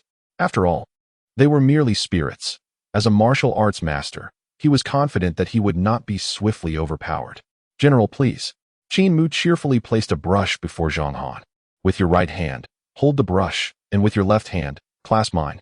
Following Qin Mu's instructions, Zhang Han grasped the brush with his right hand and extended his left to shake hands with Qin Mu. Subsequently, Qin Mu also held the brush in his left hand, and together they suspended it above the center of the rice paper. "Now, recite the incantation." Qin Mu imparted the mantra to Zhang Han, who was reluctant to vocalize it himself. Zhang Han opened his mouth several times, yet not a single word escaped his lips. Was this truly the incantation? He recalled hearing Qin Mu recite it before, but it seemed entirely different now. Under Qin Mu's watchful gaze, after a quarter of an hour, Zhang Han finally managed to stammer out, in a previous life, I am your present incarnation. If you wish to continue our bond, please draw a circle on the paper." Once Zhang Han completed the incantation, Qin Mu immediately heightened his vigilance, acutely aware of the surrounding shifts. After all, it was his first attempt at spirit summoning, and a degree of anxiety was natural. However, after a considerable pause, the environment remained utterly still. The 2 men stood motionless in the center of the room, hand in hand, holding the brush in a daze. "National Master?" Zhang Han looked toward Qin Mu, bewildered by the situation. "Is something amiss?" Qin Mu mused, furrowing his brow. Could it be that the method for summoning the brush spirit was flawed? Or perhaps this world lacks spirits altogether? Qin Mu sighed internally. The path of the pioneer was indeed fraught with challenges. Every step had to be navigated through trial and error. Presently, the absence of the brush spirit left him uncertain whether the method was erroneous or if spirits simply did not exist. National Master? Zhang Han's voice rang out again. The silence from Qin Mu sent chills down his spine. Could it be that the National Master had been possessed by a spirit? Qin Mu, roused from his reverie by the calling, turned to Zhang Han. Perhaps it was Zhang Han's presence that was significant? Qin Mu scrutinized him, contemplating another possibility. Martial artists cultivate their inner vitality and refine their physical form. Not to mention, a master of the golden body realm possesses an exceptionally robust vitality, impervious to ailments. And Zhang Han, as a martial arts master, surely harbored an inner essence akin to the sun, rendering ordinary malevolent entities unable to approach him. Perhaps it was precisely due to Zhang Han's presence that failure ensued. If that is the case, then the spirit summoned by the pen is rather unimpressive. Qin Mu mused internally. If his conjecture holds true, that the spirit dares not manifest merely because of Zhang Han's potent aura, then all his prior preparations would be rendered unnecessary. Yet, while this revelation was unexpected, it also fell within the realm of reason. After all, summoning a spirit with a pen is merely an introductory form of divination, easily performed by an ordinary individual. Particularly in later times, young girls would often gather to engage in such activities. Hence, the summoned spirit could hardly possess formidable strength. Begone, you vile creature! How dare you invade the body of my esteemed master of the Qin? Depart swiftly, or I shall not show you mercy. Just as Qin Mu was absorbed in thought, a thunderous shout startled him. Looking up, he beheld Zhang Han, his eyes wide with fury, his vital energy surging to its utmost limits. The study felt akin to a blazing furnace, oppressive in its heat. Zhang Han's right hand had released the pen, now clenched into a fist, while his left hand gripped Qin Mu's tightly, seemingly fearful of his escape. The gathered energy coalesced, and an illusion of a strange beast arose at Zhang Han's command.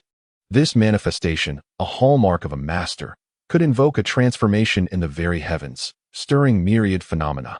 General, there is no need for alarm. I am quite unharmed. Qin Mu hastily reassured him. What a remarkable martial arts master this is. With such a presence, Qin Mu surmised that he would need to attain at least the 6th rank of divine official to contend with him. Of course, if it came to the realm of the dead, he could easily vanquish a master now. After all, Zhao Gao was a living testament to that. Master, are you unscathed? Upon hearing this, Zhang Han's imposing aura dissipated, and he promptly loosened his grip on Qin Mu's hand. Do not take offense, master. I was merely concerned that you might have been possessed by an evil spirit, which is why I acted so hastily. I hope for your understanding. Zhang Han bowed in apology. No harm done. I fully comprehend your intentions, Qin Mu replied, shaking his head, not particularly bothered. However, it was clear that they could no longer continue summoning spirits in the study. Although Zhang Han had relinquished his imposing presence, the residual energy from his earlier outburst still enveloped the room, lingering far longer than a mere moment. General, do you know where in this palace the atmosphere is particularly cold? Qin Mu inquired, directing his gaze at Zhang Han. If we speak of coldness, it can only be the cold palace. Zhang Han hesitated momentarily before responding. The cold palace of the Great Qin is a desolate place, devoid of any living beings. Abandoned for countless years. Ing Zheng's interest in the 3,000 beauties of his harem was rather lacking. He spent more time focusing on the Great Qin itself. He had never relegated any concubine to the cold palace, so it had likely been 30 or 40 years since anyone had ventured there. It was indeed a chilling and eerie locale. The cold palace. Qin Mu's eyes gleamed with excitement. This was an excellent location. The cold palace, already remote and rarely visited, possessed the worst feng shui in the entire palace. Moreover, the concubines cast into the cold palace were often laden with resentment, even in death. They could only be interred there. It sounded like a place steeped in malevolent energy. Please, lead the way, General. Qin Mu gestured invitingly. Upon reaching the cold palace, it is prudent for Zhang Han to temper his vitality, allowing the chill of the palaces to aid in his endeavor. Of course, this hinges on the existence of spirits in this world. Otherwise, it would all be in vain. Come with me, national teacher, he beckoned. After a moment's hesitation, Zhang Han sighed and nodded. Given that Qin Mu had already spoken, he could hardly refuse. Although he wished to decline, fear of incurring Qin Mu's resentment held him back, worrying that he might become a target of petty vengeance. Chapter 44. The existence of ghosts with a sigh in his heart. Zhang Han took the brush from the table and exited the study. Qin Mu secured the golden armored divine officer seal and followed suit, clutching the talisman meant to ward off evil. As they traversed the path, Zhang Han led the way, his demeanor somber and devoid of inquiries. He was well versed in this domain, understanding precisely what to ask and what to leave unspoken. Years of service beside Zhenggu had ingrained in him the importance of such decorum. Meanwhile, Qin Mu was lost in thought. Zhang Han's earlier display of strength had sounded an alarm within him. His progress in strengthening his own capabilities had accelerated. Yet the golden armored divine officer seal was utterly ineffective against martial arts masters. Anxiety gnawed at Qin Mu's mind. From the formidable aura Zhang Han had just exhibited, it was clear that the seal was inadequate. He was aware that at least 8 practitioners from the Yin-Yang school could match Zhang Han's prowess. The 5 elders of the Yin-Yang school were undoubtedly martial arts masters, and the 2 protectors, Moon God and Star Soul, former national teachers of the Great Qin, possessed strength that transcended mere martial arts mastery. As for the leader of the Yin-Yang school, Dong Huang Tai Yi, he was a seasoned figure, potentially surpassing even the highest martial master. Qin Mu took a deep breath, reminding himself not to underestimate those who practiced martial arts simply due to his own advancements in cultivation. Previously, he had dismissed the Yin-Yang school, but upon reflection, it was clear that their power ranked among the top 3 factions within the Great Qin, a conservative estimate at best. The Yin-Yang school should not be taken lightly. At least until he had been granted a 6th grade title, he must remain vigilant against them. He mused that he needed to expedite his foundational cultivation. With the Empire's fortune bolstering him, he should achieve it within 100 days. In the myriad of techniques within the Tai sect, all required successful foundational cultivation before they could be practiced. Until he achieved this or received his 6th grade title, he needed to maintain a low profile. As Qin Mu pondered, Zhang Han halted before him. National teacher, crossing this palace gate leads us to the cold palace. It has been over 20 years since anyone has entered, Zhang Han remarked, gazing at the dilapidated gate before them. The cold palace was deemed ominous by the palace denizens, particularly the concubines. Unless absolutely necessary, the eunuchs and palace maids avoided this path, let alone entering. Most of the concubines who had been cast into the cold palace had perished within its confines. The concubines who perish within this desolate palace, if attended by loyal maidservants, may receive a proper burial. Otherwise, they are carelessly discarded into a corner. Their fate's indifferent to all. Why should the general lament such matters? Qin Mu smiled faintly and took the lead into the cold palace, unconcerned with its conditions, but rather intrigued by its eerie atmosphere. Observing this, Zhang Han ceased his words and promptly followed Qin Mu inside. Upon entering the cold palace, Qin Mu found no inclination to admire the surrounding dilapidation. He guided Zhang Han to a pavilion overgrown with weeds. "Let us remain here," Qin Mu declared, nodding in satisfaction as he surveyed the area. Zhang Han, taking heed of his words, placed the paper he held upon the stone table within the pavilion. "General, your robust vitality may deter spirits, so I kindly ask you to temper your aura," Qin Mu remarked, gazing at Zhang Han. "Understood," Zhang Han replied with a nod. The two proceeded with their ritual as before. A chilling breeze swept through, causing the brush they held to tremble. Soon, it traced an imperfect circle upon the paper. "Master, you." Zhang Han looked at Qin Mu, beads of cold sweat forming on his brow. Had he not moved at all? Was it the master who had conjured this circle? Suddenly, Zhang Han recalled the incantation he had recited, "Draw a circle." It was successful. A smile played on Qin Mu's lips.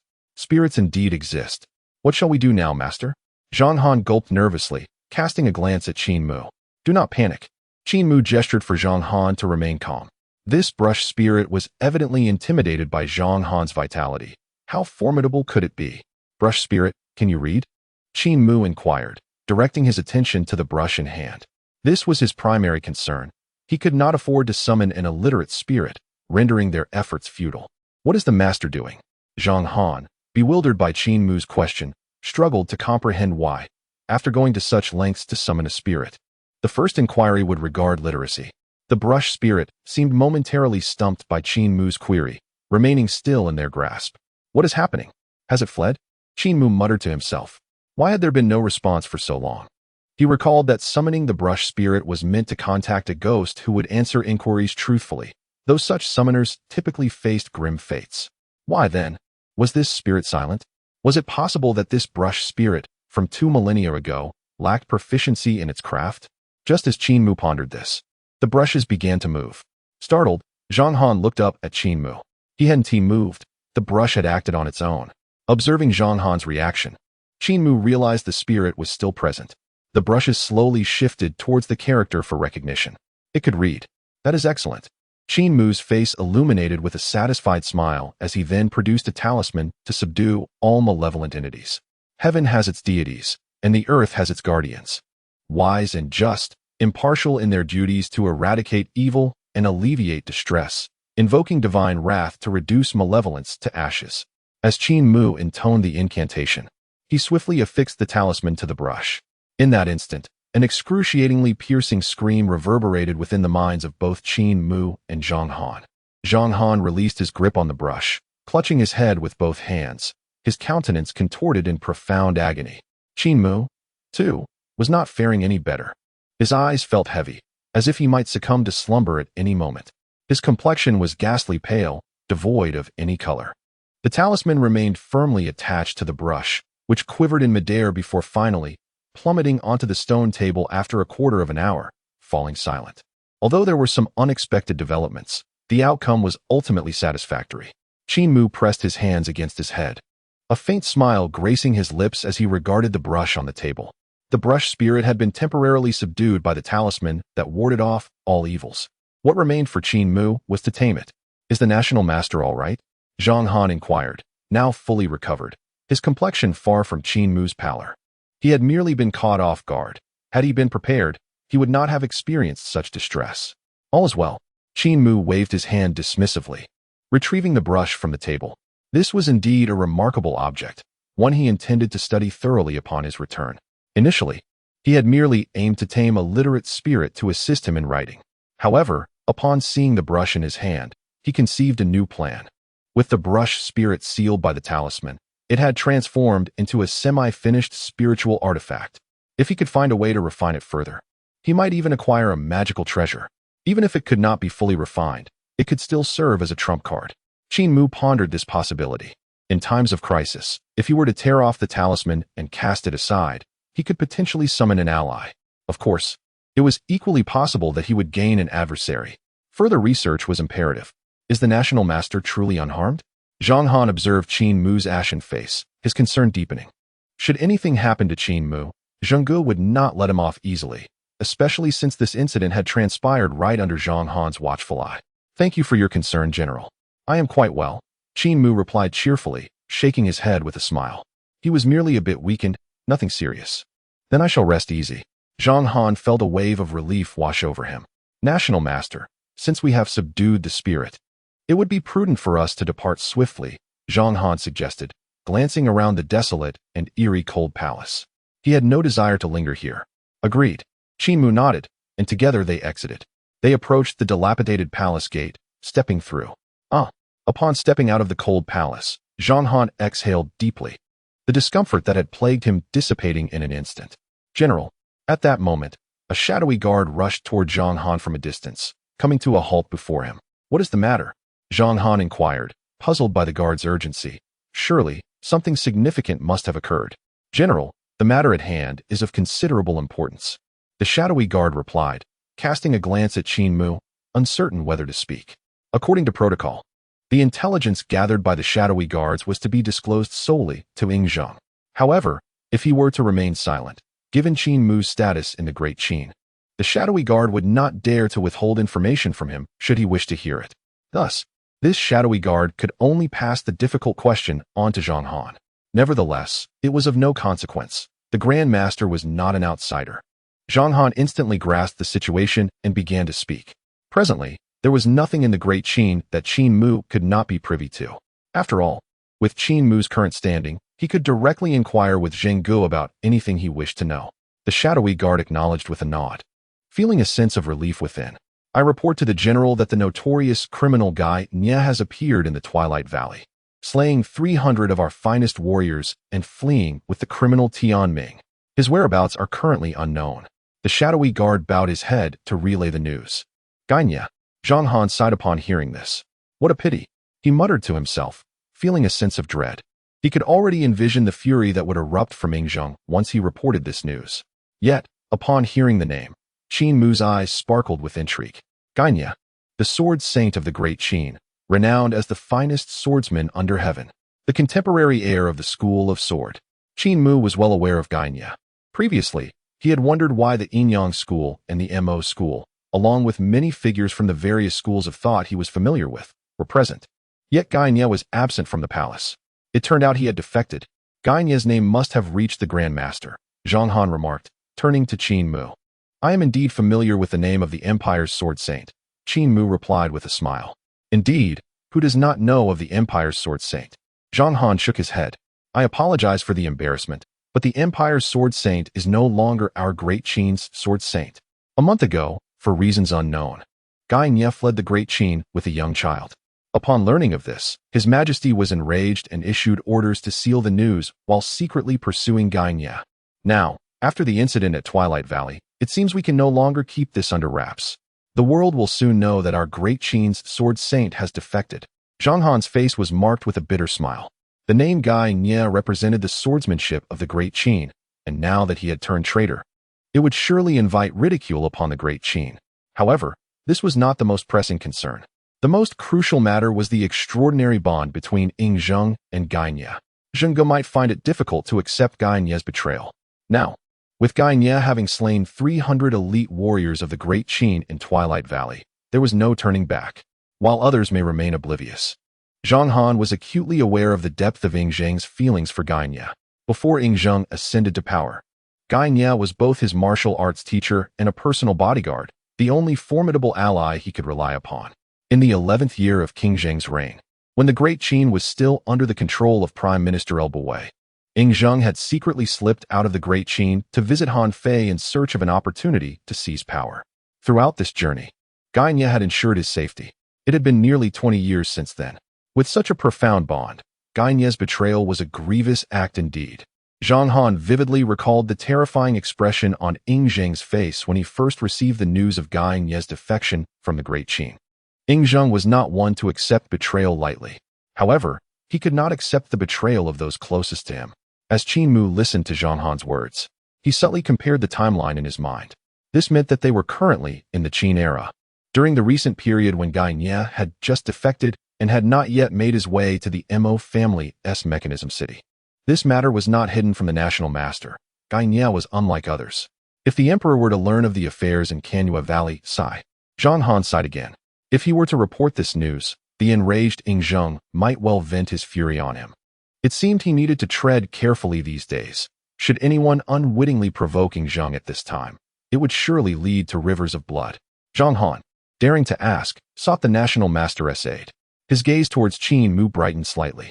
He did not dare to speak, but Qin Mu could. Even if Yingzheng were to be furious, he could not possibly unleash his wrath upon Qin Mu. Do you wish for me to report this matter to His Majesty on your behalf? Qin Mu smiled at Zhang Han. Precisely. What the national master may not realize is that the emperor holds deep feelings for Gainia. If we were to report this, we would surely face a severe reprimand. Zhang Han promptly replied. It has been a month since Yingzheng ordered the Shadow Secret Guard to assist the Qin army in secretly pursuing Gainia. Yet, they have failed to capture him and instead lost 300 elite soldiers. This is not surprising. After all, Gainia is the sword saint of the great Qin, a figure far beyond the reach of the Shadow Secret Guard. Even if Zhang Han himself were to intervene, it would be a daunting task. But should the emperor become enraged, who would care about such details? While it is unlikely that he would execute Zhang Han, for Yingzheng is not a foolish tyrant. A punishment is certainly inevitable. Zhang Han simply did not wish to suffer an unwarranted beating. Rest assured, I shall take care of this matter. Qin Mu nodded slightly, considering it a favor in return. After all, he had recently sought Zhang Han's assistance, and Zhang Han was a most useful tool. Mutual benefit was essential for prolonged cooperation. Moreover, this was a trivial matter for him. Chapter 46. Enigma. I require your assistance in cultivation. Seeing Qin Mu willing to assist, a slight relief washed over Zhang Han's face. The situation with Gainia was indeed difficult to navigate.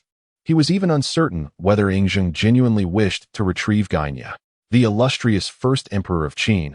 Wanting to capture a mere unparalleled master was not an insurmountable task. An unparalleled master within the martial world is undoubtedly a top-tier expert, difficult for an ordinary person to surpass. Yet, compared to the might of a nation, an unparalleled master is hardly significant. If Yingzheng truly desired to apprehend Gainye, within 3 days, he would undoubtedly succeed. Did he truly believe there were no unparalleled masters under Yingzheng's command? Not to mention, just from the Yinyang faction, with a mere word from Yingzheng, they would eagerly mobilize to capture Gainye. However, thus far, Yingzheng had not issued any significant orders. He merely instructed Zhang Han to dispatch the Shadow Secret Guard to assist a small contingent of the Qin army in pursuing Gainye. Having known each other for over 20 years, and with Gainye having once been Yingzheng's swordsmanship teacher, how could Yingzheng be unaware of Gainye's prowess? Therefore, Zhang Han had no desire to become involved. Whether to capture or not capture Gainye would surely offend Yingzheng. National Master, I entrust this matter to you. Zhang Han clasped his hands in respect. It is of no consequence, merely a trifling matter. Qin Mu chuckled and expressed his profound interest in both Gainye and Tianming.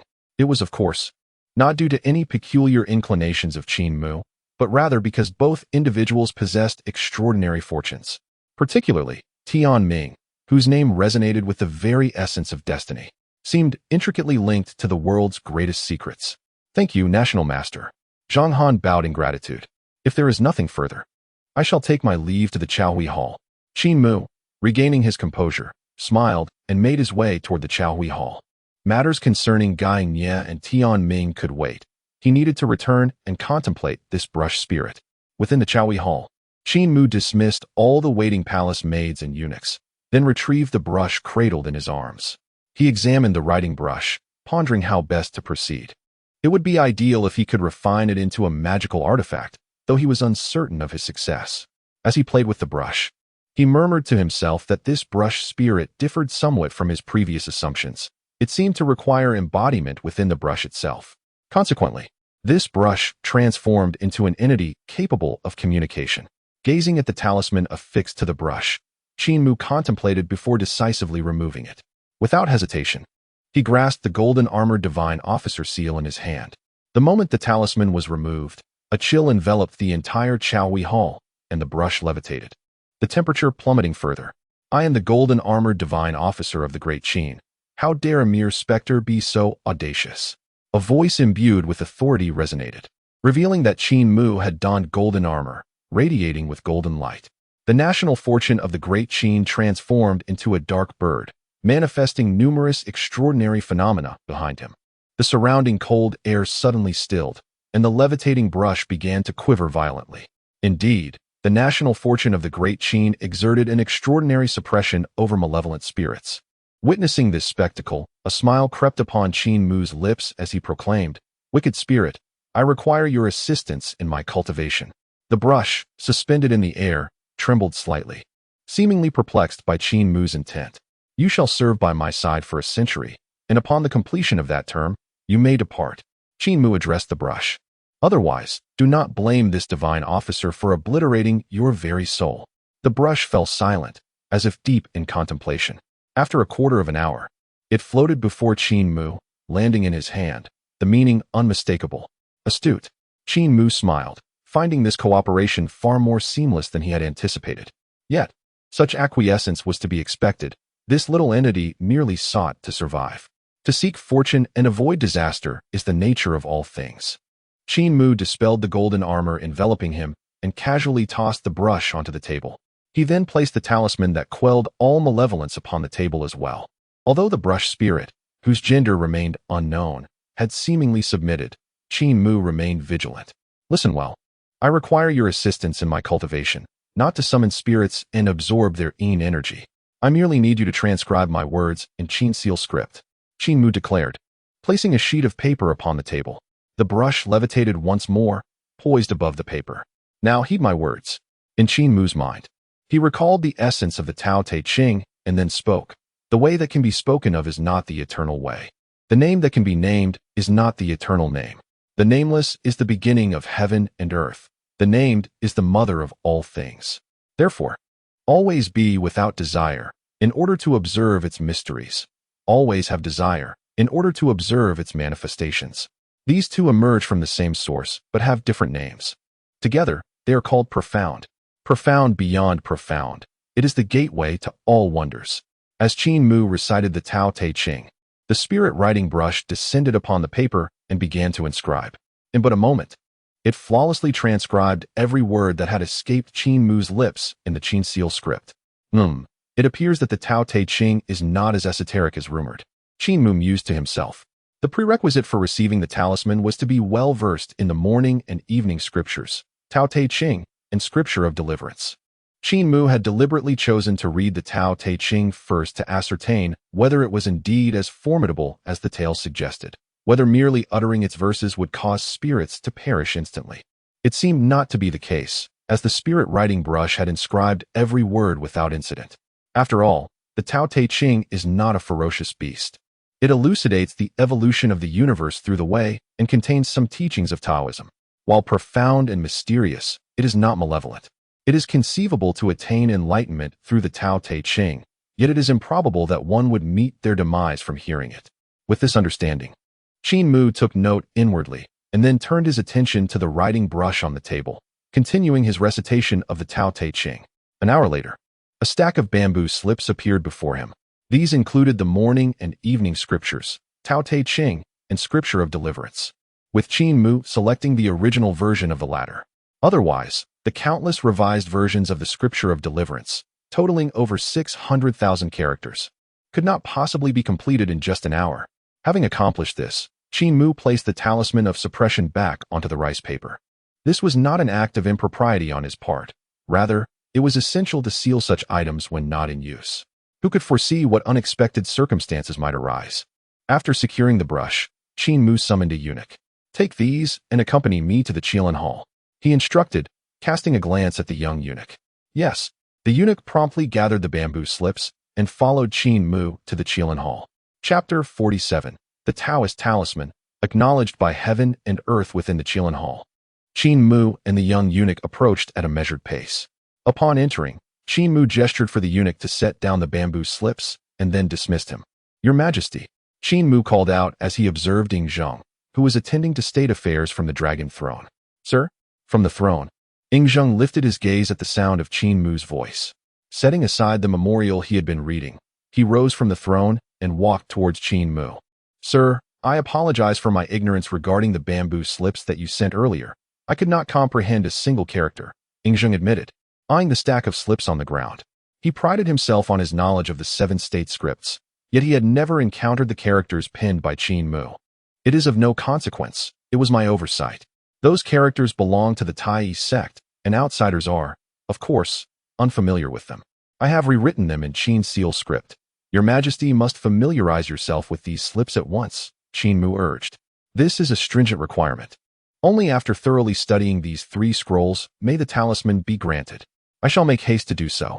Ying Zheng nodded in agreement. "I am puzzled as to why you wish for me to thoroughly study these ancient texts, my esteemed teacher," Ying Zheng remarked, as he approached the dragon throne alongside Qin Mu. "These texts comprise 3 volumes of scriptures. Should your Majesty master these tomes, I, as a humble practitioner, could petition on behalf of my esteemed lineage to bestow upon you the sacred title." Qin Mu replied with a smile. "Do not underestimate the significance of this title. For in my Daoist practice, the granting of such a title earns the recognition of heaven and earth. Should you successfully receive this title, your Majesty, you shall ascend to the realm of practitioners, wielding boundless powers at will." Qin Mu casually painted grand visions with his words, eager to captivate Zheng Ji's interest in the title, thus ensuring he could maintain influence over the young monarch. The prospect of being granted a title, recognized by heaven and earth, illuminated Ying Zheng's eyes. "Pray, could you elaborate further?" He was now quite intrigued by these matters. Since Qin Mu had demonstrated remarkable abilities, Ying Zheng's belief in the legends had only deepened, and he found himself nurturing thoughts of transcendence. Indeed, the current Ying Zheng sought not merely longevity. He aspired to achieve immortality. The granting of a title, Your Majesty, can be understood as bestowing upon you a divine office, and upon its successful conferment, You shall harness the power of the cosmos to wield immeasurable strength. This would enable you to act as an intermediary for celestial beings. Enforcing divine will upon the mortal realm, Qin Mu fabricated with eloquence. While his assertions might not be entirely accurate, the essence remained true. Upon being conferred the title, one would indeed possess a divine office. If fortune favors, Yingzheng would likely gain certain powers akin to when he held the golden armored deity's seal, corresponding to the rank of the title conferred upon him. Naturally, this was contingent upon the legitimacy of the title. Is your claim genuine? Yingzheng's eyes sparkled with excitement as he swiftly approached the stack of texts laid upon the ground. At that moment, those scrolls appeared as treasures in his sight. Rest assured, I would never deceive your majesty. Qin Mu maintained his composure. Deception had long been his forte, though he himself remained uncertain of the truth. He projected an air of confidence. Even if this title were to prove ineffective in this realm, he possessed the skill to enchant Zhenggu for a lifetime. The Qin Mu of today was no longer the trembling sorcerer he had once been outside the Qilin Hall. Thus, I shall commence my study of these 3 volumes forthwith, and within 3 days, I shall have mastered them 100-fold.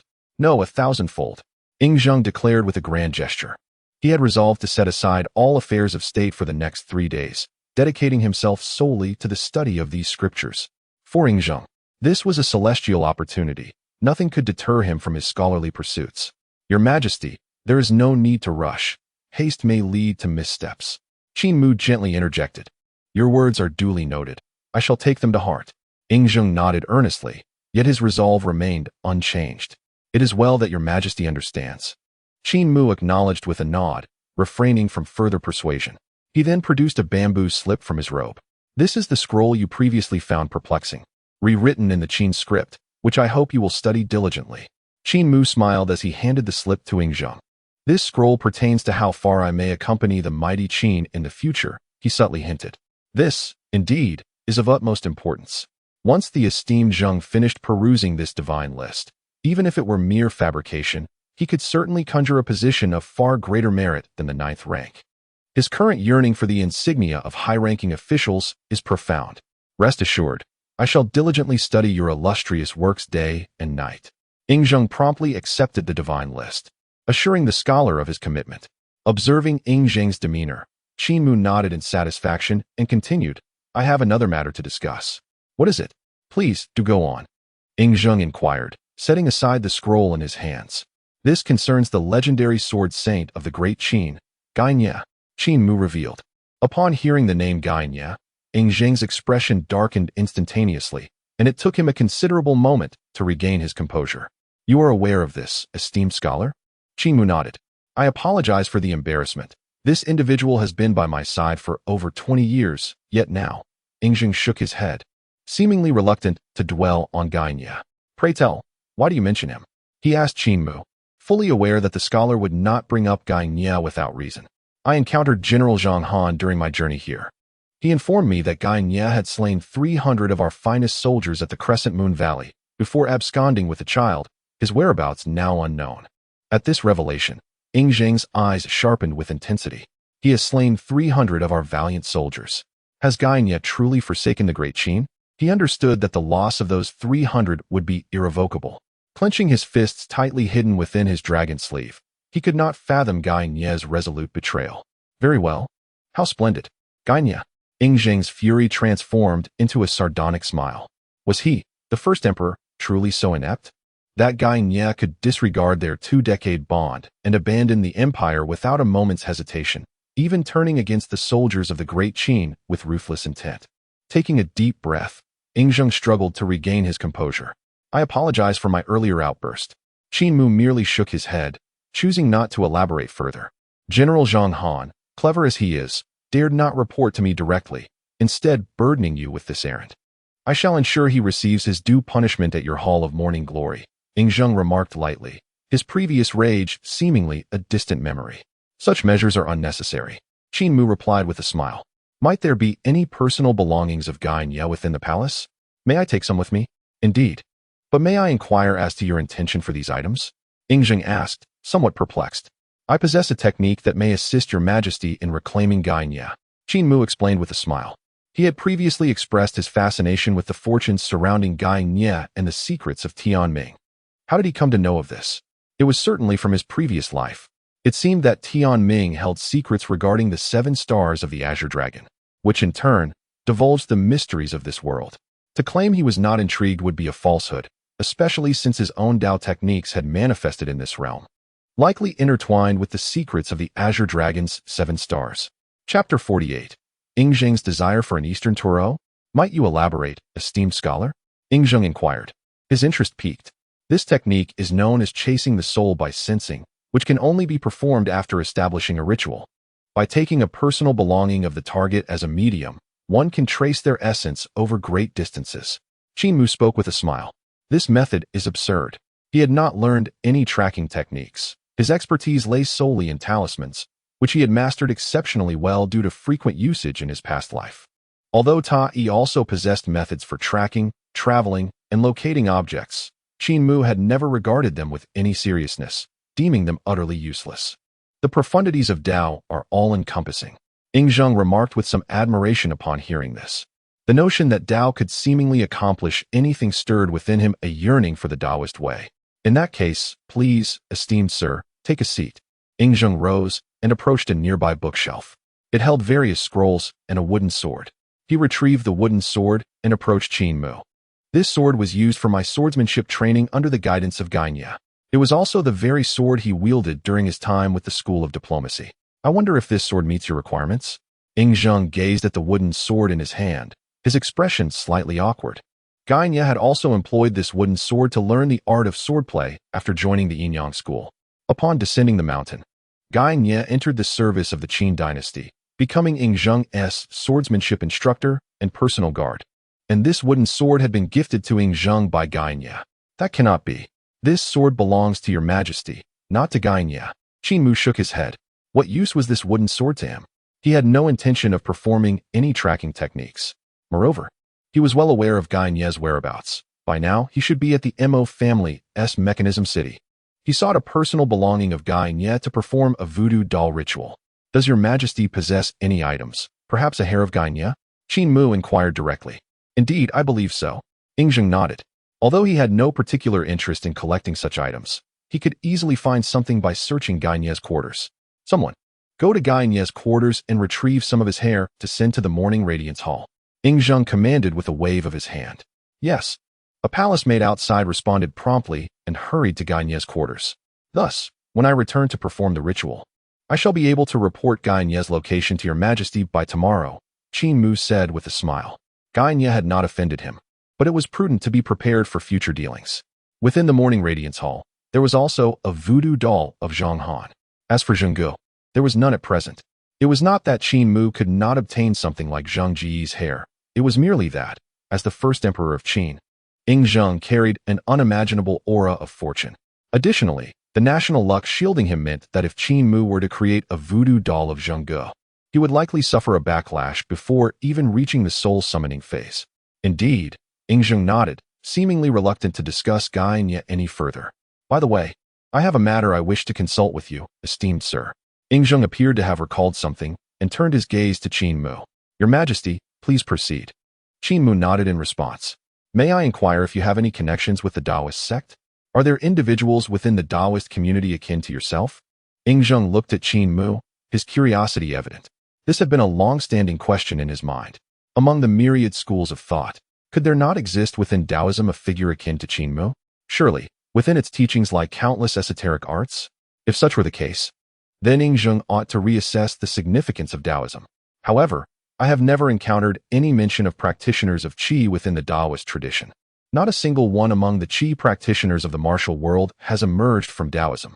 Moreover, in these recent days, Yingzheng has perused numerous ancient texts, which suggest that the Daoist sect referenced therein does not align with the Taoism we know today. There appears to be no substantial connection. Qin Mu shook his head. The Taoism of the 100 schools bears little relation to the later Daoist sections. This Taoism is not the same as that Taoism. During the spring and autumn period, Laozi distilled the wisdom of ancient sages, culminating in the profound moral philosophy of Wu Wei or non-action. In contemporary times, the Taoism among the 100 schools predominantly imparts principles of governance and various doctrines. This Taoism is merely a scholarly discipline. Conversely, The Daoist sect to which Qin Mu belongs is what the populace recognizes as the practitioners of Taoism. To put it simply, one engages in cultivation, while the other delves into literature. Their interconnections are extensive, yet the fundamental distinctions are even more pronounced. The Taoism of the Hundred Schools is, in essence, unrelated to Qin Mu. At most, many philosophical texts and legends of the later Daoist sects have their origins in Taoism. In contrast to Taoism, Qin Mu shares a deeper affinity with those Qi practitioners. Numerous legends of the Daoist sect were indeed crafted by these practitioners.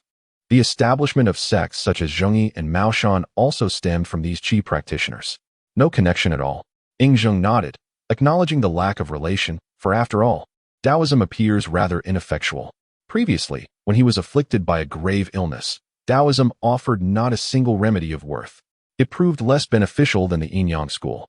With his doubts resolved, Yingzheng's interest in Taoism waned considerably. Initially, due to his association with Qin Mu, he contemplated visiting Taoism to gain a deeper understanding. However, it now seemed unnecessary.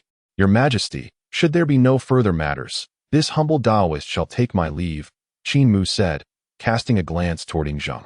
With nothing pressing at hand, he aimed to afford the emperor some time to peruse the list of divine beings and expedite the creation of a new Daoist seal. Do not rush, my esteemed teacher, Yingzheng replied with a smile. Is there anything else your Majesty wishes to discuss? Qin Mu inquired, a hint of curiosity evident in his expression. What you may not know, esteemed teacher, is that although I am the first emperor of Qin, I have yet to traverse the expanse of our 36 prefectures. Yingzheng sighed. In the past, I embarked on 4 eastern tours, yet each time ended in futility. Despite his 4 journeys eastward, he had ventured little distance. The first tour was cut short by pressing state affairs. The second was for the purpose of the Taishan sacrifice, limiting his travels. The third was in pursuit of immortality, yet neither sage nor elixir was found. The fourth tour was abruptly terminated due to an assassination attempt.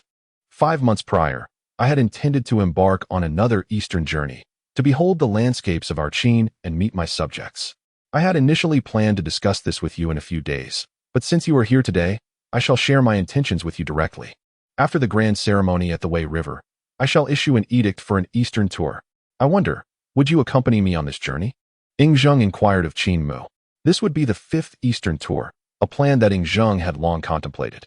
With 5 months' preparation across the regions, he was ready to embark at any moment, though the arrival of Qin Mu had delayed his intentions. Your Majesty wishes to embark on an eastern tour? Qin Mu's expression shifted slightly, his countenance darkening. He recalled that Yingzheng had met his demise during the 5th eastern tour. Chapter 49. I have resolved to hunt in the north. Qin Mu fell silent, refraining from responding to Yingzheng's proposition. Although Yingzheng had defied fate and extended his life by a decade, he was uncertain whether repeating such a course of action would invoke some ominous taboo, potentially leading to Yingzheng's demise. He had heard numerous tales of individuals who were rescued from drowning, only to be warned against returning to the water's edge, lest they meet their death again, their fates inescapably sealed. In the past, he regarded these as mere stories, but now, he felt compelled to take them seriously. Qin Mu did not know whether Yingzheng would perish should he undertake the eastern tour, but he dared not tempt fate.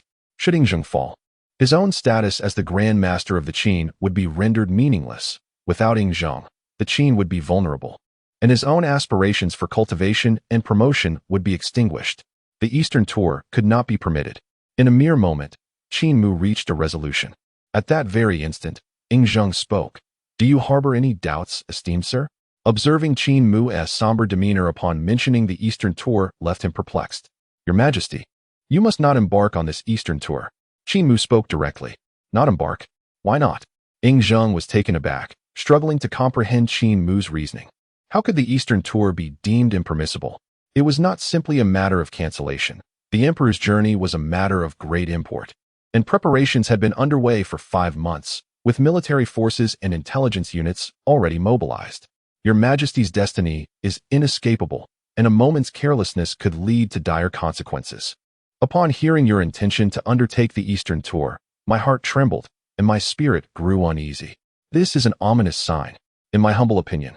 Your Majesty is likely to meet your end during the 5th eastern tour, though you have employed the 7 stars to prolong your life. This eastern journey is fraught with peril.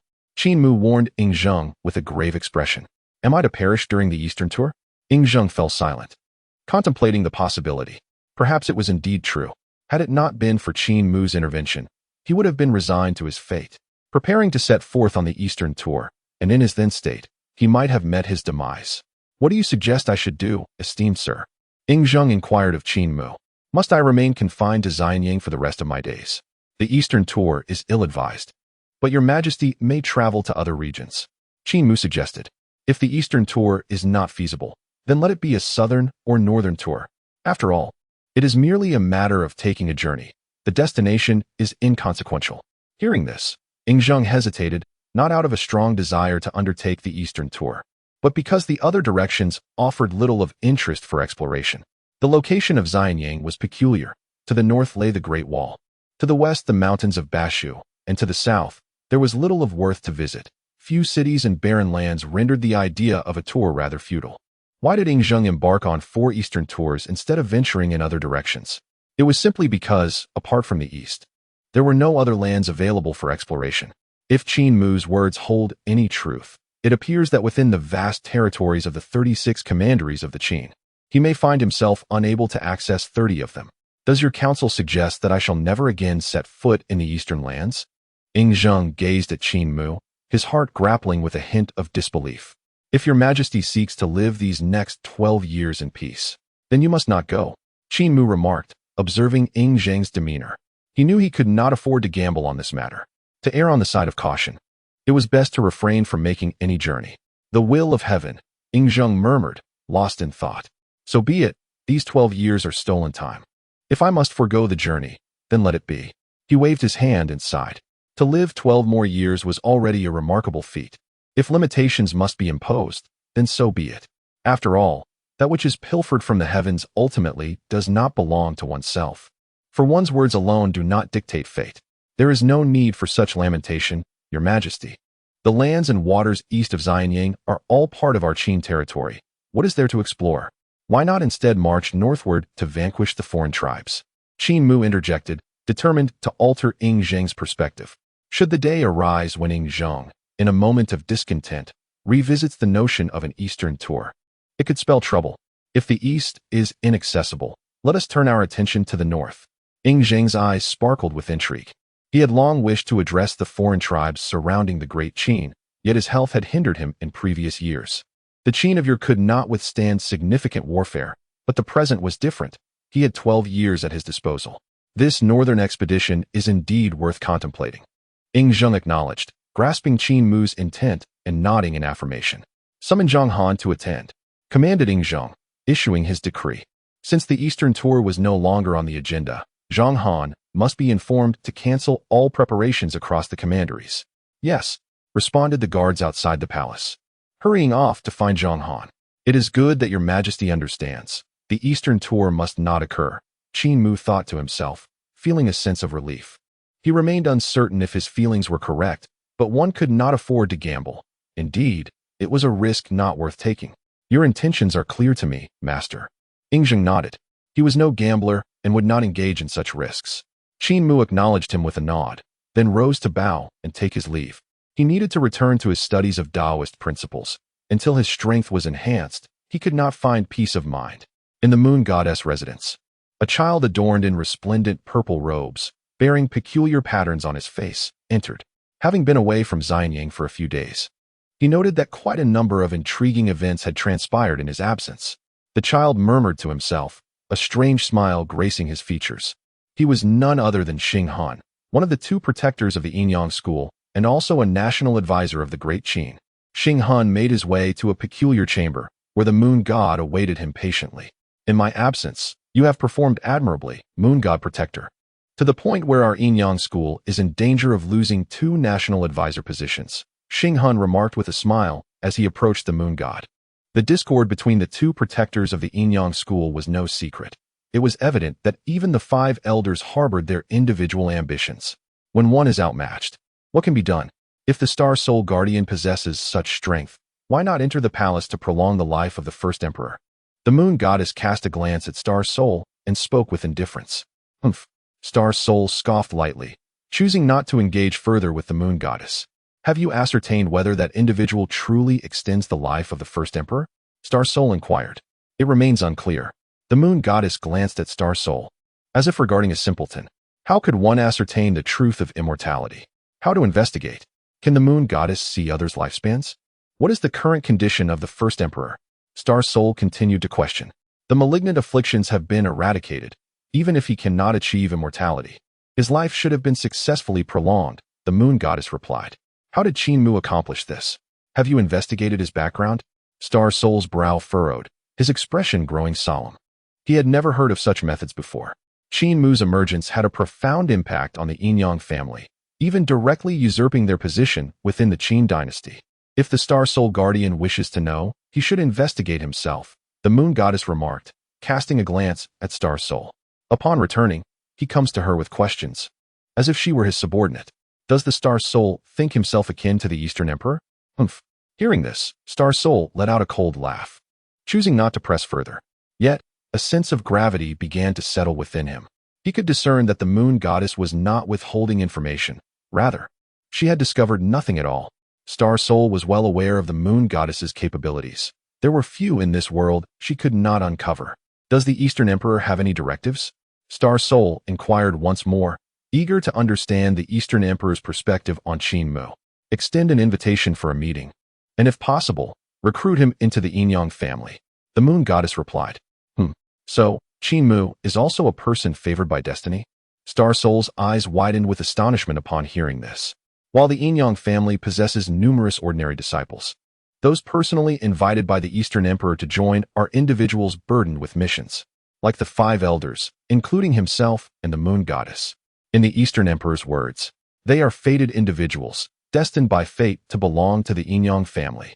Even their names are bestowed by destiny. Unclear. The moon goddess shook her head. The Eastern Emperor merely suggested she engage with Qin Mu, ideally enticing him into the Yin family. But beyond that, she had no further insight. Thus, I shall personally meet this newly appointed national teacher. Star Soul was now filled with curiosity regarding Qin Mu. Suit yourself. The moon goddess glanced at Star Soul, but did not impede him. Star Soul refrained from saying more and swiftly departed. He had come to seize this opportunity from the moon goddess. He was eager to discover the true extent of Qin Mu's abilities.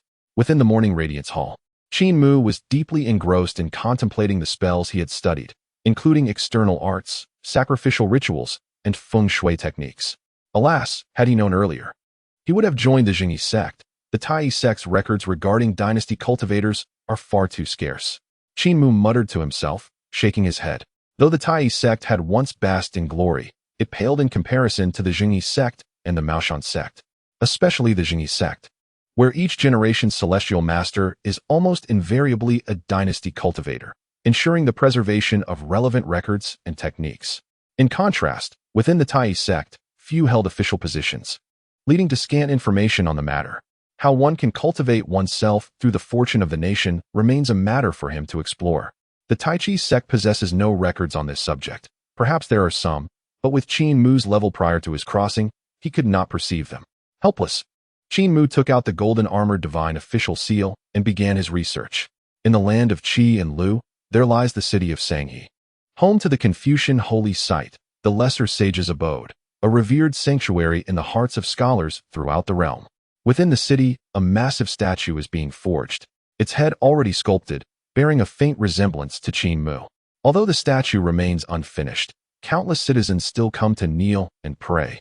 For this figure is the current national teacher of the Great Qin, the one who has conferred longevity upon His Majesty the First Emperor.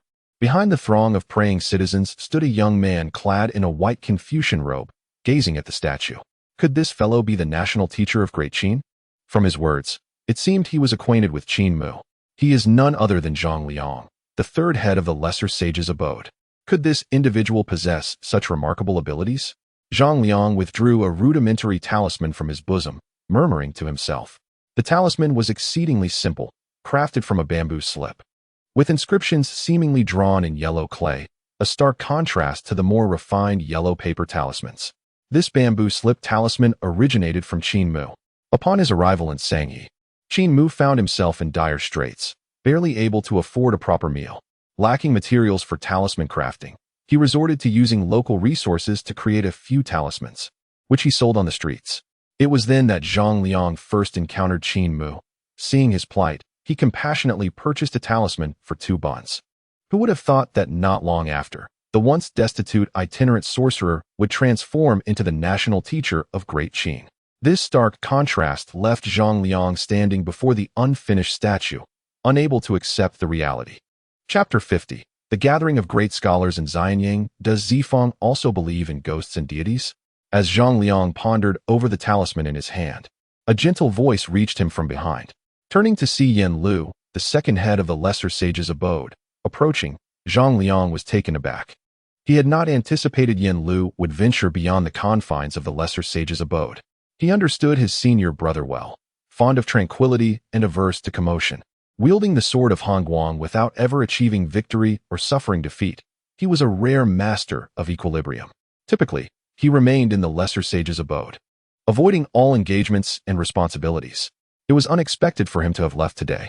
Are you also intrigued by the national teacher of Great Qin? Zhang Liang inquired curiously. I merely passed by and thought to see Zifeng. Yen Lu replied with a gentle smile. It appears that Zifeng shares some connection with this national teacher, which is indeed surprising. Yen Lu glanced at the bamboo slip talisman in Zhang Liang's hand and continued. The Lesser Sage's abode currently aligns itself partially with Great Qin. Its leader, Fu Nian, advocates for governance through the royal way and is willing to submit to Great Qin. However, Zhang Liang differs. He cannot abide the tyranny of the Qin state, nor does he esteem the remnants of the 6 nations, finding greater alignment with those scholars who oppose Qin. In his daily life, Zhang Liang often interacted with those opposing the Qin regime. Now, the fact that he has become entangled with the most prominent national advisor of the Qin has left Yen Lu utterly astonished. It is indeed surprising, Zhang Liang remarked with a smile, putting away the talisman in his hand. Senior brother Yen, it is rare for you to visit the little sage's abode. May I inquire about your purpose? As fate would have it, this matter is directly related to the national advisor. A hint of helplessness crossed Yen Lu's face as he glanced at the unfinished statue. Oh, might you elaborate, senior brother? Zhang Liang's eyes gleamed with curiosity. How could his senior have connections with Qin Mu? Has Zifeng not returned to the little sage's abode these past few days? Yen Lu observed Zhang Liang, a trace of amusement flickering in his gaze. He usually remained within the little sage's abode unless there was pressing business. In contrast, Zhang Liang often sneaked out, clandestinely meeting with his less reputable companions behind the back of their master, Fu Nian. It has indeed been a few days since I last returned, Zhang Liang admitted, scratching his head awkwardly. Zifeng, some matters should be approached with restraint. Do not complicate things for our master, Yen Lu suggested pointedly. Understood, understood, Zhang Liang nodded emphatically. What has transpired in the abode these past few days? He quickly shifted the topic. A few days ago, His Majesty issued a decree summoning the Crown Prince Fusu from the frontier and commanding him to become a disciple of the current national advisor, Qin Mu. Yen Lu recounted the incident with evident exasperation. What relevance does this have to our little sage's abode? Zhang Liang inquired, perplexed. This matter is indeed unrelated to our abode. But the Crown Prince has always been fond of Confucianism, and the eminent Confucians hold him in high regard. His Majesty's decree seems intent on severing the ties between the Crown Prince and our Confucian school, which has caused quite a stir among the esteemed scholars. Yen Lu explained with a sigh. Yesterday, several great Confucians visited the little sage's abode, seeking to rally the literati under our banner to advise the emperor and persuade him to retract his decree. Did our master agree? Zhang Liang's expression darkened. Should things go awry, their abode would find itself at odds with both Yingzheng and Qin Mu. He did not formally agree, but neither could he refuse. Yen Lu replied with a wry smile. Although our abode is a sanctum of Confucianism, it cannot afford to offend those long-established scholars. The Confucian school does not revolve around our little sage's abode. We merely enjoy a reputation of prominence. This truly poses a significant dilemma. His Majesty has never favored Confucianism, and now he seems intent on completely severing the Crown Prince's association with it. If our abode involves itself, it could lead to utter ruin. Zhang Liang frowned, resolutely determining that their abode must remain uninvolved. Our master shares this sentiment, which is why he dispatched me to send those scholars back one by one. I heard they gathered numerous Confucian students and went to Xianyang to present their case, seemingly coordinating with the scholars at the palace to petition together. Oh, I wonder how this will affect our little sage's abode. Yin Lu lamented, sighing heavily. They have gone to Xianying? Upon hearing this, Zhang Liang's expression shifted. He understood the nature of those obstinate scholars all too well. They were a group that would readily confront Zhang, brazenly criticizing him if their wishes were thwarted.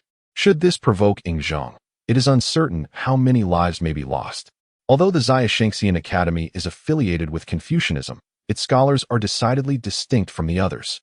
If this group of fools were to implicate the Zhaishengxian Academy, it would indeed be an unwarranted calamity. There appears to be little we can do. Those esteemed Confucians hold lofty positions beyond our influence.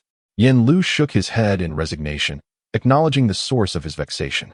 Unable to intervene or persuade, he sighed deeply. Zhang Liang, silent and contemplative, ultimately echoed Yin Lu's lament. The following day, within the imperial palace of Xianying, in the morning radiance hall, Zhang Han arrived early. At that moment, Qin Mu had just concluded his foundational training with Zhang and was engrossed in the study of Taoist principles within his study. National Master, General Zhang Han seeks an audience, announced a eunuch from outside. Replied Qin Mu, absorbed in the talisman he held, not lifting his gaze. The eunuch, upon hearing this, stepped out to usher Zhang Han into the morning radiance hall. National Master, Zhang Han saluted respectfully. I was unaware of your early arrival. What urgent matter brings you here? Qin Mu inquired softly, setting down the talisman. There is a troubling matter concerning you, National Master, which compelled me to inform you directly. Zhang Han stated as he stepped forward. Troubling matter? Qin Mu raised an eyebrow in curiosity, pondering what sort of issue could possibly pertain to his current status. In recent days, Xianying has seen an influx of Confucian scholars and literati. According to reports from the Shadow Guards, several esteemed Confucians are expected to arrive shortly. Furthermore, over 40 scholars from Xianying have privately met with these Confucians, all of whom seem to have come with intentions directed towards you, National Master, Zhang Han revealed. His expression marked with concern, for these literati were notoriously difficult to manage. All this for me.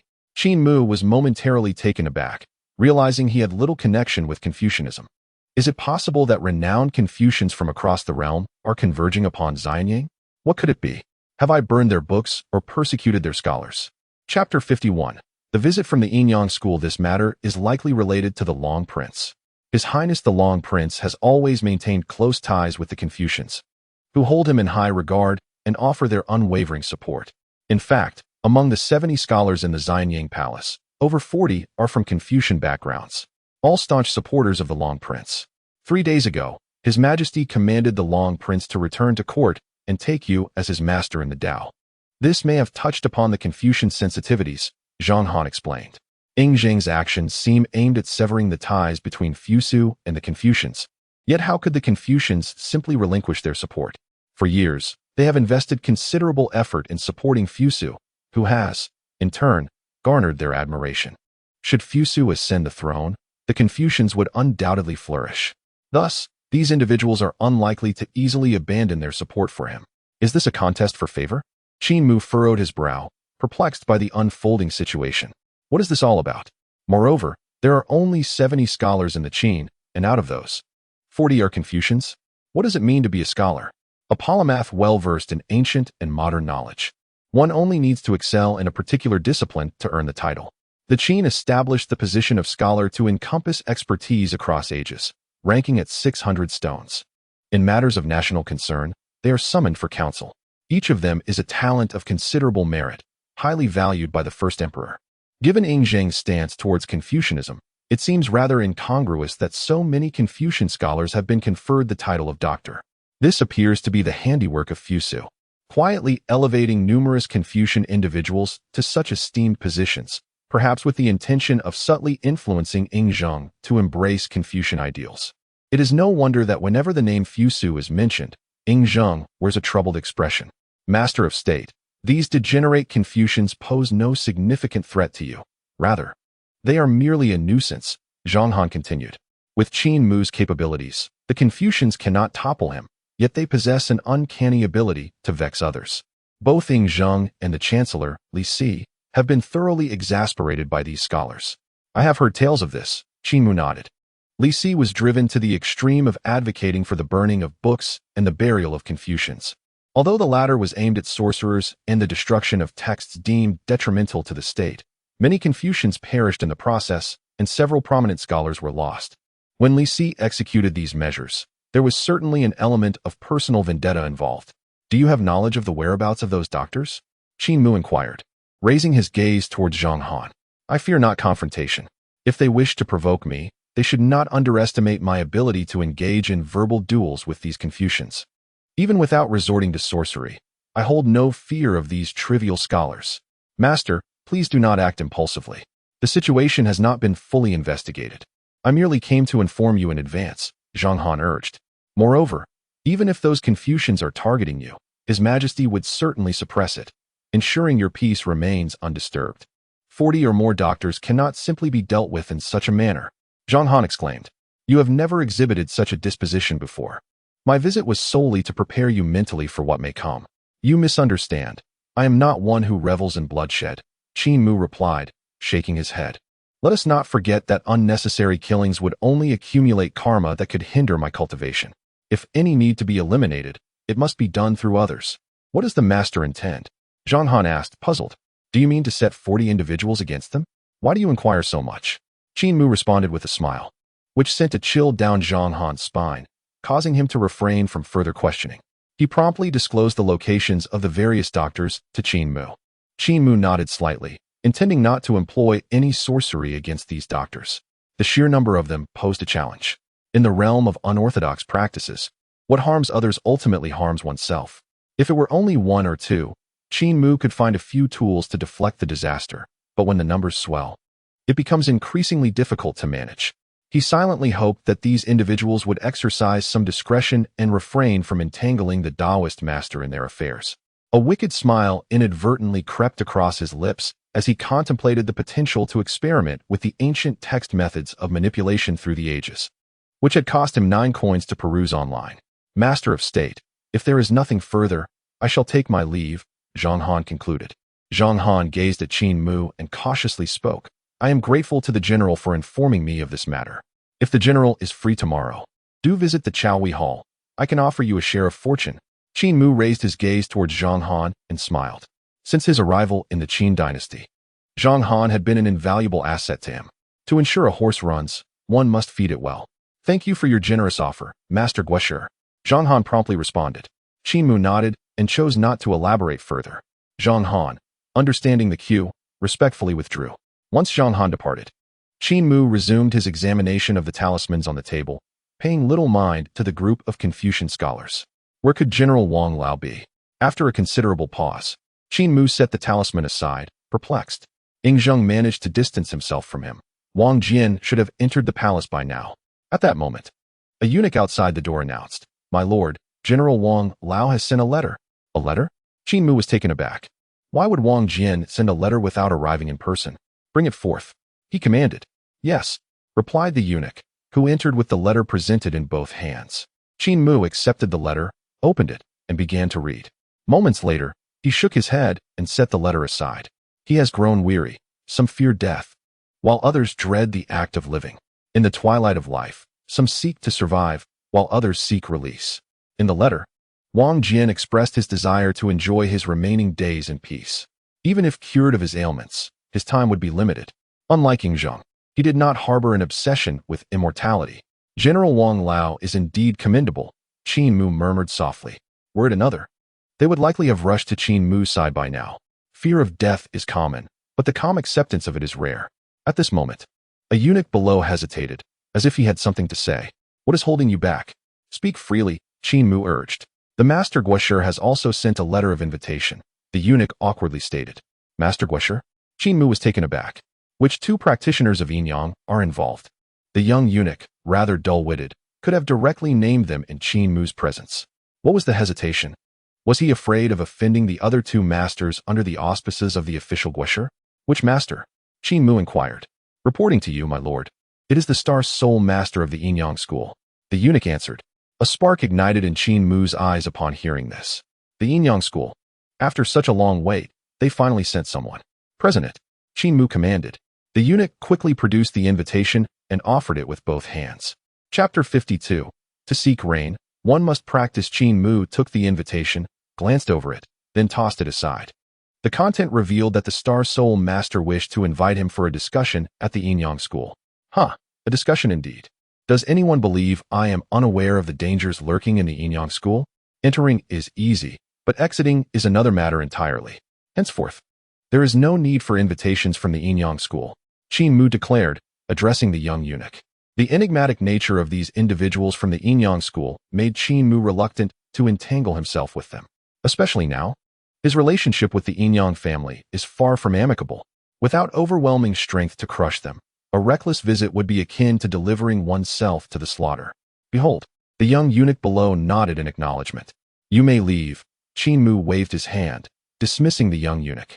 He then cast his gaze upon the talismans on the table, shook his head, and put them all away. The path of Tao is natural, achievable only over time. These artifacts have caused him considerable frustration, and he has made no progress whatsoever. To this day, Qin Mu remains perplexed as to why the talismans he drew would manifest results, while the talisman drawn by Ying Zheng at that time did not. Never mind. The Tao is natural. It suffices as long as it works. Qin Mu sighed, opting to temporarily abandon this endeavor. Subsequently, he procured a roll of blank bamboo slips. No more study of these Daoist talismans. He has other matters to attend to. He wondered how much he could still recall after all this time. Qin Mu muttered to himself, then took up his brush and began to inscribe the prohibitions of human creation from ancient to modern times upon the bamboo slip. This prohibitions of human creation exists in countless versions, with the most commonly circulated one addressing ordinary people's methods for handling various issues. There is another version, the one Qin Mu had acquired for $9 silver, which contains approximately 40 prohibitions listed in its catalog. 1. 7 Arrows Method 2. Black Eye Fixation Method 3. Lost Item Prevention Method 4. 1,000-Pound Hammer Method 5. Rabid Dog Biting Method 6. Borrowing Grass to Block Injury Method 7. Beautiful Woman Disrobing Method, still 9 meters. One can refer to the 12th. I can no longer see it. May any good soul share. Now, Qin Mu could recall only a few, with the 12th prohibition being the most vivid in his mind. Ahem, these secret methods can be executed even by ordinary individuals, provided they follow the steps and prepare the necessary materials. Although Qin Mu still remembers some of the execution methods, he chooses to document them for further study. A mistake in this regard could result in dire consequences for oneself. Reflecting on the information in his mind, Qin Mu began to write it down slowly. 3 days have swiftly passed, seemingly in the blink of an eye. In the morning light of the palace, Qin Mu, accompanied by Zheng Ge, had just completed a set of foundational practices of Tai. Qin Mu exhaled a deep breath, releasing the pent-up energy within him. Calculating the time, he realized he had been practicing this foundational method for 6 or 7 days now, with the energy within him nearing completion. According to the texts, he is already prepared for foundational establishment. Did we not agree on 100 days' time? Could it be that the fortune of the dynasty is aiding him? Qin Mu pondered aloud as he sensed the energy within him. At this pace, he would be ready for foundational establishment in 3 days. Once successful, he could then practice the techniques of his sect without relying solely on talismans and those esoteric arts for survival. However, he felt no trace of this national fortune. It was perplexing, considering he had previously devoted much time to studying how to harness it for cultivation.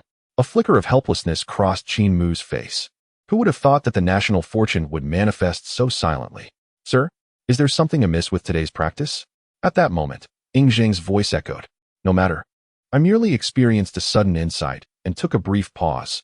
Qin Mu replied, shaking his head as he returned to his senses. Ying Zheng nodded thoughtfully and spoke. Tomorrow marks the grand ceremony at the Wei River. Have you made the necessary preparations, esteemed sir? The Wei River ceremony? Qin Mu was momentarily taken aback, having nearly forgotten about it. It seemed he would need to brush up on the rituals performed by the elders in the past. Rest assured, Your Majesty. Everything has been meticulously arranged, Qin Mu replied with a smile. It is merely a sacrificial offering. There is no need for undue concern.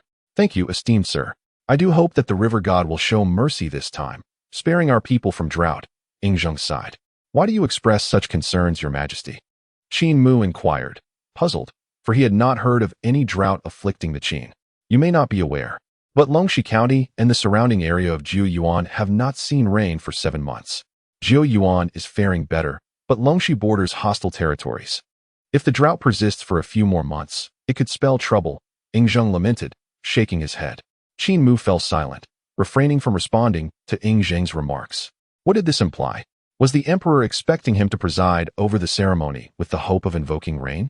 That is implausible. It cannot be done, he mused.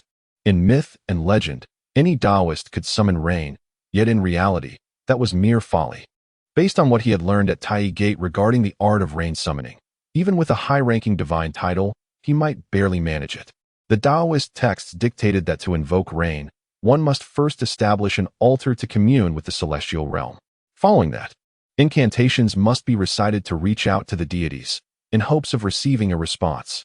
Once at this juncture, a corresponding talisman must be drawn, temporarily granting one the status of an immortal official, enabling communication with the celestial beings to bring forth rain.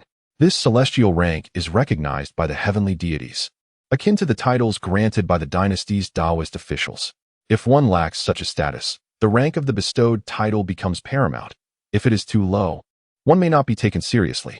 Generally, the titles conferred by the Daoist sects are based on the legendary 8 divisions of heaven: the Thunder Division, the Dueling Division, the Wealth Division, the Pestilence Division, the Fire Division, the Water Division, the Pockmark Division, and the Tai Sui Division. If one's title aligns with the Thunder or Water Divisions, one is halfway to success, as they can appeal to their own kind for rain. However, if not, the effectiveness depends on the rank of the title. A low rank yields little respect. The dynasty's official seals are considerably weaker in terms of connecting with the deities, for they are recognized by the state's fortunes rather than by the multitude of heavenly gods. Hence, those capable of summoning rain tend to hold substantial power, and Qin Mu knew he had to elevate his status further. Your Majesty, if the Wei River ceremony is indeed to beseech rain, I fear I may be of little assistance, Qin Mu stated directly, looking at Ying Zheng. He wished to preempt any requests for rain summoning from the emperor. If rain were desired, he would first need to be conferred a title associated with either the Thunder or Water Division. Yet, as things stood, he was the most prominent figure in the entire Qin. To whom could he turn for such a title? Regarding the summoning of celestial deities for divine ordination, it is rather absurd, for who would respond to a mere novice cultivator who has yet to complete his foundational training? Chapter 53. Does the general wish to change his ancestral tune? The sovereign, perplexed, gazed at Qin Mu, pondering why, despite possessing the ability to extend his lifespan, he could not invoke rain. To him, extending life seemed a trivial matter, and requesting rain even more so. Your Majesty, the art of prolonging one's lifespan is not merely a continuation but rather a borrowing, a theft, a deception. Such practices belong to the realm of the unorthodox. Qin Mu shook his head.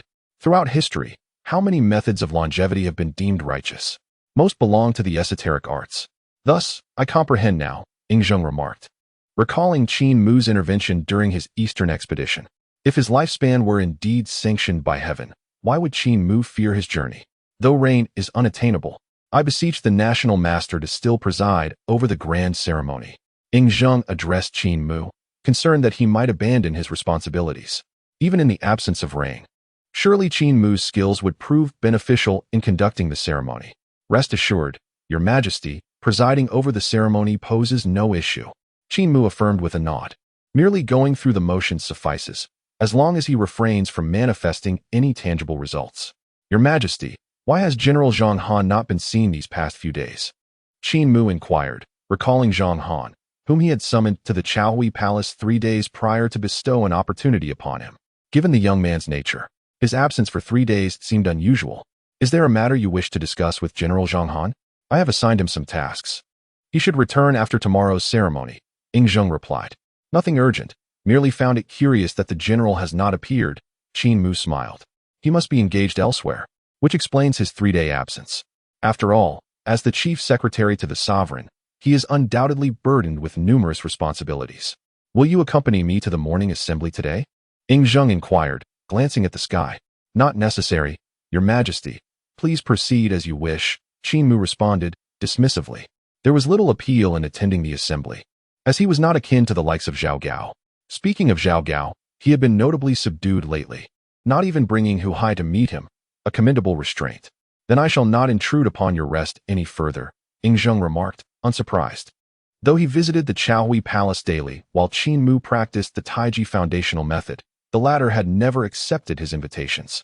With that, Yingzheng donned the dragon robe, assisted by several palace maidens, and proceeded directly to the morning assembly. In recent days, he found it cumbersome to change attire and had taken to storing a ceremonial robe within the Chaohui Palace, thus avoiding the hassle of traveling back and forth. After Yingzheng departed, Qin Mu began to prepare for the sacrificial rites. It seems one must don a crown and ceremonial garb for this endeavor. I possess the Daoist robe, yet I must procure a Daoist crown, he muttered to himself. Within the Daoist tradition, there exist several types of crowns, specifically crafted for ritualistic ceremonies. Typically, these include the yellow crown, the 5 mountains crown, and the 5 elders crown. Qin Mu had never worn one, as he was but a novice, having acquired the Daoist seal only shortly after his arrival in this realm, and thus never had the opportunity to don a crown in the performance of rites. Contemplating, Qin Mu summoned a palace maiden, sketching the design of the 5 mountains crown, instructing her to seek out a craftsman to create it. This 5 mountains crown, also known as the 5 mountains spiritual diagram crown, is shaped like an inverted bowl and intricately engraved with the true forms of the 5 mountains, and can only be worn by those who have received the celestial seal. Typically, only the highly esteemed masters of the Chuanjin sect are permitted to wear such ceremonial adornments. However, Qin Mu has only undergone a minor initiation, which he received upon obtaining the Taoist seal and descending the mountain, signifying his status as a Taoist. According to tradition, he is not entitled to don the 5 mountains crown. Yet, in the present circumstances, who could possibly rival Qin Mu in virtue and prestige? If he desires to wear it, what could be the objection? He thought to himself that he might as well wear the 5 mountains crown, and when the time comes for the ceremonial rites, he could utter a few words, perform the customary 3 bows, and conclude it seamlessly. Qin Mu mused briefly before dismissing the thought. In this era, who possesses greater expertise in the rites of the Tao than he? Even if it contravenes tradition, no one would be the wiser. The following day, at the break of dawn, Qin Mu arose and donned the Daoist robe he had worn during his journey through time, placing upon his head the 5 mountains crown that had been completed and delivered the previous night. Today marked the grand sacrificial ceremony, and the Tai foundational practice would be halted for a day. Although the ceremony was scheduled for noon, it did not impede his cultivation. As Qin Mu prepared for the sacrificial proceedings, Zhang Han unexpectedly paid him a visit. Forgive my tardiness, esteemed national master. I have been burdened with the king's command these past few days, which has delayed my arrival until today. Upon seeing Qin Mu, Zhang Han performed a grand bow and spoke, appearing weary as though he had rushed directly from the Chaohui Hall. There is no need for such formalities, General. Qin Mu replied with a smile, assisting Zhang Han to rise. Could my late arrival by 3 days affect the fortune and opportunities bestowed by the national master? Zhang Han inquired anxiously, fearing that he might have missed the chance Qin Mu had mentioned. There is no cause for concern, General. It is not too late. Qin Mu reassured him. That is a relief, Zhang Han said, his heart lightening at the response. He then looked at Qin Mu and asked, might I inquire further into the matter? This method is both unrelated and yet interconnected to you, General. Have you ever heard the saying, if the ancestors are buried upright, the descendants will surely prosper? Qin Mu smiled at Zhang Han, intending to utilize his rudimentary knowledge of feng shui to improve the ancestral grave, thereby indirectly enhancing Zhang Han's fortune. After all, Zhang Han would need to assist him in employing certain unconventional methods. If his own fortune were not sufficiently robust, this tool could be rendered ineffective within 2 years. For instance, regarding the straw effigy of Zhao Gao in Zhang Han's possession, if Zhang Han were to record his encounters with Zhao Gao daily, it would surely lead to trouble within 3 years. I'm afraid I've never heard that before, Zhang Han replied, shaking his head in confusion, unsure of what it meant for the ancestors to be buried upright for the descendants to thrive. This phrase encapsulates the essence of feng shui concerning ancestral graves, a synthesis of myriad interpretations into a singular saying, Qin Mu elucidated. If the site of your ancestors' burial possesses excellent feng shui, it will facilitate your career, ensuring a life free from calamity and devoid of treachery. Please, National Master, teach me. Zhang Han's eyes brightened at this prospect. Unlike the rigid Confucian scholars who feared disturbing ancestral graves lest they incur divine wrath, Zhang Han was open-minded. What harm could there be in making improvements for his own benefit? Let us find a better location for you. This matter cannot be rushed. I will first select a site of exceptional feng shui for you before proceeding further, Qin Mu replied. Having not ventured beyond the confines of the Xianyang Palace since his arrival, he was unaware of any auspicious locations near Xianyang. It is my impatience that has caused this oversight. I hope the esteemed national master can forgive me. Upon hearing this, Zhang Han quickly clasped his hands in a gesture of respect, saying, "No harm done. General, is your visit solely for this matter?" Qin Mu turned to Zhang Han and inquired, "Not entirely for this purpose. Today at noon is the grand ceremony at the Wei River, and His Majesty has summoned me to attend to the national master." Zhang Han replied, "Should the national master require anything, please do not hesitate to inform me. I shall ensure it is taken care of." Zhang Han added. Qin Mu nodded slightly. He had no particular preparations, as he was not embarking on a ritual for genuine deities, so there was no need for excessive complexity. Chapter 54. Qin Mu must die if the national master is ready. We may set forth at this moment. Zhang Han observed that Qin Mu was prepared and spoke. Although the Wei River Palace is not far from Xianyang, the journey will take about an hour, especially with the various ceremonial arrangements, so it is timely to depart now. "And His Majesty?" Qin Mu inquired, nodding. "His Majesty is accompanied by the officials. By now, they should have already left the city of Xianyang," Zhang Han answered. "Initially, His Majesty wished to invite the national master to travel with him in the dragon carriage, but considering the national master's preferences, he sent me to accompany you instead." "Has the morning court concluded?" Qin Mu's eyes flickered with surprise. He had thought he had risen early enough. "It has concluded. Today's ceremony necessitated an earlier assembly," Zhang Han confirmed. "Then let us depart," Qin Mu responded with a nod. Upon hearing this, Zhang Han immediately went to prepare the carriage, while the palace maids in the morning radiance hall began to gather the garments Qin Mu would need for the upcoming days. Traditionally, during the Wei River ceremony, Ying Zheng would bring the officials and reside in the palace for 2 to 3 days before returning to Xianyang. A quarter of an hour later, a carriage came to a gentle halt outside the grand hall. Qin Mu, attended by 2 palace maids, boarded the carriage, while Zhang Han personally drove him away from the royal palace. Within the residence of the Yinyang school, Xing Han and Yu Shun sat facing each other. Behind them were 2 elders of the Yinyang school, De Si Ming and Xiao Si Ming. "His Majesty did not invite our Yinyang school to the Wei River ceremony?" Xing Han asked Yu Shun. "What do you think?" Yu Shun raised her gaze to meet Xing Han's. "Isn't it obvious? Had the Yinyang school been invited, I would already be at the Wei River Palace instead of here conversing with you." In previous years, Yu Shun had presided over the Wei River ceremony as the chief officiant. It seemed the intentions of His Majesty were abundantly clear. Xing Han's brows knitted in concern. He had not anticipated that the once mighty Yinyang school would be so swiftly marginalized from the power center of the Qin in merely half a month. The fact that Ying Zheng did not summon them for the Wei River ceremony indicated preparations to diminish the influence of the national master. "What strategies does the protector Xing Han propose? Have you had the opportunity to meet the national master Qin Mu?" Yu Shun inquired, glancing at Xing Han. At the mention of this, Xing Han's expression darkened. 3 days prior, he had personally sent an invitation to Qin Mu, yet now there had been no response whatsoever. This was a blatant disregard for his authority. Everyone is a national master, although the position of the Yinyang family's national master is somewhat precarious. As long as Ying Zheng has not issued a decree, Xing Han remains the national master of the Great Qin. Qin Mu's blatant disregard for him ignited a surge of anger within Xing Han. Why must the 2 guardians quarrel here? With a formidable enemy at hand, we should focus on how to deal with Qin Mu, the Grand Commander stated, observing the escalating tension between the 2. "A method? What method is there? As long as His Majesty continues to rely on Qin Mu, the Yinyang family will only be subordinate to him. This Qin Mu must die," Xing Han declared with a sinister expression. 2 tigers cannot coexist on the same mountain. Qin Mu's role overlaps with that of our Yinyang family. Moreover, his abilities surpass ours. It will not be long before the Great Qin abandons us, for we have become useless to them. How to kill him? That Qin Mu has long resided in the depths of the palace. It is difficult for us even to catch a glimpse of him. Do the guardians intend to act forcefully within the royal palace? The moon goddess remarked, glancing at Xing Han. To act within the palace is beyond the capabilities and courage of the Yinyang family. Despite their lofty faade, they know very well that compared to the Great Qin, they are merely ants.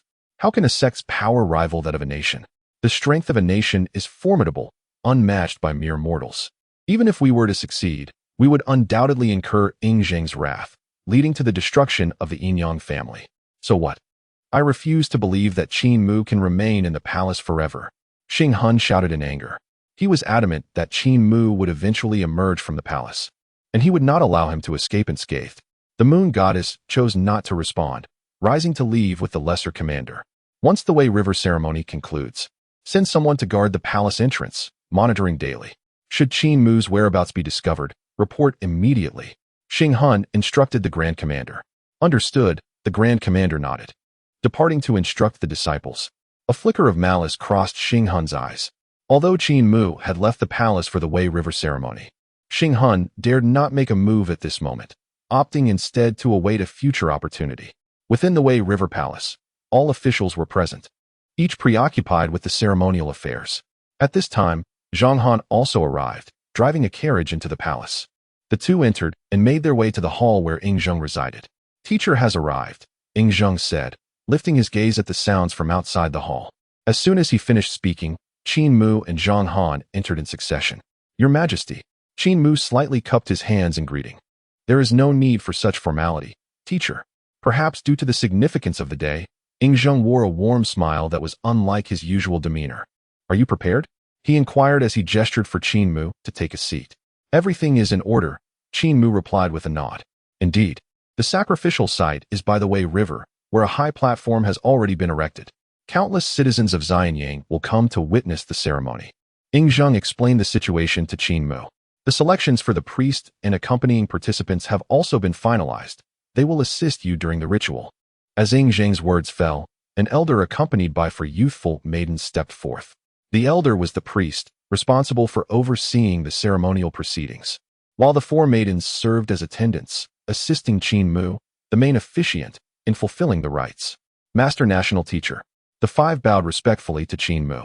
He glanced at the four maidens, signaling them that formalities were unnecessary. Today a ceremony shall proceed without you, my dear sir, Ing Zheng said, clasping his hands in greeting. I shall do my utmost. Qin Mu replied, returning the gesture. One must not be overly confident in such matters. For this ceremony, I still need to construct a ritual altar, so I shall take my leave for now. Observing the time, Qin Mu noted that it was nearly noon and he had yet to complete the altar. You are excused, National Teacher, Ing Zheng replied with a smile. Then turned to the four maidens. You will accompany the National Teacher.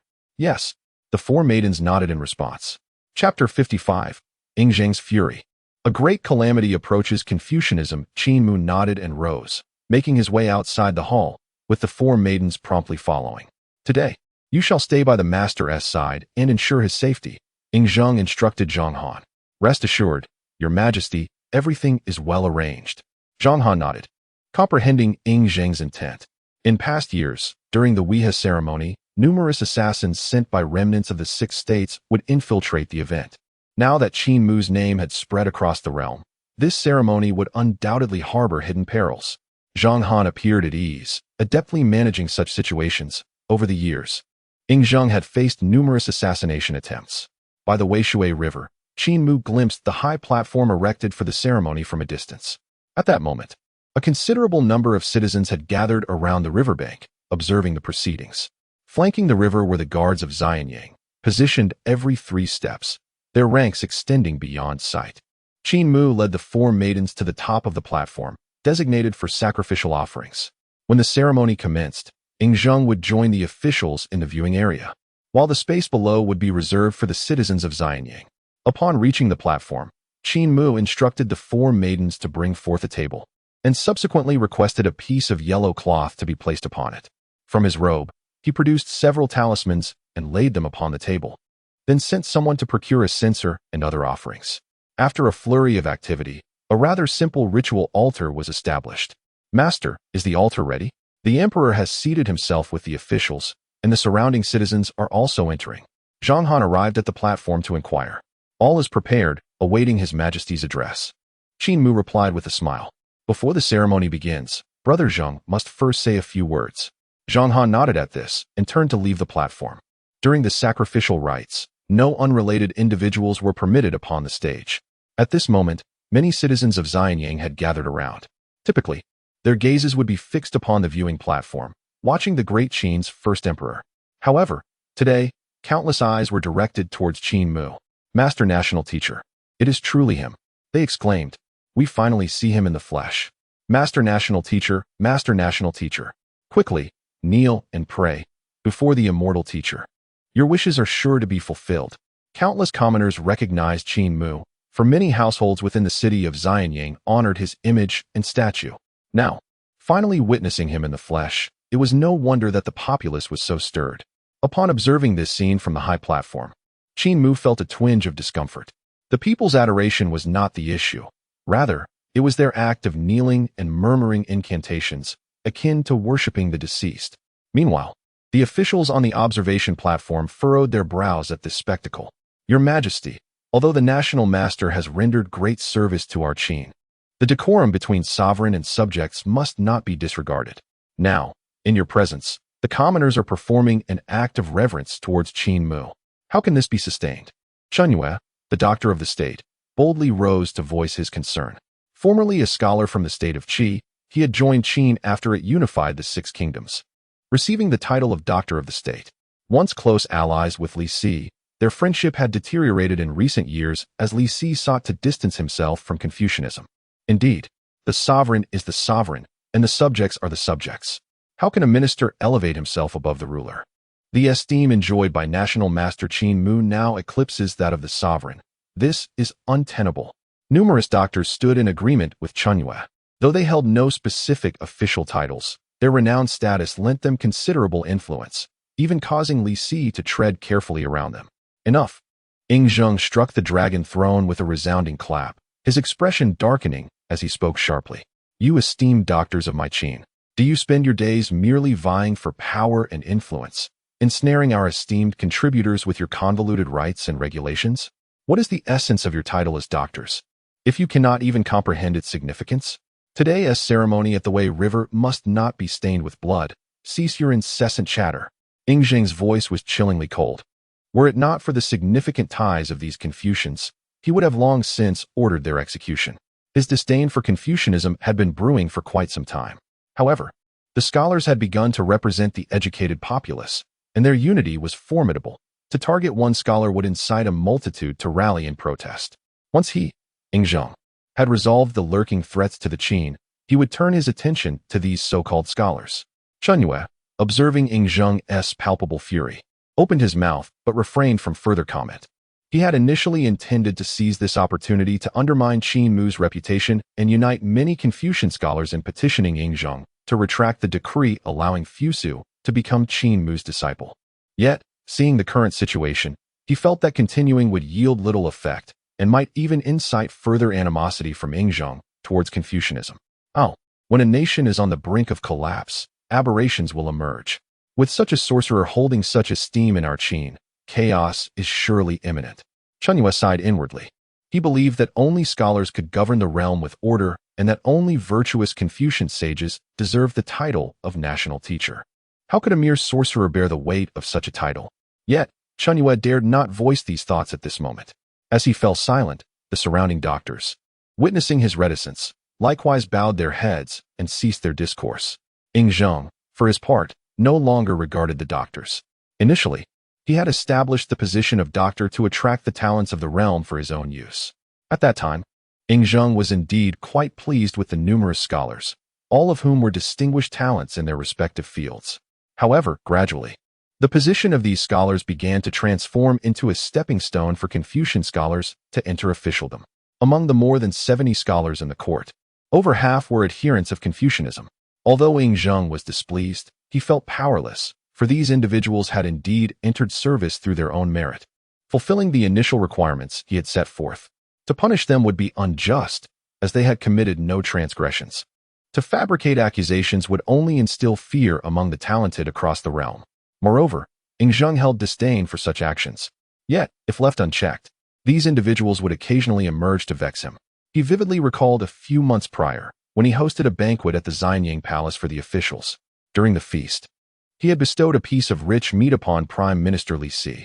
To his dismay, a group of Confucian scholars protested, claiming that it was improper for a ruler to partake of rich food while his ministers were left with lesser fare, asserting that such actions could undermine the established rituals. Some scholars even indignantly left the banquet, infuriating Ing Zheng. The more he pondered, the more incensed he became, nearly unable to restrain himself from storming off the dais. It was a humiliation to share the table with such learned individuals. However, as the sovereign of a nation, he could not simply depart from such an important occasion. Taking a deep breath, he composed himself and prepared to commence the ceremony. Meanwhile, Li Si cast a glance at Qin Yu, understanding that this former friend might not have long to live. Yet, Li Si felt no inclination to offer any warning. He still recalled the scorn he faced from the literati months ago over that piece of rich meat. Although he was a legalist by ideology, he had Confucian roots, which should have aligned him more closely with the Confucians. Yet, the actions of these individuals were utterly revolting. Just because he had consumed the sovereign's rich meat, they had vilified him mercilessly. Brother Tonggu, he mused, though this sorcerer has refrained from meddling in court affairs, one cannot predict what the future holds. As Li Si was lost in thought, Qin Yu had unknowingly moved to sit beside him, whispering softly. Li Si shot a glance at Qin Yu without responding. How brazen of you to seek me out. You were among those who condemned me back then, were you not? During that banquet. It was indeed this fellow who first accused Li Si of lacking understanding of propriety. Brother Tonggu still harbors resentment over that incident? To be fair, did you act correctly? If it were merely an ordinary piece of meat, it would be one thing. But that piece was marbled. His Majesty consumed the lean portion and then bestowed the fatty part upon you. Such actions lack the decorum befitting a ruler. You should not have accepted that piece of rich meat, let alone consumed it. This is a gross violation of the principles of sovereignty. Upon hearing this, Li Si's countenance darkened immediately. What of it? He simply relished the rich meat. He enjoys fatty dishes. Is it merely because I am a legalist now? Is it because His Majesty did not offer you Confucians a morsel of meat? If you wish for it, say so plainly instead of resorting to this charade. Li Si understood well that the Confucians would not denounce Yingzheng over a piece of meat. Rather, they were incensed by Yingzheng's perceived favoritism. The piece of meat, marbled with fat and lean, was shared between Yingzheng and Li Si. How would the Confucians react? With nothing to eat. This group of corrupt scholars immediately escalated the issue into a grave matter of loyalty and propriety between ruler and subject. Consequently, from that banquet onward, Li Si never again tasted the emperor's rich meat. Though these corrupt scholars are not particularly likable, their influence in certain respects is undeniably significant, even capable of swaying the perspectives of the scholarly community regarding Yingzheng. While the Confucian school includes its share of corrupt individuals, it also boasts formidable figures.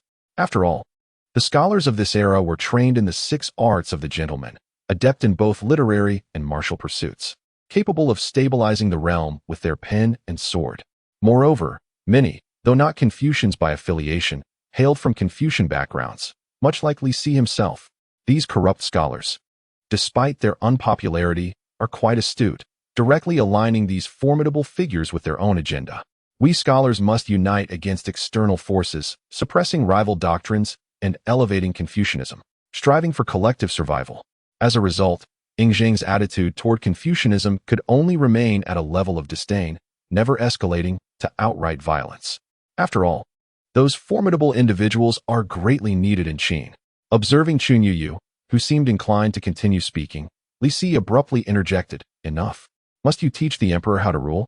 We, as ministers, need only to fulfill our own duties."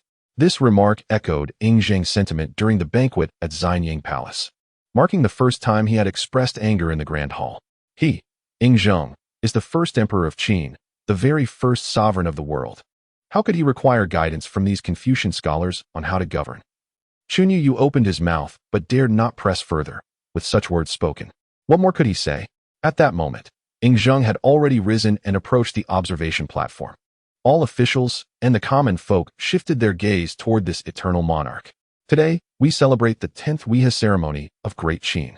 I do not beseech the river god for favors for Great Qin, but rather, I implore that my people suffer no calamity from nature. Thus, I have specially invited the national master to preside over this ceremony. May he bless Great Qin with favorable weather in the coming year, free from disasters. Upon concluding his words, Yingzheng returned to his throne on the observation platform. Traditionally, he would have spoken for at least half an hour, but now he lacked the inclination, hastily uttering a few remarks before commencing the ceremony, neglecting even to read the prepared speech. Presently, he was in no mood for lengthy discourse. The multitude of Confucian scholars on the platform truly vexed him. On this auspicious day, Zheng had initially felt quite pleased. Yet Chunyu Yu's interruption soured his desire to hold the ceremony at all, were it not for Qin Mu still present on the high platform. He might have simply concluded his address and departed in frustration. At this moment, Zheng had resolved that for any future ceremonies, these scholars would not be invited, as they were a source of annoyance. After delivering his address, the aged priest ascended the altar. Meanwhile, a gentle mist rose from the surface of the Weha River, obscuring the view of the assembly, yet the common folk found it unremarkable, for the river often exhibited such phenomena. On the altar, the national master inquired, "Esteemed priest, may we commence the ceremony?" Qin Mu nodded, gesturing for the priest to proceed with the ceremony. As he was unfamiliar with the intricate rituals of the Great Qinwei River Festival, which were not his responsibility, the priest acknowledged with a nod and then signaled beneath the altar. 8 guards, each bearing the Great Qin Xin bird flag, ascended the altar in perfect unison. Once atop the altar, they positioned themselves in the 8 cardinal directions, holding their flags outward. Subsequently, 2 soldiers approached the altar, one wielding a drum and the other a gong. Upon their arrival, they began to strike their instruments in a slow, rhythmic manner. The old priest, in harmony with the resonating sounds of the drum and gong, advanced forward with each beat, 1 step for the drum, 1 bow for the gong, until he reached the altar's front, where he halted. Qin Mu, filled with excitement, observed the proceedings. For he was the chief officiant, solely responsible for the final tribute to the river god. The old priest came to a stop and called out, "Offer the offerings." At that moment, 4 female attendants appeared, bringing forth 4 platters of offerings, which they placed reverently at the altar's edge, bowing in respect toward the Wei River. After the female attendants had arranged the offerings, the priest turned his back to the river and shouted, "Bring forth the sacrificial animals." Below the altar, 8 robust men carried already slaughtered cattle and sheep onto the platform, following the same rhythmic pattern, 1 step for the drum, until they reached the altar's edge, where they placed the animals down. "Retreat," the priest commanded once more. The 4 female attendants momentarily descended the altar alongside the 8 men. Once they had exited, the sounds of the drum and gong resumed, and the priest, in synchrony with the beats, stepped back to the altar's edge, then turned to Qin Mu, signaling, "Light the incense." Qin Mu adjusted his robe, realizing that the subsequent proceedings rested entirely upon him. Approaching the altar, he took the incense, lighting 3 sticks to form a column, symbolizing the 3 treasures of incense. With his left hand, considered the auspicious hand, he placed the first stick in the center of the incense burner, representing the treasure of the way.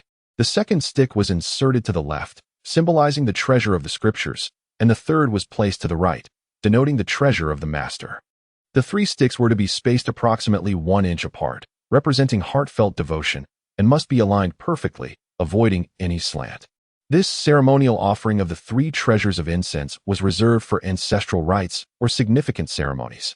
After Qin Mu completed the offering, the priest spoke again, "Offer the sacrificial wine."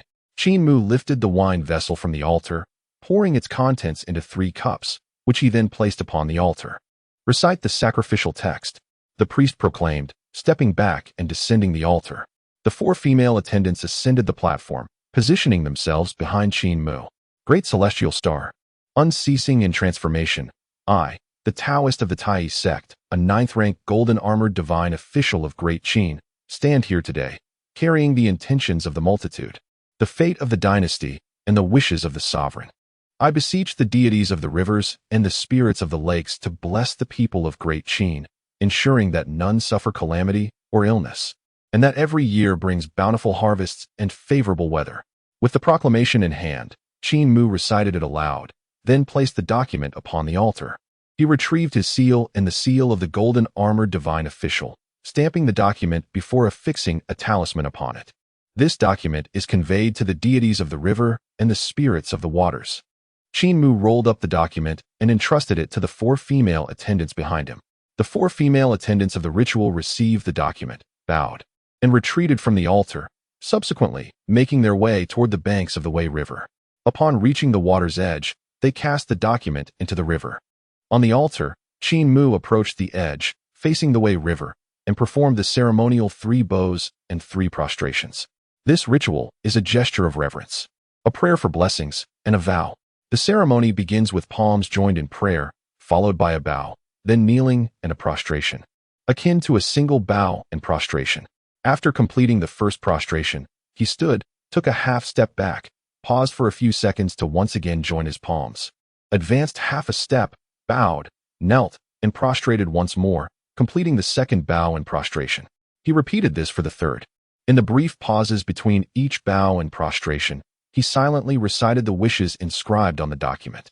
Once the ritual was completed, Qin Mu stood and nodded towards the officiant below the altar.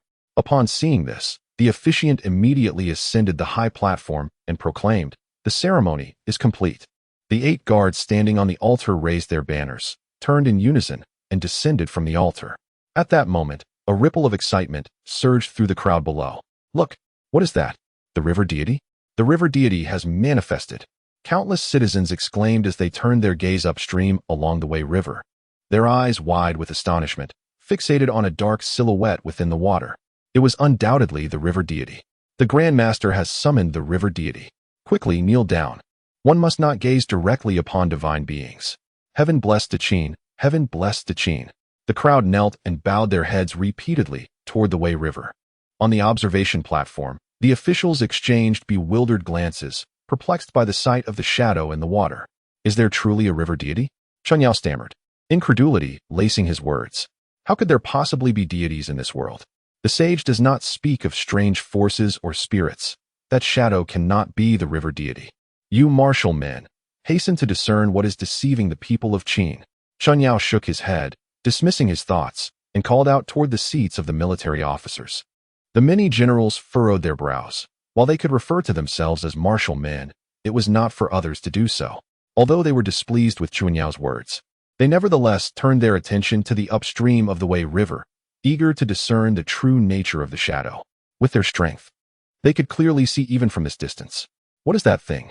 one general exclaimed, unable to contain his astonishment. The remaining generals soon followed suit, expressing their shock. They all saw it. Within the Wei River was a colossal entity, its back emerging from the water, resembling a small mountain in size. Beneath the surface lay a vast shadow, and the mist above the river thickened, completely obscuring the view of the onlookers. "What have you all witnessed to exhibit such disorder?" Ing Zheng, too, felt his curiosity piqued and turned to the military officials, inquiring, "Could it be that the river deity truly resides within the Wei River? Is my esteemed master so formidable as to have summoned the river deity?" Although Ing Zheng could not discern the scene above the water clearly, he could still vaguely perceive a massive dark silhouette slowly approaching the water's surface. "Your Majesty, we dare not speak recklessly.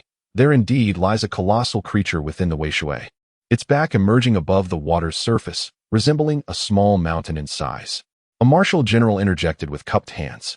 "We would not deceive your Majesty. We truly do not know what it is. Perhaps it would be best to wait for it to approach, so that your Majesty may observe it for yourself."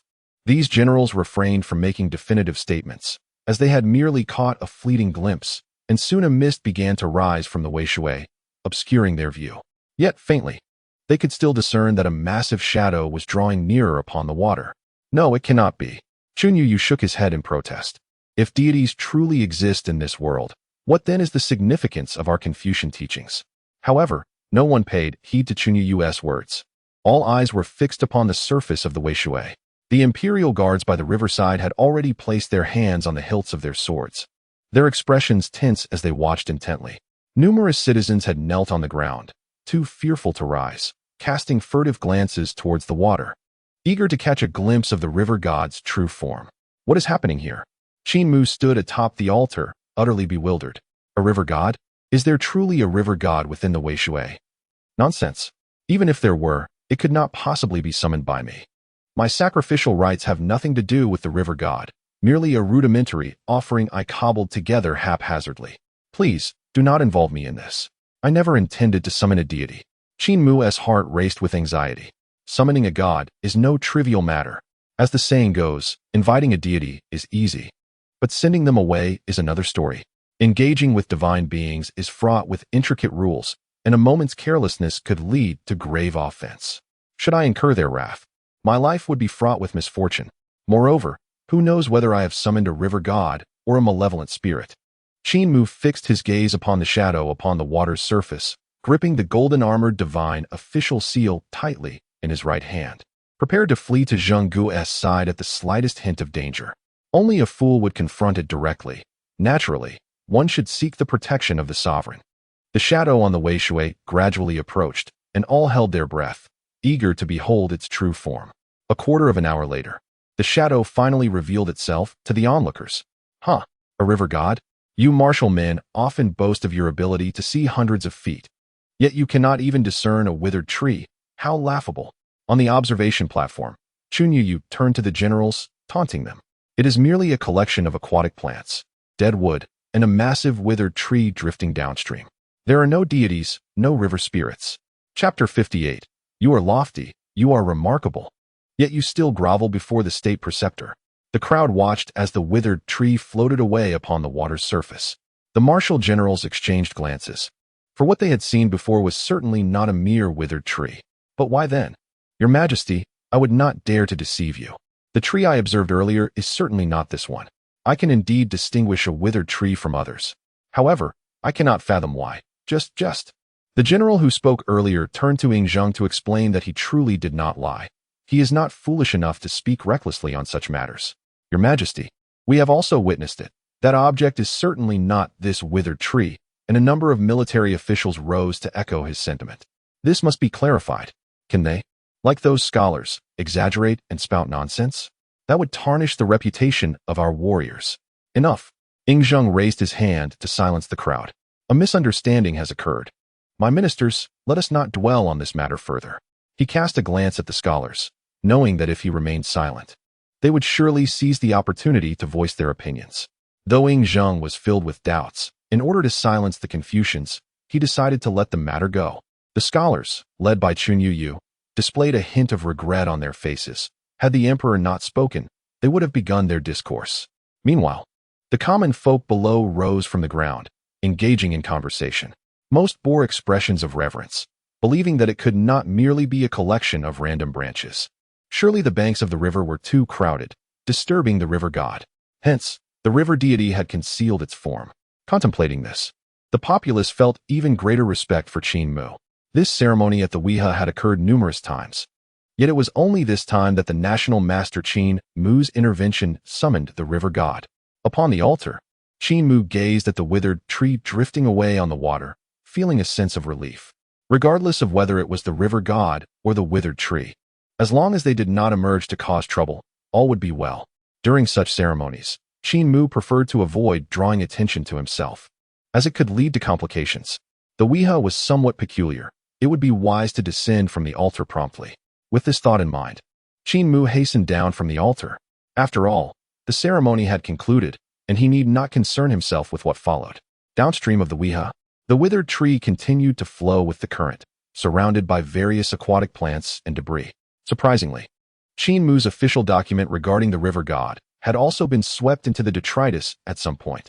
On the viewing platform, Ing Zheng rose to leave, feeling quite displeased with the ceremony. His discontent was palpable, and he would not allow others to feel joy in his presence. He glanced back at Chunyu before sweeping away with his robes. Chunyu stood there, gazing vacantly at Ing Zheng's retreating figure. What is the matter? Inquired a perplexed scholar beside him, looking curiously at Chunyu. The emperor did not express anything. Why then was Chunyu, the scholar's assistant, so startled? It is nothing. Perhaps I was mistaken. How could there be aquatic plants atop the emperor's head? Chunyu shook his head, quickly dismissing this unrealistic thought from his mind. A gentleman does not speak of strange phenomena, he reminded himself. After years of diligently studying the classics, he never anticipated that today he would be so influenced by the foolish populace and some uncouth warriors. If divine beings truly existed in this world, they would be the sages of Confucianism, born of the essence of heaven and earth, not dependent on lifeless mountains and rivers. Below the altar, Qin Mu swiftly departed from the banks of the Weha, while amidst the crowd, a figure clad in black followed closely behind. This person appeared to have no intention of concealing their presence, boldly pursuing Qin Mu. In the shadows, Zhang Han, who was covertly protecting Qin Mu, furrowed his brow in recognition. Was that not Zhao Gao?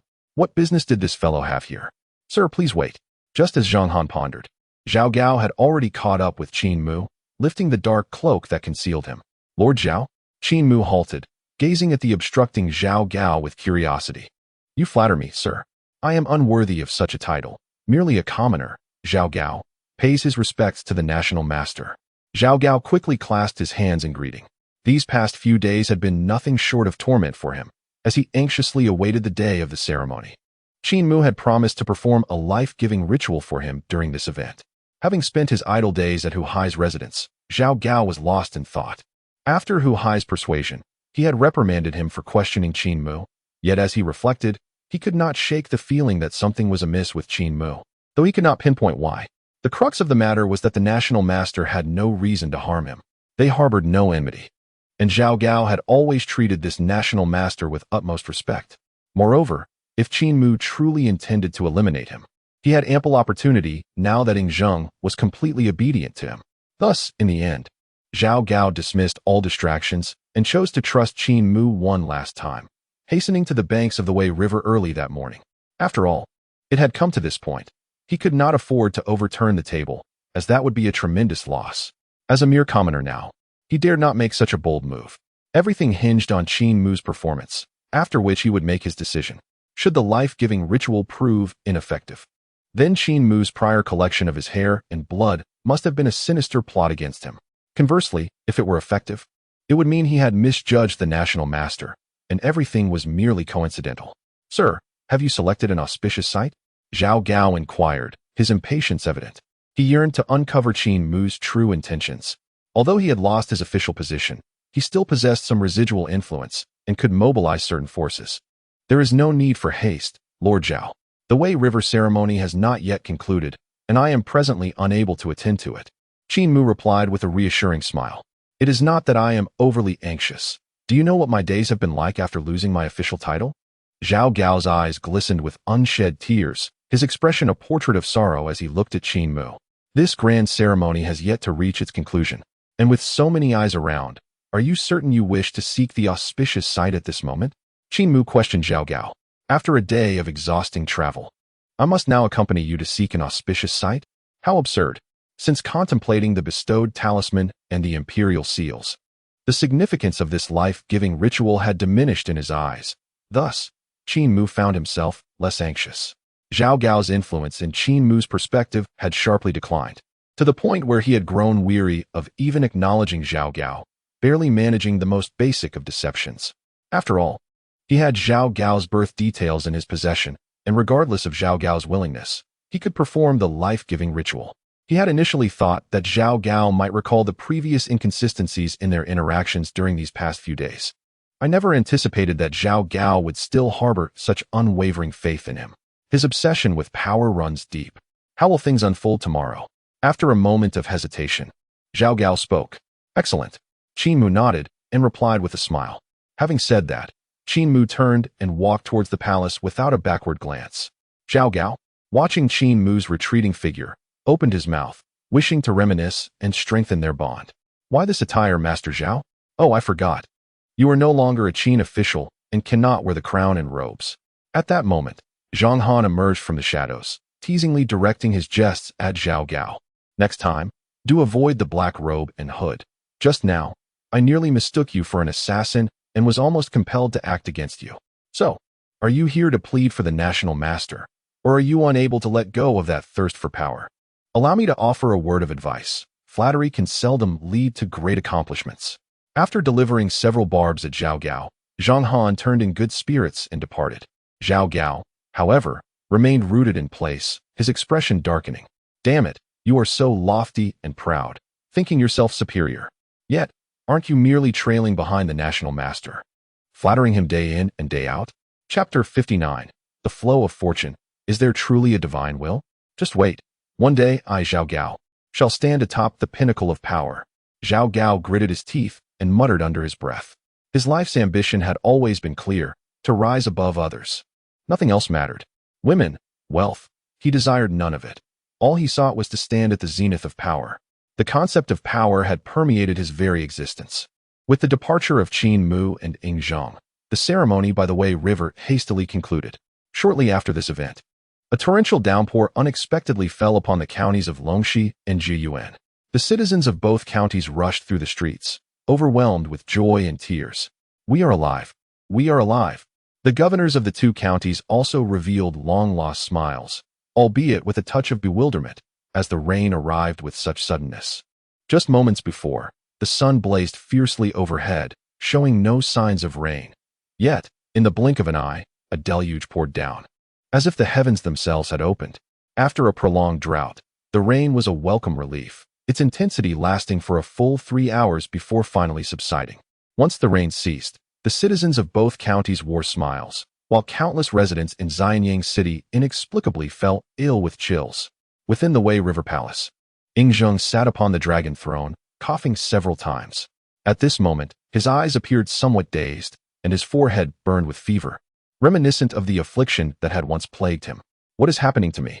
Yingzheng hastily produced a rejuvenation talisman and affixed it to himself. But its effects were negligible. A sense of weakness enveloped him, igniting a surge of fear within his heart. He was desperate to avoid returning to the state he had endured a fortnight prior. In that instant, Yingzheng felt once more the chilling grip of death. Someone, quickly, summon the master to save me. Yingzheng called out loudly to those outside the hall, disregarding everything else. Were it not for his overwhelming weakness, he would have rushed to find Qin Mu himself. Meanwhile, Qin Mu, furrowing his brow, scrutinized the official seal bestowed upon him by Yingzheng. What is the meaning of this? Has the divine office's experience expired? Is it merely a shoddy imitation, hastily produced? Qin Mu muttered to himself. Before him lay the golden seal of the divine official, bestowed by Yingzheng himself. Yet, unlike its previous resplendent glory, the seal now bore numerous cracks, its luster diminished, as if it were on the verge of shattering. Moments ago, Qin Mu had sensed something amiss with the seal nestled in his embrace, and upon inspection, it had transformed into this wretched state. What could be the cause of this? Qin Mu gazed at the deteriorated emblem with a growing sense of unease. The seal of the divine official manifested according to the fortunes of the nation, and logically, as long as the Qin dynasty endured, it should remain intact. Although the Qin was not at its zenith, it was nonetheless in a period of considerable strength, with Yingzheng expected to reign for at least another decade. Something was awry. Did this seal shield me from misfortune?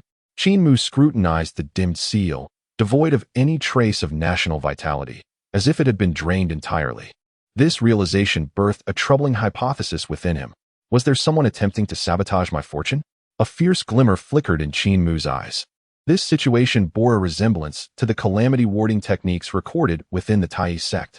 Those who were bestowed talismans or held official ranks would manifest signs of decay in their seals when beset by misfortune, thereby diverting calamity from their masters. Yet how could this be achieved? In the Qin, I have neither ancestral graves nor kin, my birth date is unknown, and my title is a mere fabrication. There should be no reason for me to be targeted in such a manner. Qin Mu furrowed his brow, realizing that none of the typical methods of misfortune aligned with his understanding of such practices. He was vigilant about collecting any fallen strands of hair or similar tokens from the Hall of Morning Radiance, ensuring their incineration daily. His chosen title, Taishian, was also a mere invention. Although he was a Taoist of the Taoist sect, there was no justification for holding such a lofty title. Most importantly, it seemed unlikely that anyone in this world could wield Taoist arts against him. As his brow knitted in concern, the anomaly unsettled him deeply. National Master. National Master. Is the National Master within the hall? Just then, an urgent voice called from outside the hall, belonging to Zhang Han.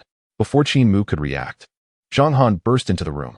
My lord, the Emperor is in trouble. National Master, please follow me at once. Zhang Han's face was etched with anxiety as he implored Qin Mu. The Emperor is in trouble? Qin Mu's expression hardened. First, the seal had faltered, and now Yingzheng was similarly imperiled? This could not be. Even if something dire befell Yingzheng, the fortunes of the Qin should not immediately plummet to a degree that could not support a 9th-rank seal. Calm yourself, General. Allow me to investigate. Qin Mu reassured him, quickly concealing the seal within his robes before hastening to follow Zhang Han. In the inner palace, Yingzheng reclined upon the dragon couch, reminiscent of their first encounter. Master, save me. As Qin Mu rushed in, a spark ignited in Yingzheng's eyes. Your Majesty, do not panic. Qin Mu quickly moved to soothe the Emperor. Truth be told, he too felt a gnawing uncertainty within.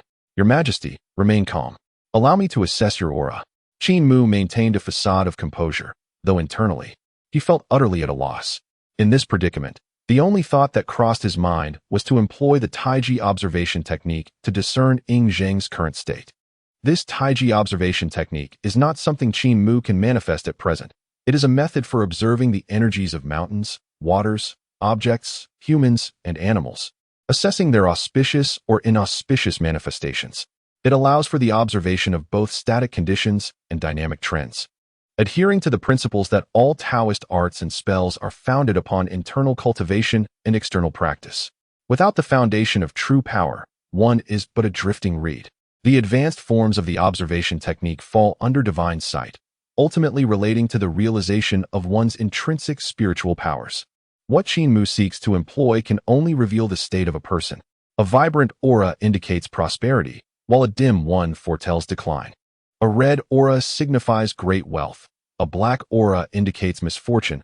A purple aura denotes significant nobility, and a golden aura suggests enlightenment. The energies shift with circumstances, and there may be a blend of colors as well.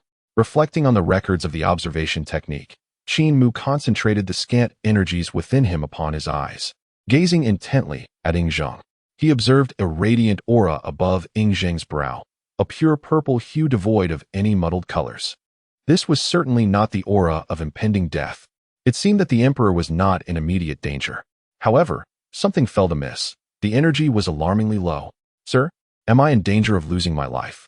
On the dragon throne, Ying Zheng furrowed his brow at Qin Mu, yet remained silent for a long while, causing his heart to sink momentarily. It is not the weight of the physician's words that instills fear, but rather their silence. Such expressions are burdensome for a patient to behold. Fortunately, upon hearing the emperor's words, Qin Mu regained his composure and smiled.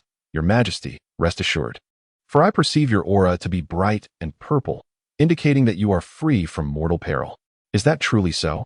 As long as I am free from mortal peril, I can still live. I can still live." Ying Zheng's heart lightened, and his complexion gradually improved. "What has befallen your Majesty? How could such vigor suddenly wane?" Qin Mu inquired with curiosity. As the ruler of a nation, Ying Zheng's fortunes could be considered the most stable in the Qin Dynasty. With national destiny fortifying him, it is challenging for ordinary beings to unsettle the emperor's aura. However, Ying Zheng's current condition bore a certain resemblance to that of the divine seal.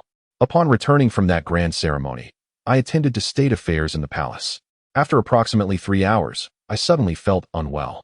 Initially, I did not pay much heed, merely applying the talisman bestowed by you, sir, yet it bore no effect whatsoever. Thus, I summoned you. A look of lingering trepidation adorned Ying Zheng's face. At that moment, he had feared that the 12 years of borrowed life would be reclaimed. Qin Mu remained silent, noting the uncanny coincidence between the timing of Ying Zheng's sudden discomfort and the issues surrounding the divine seal. Had it not been for the divine seal, Qin Mu might have experienced a similar draining of his energy as Ying Zheng. How peculiar, truly peculiar. Qin Mu mused, his brow furrowed. He could comprehend the forces that could influence his own fortune.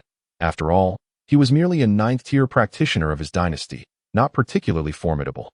Yet, the ruler of the Qin, the first emperor of heaven and earth, possessed a depth of fortune fortified by national destiny. Who could disturb that? In the past 2 days, there had been no unusual occurrences suddenly. Qin Mu recalled something. "General Zhang Han, I must trouble you to hasten to Xianyang City and investigate whether the multitude who prayed alongside me by the Wei River today exhibit any abnormalities." Qin Mu directed his gaze towards General Zhang Han. He merely hoped that his suspicions were unfounded. Otherwise, the situation would become quite troublesome. The prayers of the masses? Zhang Han was momentarily bewildered, pondering the connection between the common people, Ying Zheng, and the national advisor. Suddenly, a realization dawned upon him, recalling Qin Mu's proclamation of the river deity during the grand ceremony. The Daoist of Tai Gate, the esteemed 9th-rank golden-armored divine official of the Great Qin, had come forth to convey the will of the people, the fate of the dynasty, and the desires of the monarch, beseeching the spirits of rivers and lakes to bless the citizens of Great Qin with peace, health, and favorable weather year after year. Chapter 60. Spirits in the river. Do you think, sir, that everything is indeed related to the ceremony? Ying Zheng, who had been observing from the dragon throne, turned to Qin Mu and inquired. Yet, he could not fathom how the Great Qin's grand offering to the Wei River deity could provoke the wrath of the river god. The rites were meticulously followed, with no detail overlooked. Even he, the first emperor, was present in person.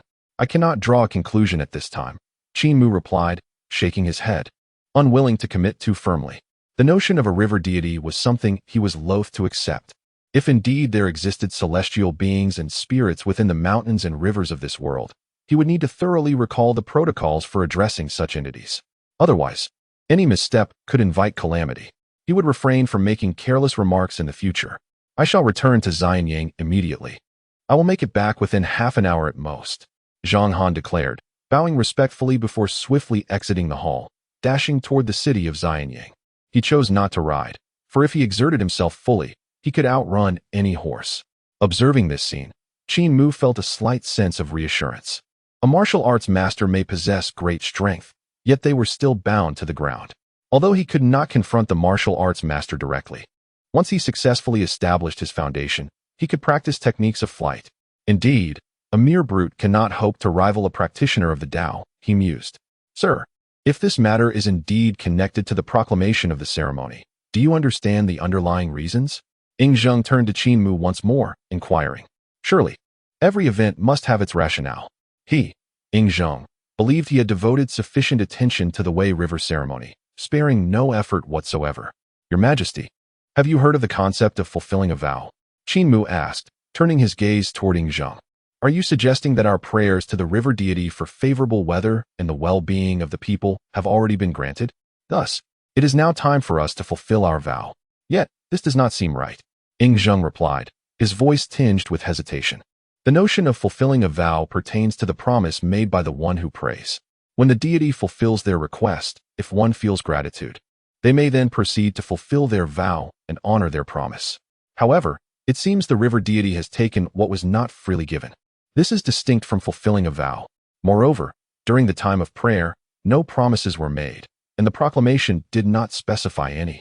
Is this a forced transaction? Your Majesty, there is a misunderstanding. The vow I speak of differs from your understanding. Spirits and monsters inhabit the mountains and rivers as deities, receiving offerings from the masses, and fulfilling the wishes of the people. However, such wishes must be repaid. When and how this repayment occurs is determined by the spirits themselves. In the context of the written decree, I possess the seal of the Daoist priest, the divine seal bestowed by your Majesty, and the collective wishes of the people who prayed alongside me at the altar. Thus, it seems that we may indeed have reached an understanding with the ethereal beings of the waters. However, I, as a humble practitioner, dare not act impulsively. Further investigation is needed before a final decision can be made. Qin Mu remarked that this was somewhat akin to the records he had seen at the gate. Yet certainty eluded him. Are you suggesting, esteemed sir, that the entity within the Wei River is not of celestial or divine origin, but rather a spirit? According to your words, even if it is a spirit fulfilling a wish, it must first satisfy our petition before seeking anything in return. This implies that our great Qin shall enjoy a future of favorable weather and a populace free from calamities and illness? Ing Zheng directed his gaze at Qin Mu and inquired. If that were the case, it certainly seems feasible. If it merely requires a momentary weakness in exchange for prosperous years for Qin, with the people living untroubled lives, it would indeed be a significant gain. How could such spirits possess such capabilities? If they were of lesser cultivation, General Zhang Han could easily vanquish them with a single blow. Even those slightly stronger would not be formidable, else they would have already achieved their goals and not occupy the revered mountains and rivers. These spirits, masquerading as deities, are mostly feeble and can only prey upon ordinary folk. Once their cultivation strengthens, they may employ some minor techniques to fulfill certain wishes for their supplicants. Should their strength increase further, they would then seek divine recognition to attain the status of true deities. Thus, the spirits of the mountains and fields are not powerful. Their only remarkable trait lies in their innate ability to wield minor arts. This is also why Qin Mu has yet to depart. As for the minor arts, he has certainly studied them. It's merely a matter of practice. I surmise that this so-called river deity, having taken our fortune to fulfill wishes, must have brought heavy rains to the regions of Longxi and Jiyuan, alleviating the drought. As Qin Mu spoke, a hint of conflict appeared on his face. These spirits occupy the revered mountains and receive the prayers of the masses. While kneeling before spirits may seem uncomfortable, they possess a unique trait compared to celestial deities. They respond to requests, genuinely attending to matters. Regardless of whether they can fulfill them, they show up nonetheless. They welcome all supplications, provided you can afford the cost of your wishes. Should you find yourself unable to pay, dire consequences, ruin and despair await. Given the current situation, although the unknown entity has taken Ing Zheng's fortune, it should have also brought rain to the two regions of Longxi. After all, it lacks the power to ensure the Great Qin's prosperity and the people's health. The only explanation Qin Mu could conjure was that the heavy rains in Longxi were a means to claim a small portion of their fortune. This would indeed settle the matter. They have provided a service, and afterward, taken what is rightfully theirs. Each party would owe nothing to the other. After all, what they took was minimal, perhaps just sufficient. This is where Qin Mu found himself in a quandary. If his suspicions held true, should he still seek to confront them? To some extent, this was the price they ought to pay, although it does bear the semblance of coercion. Yet, to remain silent and let the matter pass would be unacceptable. Qin Mu felt unsettled. His thoughts were not at ease. Are you suggesting that this entity is insufficient to ensure our Great Qin's year-round safety, thus alleviating the drought in Longxi, prompting me and the masses to express our gratitude? Upon hearing this, Ing Zheng found himself in a quandary. He, known for his clear distinction between reward and punishment, recognized the irritation caused by the group of Confucian scholars. Yet, he refrained from eliminating a few to vent his frustrations. Whether it was a peculiar creature or a divine being, it ultimately accomplished its task before demanding payment. After a prolonged contemplation, Ing Zheng lifted his gaze to Qin Mu, inquiring if he possessed the confidence to confront such otherworldly entities. Although the matter seemed settled, both Ing Zheng and Qin Mu harbored discomfort in their hearts. An unsettling thought lingered. While capital offenses could be absolved, lesser transgressions were inescapable. Lacking a clear understanding of their true nature, Qin Mu dared not speak recklessly.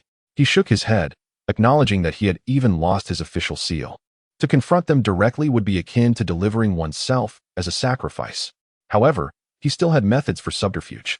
Though one ought to pursue the heavenly path with integrity and strive to master the highest arts, circumstances dictated otherwise. Qin Mu had yet to complete his foundational cultivation, rendering him unworthy of being a true practitioner of the righteous path.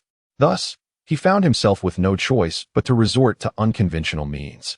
Soon, once he completed his foundational stage, he would undoubtedly master the art of wielding flying swords, soaring through the skies to vanquish malevolence. He murmured to himself, lamenting his lack of power, relying solely on the meager energy within him. Aside from drawing talismans and setting altars, he could only dabble in these unorthodox practices. Meanwhile, Ing Zheng struggled to grasp the full meaning of Qin Mu's words, pondering for a long while before reluctantly asking, "What, in your opinion, should we do now?"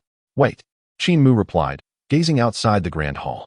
They merely needed to await Zhang Han's return to substantiate his conjectures.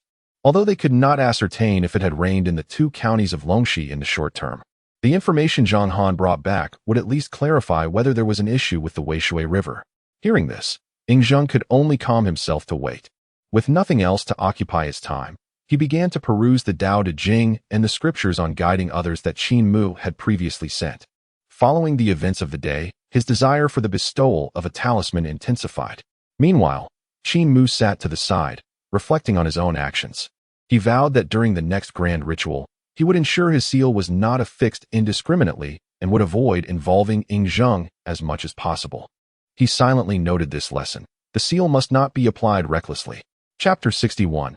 Your Majesty, I have seen him. Approximately an hour later, Zhang Han hurriedly returned.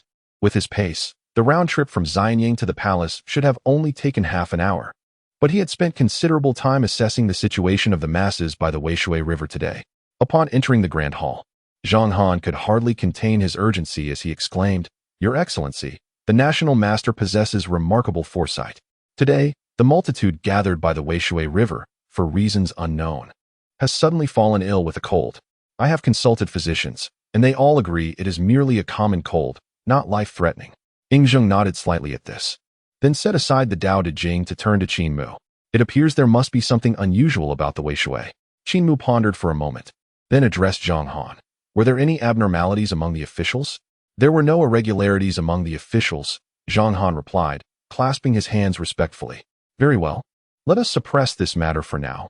We must not allow rumors of river deities to spread among the populace. Additionally, dispatch someone urgently to investigate the situation in the 2 counties of Longxi and Jiyuan. Qin Mu instructed Zhang Han, act according to the master's wishes. At that moment, Ing Zheng spoke. Understood. Zhang Han accepted the command and exited the grand hall. Do you have any sound strategies, master?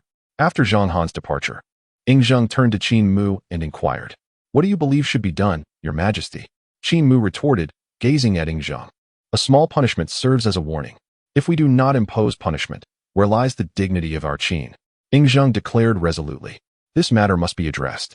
Even if we attribute it to the river deity, which brought abundant rain to alleviate the drought in the 2 counties of Longxi, it has also caused the people of Xianyang to suffer from colds, leading to a loss of my fortune and damage to Qin Mu's official seal. This cannot go unpunished. I share the same sentiment. Qin Mu nodded with a smile. How do you intend to proceed, master? Should you have any requests, do not hesitate to voice them. Ing Zheng gestured grandly, indicating he would fulfill any reasonable demands. Your Majesty, how many martial masters reside in Xianyang? Qin Mu asked. These warriors may not practice the Tao, but their fists are undeniably powerful. A single strike from a martial master can easily overwhelm ordinary creatures. Even though the entity in the Weishui seems formidable, how many blows can it truly withstand? Furthermore, with me, Qin Mu, backing you, I shall seize any opportunity to eliminate it. This elimination is merely a metaphor. We're talking about a small punishment serving as a warning, not a death sentence. Of course, if I cannot hold back, there's little that can be done. Throughout, Qin Mu never considered that the presence in the Weishui was a genuine deity. After all, how could a true deity be so careless? Indeed, I am unaware of this matter. When Zhang Han returns, you may inquire of him, but there should be no fewer than 10. Ing Zheng contemplated for a moment before speaking. Martial masters are among the most formidable figures in the realm. Yet, in Qin, there are 10 within Xianyang alone. If we consider the entire Qin, I estimate there to be around 20. That is sufficient. A smile graced Qin Mu's face. He had previously witnessed Zhang Han's prowess. With 10 such warriors, chaos would ensue. When does the master plan to conduct the rite to capture that creature? There is no rush, as night falls. It is the most potent time for such entities. Tomorrow at noon, I shall commence the rite. Qin Mu shook his head. His words were not mere evasion. The current moment marked a transition of yin and yang, with the bright moon at its zenith, signifying the peak of the creature's power. In that case, we shall discuss it tomorrow. I wonder if the master is comfortable in the side hall. If not, you may stay in my sleeping quarters tonight. Ing Zheng looked at Qin Mu and spoke. Are you afraid, your majesty? Qin Mu inquired, somewhat astonished. The eternal emperor, the first of the Qin, the future revered ancestor of all emperors, afraid of ghosts and monsters? I am not. Ing Zheng waved his sleeve, proclaiming loudly. I am merely concerned that you may find the side hall uncomfortable, unable to rest on that hard bed. Your Majesty, forgive me. I spoke foolishly. Observing Ing Zheng's face slightly reddening, Qin Mu quickly added. Very well, it is indeed uncomfortable. But do you find it tolerable, master? Ing Zheng asked again. Your Majesty's words ring true. The bed in the side hall is indeed rather hard, and I prefer a softer one. Qin Mu admitted reluctantly. In that case, please stay in my sleeping quarters for the night. Come quickly, bring a soft bed into the palace. Ing Zheng insisted, emphasizing the need for comfort. He was genuinely concerned for his mentor, who had devoted himself tirelessly to the Qin state.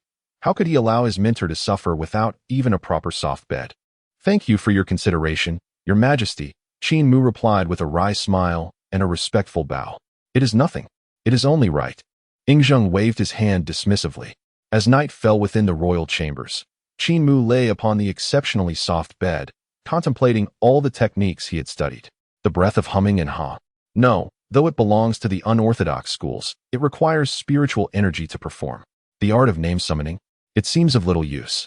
The soul-capturing technique also demands spiritual power. Qin Mu continually ruminated over these renowned unorthodox methods. Such techniques were indeed famed. The heroes of the Qin Dynasty had all practiced them. Their power was not to be underestimated, capable of catching even celestial beings off guard. Regrettably, despite their reputation, they too required spiritual energy for execution. Thus, Qin Mu continued to prepare other techniques. At that moment, he felt no anxiety. After all, he was merely a water spirit backed by the might of the Qin Dynasty. No force could surpass the strength of an entire nation. If necessary, he could always call upon Zhang Han and his warriors to subdue any threat. Meanwhile, Yingzheng lay upon his dragon bed, soundly asleep. Time passed slowly, and the bright moon hung high in the night sky. As the hour of the rat approached, Yingzheng, who had been sleeping peacefully, suddenly furrowed his brow, as if troubled by a nightmare. Audacious. In the tranquil chamber, Yingzheng's sharp voice echoed. Countless torches flared to life, illuminating the space. Outside the palace, Zhang Han, accompanied by hundreds of shadowy guards, rushed into the chamber. Qin Mu swiftly rolled out of bed and hurried to Yingzheng's side. Your Majesty, I have seen him. Chapter 62. The spirit enters the dream to seek a seal. Yingzheng's eyes were clouded, his expression inscrutable. Zhang Han stood behind Qin Mu, worry etched across his face. Yingzheng sat upon the dragon bed, drenched, as if he had just emerged from water. The surrounding guards formed a tight perimeter, ensuring the chamber was secure. Qin Mu stood before the dragon bed, his expression grave, his eyes filled with weighty concern. Your Majesty, you said you encountered him in a dream. Qin Mu sought confirmation from Yingzheng. Indeed, Yingzheng nodded. I beheld him in my dreams. Such a technique is not one that mere spirits can wield. The art of dream entering is no trivial matter. At the very least, it was beyond Qin Mu's capabilities. The practice of entering dreams encompasses a vast array of possibilities and serves numerous purposes. Its most famous instance is that of Wei Zhang, who slayed the Dragon King of the Jing River in his dream. Your Majesty, you may glimpse his true form. Qin Mu urged, momentarily forgetting to change Yingzheng's attire. After a moment of silence, Yingzheng spoke. It resembled a withered tree and sparse grass, transforming into colossal fish and beasts soaring thousands of feet high. Then taking on the visage of your humble servant, bearing the countenance of the myriad people, yet remaining inscrutable. It seemed to have countless forms, yet at its core, it resembled a scroll of edicts, surrounded by the essence of incense offerings. Upon hearing this, Qin Mu's pupils constricted. The essence of incense spirits? The deity of incense arises from the hearts of humanity, hence it is formless and manifests in myriad forms due to the existence of sentient beings. As Yingzheng spoke, Qin Mu was reminded of the most ubiquitous of deities in the mortal realm. This deity differs from divine beings. It belongs to the realm of spirits. Demons, ghosts, monsters, fairies, and immortals are all part of this category. Such spirits are born from the human heart and rely on offerings of incense to sustain their existence. When deprived of worship, they fade into oblivion, extinguished from the world. If the populace forgets them, they too will vanish. Since they are birthed in the human heart, they enjoy the incense offerings of the masses. With a multitude of believers in their offerings, they can petition the heavens for recognition. When granted divine status, they may indeed be referred to as deities. Could it be that previous conjectures were erroneous? Is this deity of incense so unrefined? Qin Mu mused to himself. Most spirits of this nature possess benevolent hearts, safeguarding the populace, and adhere to their own set of protocols. If this were indeed a river deity, then such a position would typically be conferred by celestial decree, and it should not act in this manner. Your Majesty, what did it convey to you in your dreams? Qin Mu inquired, gazing up at Yingzheng. This matter is precisely what I wish to disclose to you. It entered my dream, speaking with decorum, extolling me as the sovereign and bowing with the reverence due to a ruler, requesting a decree from me, stating that I need only to consult you to discern the proper course of action. Yingzheng rose from his dragon throne and turned to Qin Mu, asking, what does this decree signify? It seeks a decree from your Majesty? Qin Mu replied, increasingly perplexed. It is not yet officially recognized, so it cannot be deemed a deity. Logically, it should petition the heavens for recognition, and upon success, it could be designated as the river deity of the way. Yet now, it has approached Yingzheng, the monarch of this earthly dynasty, for a decree. This left Qin Mu utterly bewildered. Such behavior contradicts established protocols. Observing Yingzheng's expression of confusion, Qin Mu suppressed his bewilderment and explained, a decree is akin to an official recognition. When these spirits and beings have attained sufficient mastery, they will petition the heavens for recognition, while demons and monsters will seek the acknowledgement of mortals. Upon receiving such a decree, they can achieve their true forms. Monsters shed their monstrous visages, and spirits attain their divine roles. The tales of the snake transforming into a dragon and the yellow Taoist seeking recognition pertain to this very matter. According to your Majesty's account, This entity should belong to the spiritual category. The spirit of the Wei River ought to have sought celestial recognition to attain the status of river lord or river deity, after which it could be called a deity and rightfully enjoy the offerings of the people. Yet, it is unclear why it has approached your majesty for recognition. Ing Zheng's eyes glazed over, struggling to comprehend. However, he astutely grasped the crux. A decree? Are you suggesting that I can confer divine status?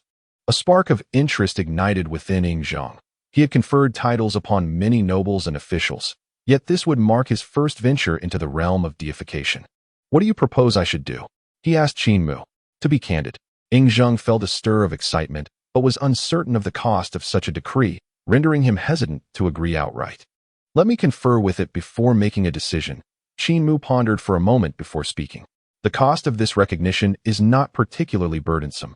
According to tradition, should your majesty confer the title of deity, then this spirit would belong to the great Qin. Such an event would indeed be a great fortune. However, without making contact, Qin Mu dared not make a hasty decision. Esteemed national master, what are the arrangements for tomorrow? Zhang Han inquired.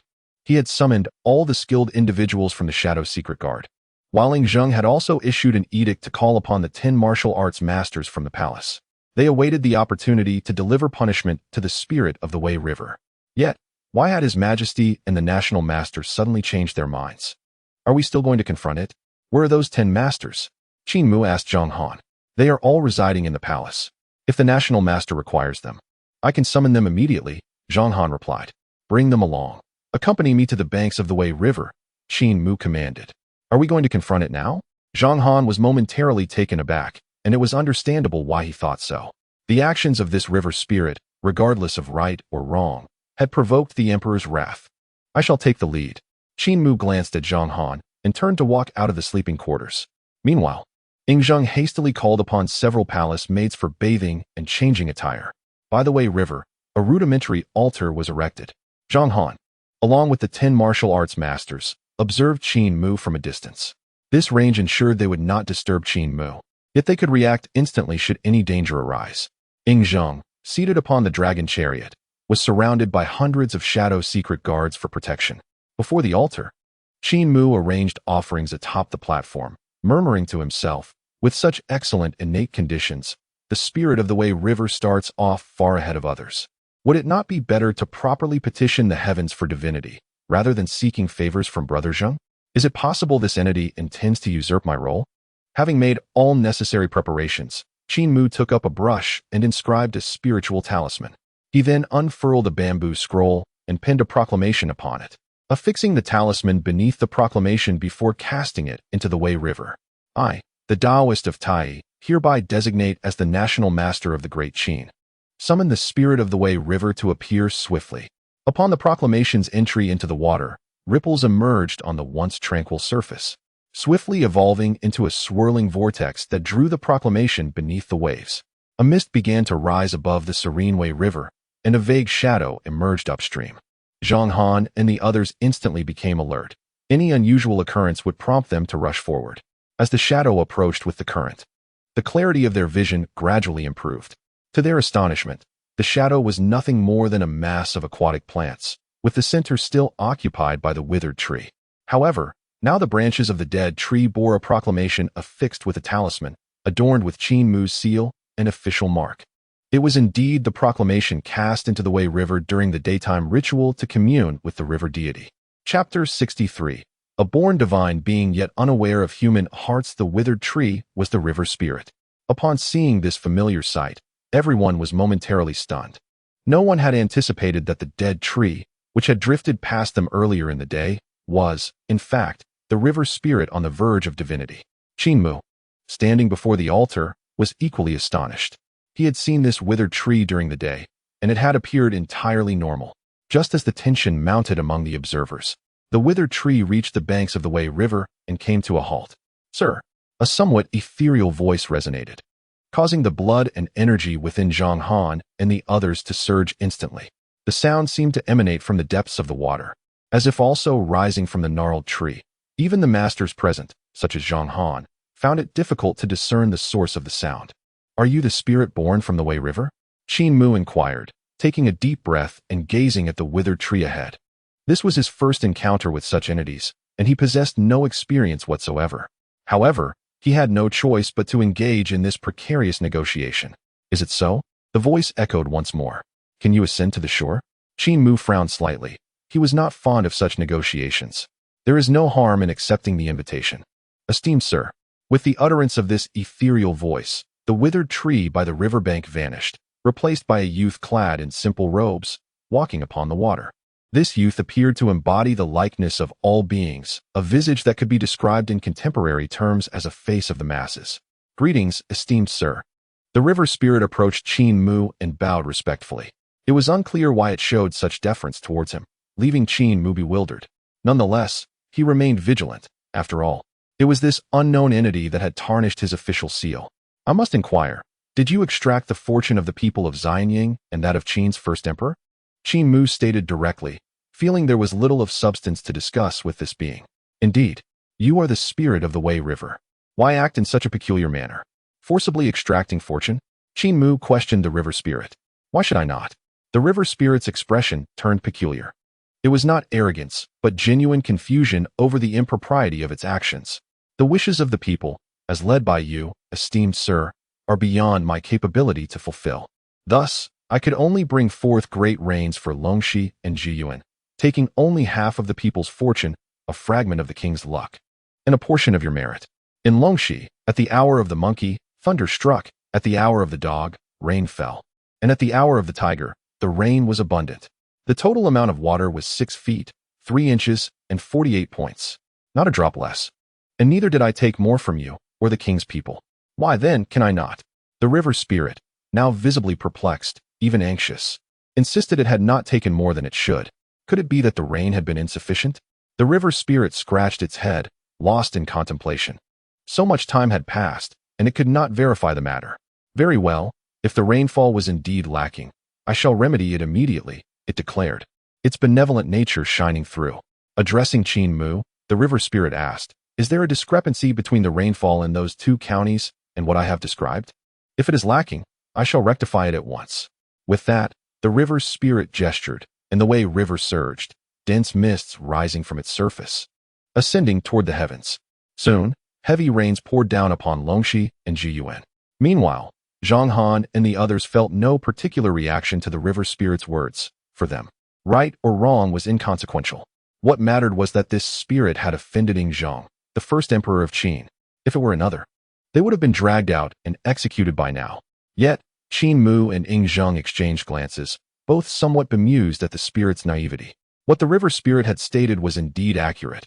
It had neither taken less nor more than due. From the spirit's perspective, its actions were entirely reasonable. However, it lacked an understanding of human sentiments. If we approach this matter from the perspective of the river spirit, the situation would indeed appear quite different. Nowadays, the populace of Xianying is likely cursing him. Even Qin Mu and Ing Zhang had previously resolved to impose a minor punishment for a greater lesson. The act of prayer and the subsequent fulfillment of wishes must be mutually acknowledged beforehand. When one party unilaterally decides, who could possibly be pleased? The river spirit believes itself blameless, yet the people's curses are equally justified. Who would find joy in suffering from a severe illness? I remain blissfully unaware. Yet I am subjected to coercive transactions. The promised favorable weather was not delivered, nor was the assurance of disaster-free lives upheld. Instead, we were met with torrential rain. This coercive transaction has yielded only subpar results. Although the price was reduced, who could truly be content? If the river spirit possessed a temple, it would likely be razed to the ground. Such deities are born of human sentiment and perish due to human nature. Qin Mu sighed inwardly. These divine entities ultimately fail to grasp the human condition. Master? The river spirit, sensing Qin Mu's prolonged silence, could not restrain itself from calling out. You have yet to inform me of my wrongdoing. The river spirit regarded Qin Mu with a hint of anxiety. Recalling how it had meticulously orchestrated the rainfall and cautiously extracted the fortune, nothing excessive. There should not have been any grounds for error. Casting a glance at the innocent countenance of the river spirit, Qin Mu shook his head in resignation. He needed to provide a lesson. Do you believe that by bringing much-needed rain to 2 counties and alleviating the drought, the multitude would treat you kindly? How would they regard me? Ah, naturally. As per usual, the river spirit furrowed its brow, contemplating for a moment before responding. Though I summoned the rain, I also took away a measure of fortune. Thus, I should be regarded as one among the people. Incorrect. The masses, now afflicted by the common cold, are cursing the one who has taken away their fortune, namely, you. Qin Mu asserted. Why is that so? The river spirit's face displayed utter confusion. Although it had indeed claimed a portion of the people's fortune, it had also fulfilled its duty. Why then were the masses directing their curses at it? Though it could not guarantee that the great Qin would enjoy favorable weather and the absence of calamities each year, the fortune it extracted was minimal. The people prayed without knowledge of the need for reciprocation, and they remained blissfully ignorant of the situation. You have unjustly taken their fortune, leading to their current affliction. Should they not curse you? Furthermore, you have failed to fulfill the people's wishes, unilaterally settled for a lesser outcome, and yet you believe you bear no fault? Qin Mu began to educate the river spirit. He discerned that it was neither malevolent nor wicked, but rather foolishly naive. The river spirit, however, appeared utterly bewildered, as if struggling to comprehend the gravity of the matter. Do you not understand? To put it simply, if I were to spend 10 taels of gold to purchase wine from you, and you provide me with a jar of water instead and take back 1 tael of gold, how do you think I ought to respond? Oh, the master should depart satisfied. Although there was no wine, there was water, and I only took 1 tael of gold, leaving no debt between us, the river spirit replied. Is that not nonsense? A waste of breath. Summon Zhang Han and his band of warriors to give this fool a sound thrashing. Chapter 64. From this day forth, I shall remember you. As the river spirit noticed Qin Mu lapse into silence once more, its expression grew even more perplexed. Please, master, instruct me. The river spirit bowed deeply, its tone and demeanor sincere. It truly could not fathom what the issue was. Qin Mu gazed at the figure before him with a touch of exasperation. The spiritual entity possessed remarkable intelligence, able to read and discern the complexities of the world, yet remained blissfully ignorant of human conduct. Explaining such matters could extend indefinitely. Qin Mu had come to seek justice, not to assume the role of a teacher. What one acquires is of little consequence. Your error lies in that which you have obtained not aligning with your desires. Observing the river spirit's earnest expression, Qin Mu let out a resigned sigh and spoke. After all, he was a benevolent and enlightened individual. Acquiring what is not sought? The river spirit, somewhat bewildered, nodded as if grasping a revelation. The grand ceremony of the Wei River, a manifestation of the people's fervent hopes for a prosperous year in the Great Qin, had yielded results contrary to their aspirations. Thus, it was here that the spirit had erred. Indeed, Qin Mu affirmed, relieved to see the river spirit beginning to comprehend. He was uncertain of the public's sentiments at present, but he surmised that many were likely cursing the Wei River ceremony, perhaps even blaming him. After all, they had all participated in the ceremony, only to return home stricken with illness. I fervently wished for health and fortune, yet immediately following the ceremony, I fell gravely ill. Not only did the ceremony fail to safeguard my well-being, but it also brought upon me misfortune. Anyone in their position would feel compelled to dismantle the river spirit's domain. Yet, the wishes of the people, as you guided, I was unable to fulfill. To seek a lesser outcome was a desperate measure. Your wishes, I have received. I cannot simply turn a blind eye. We spirits exist for such purposes, the river spirit expressed, visibly distressed. He longed to assist, yet his capabilities were limited, and he could only manage a semblance of action. If you cannot achieve this, why then do you claim the fortune of the people? Is it because you brought abundant rain to Longxi? But was that truly the wish of the populace? No. What you obtained does not reflect what was sought. Yet you still demanded a share of the fortune. This is your folly, Qin Mu asserted, directing his gaze firmly at the river spirit. To be divine should not be this way. One must first learn to be human. But how can I return now? I do not possess the means. The river spirit's face was a canvas of turmoil. He could only take, not give back. Moreover, the rain had already fallen, and the water could not be reclaimed. Enough. Considering this as your first offense and your ignorance of human hearts and societal ways, I shall let this pass. Qin Mu waved his hand, observing the river spirit's troubled visage. This creature bore no ill intent. Thus, a reprimand would suffice. Furthermore, this spirit held potential for divinity, and should he be embraced by the great Qin, it could yield countless benefits. Thank you, esteemed sir. The river spirit expressed heartfelt gratitude, bowing deeply. However, should I encounter such a situation again, how should I handle it? Please, teach me. The river spirit bowed once more with sincerity. If you cannot achieve it, Then do not manifest your powers. Qin Mu replied, perplexed by the river spirit's demeanor. If you cannot fulfill it, then let it be. There is little else to be done given your limited capabilities. Yet, upon hearing this, the river spirit fell silent, his expression darkening. After a lengthy pause, he finally lifted his gaze to Qin Mu and said, Sir, I am but a river spirit. My abilities are confined to bringing rain, collecting water, and ensuring the river remains calm and undisturbed, protecting the citizens on both banks from the chaos of floodwaters. Beyond this, I am powerless. In the vast expanse of humanity, when wishes are made, apart from the desire for rain, I find myself incapable of fulfilling any other. Do you, esteemed sir, know what the multitude by the banks of the Weishui River has wished for today, beyond your own supplications? Among them, several women yearn for children, and several men beseech wealth and titles of nobility. I am but a river spirit. What can I accomplish? If I cannot grant the wishes of the masses, will they not forget my existence, rendering it meaningless to them? I do not seek offerings or the flourishing of incense in my name. I merely wish not to be forgotten by the people, hence I am compelled to respond to their pleas. The river spirit gazed at Qin Mu, bowing respectfully. Right or wrong, he simply wished for the hearts of people to remember that the Weishui possesses a spirit. If their wishes go unanswered, he would lose his purpose. To be forgotten is akin to death. Qin Mu fell silent upon hearing this. He had often heard of deities being forgotten. There were mountain gods who, after losing their offerings, faded away into nothingness. Likewise, water deities dissipated into the cosmos after their last devotee departed. For mortals, forgetting may be trivial, but for a deity, it signifies death. When no one remains to remember them, they quietly vanish, as if they had never existed in this realm. Yet, forgetting is a commonplace occurrence for humans. Incredibly easy. Qin Mu raised his gaze to the river spirit. Countless individuals may envy the divine, yet they remain oblivious to the fragility of their existence. The lifespan of mortals is painfully brief. Even if one remembers a deity, how long can that memory endure? This river spirit may not be foolish. Rather, he fears becoming a relic of the past, lost in the passage of generations. One must never be forgotten, for to be forgotten is to perish. Though I possess no celestial might, my memory serves me well. Qin Mu slowly spoke to the river spirit. I shall remember you. As fate would have it, I should be able to live a long life and remember for many years. Sir, the river spirit looked at Qin Mu, a glimmer of surprise in his eyes. You will remember me always? Truly? Indeed. No deceit. At this, relief washed over the river spirit's face, revealing a smile of liberation. In the future, do not engage in such acts that undermine your foundation. Qin Mu sighed.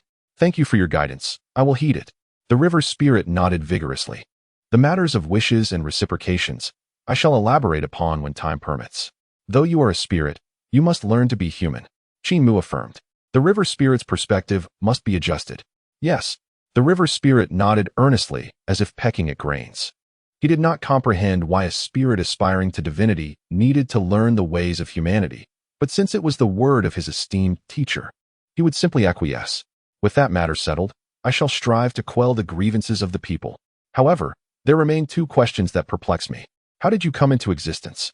Qin Mu inquired of the river spirit. This river spirit must have recently emerged, evident from his clumsy demeanor, as it was implausible for him to have existed for long. It is not that I refuse to answer, but rather, I do not know. It appears to be related to the document from the gentleman. When I manifested, that document was already upon me. The river spirit pondered for a moment before speaking. He expressed his confusion. It seems that, due to Qin Mu's ritual by the Wei River, the spirit naturally materialized. Chapter 65. The national master was equally helpless. Is it because of me? A flicker of doubt crossed Qin Mu's eyes. He lowered his gaze to his hands. Though perplexed, he felt a semblance of mental preparation. The esoteric practices of later generations had, in his grasp, transformed into reality. Perhaps the spirit medium appeared in this world as a result of his summoning.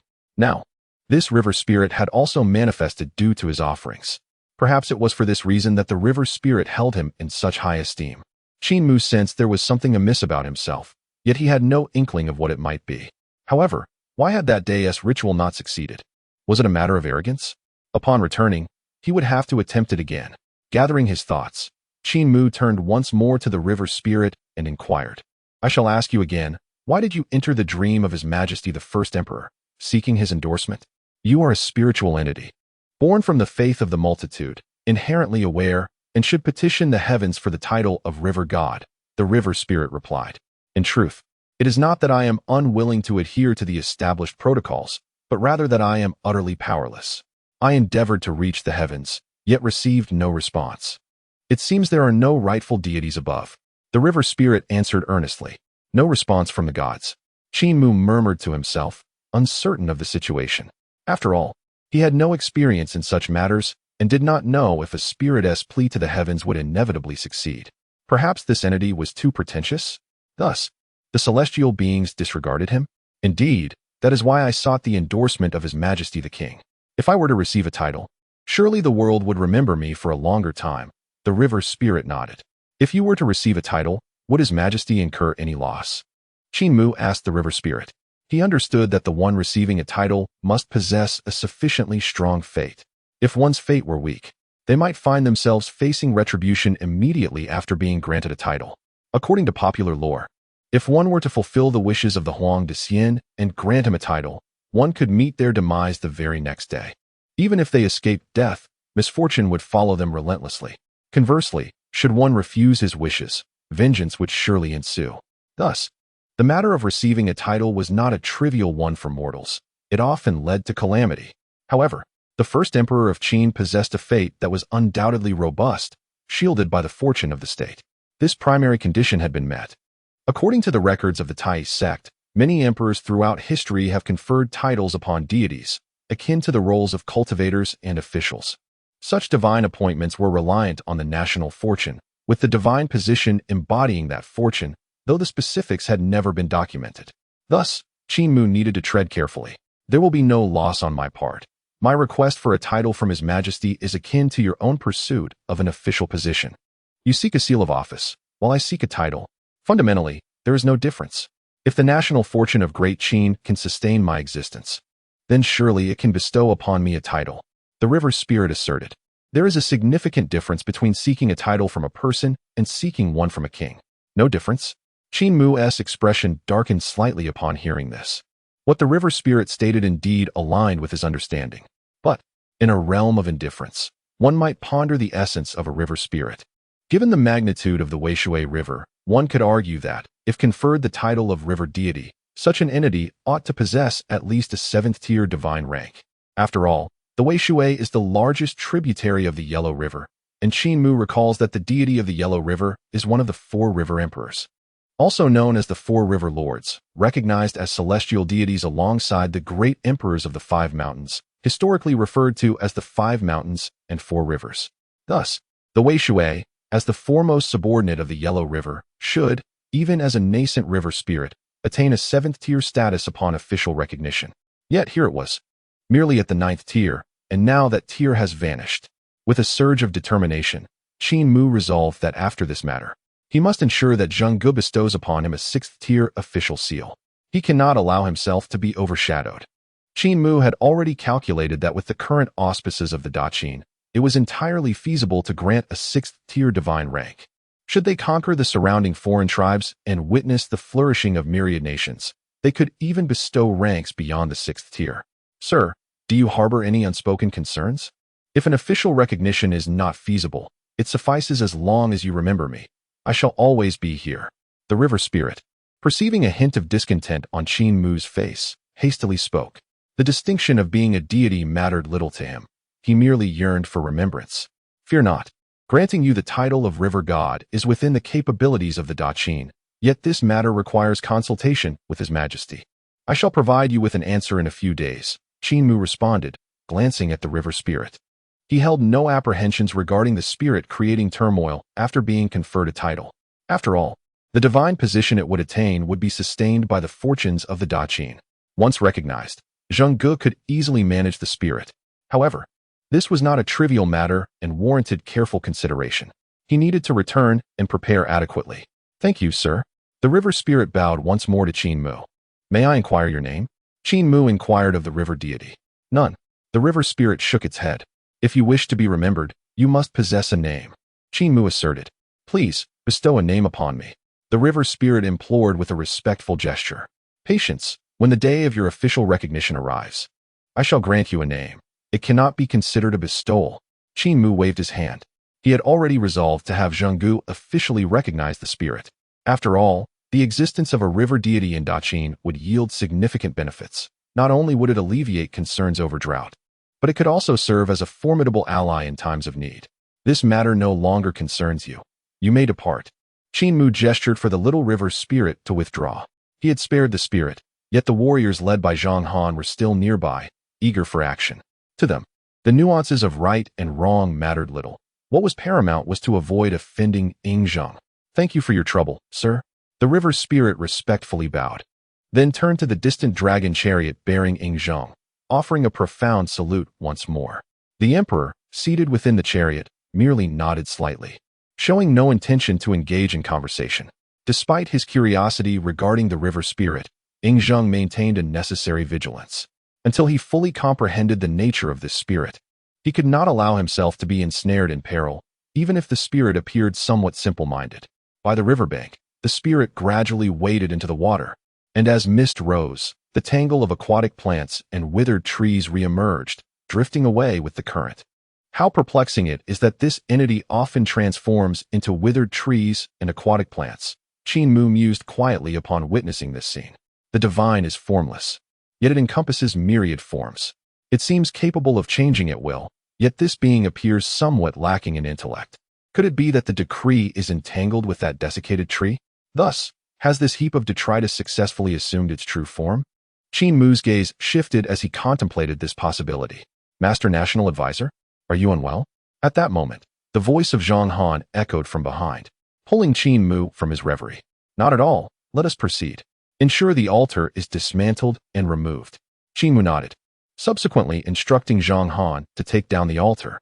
He feared that leaving it there might conjure some bizarre phenomena. Understood. Zhang Han replied with a bow, then turned to the altar and, with a single punch, shattered it into pieces. Witnessing this, Qin Mu's lips twitched. A brutish warrior. He then made his way toward Yingzheng's dragon chariot. His responsibilities were manifold. He had to attend to the prayers of the people, arrange matters concerning the river spirit, and procure a new official seal, one that must not be inferior to that of the river spirit. Moreover, he anticipated that Zhao Gao would likely come to pester him the following day. It seemed he was destined for a few restless days ahead. Chapter 66. The National Advisor corrupted by General Zhang Han before the dragon chariot. Qin Mu paused.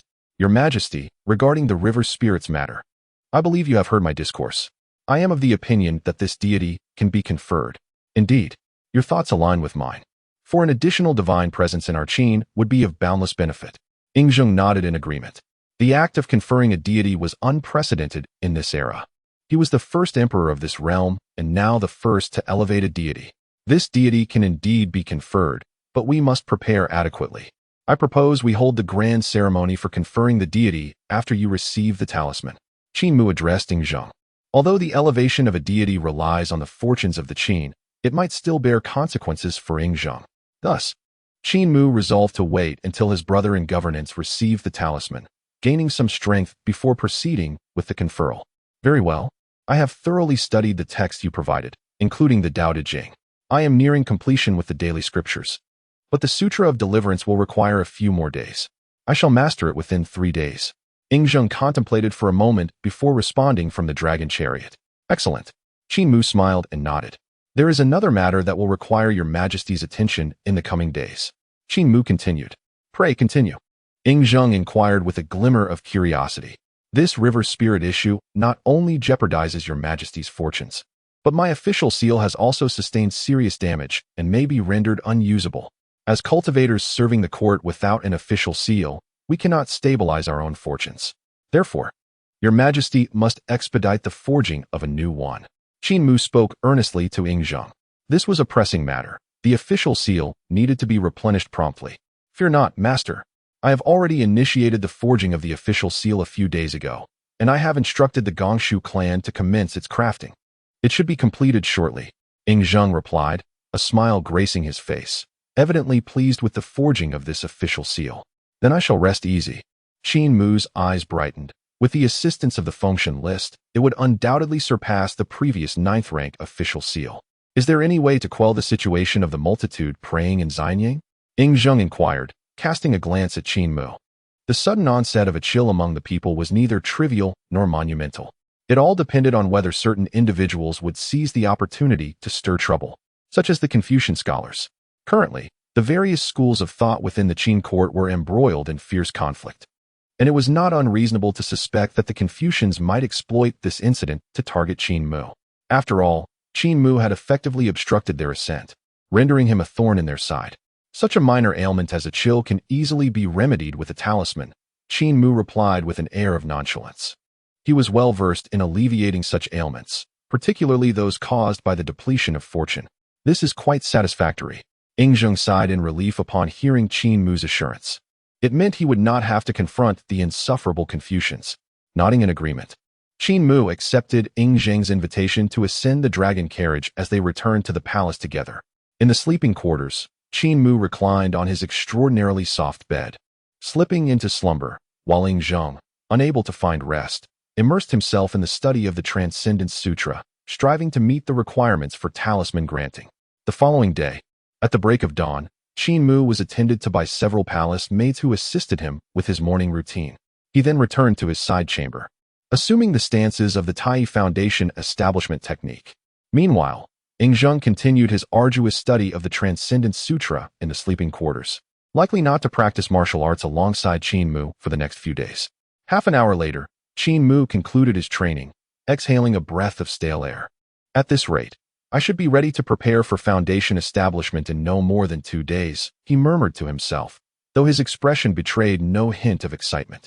Upon establishing his foundation, the energy within him would transform into magical power, enabling him to cultivate various spells, thus marking him as a true practitioner of the arts. Yet, Qin Mu lacked experience. Without a teacher's guidance or the support of fellow cultivators, everything depended solely on his own efforts. Should any mishap occur during his foundation establishment, it could lead to his ruin.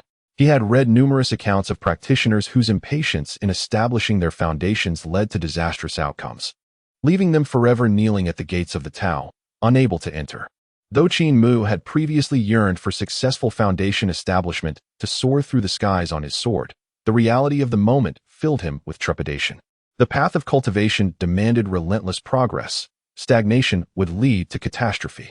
If he approached foundation establishment with such a mindset, he would undoubtedly face irreversible consequences. Shaking his head, he promptly endeavored to adjust his mental state. A true cultivator must advance fearlessly. Harboring fear could lead to irreparable downfall. Moreover, one must avoid the stagnation often referred to as giving up. The road ahead remained long, and despite having just embarked upon it, Qin Mu found himself contemplating resignation. This was not a favorable mindset. Resolutely, he began reciting a calming incantation, hoping to dispel the chaotic emotions of stagnation within his heart. Eternal coldness, all things find tranquility. May my spirit and heart unite, with energy ebbing and flowing, unperturbed by the myriad changes, devoid of ignorance and resentment, free from desires and attachments, acting without self. However, this iteration of the calming incantation proved to be of little effect. His mind was not lacking in tranquility, but rather, it was excessively serene. Indeed, on this path of cultivation, devoid of companions or inspiring friends, any slight achievement only made the temptation to slacken one's efforts more pronounced. The solitary traveler, with no one ahead, yearned to halt his progress. With a silent sigh, Qin Mu turned his thoughts to the Cleansing Heart Sutra, a heart as clear as water. Clear water signifies the heart. The gentle breeze stirred not, and the waves remained undisturbed. Indeed, after reciting the Cleansing Heart Sutra numerous times, it still yielded no substantial benefit. Instead, it began to irritate Qin Mu. What the hell? Why should I be afraid? Damn it. Taking a deep breath, he cursed under his breath to rekindle his confidence. I refuse to believe I can kneel upon this foundation. Surprisingly, despite their crudeness, these expletives invigorated him 1,000-fold more than the calming and cleansing mantras. Your Excellency, the National Master. At that moment, a palace maid timidly addressed him from the palace door. She had been in attendance since Qin Mu took residence in the Morning Radiance Palace. How could the National Master speak in such a manner? Such vulgarity she had only heard from the lips of those martial officials. Wasn't he, the National Master, always ethereal and transcendent? How had he adopted the language of those coarse warriors? General Zhang Han frequently sought the counsel of the national master. Surely, it was he who had led the national master astray. Qin Mu glanced at the maid by the palace door, reining in his emotions as he inquired, "What is it?" "Reporting to your excellency, the former Chancellor Zhao Gao requests an audience." The maid quickly bowed her head and responded. Although Zhao Gao no longer held an official position, his previous reputation within the palace still commanded respect from the palace maids and eunuchs. "Let him wait." Qin Mu waved his hand dismissively. "Yes."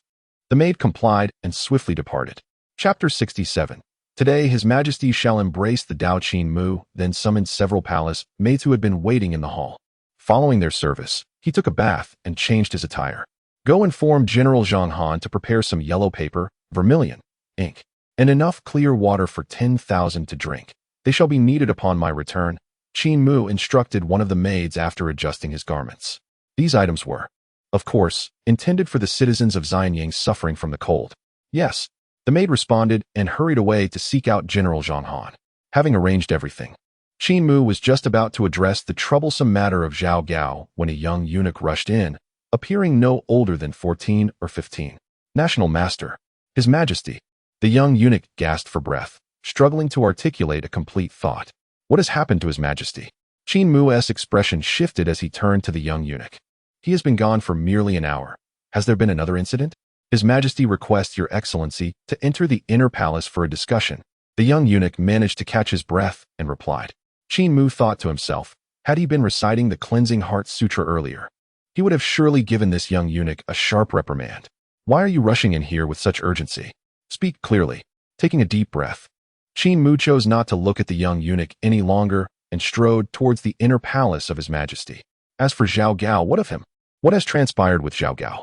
Within the inner palace, Zheng held the Duran Jing in his hands, his expression tinged with excitement. Upon seeing Qin Mu enter, Zheng hastened to greet him, exclaiming, "Sir, I have already mastered these 3 volumes. You have completed them all." Qin Mu raised an eyebrow, surprised by the rapid progress. He had entrusted these texts to Zheng merely 5 or 6 days prior. While it was indeed feasible to thoroughly read the Tao Te Ching and the morning and evening scriptures, the Duran Jing contained a substantial number of words. Although Qin Mu had crafted a simplified version for the current era, mastering it in just a few days seemed implausible. The distinction between having mastered a text and merely having read it was significant. "I would not deceive you, sir. I initially believed it would take me another day or 2 to fully grasp the Duran Jing. However, perhaps what I witnessed last night has intensified my yearning for the divine, allowing me to absorb the text more efficiently. In just one night, I have indeed mastered this volume." Zheng's expression radiated enthusiasm as he looked at Qin Mu. This individual, it seemed, would never realize his potential without being pushed. "Pray tell, when shall you bestow upon me the initiation?" Zheng gazed at Qin Mu with anticipation. He too desired to become one of those celestial beings, commanding the winds and rains. "Your Majesty, do not rush.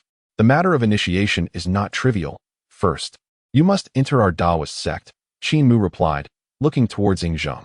"Am I not considered a member of the Daoist sect now?" Zheng was momentarily taken aback by the response, recalling their prior agreement for him to follow Qin Mu in his cultivation. Was this not tantamount to joining the Daoist order? "You have not yet taken refuge, nor have you received the transmission of teachings or undergone the precepts. Hence you have not entered our Daoist sect," Qin Mu elucidated. The process of entering the sect, while not overly complex, was not something to be established through mere words. Firstly, one must take refuge, embracing the Daoist faith and willingly dedicating oneself to the triple treasures of the Tao, scriptures, Tao, and teacher, living in accordance with Daoist doctrines and precepts, aspiring towards tranquility and compassion to attain peace of body and mind.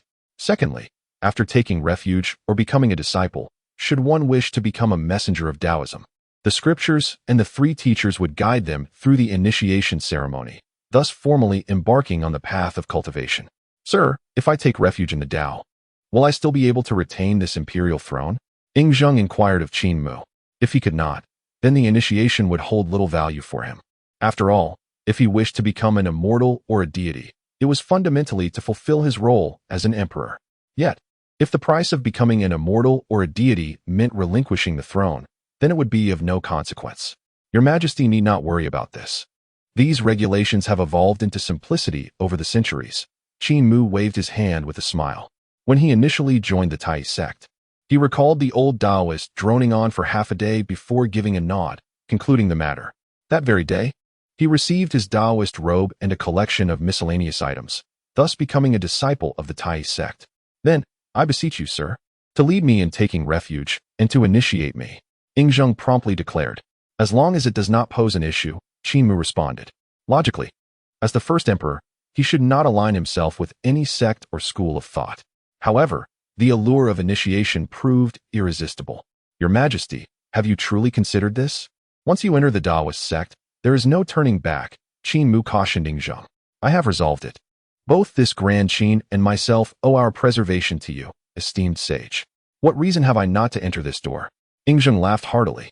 Ultimately, the reason he, Ingzheng, can sit here is due to the presence of Qin Mu before him. Were it not for that 7-star life extension, he might still be languishing in the palace of Xianyang, barely clinging to life upon the dragon couch. Well, today I shall make a bold request, leading His Majesty the First Emperor into my Daoist path. Your Majesty, do you understand what it means to take refuge? Qin Mu turned to Ingzheng, initiating the first step of entry. The conditions are limited. There is no grand hall of the ancestral masters, nor the cumbersome rites to adhere to. Let us begin directly. I do not know, Ingzheng replied honestly. Taking refuge means relying upon and depending on. Our Daoist teachings emphasize taking refuge in the supreme Tao treasure, which is to take refuge in the ultimate, boundless Tao, enabling one to escape the cycle of reincarnation. Taking refuge in the supreme scripture treasure, which refers to taking refuge in the 36 revered scriptures, grants one the opportunity to hear the true teachings. Taking refuge in the supreme master treasure, which means taking refuge in the profound Grand Master, ensuring one does not fall into heretical views. Your Majesty now understands what it means to take refuge. Do you wish to take refuge in my Daoist path and become a lay practitioner? Qin Mu directly inquired of Ingzheng. After taking refuge, one may be called a lay practitioner, but not yet a Daoist. I am willing. Ingzheng clasped his hands in reverence. Since the lay practitioner has taken refuge in my Daoist path, do you wish to be initiated into the Taoist sect? The founder of Tai, the enlightened master, established the teachings for the transmission of the Tao. All practitioners should be transmitted under the name of the founder to promote the Tao, benefit the world, and uphold the practice of refuge. I wish to transmit the Tao to the world, Ingzheng stated with solemnity. Qin Mu looked at Ingzheng, a smile gracing his face, and then removed the 5 mountains crown from his own head. According to the rules of our Taoist sect, a lay practitioner entering the fold must undergo 3 years of rigorous ascetic practice within the temple without fault before being granted the crown. This crown, also known as the minor initiation crown, can only be worn after receiving the initiation. Only then may the lay practitioner be called a Daoist and be considered one of our sect.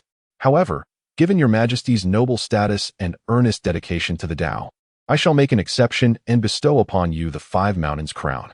This crown may only be worn by those who have received the celestial initiation, yet your Majesty, being the king of men, may be granted this exception. Qin Mu lifted the 5 mountains crown and placed it upon Ingzheng's head. Indeed, this was a fabrication on his part. According to Taoist sect's regulations, no matter the exception, it would be impossible to bestow the 5 mountains crown upon a newly initiated lay practitioner. He himself had spent 3 full years in the ancestral temple before receiving merely a minor initiation crown and the seal of the law. Yet, there was no choice. Where could he find an ordinary crown now? Moreover, he could hardly place a small crown upon the head of His Majesty. Rules are rigid, but in this world, there exists only one Daoist. What harm is there in my making a slight alteration? Chapter 68. The Day of the 3 Primes. Ascending the altar and bestowing the initiation, esteemed sage. Does this mean I have entered the Daoist path? Ingzheng inquired of Qin Mu, wearing the 5 mountains crown. Your Majesty, do not be anxious. Within our Daoist path, there are numerous precepts. To become a qualified Daoist, one must adhere to various regulations. However, given your esteemed status, you need only abide by the 10 precepts of our Daoist path. Qin Mu addressed Ingzheng. The Daoist precepts are extensive. As for Qin Mu, he had only completed the minor initiation at the ancestral temple thus far. What are the 10 precepts? Please elucidate, esteemed sage. Ingzheng promptly asked. The revered Taoist master of the Daoist sect proclaimed, Noble gentlemen and ladies, Those who can articulate the natural essence of the Tao and enter the path to receive my 10 precepts and 14 principles of conduct shall be deemed disciples of the Grand Tao. They shall advance with the valor of those who soar towards the heavens, remaining steadfast in their hearts without retreat. Such individuals shall transcend the 3 realms to become exalted sages of the highest purity. Among these 10 precepts and 14 principles, Your Majesty need only comprehend the 10 precepts. Firstly, do not kill. Always consider the lives of all beings. Secondly, do not engage in illicit relations with other spouses. Thirdly, do not steal. Do not take unjust wealth. Fourthly, do not deceive. Discern good from evil. Fifthly, do not intoxicate yourself. Always contemplate purity in conduct. Sixthly, cultivate harmony among kin, leaving no one estranged. Seventhly, when witnessing others' virtuous deeds, rejoice and offer your support. Eighthly, when seeing others in distress, assist in creating blessings for them. Ninthly, should others bestow upon you, do so with no thought of recompense. Tenthly, for all those yet to attain the Tao, I shall not withhold my generosity. Your Majesty, bear these 10 precepts in mind. Qin Mu directed a pointed gaze towards Ing Zheng, indicating that to remember these precepts meant to hold them close to one's heart. However, the application of such principles would depend on the circumstances. For instance, the first precept of not killing requires one to contemplate the lives of all beings. It is not uncommon for Taoists to have blood on their hands. As long as one does not engage in wanton slaughter, it may not constitute a breach of the precepts.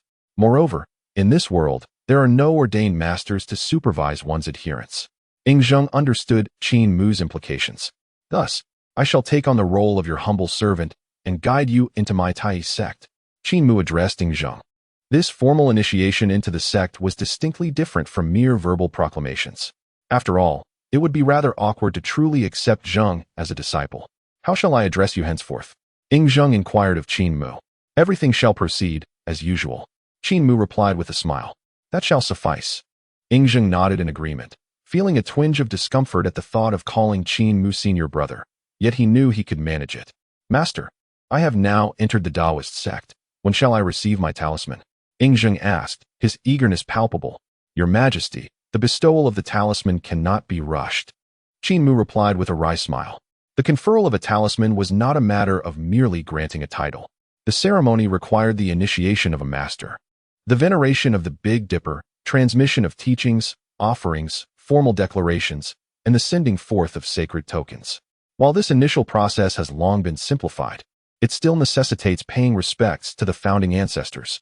Nevertheless, even in this streamlined process, Qin Mu lacked the necessary ceremonial items, including talismans, insignia, scriptures, and Daoist robes, all of which must be conferred to Ing Zheng during the bestowal.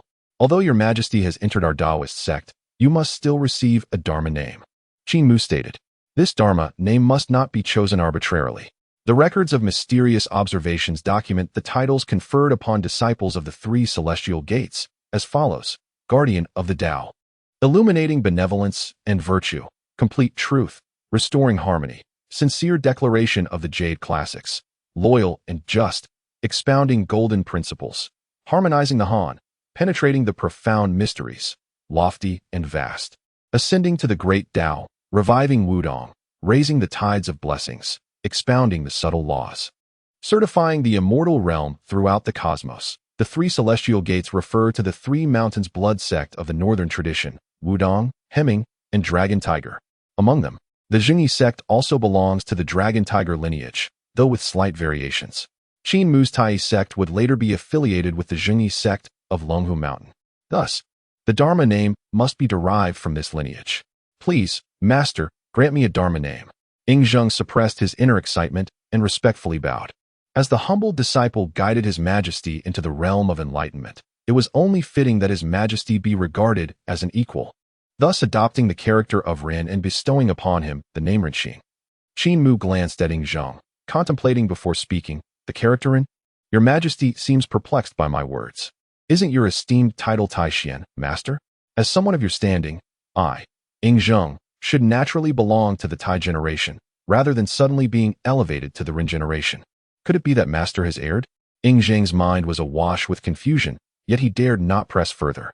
Your Majesty, The character Tai holds profound significance within our spiritual teachings. Thus, it is seldom conferred upon disciples. I, too, have established countless virtues for the Tai sect, which is why I have assumed this title, Qin Mu replied, perceiving the bewilderment in Ing Zheng's eyes, and spoke with a smile. His statement was a blend of truth and fabrication. The rarity of the Tai title was indeed a fact, but the last part was merely a ruse.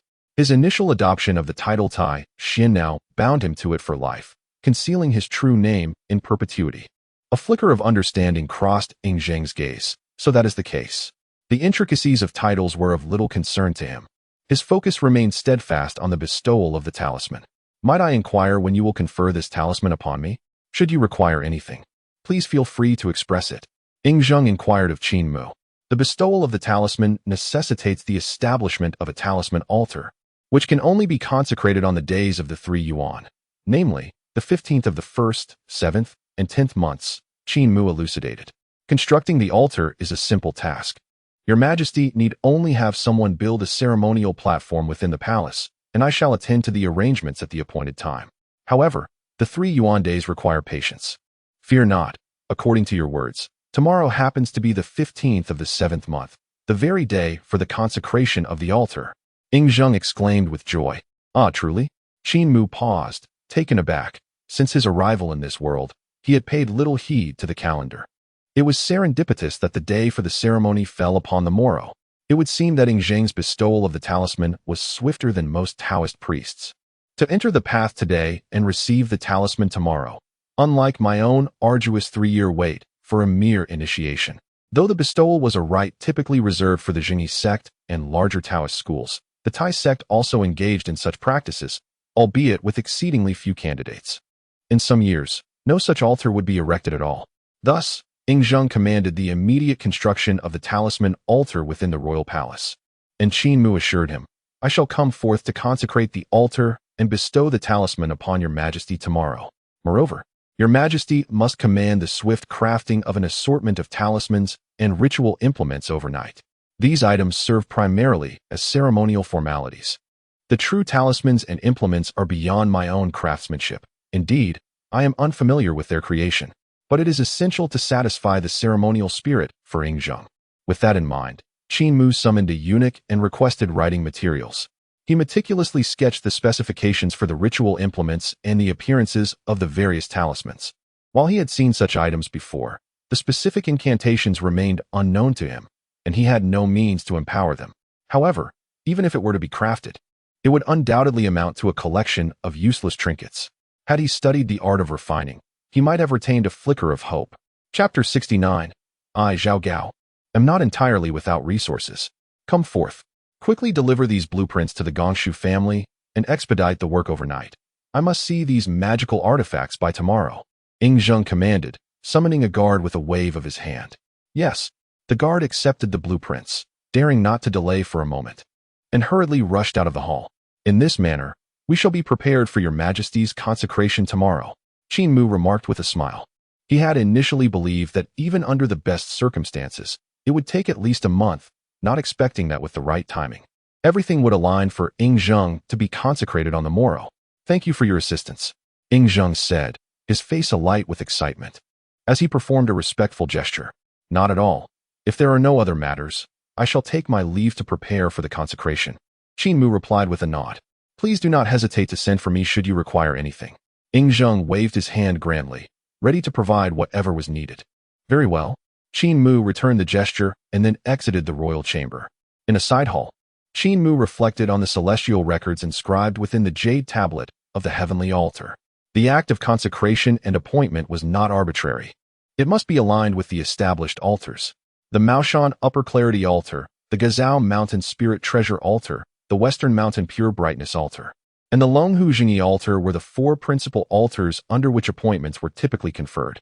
Additionally, there existed the Tranquility Altar, categorized by the year of birth, Jiazi Tongxian, Zhizhen Jingling Zhenying Miao Altar, Icho Fuxing Dengtian Jingling Ing Tongzhen Altar, Bingyin Tongzhen Chenghua, Jinging Miao, Hing Altar. The celestial officials were further classified into various ranks, including the 9 ranks of the Tianshu Institute, the 9 ranks of the Northern Polar Exorcism Institute, the 9 ranks of the Jade Mansion, and others of varying distinctions. The titles within this hierarchy were notoriously convoluted. Of those Qin Mu could recall, one stood out distinctly: the title of the Upper Clarity Office's Minor Minister of the Jade Mansion, the Thunderbolt Demon Suppression Envoy, affiliated with the 9 ranks of the Jade Mansion. Why did this title resonate so profoundly? Because it represented the rank conferred by the Taoist sect's leader. Regrettably, the Taoist sect had declined in the later generations, merely existing as a subsidiary of the Zhengyi sect. Attaining a 6th rank was already commendable. The Zhengyi sect flourished in later times, boasting numerous subsidiary sects, at least 10 by Qin Mu's estimation. For the Taoist sect's leader to achieve a 6th rank amidst numerous affiliates was considered respectable. Where should we place Zheng? Currently, he could only be awarded the title of the chief of the capital, at best attaining a 7th rank. Should his cultivation be scrutinized, he might only secure a 9th. Although the granting of the chief of the capital title could confer a 6th or 7th rank, it was not devoid of 9th rank titles. Qin Mu surmised that the 9th and 8th rank positions were likely reserved for those who had connections. After all, the granting of celestial titles must adhere to the principles of merit and virtue. Those without such qualities who sought advancement would surely face divine retribution. Previously, Qin Mu had regarded this notion as a mere jest. However, in this world, he must tread carefully. Oh, Zheng, it is not that I wish to withhold a grand title from you, but the consequences of divine retribution are no laughing matter. Qin Mu murmured to himself, gesturing for ink and brush, and proceeded to inscribe the various ranks of officialdom he could recall. From the 9th rank, an official selected from the Taiji Palace, a left judge in the 5 Thunder Institute, concurrently managing affairs of the Thunder Command. At the rightful 9th rank, another official from the Taiji Palace, a left judge in the 5 Thunder Institute, also managing the Thunder Command. Again at the 9th rank, the right chief judge of the Northern Exorcism Institute, who also oversees the Southern Changshan Palace's refining rituals. Yet again at the 9th rank, the official recording matters in the Supreme Clarity, a right chief judge in the 5 Thunder Institute, managing the affairs of the Thunder Command. And at the 9th rank, a minister of the Peaceful Transformation Immortal, serving in the Divine Celestial Palace, concurrently managing the affairs of the Western Platform's wind and rain officials. It appeared they were all of the 9th rank. Qin Mu laid down his brush, a look of perplexity crossing his face. These were all he could remember. The names of these celestial officials were so lengthy. It was no small feat for him to recall even these few. With these titles, he was uncertain if he had written any incorrectly. If he were to err by a single character, it would mean that Zheng Ge would gain nothing at all. Think again, think again. Qin Mu shook his head. Although there were suspicions of favoritism in promoting Zheng Ge to the 6th or 7th rank, which might invite heavenly retribution, he ought to at least secure an 8th rank. Yet, all these titles were lengthy, each one longer than the last. Even having perused the comprehensive volume of the Heavenly Altar, it was difficult for him to recollect much. National Master. At this moment, the palace maid he had dispatched to send off Zhao Gao returned by the palace gates. What is it? Qin Mu inquired, lifting his gaze toward the maid. Master, Zhao Gao has been waiting outside the palace. He previously sent someone to notify you, requesting an audience with the National Master. The maid replied. Zhao Gao? Qin Mu's brow furrowed slightly upon hearing the name, realizing he had seemingly forgotten something important. Ah, it was this fellow. Go tell him that what this humble one has promised, I shall certainly fulfill. Instruct him to return and await changes in 3 days. Qin Mu waved his hand dismissively. This matter concerning Zhao Gao, he could handle entirely on his own. After all, the birth date and various related details were all in Qin Mu's possession. The art of geomancy required experimentation, yet what Qin Mu wished to observe was not merely the effectiveness of it, but rather how the backlash from the graves would manifest, and what heavenly retribution would ensue. Although Qin Mu appeared quite proper at the moment, he would not dismiss the possibility of resorting to unorthodox methods if the need arose, potentially incurring backlash. Thus, it was fortuitous to use Zhao Gao as a means to explore any countermeasures. Understood. The maid nodded and turned to leave for the palace entrance.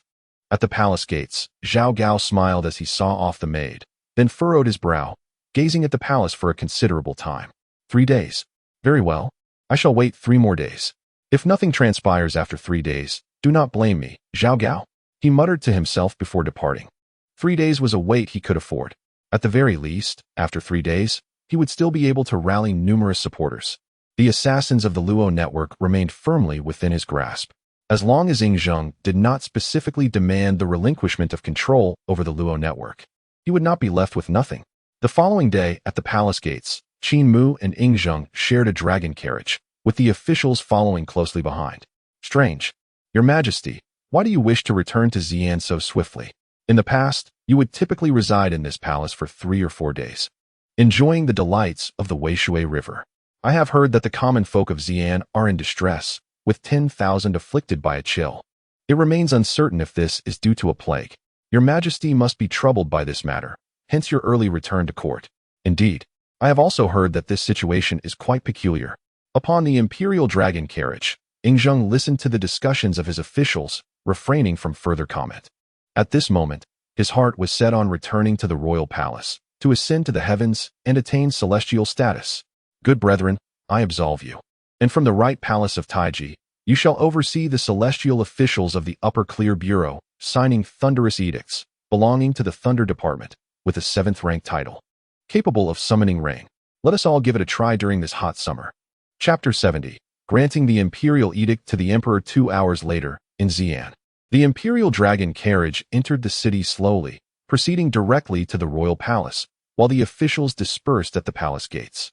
An hour later, dozens of large vats were set up before the palace gates, filled with clear water. The masses lined up in long queues to receive it. These individuals were the very people who had prayed by the banks of the Weishui River.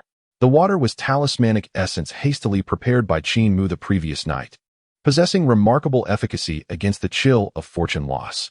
Indeed, the national master is truly a man of great wisdom. After consuming this talismanic water, my ailment has vanished. Indeed, the national master is benevolent. We shall forever remember this.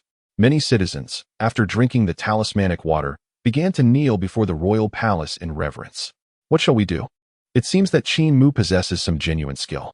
After this incident, his reputation among the people of Xi'an will be unparalleled. Our plans are in jeopardy, a scholar lamented, standing anxiously behind Chun Yu. Let us delay for now, Chun Yu replied, shaking his head. Additionally, send someone to appease those esteemed elders. This is not the opportune moment. Once the fervor has subsided, we may counsel His Majesty. However, the eldest son is nearly returning to court. Once he pays his respects to Qin Mu as his master, it will be too late. Moreover, you are well aware of the temperaments of those esteemed scholars. They cannot be easily restrained. The scholar sighed and shook his head. What can we do? Presenting our counsel to His Majesty now may only incite his wrath and further alienate him from Confucianism. Furthermore, with the news of today as talismanic water dispelling illness spreading among the people of Xi'an, we cannot suppress Qin Mu. Chun Yu shook his head. The Confucians, aside from uniting the populace, are adept at swaying public opinion and disparaging their adversaries. They possess ample experience in the art of defamation. After all, few common folk are literate, and many believe what scholars proclaim to be true. In the eyes of the common people, scholars are indeed esteemed figures. Yet, under the current circumstances, they cannot sway public sentiment. If they only unite the scholars to counsel the court, it may yield counterproductive results. To topple Qin Mu is currently unattainable. We must wait. If those elders are unwilling, let them depart from Xi'an. Chun Yu turned to the scholar and spoke. How can we afford to wait? How can we achieve great things in such a manner? Are we not the foremost among the 100 schools of thought? To topple Qin Mu, given their current standing, the Confucians are capable, yet they must not act rashly. Furthermore, I beseech these esteemed Confucian scholars to reach out to their respective disciples and students. It is no time for reticence, as the rise of Confucianism is at stake, and every connection must be utilized. A flicker of enigmatic brilliance passed through Chun Yu's eyes. The power of the Confucians to instill such trepidation in Yingzheng is not solely due to their cunning strategies. Rather, it lies in the extensive network they command. Numerous individuals are indebted to the teachings of Confucianism, particularly those illustrious scholars whose reputations are renowned far and wide. The phrase peach and plum flourish everywhere is scarcely an exaggeration. Whether one aligns with the military or legal schools today, it is the Confucians who were their mentors in times past. Consider Li Si, for instance. Although he is now a proponent of legalism, when he encounters Xuanzi of the lesser sage's abode, would he not show the utmost respect and address him as teacher? Regardless of the myriad arguments presented, he is, after all, a product of Confucian education. One must honor the relationship of teacher and disciple. If Xuanzi were to voice a request, provided it is not excessive, Li Si would certainly heed the sentiment of gratitude for his teachings. There are many like Li Si in the Qin Dynasty. Presently, they stand at the pinnacle of their respective schools, but should their former teacher speak, the bond of mentorship must be acknowledged. Alas, the lesser sage's abode is unwilling to partake in this matter. Otherwise, His Majesty could reclaim the royal mandate. Chunyu shook his head in regret. Many talents have emerged from the lesser sage's abode. At this moment, within the royal palace, outside the Morning Radiance Hall, a wooden platform stands tall. This is the ordination platform, hastily constructed by the Gongshu family overnight. Upon it rests several replicas of ritual implements. Beneath the ordination platform, Qin Mu dons a purple Daoist robe from the Taoist sect, also known as the Celestial Immortal Garment. This robe, open at the front and extending to the calves, is sleeveless yet features long flowing sleeves. Adorned with various auspicious Daoist patterns embroidered in gold and silver threads, it is worn by high-ranking practitioners during grand ritual ceremonies. It is said that when the Daoist sage Laozi rode out on his ox, a purple aura emanated from the east. Thus, this robe is held in high esteem. Such a purple Daoist robe is meant only for those who have attained profound enlightenment. Today, Qin Mu assumes the solemn role of the ordination master, necessitating the wearing of this ceremonial attire. Your Majesty, we may begin. Qin Mu directed his gaze towards Ing Zheng, who, at that moment, had also donned a Daoist robe. This robe is blue, with a broad front and wide sleeves, extending to the ankles. Typically, a Daoist sleeves measure 18 inches wide, while the Master's sleeves are 24 inches wide, with the length cascading down. One must wear this robe only after being formally recognized as a Daoist priest, suitable for participation in ritual ceremonies. Qin Mu ascended the ordination platform first, with Ing Zheng following closely behind. Once on the platform, Qin Mu took his seat upon a chair, while Ing Zheng stood before him. According to the ordination rites of the Taoist sect, the ceremony must be led by the officiating master alongside ceremonial banners and regalia.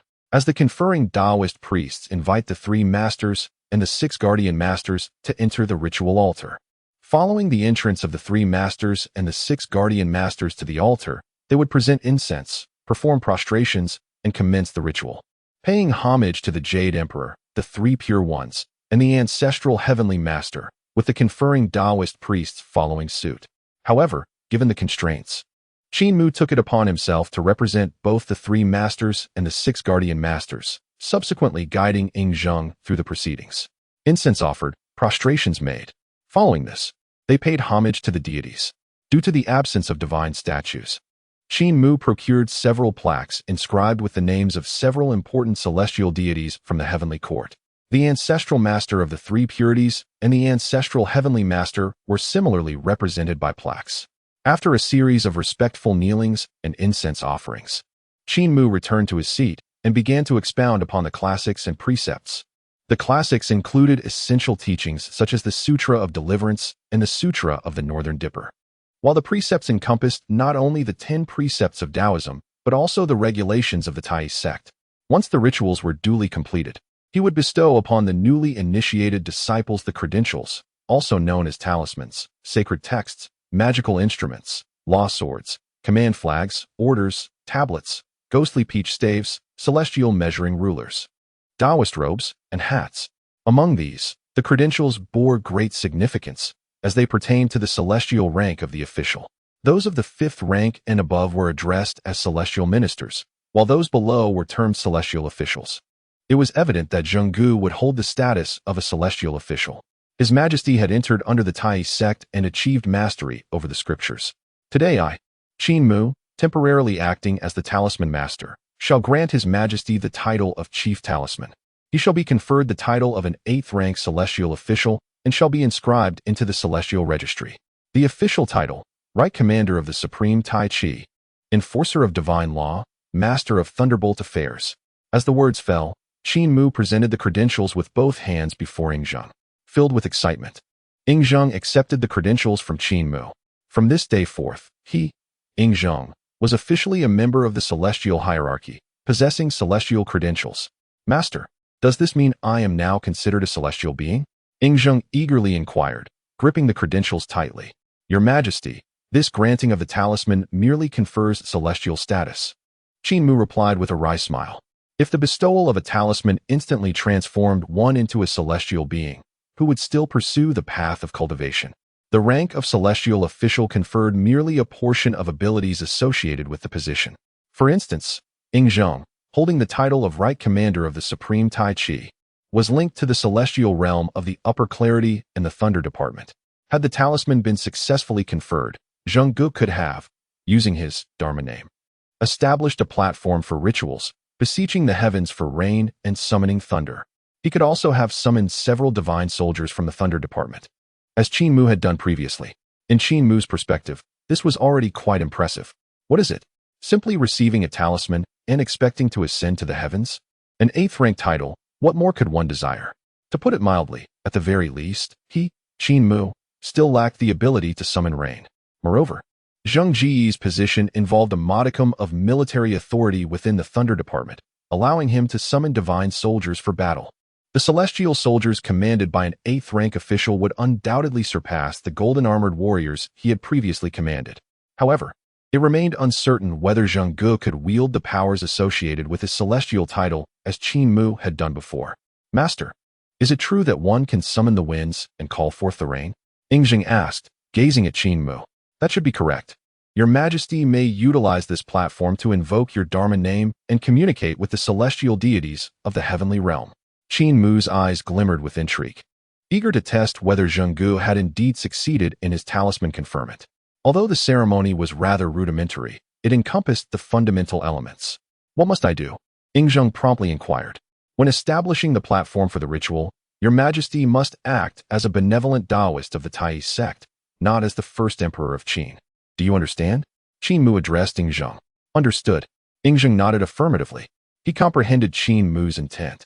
By donning this divine garment, he would embody the Daoist Tai Chi sect's benevolent priest, rather than assuming the identity of the first emperor of Qin. This arrangement was indeed satisfactory. Qin Mu inwardly exhaled a sigh of relief. He genuinely feared that Zheng Gu might be inflexible, reluctant to shift this aspect of his identity. The procedures for initiating the altar and performing the rites, along with the edict to communicate with the heavens, had already been meticulously prepared by this humble priest for His Majesty. Qin Mu waved his hand to produce a scroll, which detailed various protocols in comprehensive fashion. His Majesty merely needed to commence the altar and perform the rites, while this humble priest would handle the talismans and literary compositions. Ing Zheng accepted the scroll, casting a swift glance over it, his mind already formulating a plan. Observing this, Qin Mu silently stepped aside. Ing Zheng then arranged the previously consecrated altar into his own ritual platform. With reverence, he recited the prepared edict from Qin Mu. To the celestial beings, I, the benevolent priest of Tai Chi, from the 8th rank, as the true master of thunder and commander of the celestial forces, have now been granted celestial status. Unbeknownst to Qin Mu, a flame suddenly ignited upon the altar as he wielded a replica ceremonial sword, upon which he had affixed a talisman, casting it into the fire. Although the sword was not genuine, the talisman was the fruit of his laborious efforts. This ceremonial initiation could indeed be assisted by others, a task with which Qin Mu was quite familiar. During his time as a young acolyte, he had often assisted masters in such rituals. The talisman was consumed by the flames in an instant, transforming into ashes that ascended to the heavens. Today, with benevolence, I hereby initiate the altar to beseech rain. 1 foot, 9 inches, and 18 points. Thunder Lord and Lightning Mother, drive the thunder and rush the clouds, swiftly as the decree commands. Ing Zheng chanted the incantation, simultaneously channeling the limited fortune within him to connect with the official document he held in his left hand. Qin Mu, witnessing this, retrieved a scroll from his robe, and with a flourish, summoned a brush that appeared in his grasp. Dipping it in the cinnabar upon the altar, he inscribed the seal of the Tai Chi sect upon the edict. He then handed both the scroll and the brush to Ing Zheng. His disciple above inscribed his legal name, subsequently casting it into the flames, thus enabling the edict to reach the celestial realm. Qin Mu regarded Zheng Gu, unusually omitting the title of His Majesty. Ing Zheng nodded, accepting the scroll and brush, signing his legal name before casting it into the flames of the altar, whereupon the document was consumed and vanished without a trace. As Qin Mu observed this scene, a spark of brilliance illuminated his gaze. It succeeded? He mused inwardly. The edict, inscribed on bamboo slips, could not possibly be entirely incinerated in an instant. Such an extraordinary phenomenon clearly indicated success. Just as Qin Mu pondered, the previously clear skies over Xianying suddenly darkened with thunderclouds. This abrupt transformation took the citizens of Xianying by surprise, prompting them to hurriedly retreat to their homes. It worked. Ha! Now I can beseech the rain. I am also a celestial master. Ing Zheng's face radiated excitement at this spectacle. The success of the rain invocation mattered little to him. What truly held significance? The authenticity of this celestial status. He was merely of the 8th rank now. Should he ascend the ranks further, immortality would surely be within reach. From this day forth, Ing Zheng, not only the first emperor of the Qin Dynasty, but also a celestial figure presiding over the Qing Tiantan and the Thunder Department, shall inevitably ascend to equal standing with the first emperor in his celestial rank. Immortal and eternal, his lifespan shall align with the heavens. Above and below, all shall be governed by Ing Zheng. As he contemplated this, Ing Zheng cast a grateful glance towards Qin Mu. This designation as an 8th-rank celestial official was merely a small step for him. To ascend further, he would need to rely on Qin Mu. Your Majesty need not feel this way. The power of this bestowal must be discovered through your own exploration. As far as I know, those of our Daoist sect, upon attaining the rank of celestial official, can command the celestial soldiers and divine generals within their jurisdiction. This too requires your Majesty to investigate on your own, Qin Mu remarked, acknowledging that he was not a master of the bestowal and had limited understanding of its intricacies. The abilities granted by this celestial rank necessitated that Ing Zheng embark on his own journey of discovery. While they conversed, a gentle rain began to fall from the heavens. Qin Mu and Ing Zheng hastily gathered the ceremonial artifacts upon the altar and sought refuge within the Chaohui Hall. Once, I too could possess such power, Ing Zheng mused, gazing at the rain outside with a hint of nostalgia. Alas, my cultivation is insufficient, allowing only for the bestowal of an 8th-rank celestial position. Qin Mu stood beside Ing Zheng, offering a subtle reminder. You have already attained the 8th rank. When will my divine official seal be ready? It must surely be no less than the 8th rank, he thought, concerned that if it were merely at the 9th rank, it would be a cause for commotion indeed. Why would you say such a thing? With your capabilities, there is no one in this world who could rival you. Ing Zheng quickly countered. Your Majesty is too kind. Qin Mu replied with a light laugh, though the smile felt somewhat forced. Clearly, Ing Zheng had misunderstood his intent regarding the official seal and its rank. As Qin Mu aspired to hold a prominent position. Chapter 72. Please, National Master, calculate the position of Gai Nye, perhaps sensing the peculiar nature of Qin Mu's smile. Ing Zheng's thoughts shifted, and he comprehended the underlying concern. Are you worried about the official seal? He inquired. Rest assured, I have already inquired with the Gongxu family. The seal will be presented by tomorrow at the latest. Thank you for your diligence, Your Majesty. Qin Mu's eyes brightened as he spoke. As cultivators, entering the royal court without holding an official seal ultimately leaves our hearts unsettled. I shall take care of it. Ing Zheng nodded, mentally noting to prepare a spare official seal for Qin Mu in the future. The preservation of Your Majesty's official document is of utmost importance. It differs from my official seal. Should it be damaged, a second issuance cannot be granted. Qin Mu advised, directing his gaze towards the document in Ing Zheng's possession. This document serves as proof of Ing Zheng's celestial official status. If it were to be destroyed, I would be at a loss as to how to replace it. I understand. Ing Zheng nodded solemnly, carefully securing the document. The myriad abilities of this celestial official rank require Your Majesty's own exploration. It is not for me to elaborate further, Qin Mu continued. Very well, Ing Zheng responded, a smile breaking across his face at the mention of the celestial official. Has the bestowal ceremony been fully completed, Master? He looked at Qin Mu, eager to return and experiment with the powers of his new rank. Your Majesty, you may depart with peace of mind. I shall handle the conclusion on your behalf, Qin Mu remarked, discerning Ing Zheng's intentions with a smile. Thank you for your trouble. Esteemed sir, Ing Zheng replied, nodding with a smile, before personally lifting the pile of talismans and making his way towards the Zhengde Hall amidst the rain. Not a single palace maid or eunuch was in sight. Even Zhang Han was not summoned by Ing Zheng. This matter of bestowing talismans was of paramount importance, and Ing Zheng harbored reservations even about Zhang Han. Even should success be attained now, Ing Zheng intended to keep this affair a secret. It was his trump card. With the matter concerning Zhenggu resolved, It was time to consider addressing Zhao Gao's grave in due course. Watching Ing Zheng's retreating figure, Qin Mu muttered to himself before heading into the Chaohui Hall. He had no intention of dismantling the altar for bestowing talismans. One could never tell when it might be of use again, albeit the chances were slim. While the granting of the talismans was feasible, the subsequent elevation to the Alliance's talisman would prove to be a challenge. As Qin Mu walked, he mused to himself. He could barely ensure Ing Zheng met the minimum requirements for the granting of the talisman. However, the prerequisites for the Alliance's talisman demanded a comprehension of the essential texts of Jingyi, which, let alone Zhenggu, he had never fully read. These texts were crucial classics within the Jingyi school, far beyond Qin Mu's understanding. Nevertheless, the granting of the talisman would suffice for Zhenggu for some time, as it could bestow up to a 6th grade official rank, and Zhenggu was currently at the 8th grade, with potential for advancement. He would ponder the more vexing issues later. Within the residence of the Yinyang family, Xinghun carefully examined a bowl of water in his hands. This water had been prepared at the palace gates for the common folk to dispel the chill of the winds. Upon learning of its existence, Xinghun had someone procure a bowl for him. Meanwhile, at the palace gates, a handsome young man suffering from the cold looked despondently at the empty large basins. What is happening?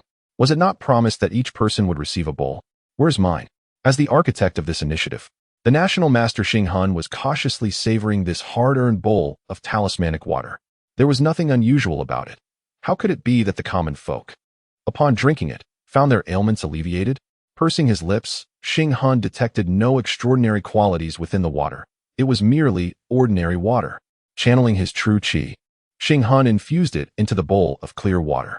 Under his control, the water formed a sphere and levitated. Curiously, there was no trace of medicinal properties or true qi present. What exactly had Qin Mu accomplished? Withdrawing his true qi, Xinghun allowed the sphere of clear water to descend to the ground. Have someone observed the changes in those commoners of Xianyang who consumed the talismanic water? Xinghun commanded. Understood, replied the disciples of the Yinyang family, who promptly departed. Wait, Xinghun suddenly called out to one of the disciples. Bring a few of the commoners who have consumed the talismanic water here. I wish to observe them personally. Understood. The disciple nodded in acknowledgement and then left the residence of the Yinyang family. At the palace, outside the Chaohui Hall, the Prime Minister Li Si made a rare appearance.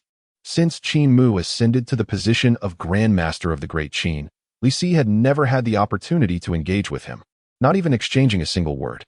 As he gazed upon the unfamiliar Chaohui Hall, Li Si took a deep breath and stepped inside.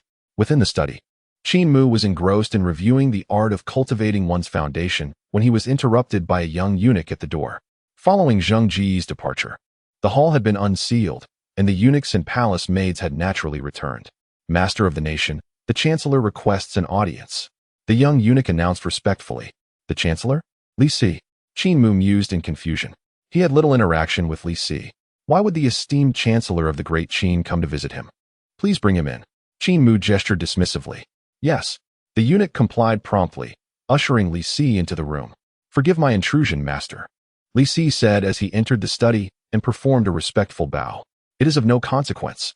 However, I am curious as to why the Chancellor has taken the time to visit me today, Qin Mu replied with a smile, then waved his hand to signal the eunuch to offer a seat. To my shame, I have come today to seek the Chancellor's assistance, Li Si said, taking his seat and casting a wry smile at Qin Mu. Please speak freely, Qin Mu encouraged him. This matter concerns the former sword saint of the Great Qin. Gainye, Li Si sighed before continuing.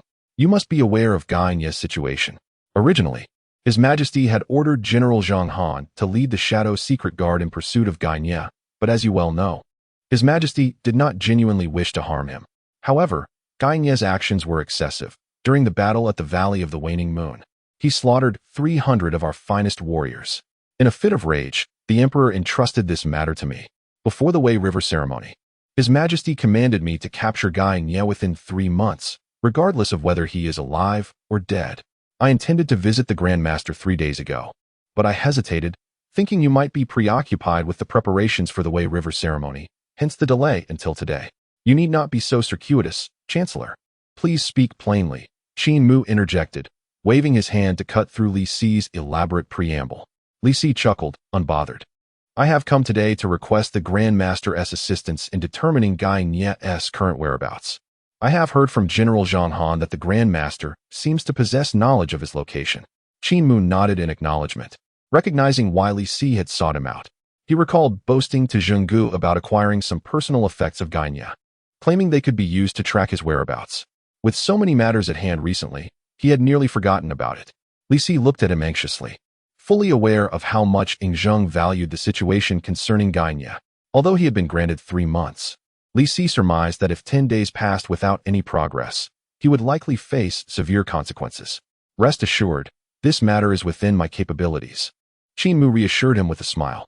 However, I do have one condition. Qin Mu added, please, do not hesitate to state your request. As long as it is within my power, I shall not refuse. Li Si replied earnestly.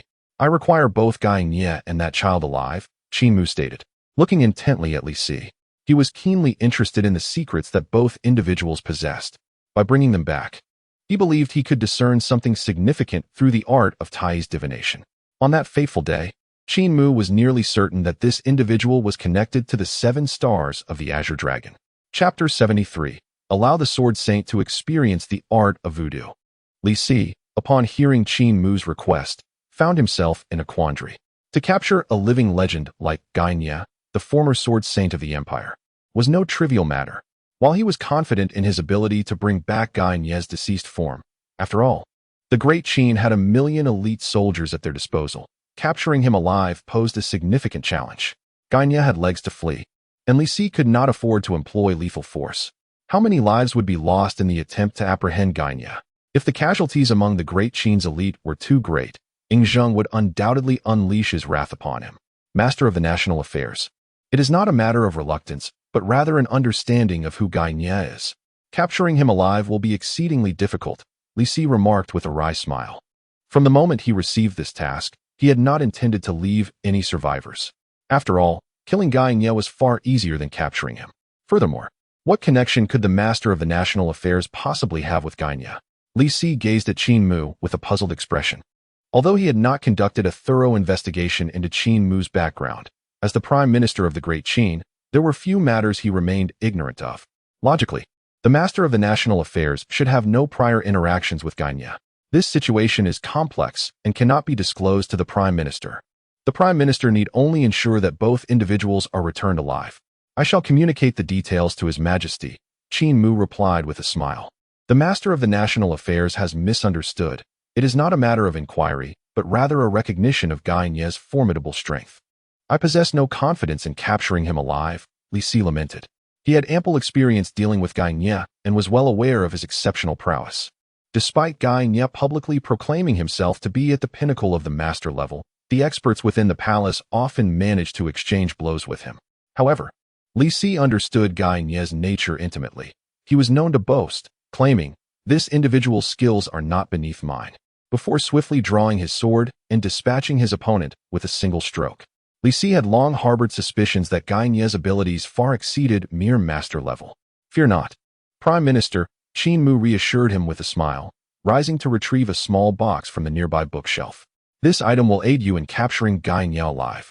But remember, I require him unharmed. Qin Mu stated as he pushed the small box towards Li Si. Li Si stared at the box before him, utterly bewildered. What could possibly be contained within? Could such a small box truly suffice to capture a master of Gainia's caliber? Open it and see for yourself. Qin Mu encouraged with a smile. With a hint of hesitation, Li Si reached out to open the box, revealing a straw effigy adorned with a talisman, accompanied by 3 silver needles. What is this? Li Si exclaimed, his confusion deepening. This item has been crafted through secret methods. By piercing the straw figure with these silver needles, Gainia will experience the same injuries. Qin Mu explained with a smile. However, this item can only be utilized thrice. After that, it will lose its effectiveness. Qin Mu cautioned Li Si. It is not that he has cut corners, but rather that circumstances have left him no choice. The scarecrow crafted by Gainia differs significantly from that of Zhao Gao. Zhao Gao's scarecrow was meticulously constructed using an array of items such as birth dates, essence, hair, skin flakes, and nails, all prepared with great care, allowing it to endure for an extended period. In contrast, Gainia's scarecrow was made with only the skin flakes and hair available to Qin Mu, resulting in a creation that was far less potent. Despite its potential for high damage, it could not kill. Unlike Zhao Gao's, whose decapitation would lead to Zhao Gao's demise, this scarecrow's effectiveness was drastically reduced, limiting its usage to merely 3 times. National Master, Li Si exclaimed, his eyes wide with astonishment. Is it truly possible that a mere scarecrow can threaten a master-level warrior? A prick with that silver needle could inflict the same harm upon Ganya, although it can only be used thrice. If he were to sever the scarecrow's head, Ganya would be a formidable foe. This national master proved to be even more formidable than Li Si had previously imagined. If this scarecrow could be woven without restraint, controlling the court, and indeed the entirety of Qin, would be a trivial endeavor for this national master.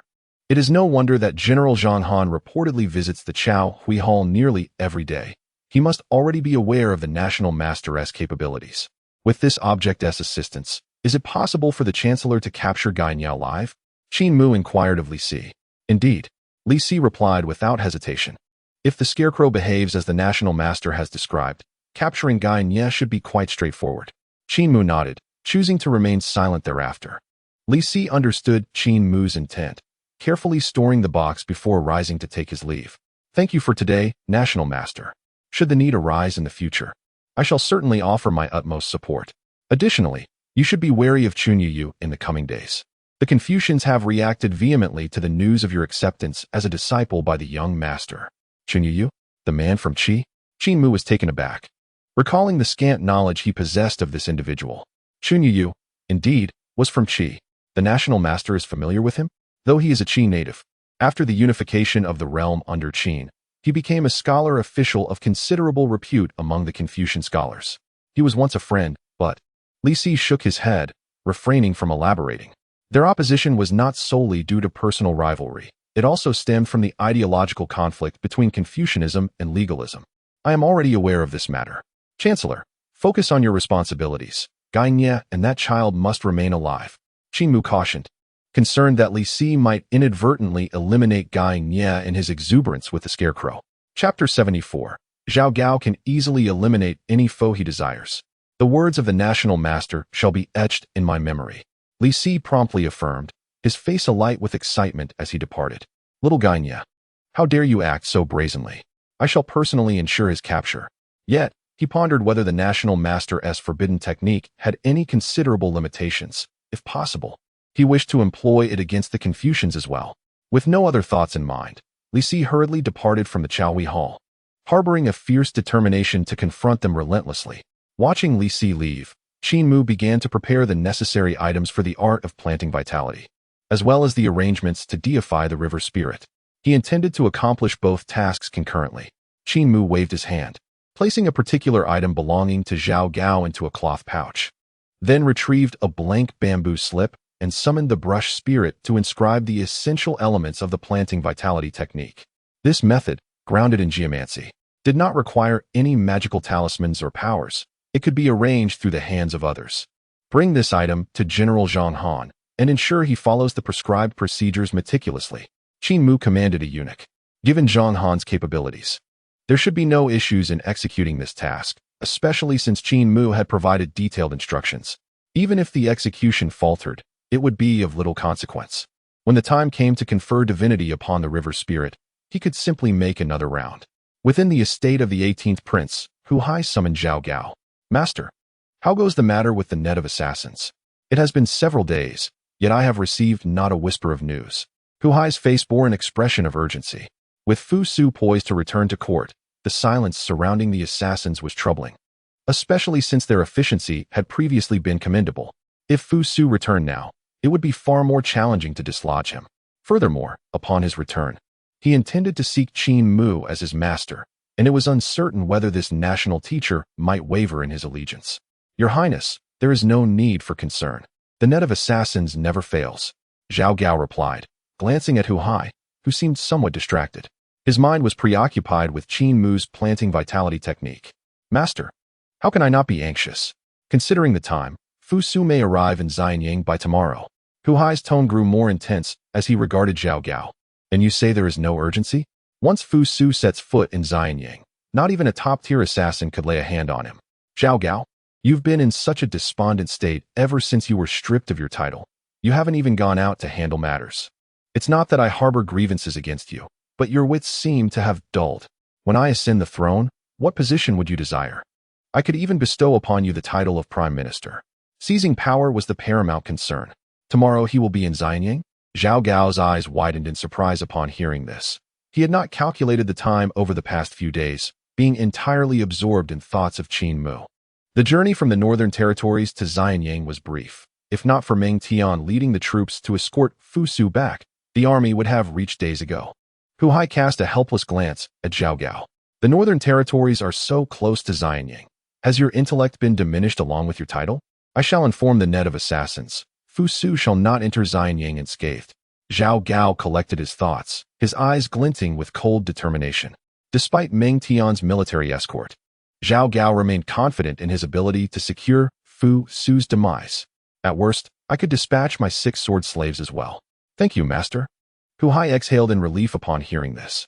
He was well aware of the power Zhao Gao wielded. Otherwise, he would not still refer to him as master. Rest assured, Your Highness, Zhao Gao nodded, turning to stride out of the estate. What has become of the esteemed son of the Qin? Zhao Gao aims to eliminate him, and it appears to be a task of little difficulty. Previously, he spared Fu Su's life out of consideration for Ying Zheng's potential wrath. However, the circumstances have shifted dramatically. Time is of the essence, and Zhao Gao is acutely aware that his clandestine dealings with Hu Hai could be exposed at any moment. Should that occur, even decades of service to Ying Zheng would not spare him from a grim fate.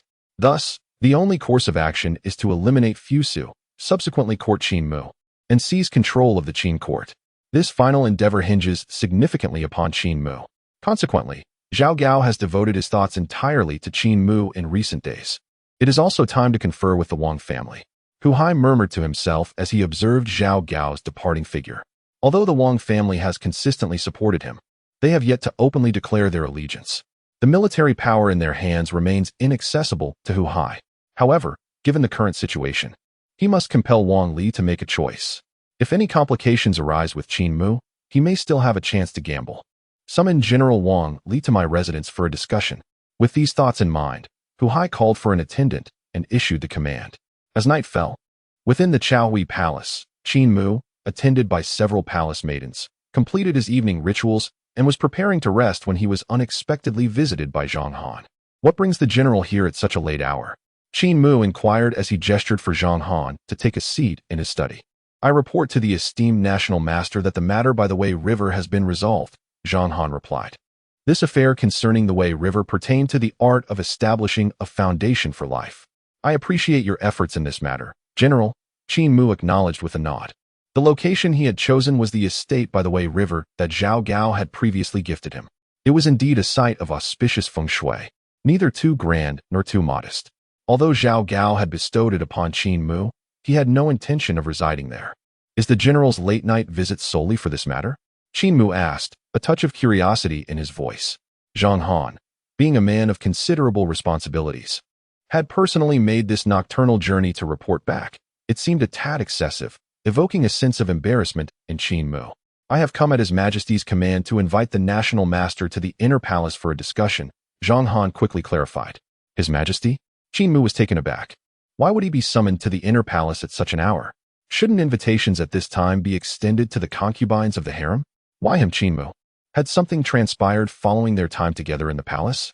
Do you know the reason for His Majesty's summons? Qin Mu inquired of Zhang Han. I am unaware of the specifics. We dare not speculate on His Majesty's intentions, Zhang Han replied with a rueful smile. Very well. Then it falls upon you to lead the way. Qin Mu pondered briefly before acquiescing. You are too kind, National Master, Zhang Han responded, rising to his feet and proceeding towards the palace's exit. Before the inner palace, Ying Zheng had already donned a sleeping robe. Upon seeing Qin Mu's figure approach the palace gates, he hurriedly made his way over. The gentleman has arrived. Please, enter with me into the inner chamber for a discussion, Ying Zheng said with a smile, not allowing Qin Mu to bow before him as he ushered him toward the inner sanctum. Observing the excitement etched upon Qin Mu's face, he was enveloped in a shroud of perplexity. Could it be that the euphoria from receiving the talisman earlier in the day still lingered? Surely, it would not warrant summoning him to such an intimate setting in the middle of the night. What could not be discussed in the Grand Hall of Qilin? Chapter 75. The Great Qin bestows blessings from the heavenly official with a heart full of confusion. Qin Mu was drawn into the inner chamber, seated upon the dragon couch. "Your Majesty," Ing Zheng began, his countenance radiating enthusiasm. "Ever since I returned to my chambers today, I have been exploring this celestial official's ability. To my astonishment, I have managed to connect with the celestial realm and summoned 9 divine generals of the Thunder Department." Sitting at the edge of the dragon couch, Ing Zheng excitedly recounted his newfound powers to Qin Mu. "Congratulations, Your Majesty, on acquiring the protection of 9 divine generals."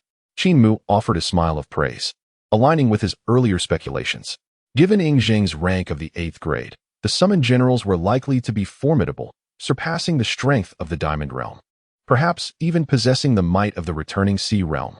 "This is all thanks to you, Master. Without your impartation of the talisman, I would not possess this celestial status," Ing Zheng declared, his face beaming with gratitude. "I have summoned you here in the dead of night to present this to you." Rising from the dragon couch, he retrieved an exquisitely carved box from the nearby table and placed it before Qin Mu. As Qin Mu gazed upon the box, a smile involuntarily crept across his lips. What more could he surmise? Surely, it contained his official seal. This artifact was the cornerstone of his strength. Prior to establishing his foundation, this seal was the only source of his tangible power. Why had he dispatched Zhang Han to arrange such a life-giving technique? Apart from the trouble it caused, it was due to the absence of his official seal. What if he encountered those cunning practitioners from the Yinyang school or the Confucianists outside? Upon returning to the palace today, he noticed a cadre of individuals fixating their gaze upon him at the palace gates. These were either from the Yinyang school or the Confucians. "Master, I have perused the tome you gifted me, and this seal is crafted in accordance with the divine ranking I observed." Ing Zheng continued, "You once mentioned that in our great Qin, the bestowed titles should not be excessively lofty and that you should not be involved. Thus, I deemed it inappropriate to bestow a divine position upon you." Upon hearing this, a satisfied smile graced Qin Mu's features as he lifted the teacup from the table for a small sip. "Ah, indeed, Ing Zheng is astute. As long as he refrains from replicating the divine positions I inscribed, this endeavor is fundamentally secure. This official seal should prove functional. However, I lament my insufficient study of the Daoist texts. It is challenging to conceive an appropriate title for you in such a short span of time." In deep contemplation, I decided to take the character for heaven and bestow it upon you.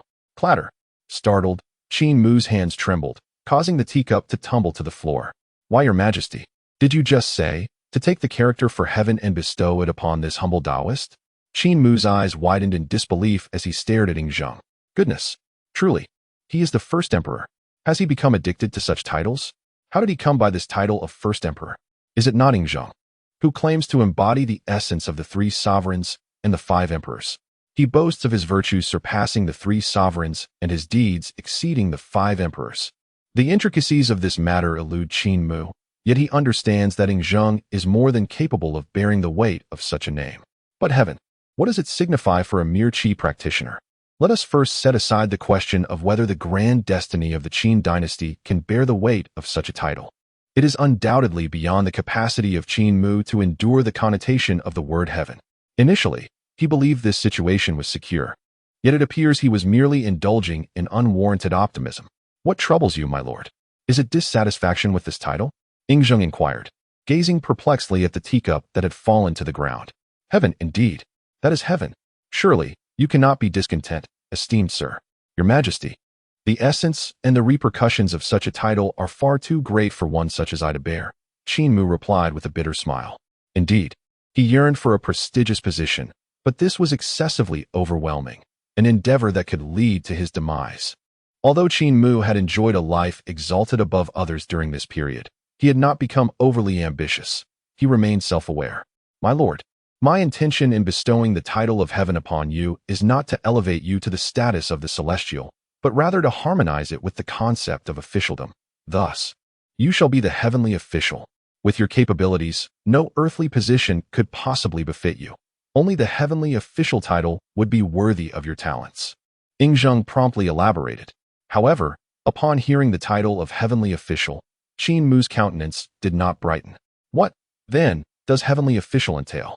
According to the records in the Taoist sect, the Daoist faith venerates the 3 deities of heaven, earth, and water, collectively known as the 3 officials, with the heavenly official being one of them. On the 15th day of the first lunar month, The heavenly official descends to the mortal realm to assess the merits and demerits of humankind, hence the title heavenly official bestowing blessings. Yet, this heavenly official role is not something Qin Mu is equipped to handle, nor is it a burden the destiny of the Qin Dynasty can sustain. Why is that? The full title of the heavenly official is the Supreme One of the First Rank bestowing blessings, the heavenly official of the Yuanyang Emperor, the Lord of the Purple Microcosm. Does Your Majesty's heavenly official title possess a specific designation? Qin Mu inquired, taking a deep breath and casting a hopeful glance at Zhang. Perhaps this heavenly official is merely a nominal position? Surely, he could not believe that Zhang would so fortuitously choose a name as grand as that of the Supreme One of the First Rank bestowing blessings. If it were merely a title without substance, Qin Mu could perhaps reluctantly accept it. After all, the term heavenly official had previously been established during the Zhou dynasty. The Zhou records that the court was divided into 6 offices, with the heavenly official presiding over them, overseeing all officials. What if Zhang intended this? In that case, Qin Mu could manage to accept it.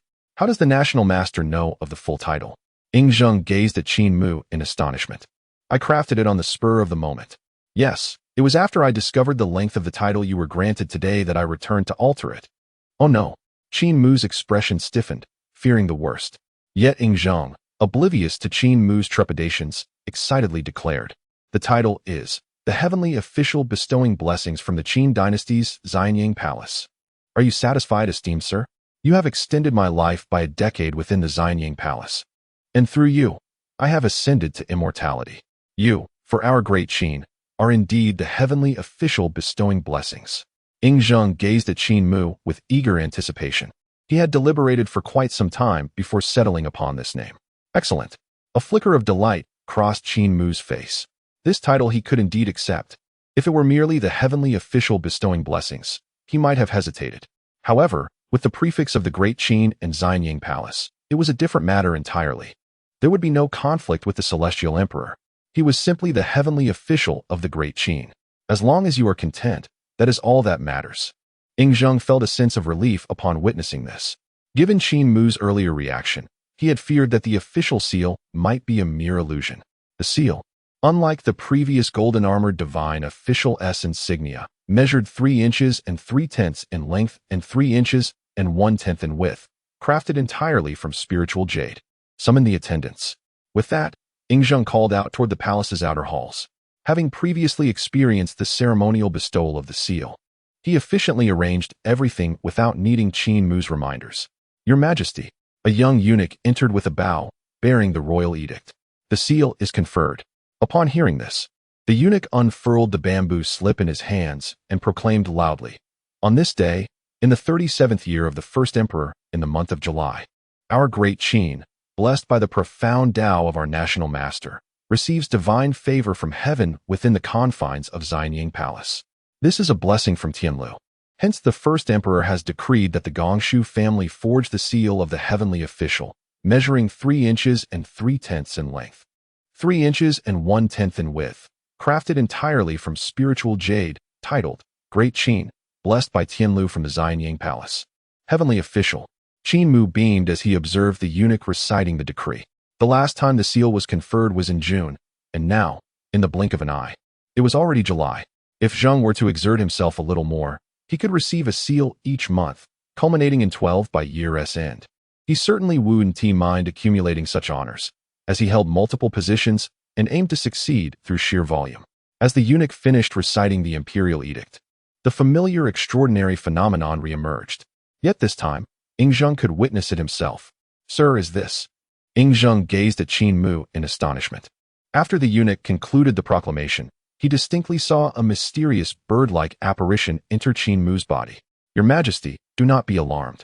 This is part of the seal bestowal process. The auspicious omen manifests only when the national fortune of Great Qin acknowledges it. Qin Mu explained, a glimmer of light flashing in his eyes. Did the emperor also perceive it? Is it due to the seal's bestowal? Qin Mu pondered inwardly. The last time he received the official seal, only he had been able to see the phenomenon recognized by the national fortune. Yet this time, Zhang could see it as well. Indeed, Zhang nodded in surprise. Since he had received the seal of office and acquired celestial status, it felt as though he had gained a new understanding of the world. It is likely that, having attained celestial status, your majesty has opened your heavenly eye, enabling you to perceive what is hidden from ordinary sight. Qin Mu remarked to Ing Zheng. This was merely his conjecture, but it seemed quite plausible. Meanwhile, the young eunuch below appeared somewhat distressed, holding the edict high above his head, his gaze cast downwards. Logically, it was time for Qin Mu to accept the edict. Yet he dared not urge him to do so, and could only hold it aloft. After a quarter of an hour, the eunuch's arms began to tremble slightly, prompting Qin Mu to take notice. Alas, I momentarily forgot to accept your majesty's decree in my excitement. Qin Mu smiled as he received the edict from the eunuch's hands and turned to Ing Zheng, expressing his gratitude for the bestowed honor. Sir, you are overly courteous. There is no notion of bestowal regarding this seal. It is rightfully yours, Ing Zheng quickly responded. Qin Mu nodded, choosing not to elaborate further. The young eunuch then exhaled a sigh of relief and promptly bowed as he exited. Your majesty summoned me. Is there any other matter beyond this seal? Qin Mu inquired of Ing Zheng, contemplating an escape if there were none. The newly acquired official seal must surely be tested while the excitement still lingers. I have indeed summoned you here for another matter. Ing Zheng nodded and smiled upon hearing this. Regarding the divine enfeoffment of the Wei River spirit, I find myself rather at a loss. Although you have informed me of the procedures, how should the title of the river deity be determined? Ing Zheng turned to Qin Mu and inquired. This title has presented quite the conundrum for the sovereign. Initially, Ing Zheng had thought it sufficient to simply appoint a river god. However, upon further reflection, he realized that the titles of celestial officials are often exceedingly lengthy. Although he could not comprehend the reason behind it, he pondered whether there might be some hidden regulations of which he was unaware. The spirit is a manifestation of the people's faith, born of their reverence for the Wei River. Thus, it is only fitting to enshrine it as the river deity. Qin Mu remarked, regarding Ing Zheng with a hint of curiosity. Why not simply appoint a river god? Is it necessary to bestow upon it a grand title? Is it to be simply called the Wei River god? Ing Zheng responded with uncertainty. Indeed, Qin Mu nodded affirmatively. Yet, why does your esteemed self assign such a lengthy and intricate title, involving the celestial hierarchy, along with the list of divine appointments you have authored? I lack sufficient understanding of these protocols, and hence, I hesitate to arbitrarily assign a title to the river deity, Ing Zheng articulated. Upon hearing this, a flicker of helplessness crossed Qin Mu's eyes. He had not truly contemplated this dilemma. However, it is true that the titles of celestial officials are often exceedingly grandiose, presumably to highlight their own magnificence. Moreover, the title assigned to you is not particularly lengthy. Consider the renowned Daoist emperor of the Ming Dynasty, Zhu Hozong. His initial self-bestowed title was Lingxiao Shangqing Tonglei Yuanyang Miao Fei Yuanjinjun. Perhaps due to the novelty of the occasion, he had initially restrained himself. Yet subsequently, he unabashedly expanded upon it. His second title became Jiutian Hongjiao Pujisheng Ling Zhang Yinyang Gongwu Dedeo Sihai Ziji, Xianwing, Yang, Zhenren Yuanshu, Xian Inkaihua Fumo Zhongxiao Diji. His third title, an even grander embellishment, was Taishang Daoyua Tianxian Ziji, Changsheng, Xingji Zhaoling Tong, San Yuan Zheng Ing Yushu Zhongwan Wulei Dazhenren, Xuandu Jing Wanshou Diji. In contrast, it seems he endowed himself with every conceivable accolade. By comparison, your title appears rather modest. Yet, what can be done? After all, Qin Mu is but a humble Daoist priest. He cannot dare to frivolously self-appoint grand titles like this audacious figure. A poorly chosen title could inadvertently cause trouble for you. It is prudent to proceed gradually, step by step. Sir? Ing Zheng's voice pierced the reverie, drawing Qin Mu's drifting thoughts back to the present. Your Majesty, the title of celestial officials and the designation of deities must resonate with the heavens and earth, conferring specific functions, which is why they tend to be lengthy.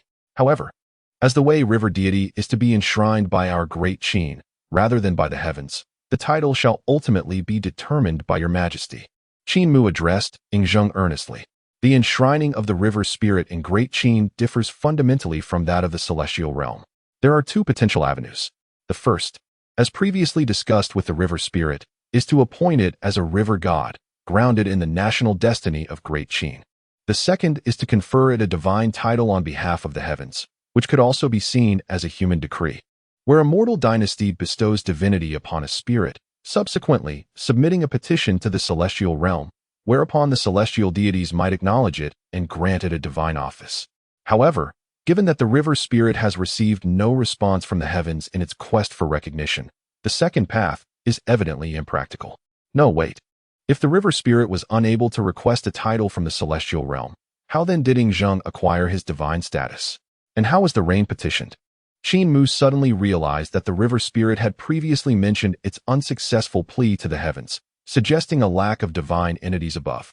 Yet now, Zheng had indeed been granted a position at the upper clear celestial altar belonging to the thunder department. If the heavens were devoid of celestial altars and divine beings, how could such a title have been conferred upon him? Furthermore, the subsequent communication with the thunder department for rain was successful as well. This had not occurred to him before. Could it be attributed to his own involvement? Qin Mu glanced at his hands, pondering whether his intervention had caused a world that should have been devoid of deities to manifest divine beings and spirits. On the altar of bestowal, he had invited numerous divine spirits for worship, ostensibly to facilitate their emergence in the heavens. Could it truly be so? Qin Mu muttered to himself, questioning whether he possessed such extraordinary influence.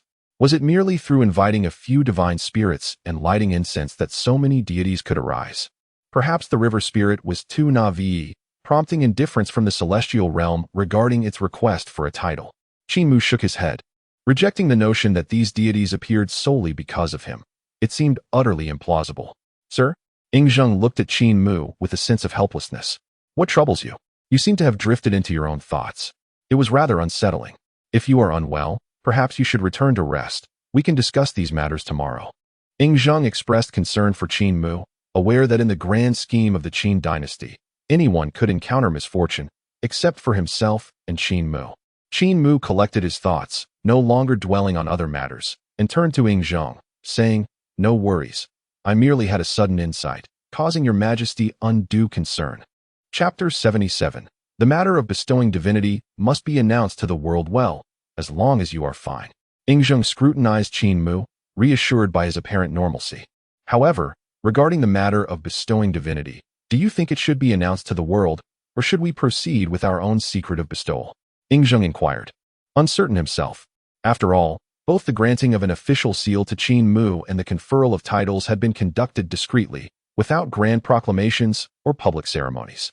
The bestowal of divinity should indeed be announced to the world, inviting all to witness and welcoming the deities to take their places. Qin Mu asserted. The act of bestowing divinity differs from the conferral of titles. The latter thrives on incense offerings. If divine titles were conferred in secrecy, how would the river god receive the necessary offerings? Additionally, it would be prudent to instruct that impudent spirit to refrain from hastily granting wishes or engaging in forced transactions. Then let us set a date for tomorrow's morning court session, so I may issue a decree to inform the provinces. Zheng nodded in agreement. Upon hearing this, Qin Mu raised his right hand slightly and began to calculate. After a moment, he looked up at Zheng and declared, "Let it be set for the day of Ding Wei in the month of Rinshun. Although this day lacks the auspiciousness of temple ceremonies, it is favorable for worship, blessings, fasting, healing, and groundbreaking. It is one of the nearest auspicious dates." However, Zheng appeared bewildered. Sir, what do you mean by Ding Wei in the month of Rinshun? It is simply the 18th day of the 7th month. Qin Mu replied with a smile. Zheng nodded, realizing that it would have sufficed to speak plainly. Why not communicate in simpler terms? Thus, following tomorrow's morning court, I shall decree the construction of a temple for the river god by the banks of the Wei River. Given the prowess of Gongsu, 3 days should suffice. Zheng, gathering his thoughts, spoke. The craftsmanship of Gongsu is on par with that of the Mo family. Erecting a temporary temple for the purpose of bestowing grace should pose no challenge within that time frame. By the way, speaking of the temple, the construction of Master Qin Mu's Taoist temple should be nearing completion. Would you be willing, Master, to visit the Tai temple in Xianyang and impart wisdom to the people of our great Qin? Zheng's mind suddenly turned to Qin Mu's Taoist establishment. Should the Master wish to disseminate teachings, I shall issue a decree to summon the entire realm, inviting all to attend the ceremony. A month prior, Zheng had decreed the nation to erect a temple for Qin Mu, and now the one in Xianyang was on the verge of completion. Certainly, there is no objection. A glimmer of excitement flashed in Qin Mu's eyes. He recognized this as an opportunity presented by Zheng to propagate the teachings of the Tai. No other school of thought enjoys such privilege. Indeed, Zheng is an ally. the dissemination of these doctrines shall flow smoothly. Since the master has consented, I shall announce it to the world tomorrow. I believe all schools will send representatives to attend, and I shall also be present." Ingzheng nodded with a smile. His Imperial Majesty personally issuing a decree to invite all schools to hear these teachings would surely leave few with the audacity to decline. Except perhaps the openly rebellious Mo family. "I am grateful to your Majesty for aiding in the propagation of the Tai teachings." Qin Mu bowed in thanks. "It is of no consequence. I too am now a disciple of Tai." Ingzheng waved his hand dismissively. "Well then, the hour is late. I shall not detain you any longer, Master. If you have no further matters, you may take your leave. Your Majesty should also rest early. I shall take my leave now." Qin Mu, cradling the official seal box, rose and bowed, then proceeded to exit the palace. Within the Chaui Hall, Qin Mu retrieved the heavenly official seal. This seal was significantly larger than the golden armored god seal and somewhat cumbersome to carry. However, Qin Mu held no grievances regarding it. This was the heavenly official bestowed by the heavenly blessing from the Xianyang Palace, ranking as a 7th grade divine office. Yet, the specific functions of this position remained elusive to him. Strange, the last time the golden armored god seal actively displayed its abilities. Yet this heavenly official seal remained entirely unresponsive in his grasp. Could it be that this heavenly official seal has the power to alter the fortunes of others? Qin Mu mused as he toyed with the seal in his hand. This function, he could not decipher at the moment. As for seeking insight from Zheng, he was uncertain of what Zheng might know. The title of heavenly official was a name Zheng had devised on the spot. Next time, I ought to remind Zheng to elaborate on the specific powers of this office, lest I find myself groping in the dark. Nonetheless, a 7th grade divine office must surely surpass the golden armored god in some regard. A smile crept onto Qin Mu's lips. He might not yet grasp the abilities of this heavenly official seal, but he estimated that within 3 days, he would fully comprehend its intricacies. Glancing at the sky, Qin Mu carefully stored the heavenly official seal, intending to delve deeper into its mysteries the following day. He also needed to prepare for the foundational practices. It was time to select which techniques to study. Qin Mu set the heavenly official seal aside and contemplated the significant matters of his life. Upon the completion of qi cultivation, one must then establish a foundation, which, as the name suggests, serves as the cornerstone of the human body. The extent to which one can progress and the heights one can attain are profoundly influenced by this foundational practice. The cultivation of this foundation involves 2 principal aspects. First, remedying deficiencies and sealing leaks by selecting a specific technique to cultivate the body into one that is impervious. The success of this remedying process can be simply gauged. For men, it is the absence of seminal emission. For women, it is the cessation of menstruation.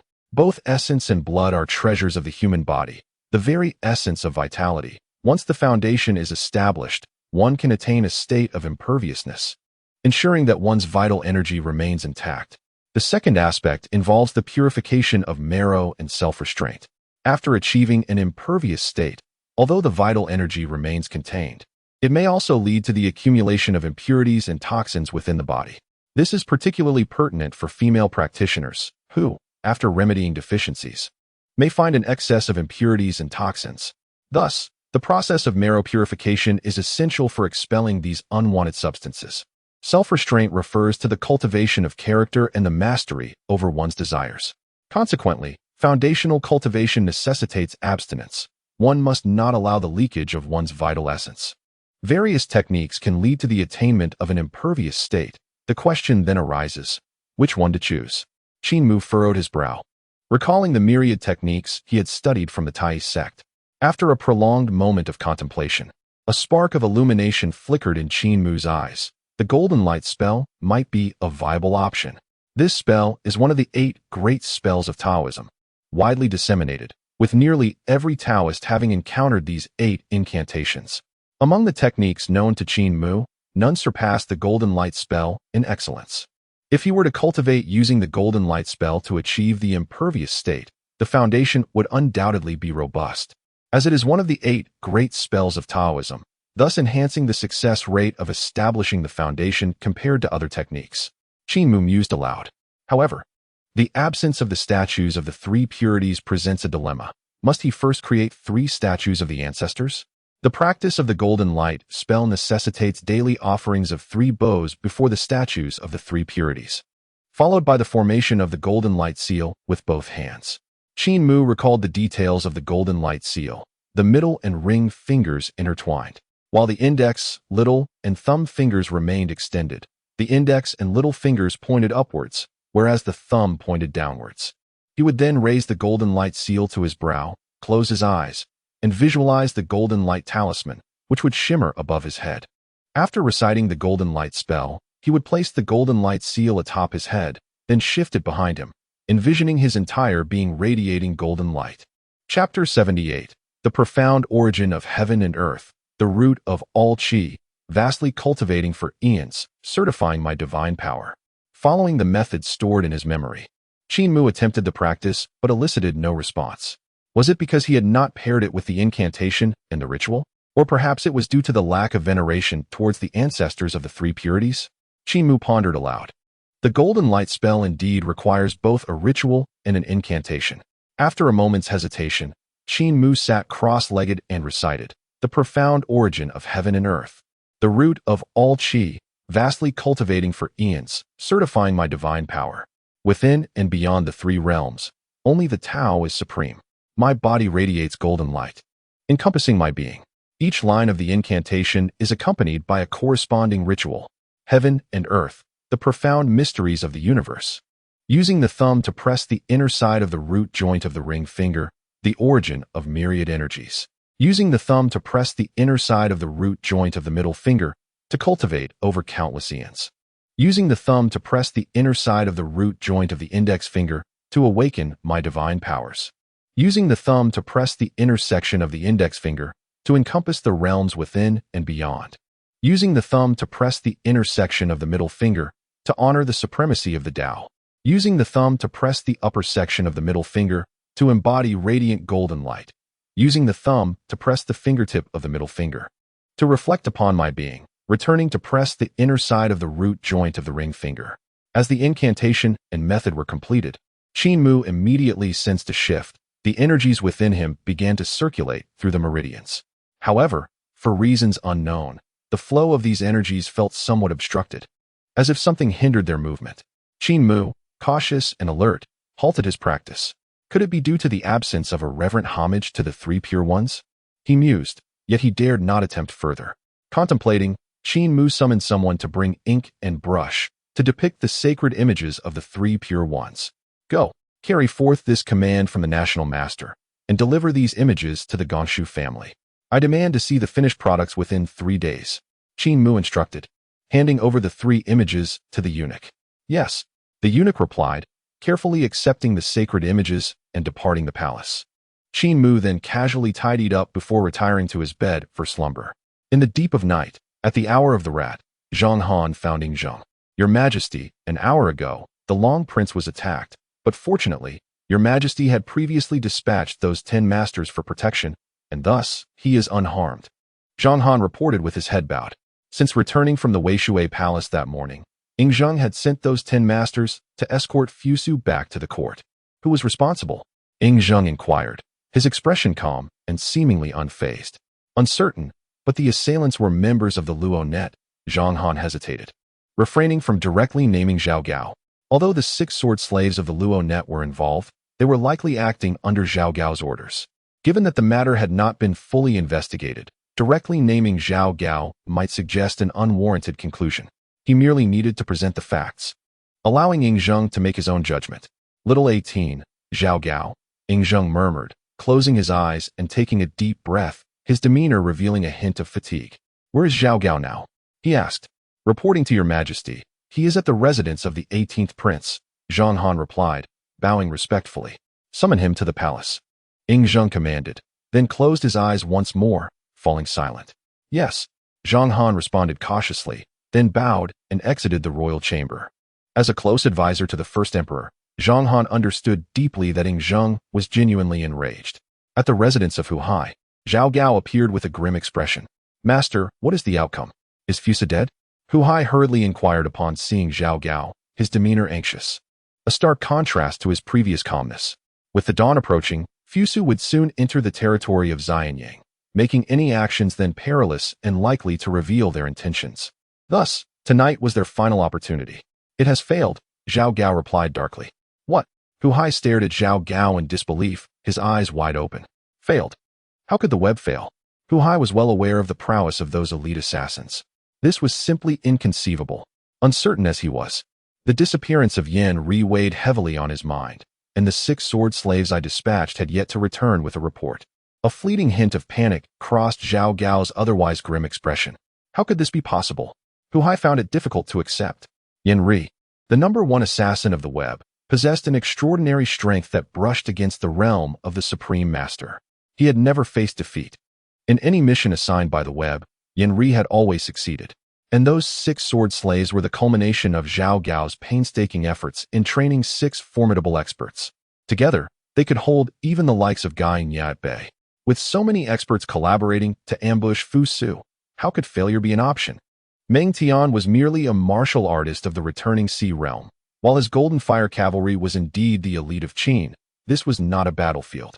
How could they possibly withstand the assassination attempts of the 6 sword slaves along with Yen Ri? A change had occurred, and we must now focus on how to respond. Zhao Gao glanced at Hu Hai and spoke. Although he too was filled with uncertainty, this was not the time for doubt. Yen Ri was one matter. But the 6 sword slaves were universally recognized as his subordinates. Whether they had been captured alive or killed, should Fu Su return to Xianyang with their corpses, Zhao Gao would likely meet a grim fate. What was I thinking, allowing the 6 sword slaves to partake in this? At that moment, Zhao Gao felt a twinge of regret for his decision. What he had presumed to be a nearly certain success, even with the deployment of the 6 sword slaves, should have posed no issue. After all, as long as Fu Su was dead, this matter would remain concealed. Yet, Zhao Gao never anticipated such a failure. Though he spoke those words, how could it be so? Fu Su had no experts under his command. How could he evade the assassination by the 6 sword slaves and Yen Ri? Even at this juncture, Hu Hai continued to struggle with disbelief. Seeing Hu Hai in a state of turmoil, Zhao Gao sighed inwardly. I should not have sought out this inept fool. Is now truly the time to ponder the reasons? Our current course of action hinges on whether Qin Mu is willing to assist us. Zhao Gao hesitated momentarily before speaking. He found himself at a dead end. Just a few days prior, he had been a trusted confidant of Ying Zhang, basking in the glory of his position as the Minister of Chariots, devising plans with Hu Hai for this usurpation.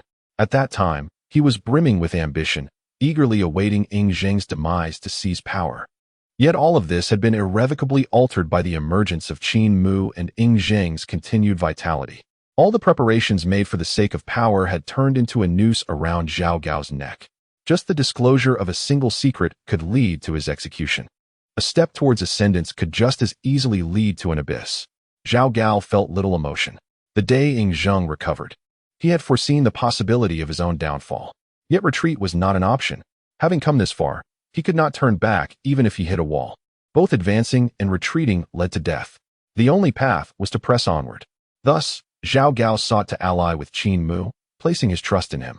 He had no other choice.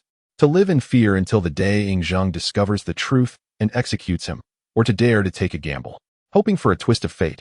Might Qin Mu assist us? Hu Hai turned to Zhao Gao, furrowing his brow.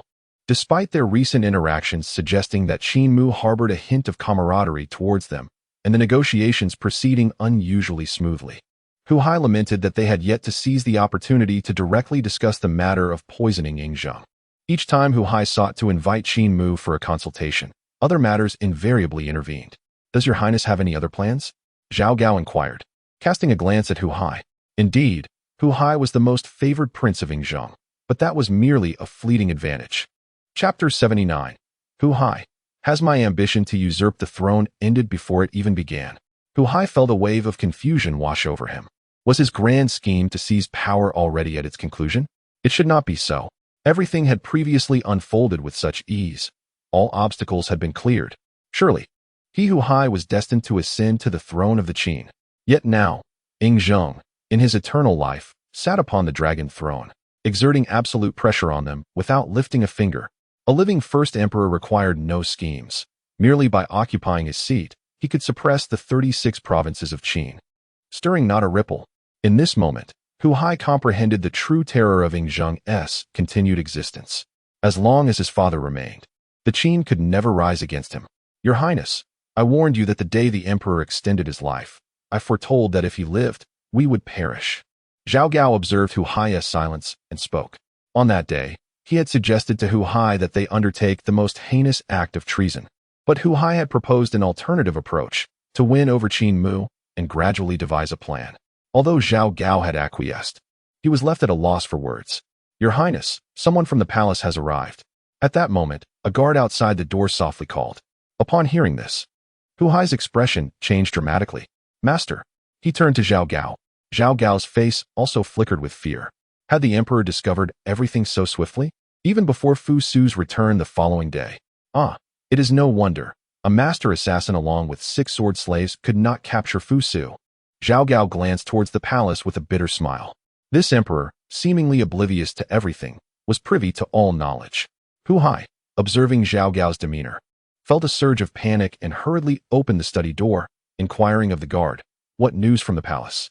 In response to your Highness, General Zhang Han has sent a shadowy envoy, requesting Zhao de Ren to enter the palace at the emperor's urgent summons. The guard replied, bowing his head.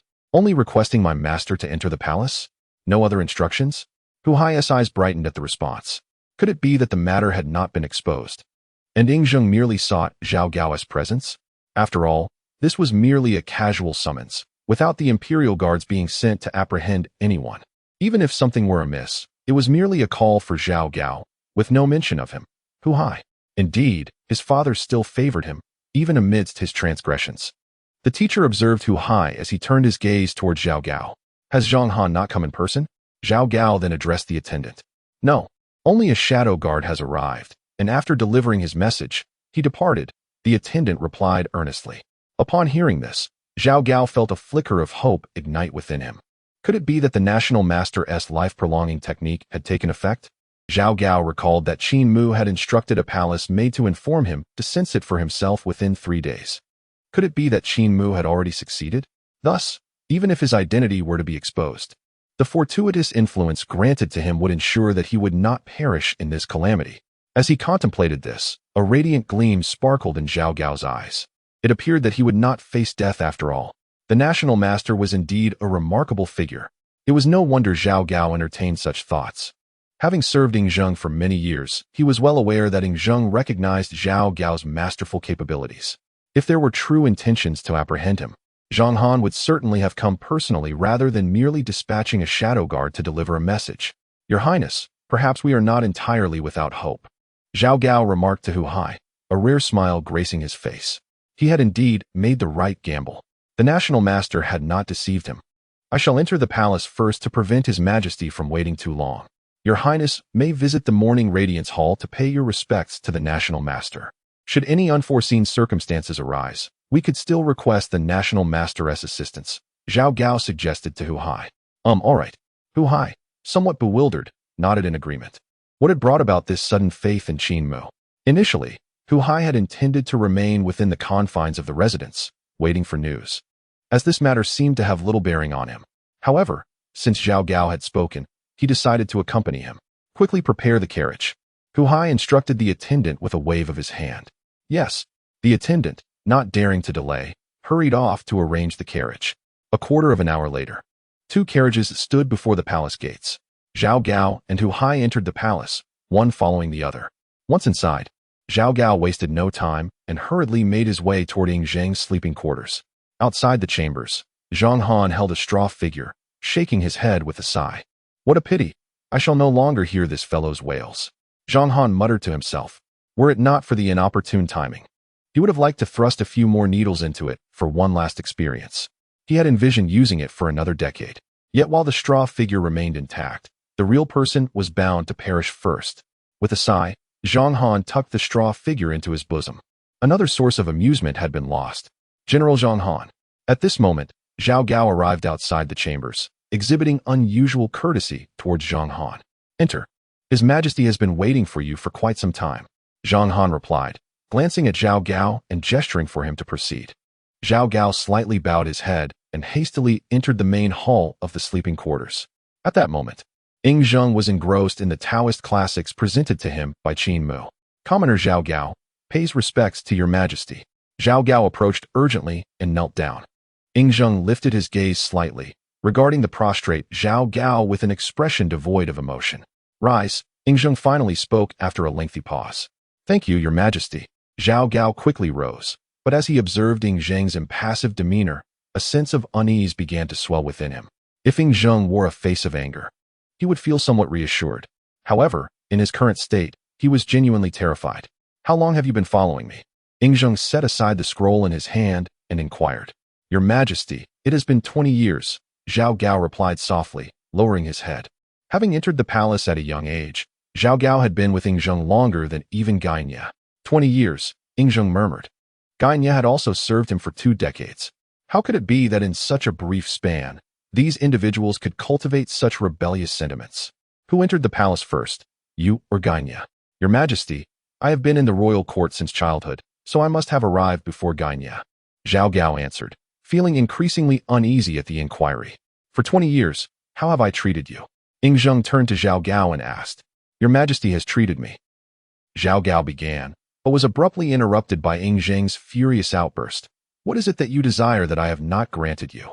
For 27 years of the empire, everyone has condemned you, Zhao Gao, as a sycophant and a man of no virtue. I silenced them on your behalf. If you wish to attend court, I have permitted you to do so as a eunuch, merely to observe. In the 29th year of the empire, you violated the laws of Qin and were caught by Meng Yi. According to the law, you should have faced execution. Yet, I spared your life and restored your position. In the 30th year, during the autumn harvest ceremony, I was ambushed by assassins, and afterward, the entire court and the citizens claimed that it was Fusu who conspired with the remnants of the Chu state to assassinate me. Thus, I ordered Fusu to the northern borders. But do you think I am unaware of the individuals behind the net? Ing Zheng rose, pointing an accusing finger at Zhao Gao, his voice laced with fury. What further do you expect? Chapter 80. The wrath of Ing Zheng. Ing Zheng glared at Zhao Gao before him. Were it not for a shred of sentiment, Zhao Gao would have been executed on the day of the autumn harvest ceremony. The assassination plot had been orchestrated by Zhao Gao and Hu Hai, not with the intent to kill Ing Zheng, but rather to create a fade, allowing those assassins to reveal themselves as remnants of Chongping Jun, who had come to assassinate Ing Zheng in support of Fusu's ascension to the throne, thereby framing Fusu. Chongping Jun, Xiongqi, was the son of King Kaling of Chu and the uncle of Fusu, serving as the prime minister of the Qin. He had opposed Ing Zheng's tyranny and supported Fusu's rise to power. Ultimately, he defected from Qin, returned to Chu, and was proclaimed the last king of Chu, only to be exterminated by Wang Jian's forces. The relationships among the 7 states were largely familial. Moreover, Chongping Jun Xiongqi was of the Chu royal family, but had also served as the prime minister of Qin. At this moment, Zhao Gao stood frozen in place, unable to regain his composure. Meanwhile, Ing Zheng's rage and resentment remained unquenched. I have made 3 eastern tours. Was it not your duty alongside Li Si to execute imperial edicts? Was my granting you a high position not sufficient? 20 years. 20 years. How many times have I spared you? Ing Zheng slowly returned to his dragon throne, casting a heavy gaze upon Zhao Gao, tinged with a hint of disappointment. In just 20 years, how much have you changed, Zhao Gao? You were once the only person in the palace who could recite the laws of Qin verbatim. How is it that in merely 20 years, you have forgotten everything? In days of yore, I admired your diligence and talent. Appointing you as the Chancellor of the Central Carriage Bureau to oversee the palace's carriages and designating you as the tutor to my son, Hu Hai, to instruct him in judicial matters. Yet, what have you imparted? Ing Zheng hurled the memorial from the table at Zhao Gao's face. Zhao Gao, bowing his head deeply, dared not utter a word nor evade the confrontation. Look at this.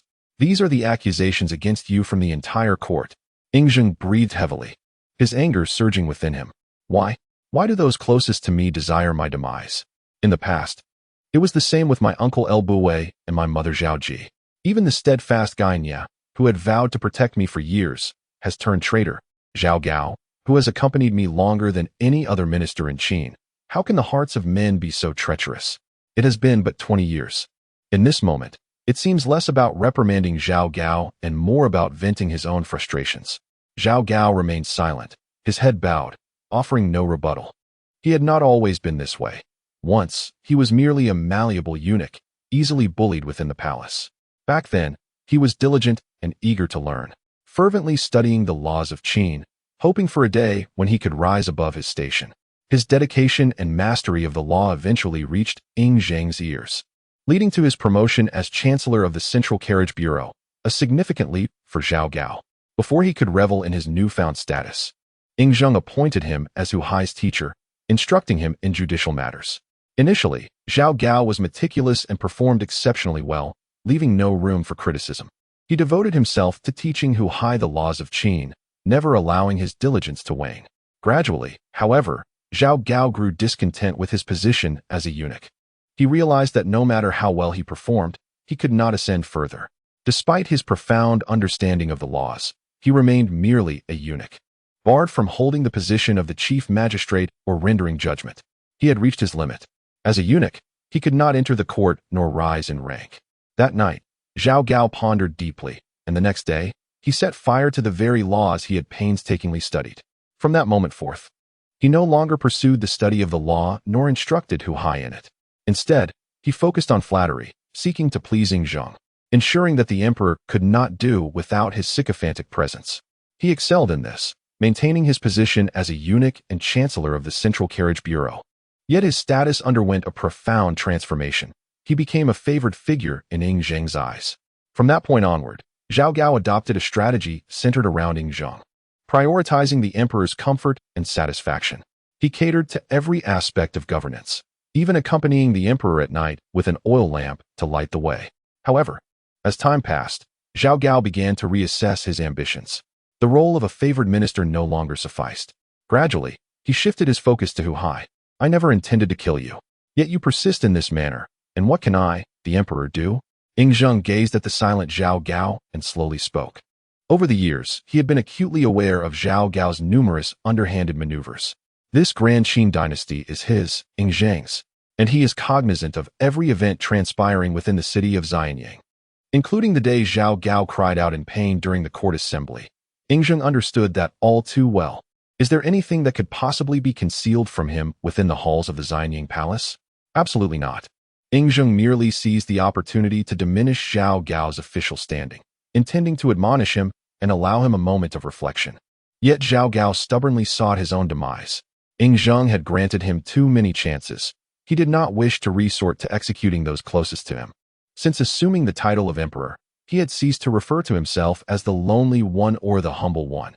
Embracing the title of emperor, he did not desire to be a solitary figure. Yet these individuals, they remained ever so. In days of yore, Zhao Ji, when held as a hostage in Zhao, fiercely protected him. However, upon returning to Qin, this very mother who once shielded him now wished for his death due to the influence of outsiders. During his journey to Han, Gai Nye had also valiantly escorted him, yet now, due to external pressures, he had openly defected. Now it was Zhao Gao's turn. Ing Zheng was not incapable of accepting the fickleness of loyalty nor the betrayal of allies. He merely could not comprehend why those dear to him, his inner courtiers and kin, would act in such a manner.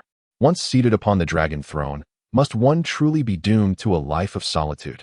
Your Majesty, I deserve to die 1,000 deaths. At this moment, Zhao Gao knelt on the ground, too fearful to raise his head. Indeed you do, Ing Zheng replied sharply. Hearing this, Zhao Gao dared not utter another word. He understood Ing Zheng's temperament well. The emperor was currently in a fury, and should he plead for mercy, it could very well lead to his immediate execution. He sensed the palpable aura of death surrounding Ing Zheng. But why? Why did the emperor wish to kill him, yet only send a shadowy guard to convey his message? Did he not fear Zhao Gao's escape?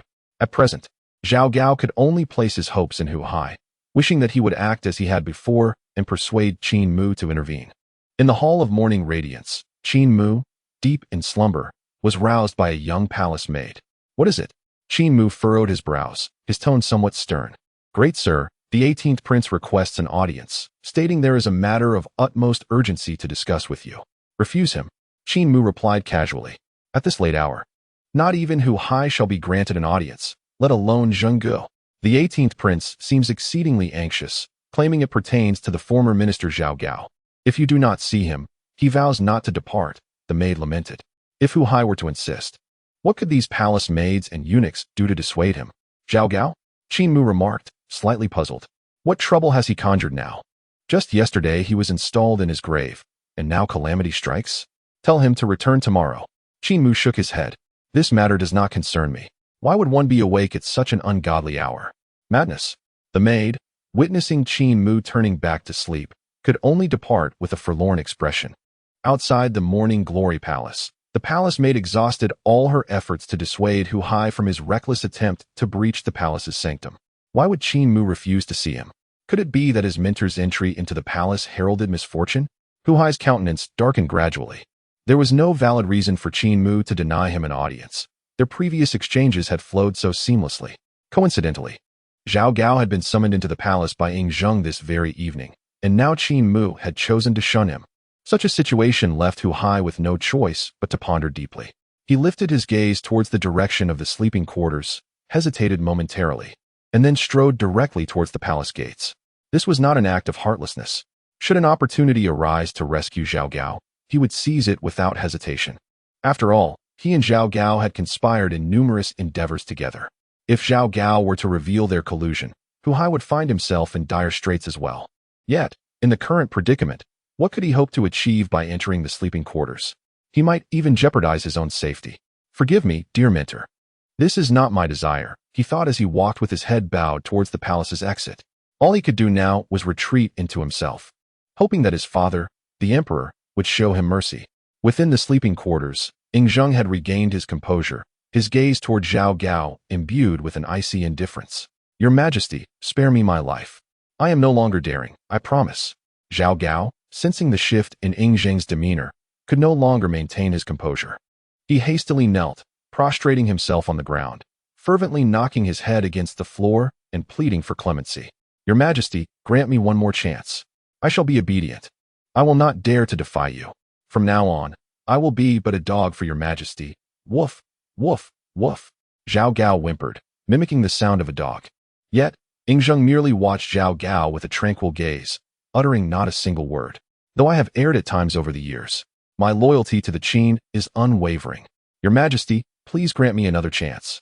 Zhao Gao remained on his knees, observing Ying Zheng's unyielding expression, and felt a chilling despair wash over him. Summon the Grand Minister of the Chariots and confer upon him a seat, Ying Zheng commanded slowly. After a lifetime of kneeling, it was time for him to sit. Your Majesty. Zhao Gao's eyes widened in trepidation, for he understood that this time, Ying Zheng was resolute. At that moment, Zhang Han personally brought forth a chair. Please, he addressed Zhao Gao. Trembling, Zhao Gao gazed at the chair before him. To take a seat now would signify the end of his journey. His singular ambition throughout his life had been to possess a chair of his own within the court. Yet the realization of that dream unfolded under such dire circumstances. Is this not what you desired?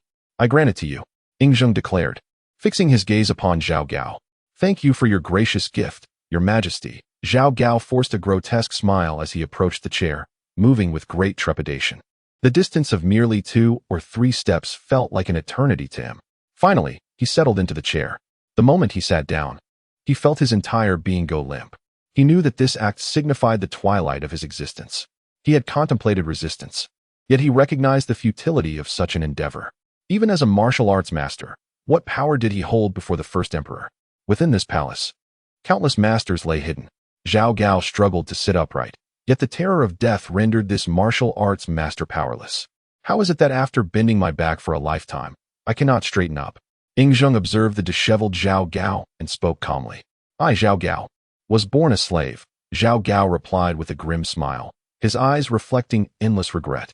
His mother, having violated the law, was executed and her body disfigured, leading to their confinement within the hidden palace, where Zhao Gao and his brothers were born. All within this hidden palace were slaves. Thus, Zhao Gao was indeed born into servitude. Ying Zheng cast a deep glance at Zhao Gao, then rose and walked unhesitatingly towards the inner hall. A palace maid entered, holding a tray aloft, upon which lay a short sword.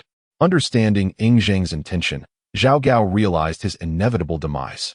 At that moment, he could not ponder the concepts of life or think of Qin Mu or Hu Hai. Lord Zhao must understand why he is to die, Zhang Han remarked, as he nonchalantly tossed several long swords.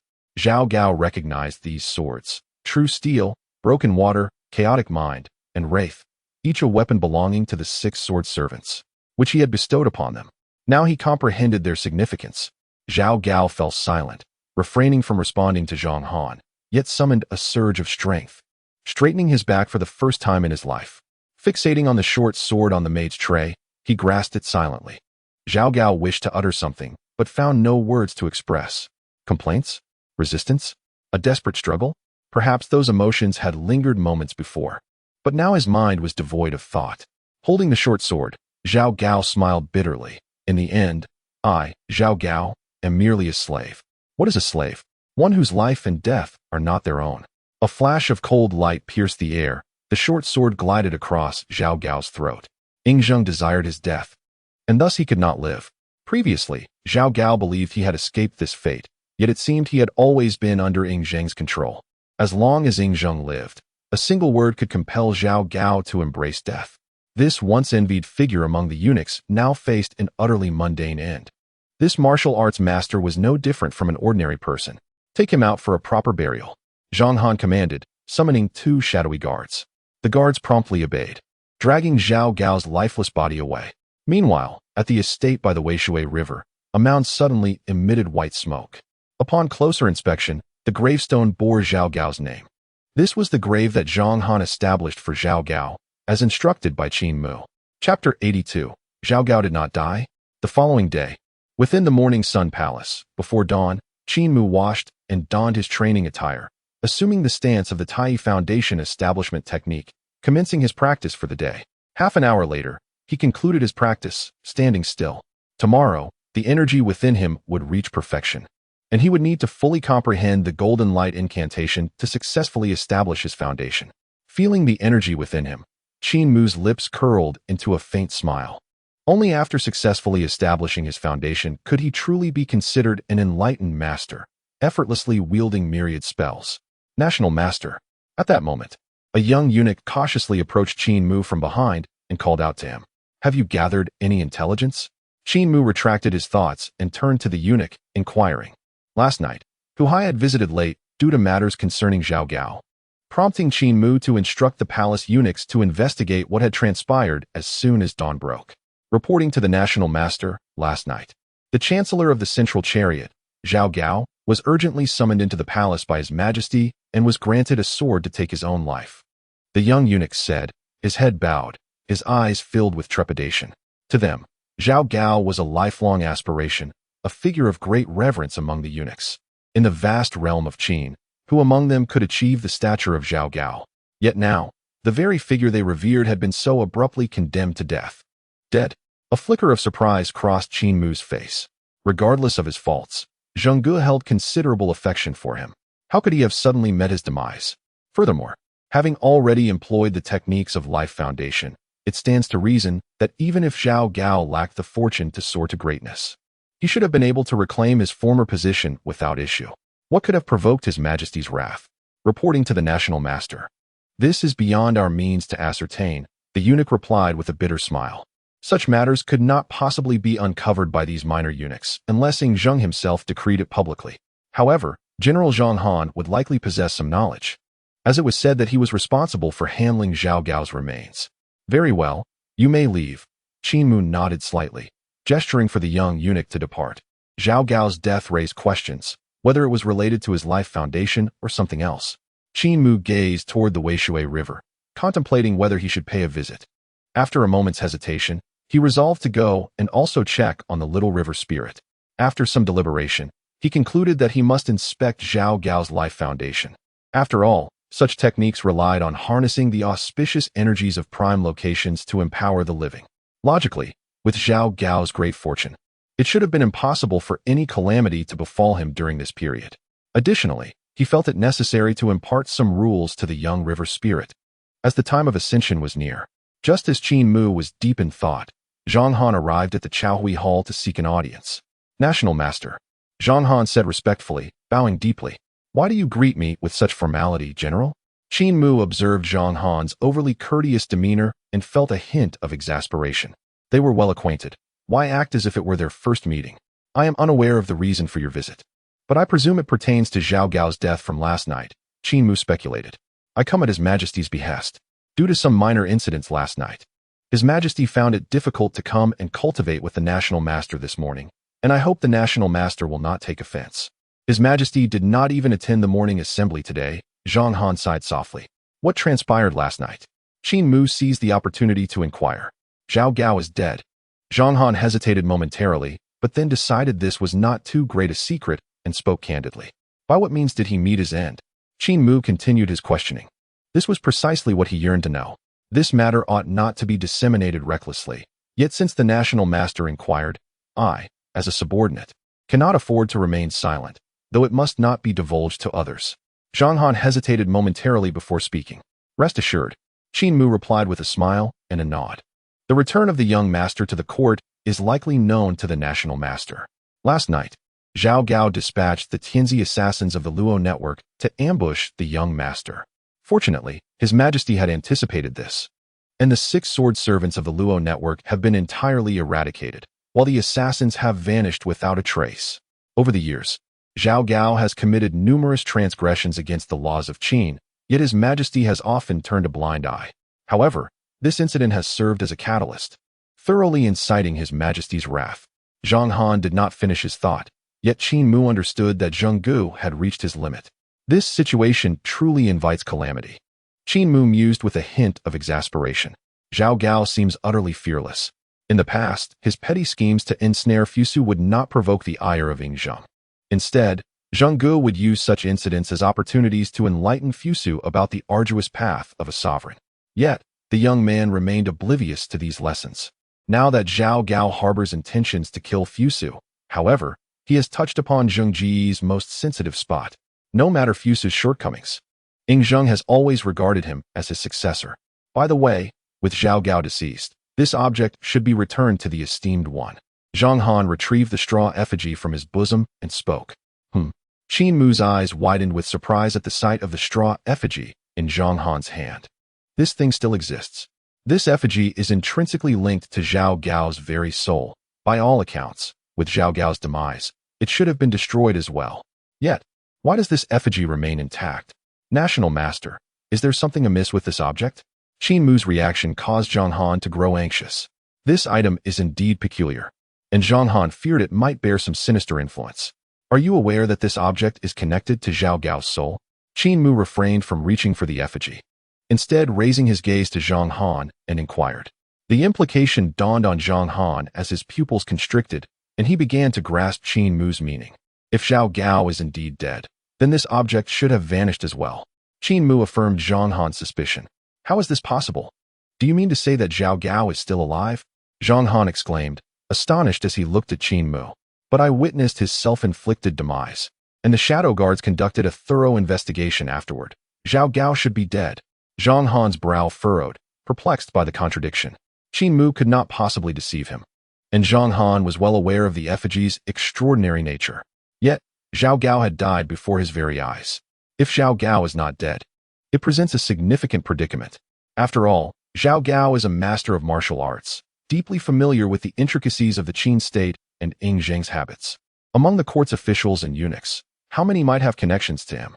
Should Zhao Gao have feigned his death and seeks revenge? Zhang Han's expression grew grave. Fear not, General, there is no need for such concern. Whether Zhao Gao is truly dead or merely pretending, it matters not. Even if he feigns death, you have the means to ensure his ultimate demise. Qin Mu smiled as he looked at the straw effigy in Zhang Han's hand. The term national master sparked a glimmer of understanding in Zhang Han's eyes. He was well aware of the capabilities of the scarecrow. It was something he had nearly forgotten. Is it still alive? It could easily be disposed of again. Although he had initially intended to keep Zhao Gao for experimentation, the situation had spiraled out of control, so it would be best to eliminate him outright. This would spare him the daily anxiety of guarding against that wretched individual. If left unchecked, it was not inconceivable that one day this fiend would emerge unexpectedly, causing chaos. To eliminate Zhao Gao, one must act decisively.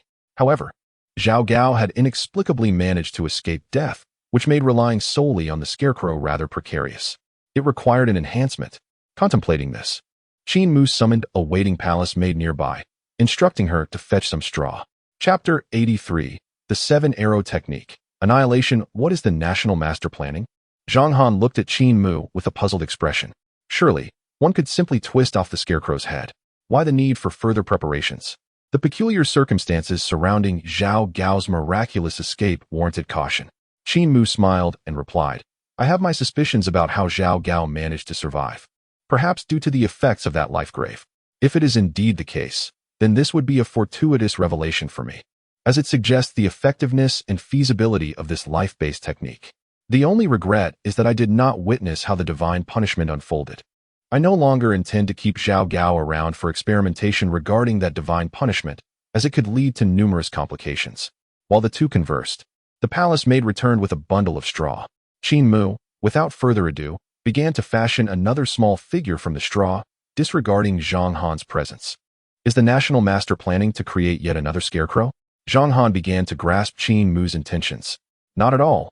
This technique is forbidden, and under normal circumstances, I would not employ it. Qin Mu replied with a smile, revealing that he was not merely preparing to create another scarecrow. He intended to test the first of the forbidden techniques, the seven-arrow technique. The name of the seven-arrow technique is rarely heard, yet its more advanced iteration, the nail-headed seven-arrow book, is a well-known forbidden art among many. The nail-headed seven-arrow book is an obscure curse, one of the most fearsome and malicious forbidden arts, capable of killing in an unseen manner. It belongs to the realm of hexes, executing enemies through the method of crafting a small straw figure. Among the various forbidden arts, this is the most formidable. The casting of this spell is exceedingly challenging. It is a significant loss to use it against ordinary individuals. This method necessitates the establishment of a camp, within which a platform is set up and a straw figure is created. The figure must bear the enemy's name inscribed upon it, with a lamp placed atop and another at its feet, while the feet are positioned to form a specific stance. Symbols are inscribed and offerings made 3 times a day for a total of 21 days. During this process, the victim possesses nearly no capacity for resistance. After 21 days, the 3 souls and 7 spirits of the enemy will be scattered, at which point arrows shot into the scarecrow will strike as if directed at the enemy's true form, causing both the scarecrow and the enemy to bleed profusely. It is indeed a most malevolent practice. The seven-arrow technique, being a simplified version, requires only the establishment of a platform, with 3 daily offerings over the course of 7 days to claim the victim's life. However, its drawbacks are apparent. Even celestial beings or great emperors could fall victim to the nail-headed seven-arrow book. The seven arrows technique is effective solely against mortals. Let me observe the limits of this life-gathering fortune, Qin Mu mused. He contemplated countless ways to eliminate Zhao Gao. After all, he possessed knowledge of Zhao Gao's hair, blood, and birth details, enabling him to utilize various curses. However, he chose the seven arrows technique to ascertain how many days Zhao Gao could endure, intending to test the level of fortune derived from this life-gathering art. Forbidden technique? Zhang Han, observing Qin Mu's actions, refrained from asking further questions. The straw man in his hands was already terrifying enough. What other formidable methods could the national master possess? Standing quietly, Zhang Han awaited Qin Mu's completion, not daring to interject. Before long, Qin Mu had successfully fashioned a straw man. This technique requires the general's assistance, Qin Mu remarked with a smile. It was inconceivable for him to perform these esoteric arts alone. Any slip would be unacceptable at this critical juncture. Thus, Zhang Han, as a mere instrument, was to play his part. National Master, please instruct. Zhang Han promptly bowed in respect. Qin Mu proceeded to explain the method of the seven arrows technique to Zhang Han. The crux of the matter lay in the effigy and the victim's birth details. Qin Mu had already prepared these. The rest required Zhang Han to create a platform for the straw man to be worshipped for 7 days. During this period, Qin Mu intended to reside at the Wei Shui Manor, continuously monitoring Zhao Gao's life and death. The concept of fortune is ethereal. This opportunity allowed for a profound exploration and observation. I understand. Zhang Han carefully noted Qin Mu's words. Remember, during the execution of this technique, you must also pierce the straw man with 3 needles each day. Qin Mu instructed, casting a serious glance at Zhang Han. Understood. Zhang Han nodded, well versed in the task. If any anomalies occurred during the execution of this technique, promptly sever the head of the straw man. No mistakes must arise. Qin Mu reiterated. While research is essential, he wished to avoid any complications. Yes, Zhang Han affirmed with a nod. Though it was indeed simpler to simply snap the straw man's neck and send Zhao Gao to his demise. The national master's method of crafting an effigy and performing daily rituals seemed unnecessarily complex, leaving Zhang Han perplexed. Yet, despite his doubts, he resolved to follow Qin Mu's instructions diligently. With a heart full of questions, Zhang Han departed the Chaohui Hall, clutching 2 straw men and 20 talismans. These talismans were hastily drawn by Qin Mu, including those to accompany the daily rituals and others inscribed with Zhao Gao's birth details, infused with his essence. This exemplified the advantage of esoteric arts, as the practitioner could enlist others for the performance. Indeed, Zhang Han was commendable. The ancestral tomb matter needed swift resolution. And perhaps there would be an opportunity to secure a divine position in the realm of national fortune for him as well. Watching Zhang Han's retreating figure, Qin Mu muttered to himself. Zhang Han's execution of these esoteric forbidden techniques would undoubtedly lead to a significant depletion of his fortune, sealing his ominous fate in later years. Even a minor misstep could lead to an untimely demise. The fortunes of an individual are invariably intertwined with their destiny. When one's fate approaches its conclusion, it is only natural that they cannot endure. Thus, Qin Mu contemplated relocating Zhang Han's ancestral grave, employing the art of feng shui to enhance his fortune. If successful, he would then orchestrate a divine office recognized by the state to subdue his own fortune, while simultaneously, should any backlash from these esoteric practices occur, he could shield Zhang Han from impending calamity. Perhaps one day he could consult with Zhenggu about this matter. Before he could voice his thoughts, the heavenly official seal he carried in his bosom suddenly radiated a brilliant light. Immediately after, a stream of information manifested in Qin Mu's mind.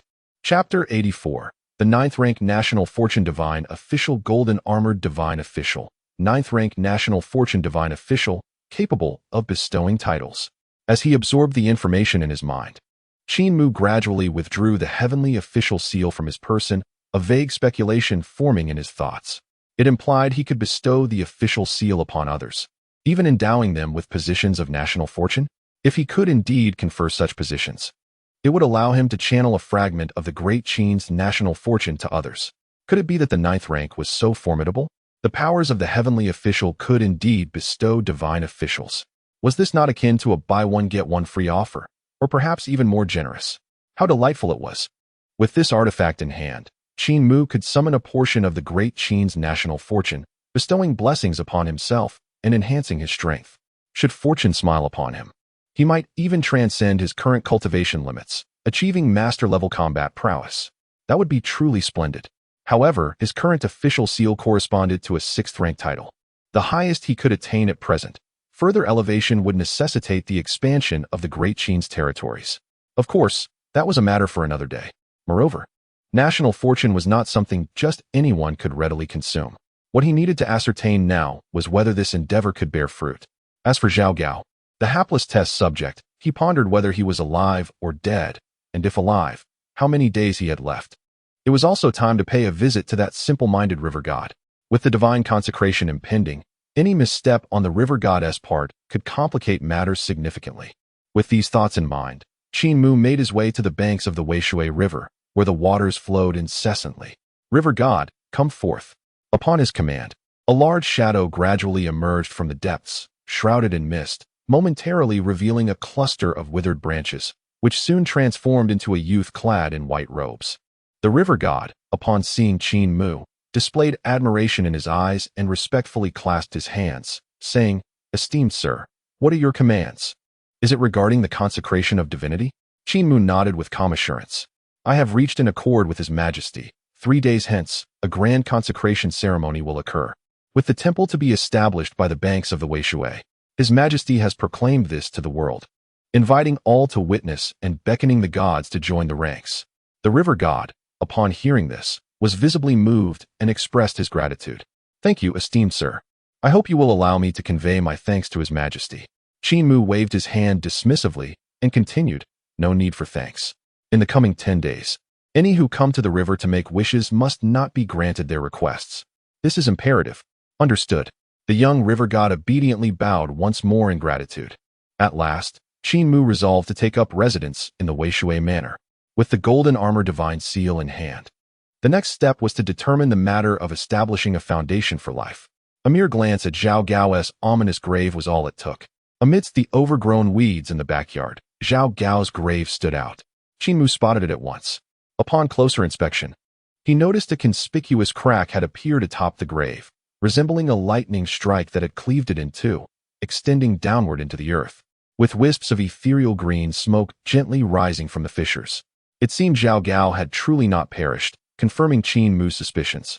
The grave had indeed served its purpose, shielding Zhao Gao from death. Yet, the existence of such a being was a calamity. The 7 arrows technique had already been entrusted to Zhang Han. As long as that fellow complied and acted upon Qin Mu's instructions, the potential of the grave was truly promising. The good days for him and Zheng Gu were still ahead. The grave could certainly ensure their survival for several centuries. Once the territories of the Great Qin were expanded, the prospects would be even more astounding. Imagining the days of reaching the pinnacle of life stirred a sense of exhilaration within Qin Mu. Outside the city of Xianyang, a troop of men approached, dust rising in their wake. "Report, Your Majesty, the eldest son has returned and is now within the city of Xianyang." A eunuch hurriedly rushed into the Qilan Hall. Upon hearing this, Yingzheng was instantly filled with joy. Discarding the bamboo slips in his hand and rising, quickly announced Fu Su's entry into the palace. Yes, in less than the time it takes for an incense stick to burn, the Great Qin's eldest son, Fu Su, stepped into the hall. Yingzheng observed his son, noting the mature gravitas etched upon his features. Apart from his eyes and facial contours, he appeared almost unrecognizable from the boy who had departed Xianyang. "Your son pays his respects to the Father King." Fu Su delivered his greeting with an impassive expression. Yingzheng, sitting upright, declared, "The reason for summoning you back is of great import. Today, the Great Qin's unified realm is approaching stability, and both internal and external affairs require my presence. I have found a master of great wisdom and have appointed him as the national teacher to extend my life. As my eldest son, you shall soon be initiated under the national teacher to cultivate your spirit and fulfill my ambitions." Upon hearing this, a barely perceptible unease flickered across Fu Su's weathered face. He had long heard of the happenings in Xianyang. Zhang Han had discovered a sage for the king, who, after 6 days of seclusion, had seemingly granted the once doomed king a new lease on life, akin to a phoenix reborn. Consequently, this individual was revered as the national teacher, bestowed with the highest honor beneath the heavens. Moreover, grand structures were being erected in his honor. Now, Fu Su too was to be apprenticed to this master? 1,000 objections surged within him, yet he could not voice them. No one dared oppose Yingzheng's will, not even his own flesh and blood. Even though he believed Confucianism might better serve the governance of the realm, the current situation was precarious. His 18th brother, Hu Hai, conspired with Zhao Gao, lurking with malicious intent, having attempted multiple assassinations during his exile from Xianyang. And now, hearing of Zhao Gao's alleged demise, Fu Su doubted that Hu Hai was much of a threat. Still, he could not defy Yingzheng's wishes. Noticing Fu Su's silence, Yingzheng felt a twinge of displeasure arise within him. The temple of the national master will soon be completed, and at that time, the national master shall reside within, imparting teachings and conducting his cultivation. This occasion will also mark your grand ceremony of apprenticeship. I shall summon scholars from all corners of the realm to Xianyang to witness the formal initiation of my eldest son into the tutelage of Master Qin Mu. Thereafter, the governance of the Great Qin shall be rooted in the principles of the Tao. Fu Su, with his head bowed, dared not voice the myriad thoughts swirling in his mind, ultimately choosing to prostrate himself in submission. "Yes, I shall obey your command." Yingzheng was greatly satisfied and instructed Zhang Han to escort Fu Su to find Qin Mu. As Fu Su trudged along, a sense of melancholy enveloped him. The national master Qin Mu, trusted deeply by his father, must possess considerable abilities. However, the art of immortality could not be so easily discovered. With skepticism in his heart, Fu Su finally encountered Qin Mu. Observing the national master's youthful visage only deepened Fu Su's confusion. Surely, he had imagined the master to be an elderly figure, wielding a whisk and clad in flowing Daoist robes. Yet, Qin Mu appeared to be of a similar age to himself. To become his disciple? How awkward it felt. Regardless, Fu Su maintained a placid demeanor, bowing respectfully to Qin Mu. Fu Su pays his respects to the national master. Qin Mu, engaged in the study of the golden-armored deity, rose to greet him. "I am Qin Mu. There is no need for excessive formality, young master." As Qin Mu observed Fu Su, a thought flickered in his mind. The eldest son of Zheng Gu, he initially presumed Fu Su to be only slightly younger than himself. Yet, witnessing Fu Su's appearance. It was evident that he had endured many hardships during his exile. Zheng Ge had been quite severe with his son. Now, as Fu Su became his disciple, it appeared that he had entered the order before Ing Zheng. From this point forward, Fu Su and Zheng Ge would tread separate paths. Ing Zheng would call him father, while he would refer to Ing Zheng as brother. Zhang Han brought Fu Su before Qin Mu, fulfilling his task. Master, His Majesty has instructed that the temple will soon be constructed and perfected. At that time, you may expound upon the teachings and invite scholars to observe, while the eldest son will publicly pledge his apprenticeship. Qin Mu nodded. In the future, the eldest son shall accompany me. Once Zhang Han had conveyed his message, he prepared to depart. Qin Mu, with a note of concern, reminded him, General, do not forget the entrusted matters. I shall not fail the national master's trust. Zhang Han replied with utmost respect before taking his leave.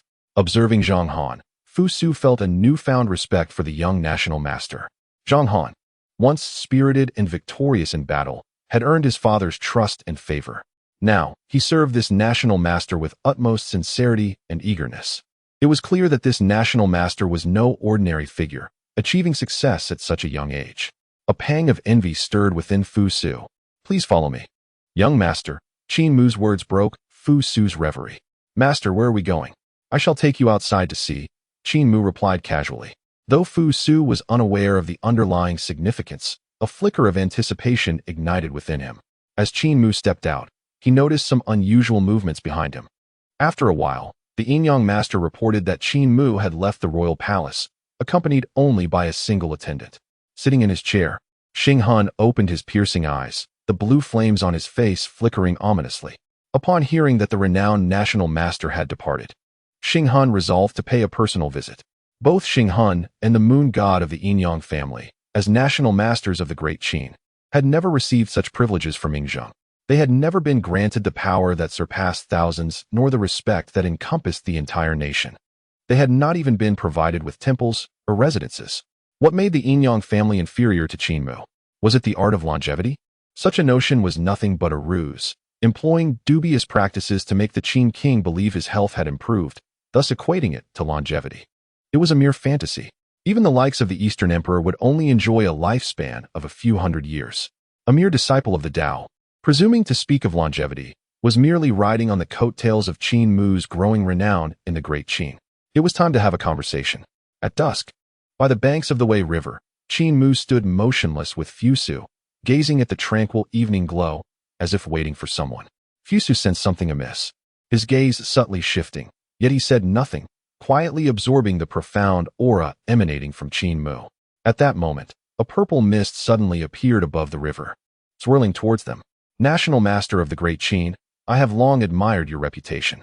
As Qin Mu observed the figure emerging from the purple mist, with blue and purple flames dancing upon his face, he instantly recognized it as Xing Han of the Yin-Yang family. Qin Mu rolled his eyes inwardly. Why did this entity-esque greetings always carry an air of peculiarity? The name of the Yin-Yang family's left guardian was indeed well known. Flattery was a skill everyone possessed. Was it not? Xing Han's gaze swept over Fu Su, his sharp eyes discerning that this individual was not ordinary. However, he ultimately could not ascertain more, merely dismissing Fu Su as an attendant by Qin Mu's side. National Master, you are too modest. I have come merely to extend a greeting. As fellow masters of the same nation, working under a single ruler, future collaborations would be convenient. Collaboration? Are you mistaken, young brother? You, of the Yin-Yang family, are seeking collaboration with the national master of the Great Qin in the presence of the Crown Prince of Great Qin? That feels somewhat inappropriate. Is it the audacity of the Yin-Yang family, or is this young brother simply lacking discernment? Oh, what kind of collaboration does the left guardian wish to discuss? I am but a humble acolyte, incapable of much. If the left guardian is experiencing a spate of ill fortune, I could offer to divine your fate and provide a talisman for peace at half the usual price, considering our shared service to the ruler. Xing Han was taken aback. Who wishes to purchase your talisman? Did Qin Mu's mind harbor some issues? Xing Han, maintaining his composure, continued. The rituals of my Yin-Yang family span over a century, with countless ancient secret arts. Surely, the national master must be well-versed in these, no? Knowing them makes little difference. The practices of the Yin-Yang family pale in comparison to the Tao left behind by the Taoist sect, Qin Mu casually glanced at Xing Hun, saying nothing further. Yet the disdain was almost palpable on his face. The expression of Xing Hun darkened instantaneously. As a dignified left protector of the Yin-Yang sect, equipped with ancient mystical techniques, he found himself subject to such contempt. He had yet to voice any demands. While one could endure, another might not. If one could withstand, the other certainly could not. National Master, it's of no concern. Please, continue your discourse.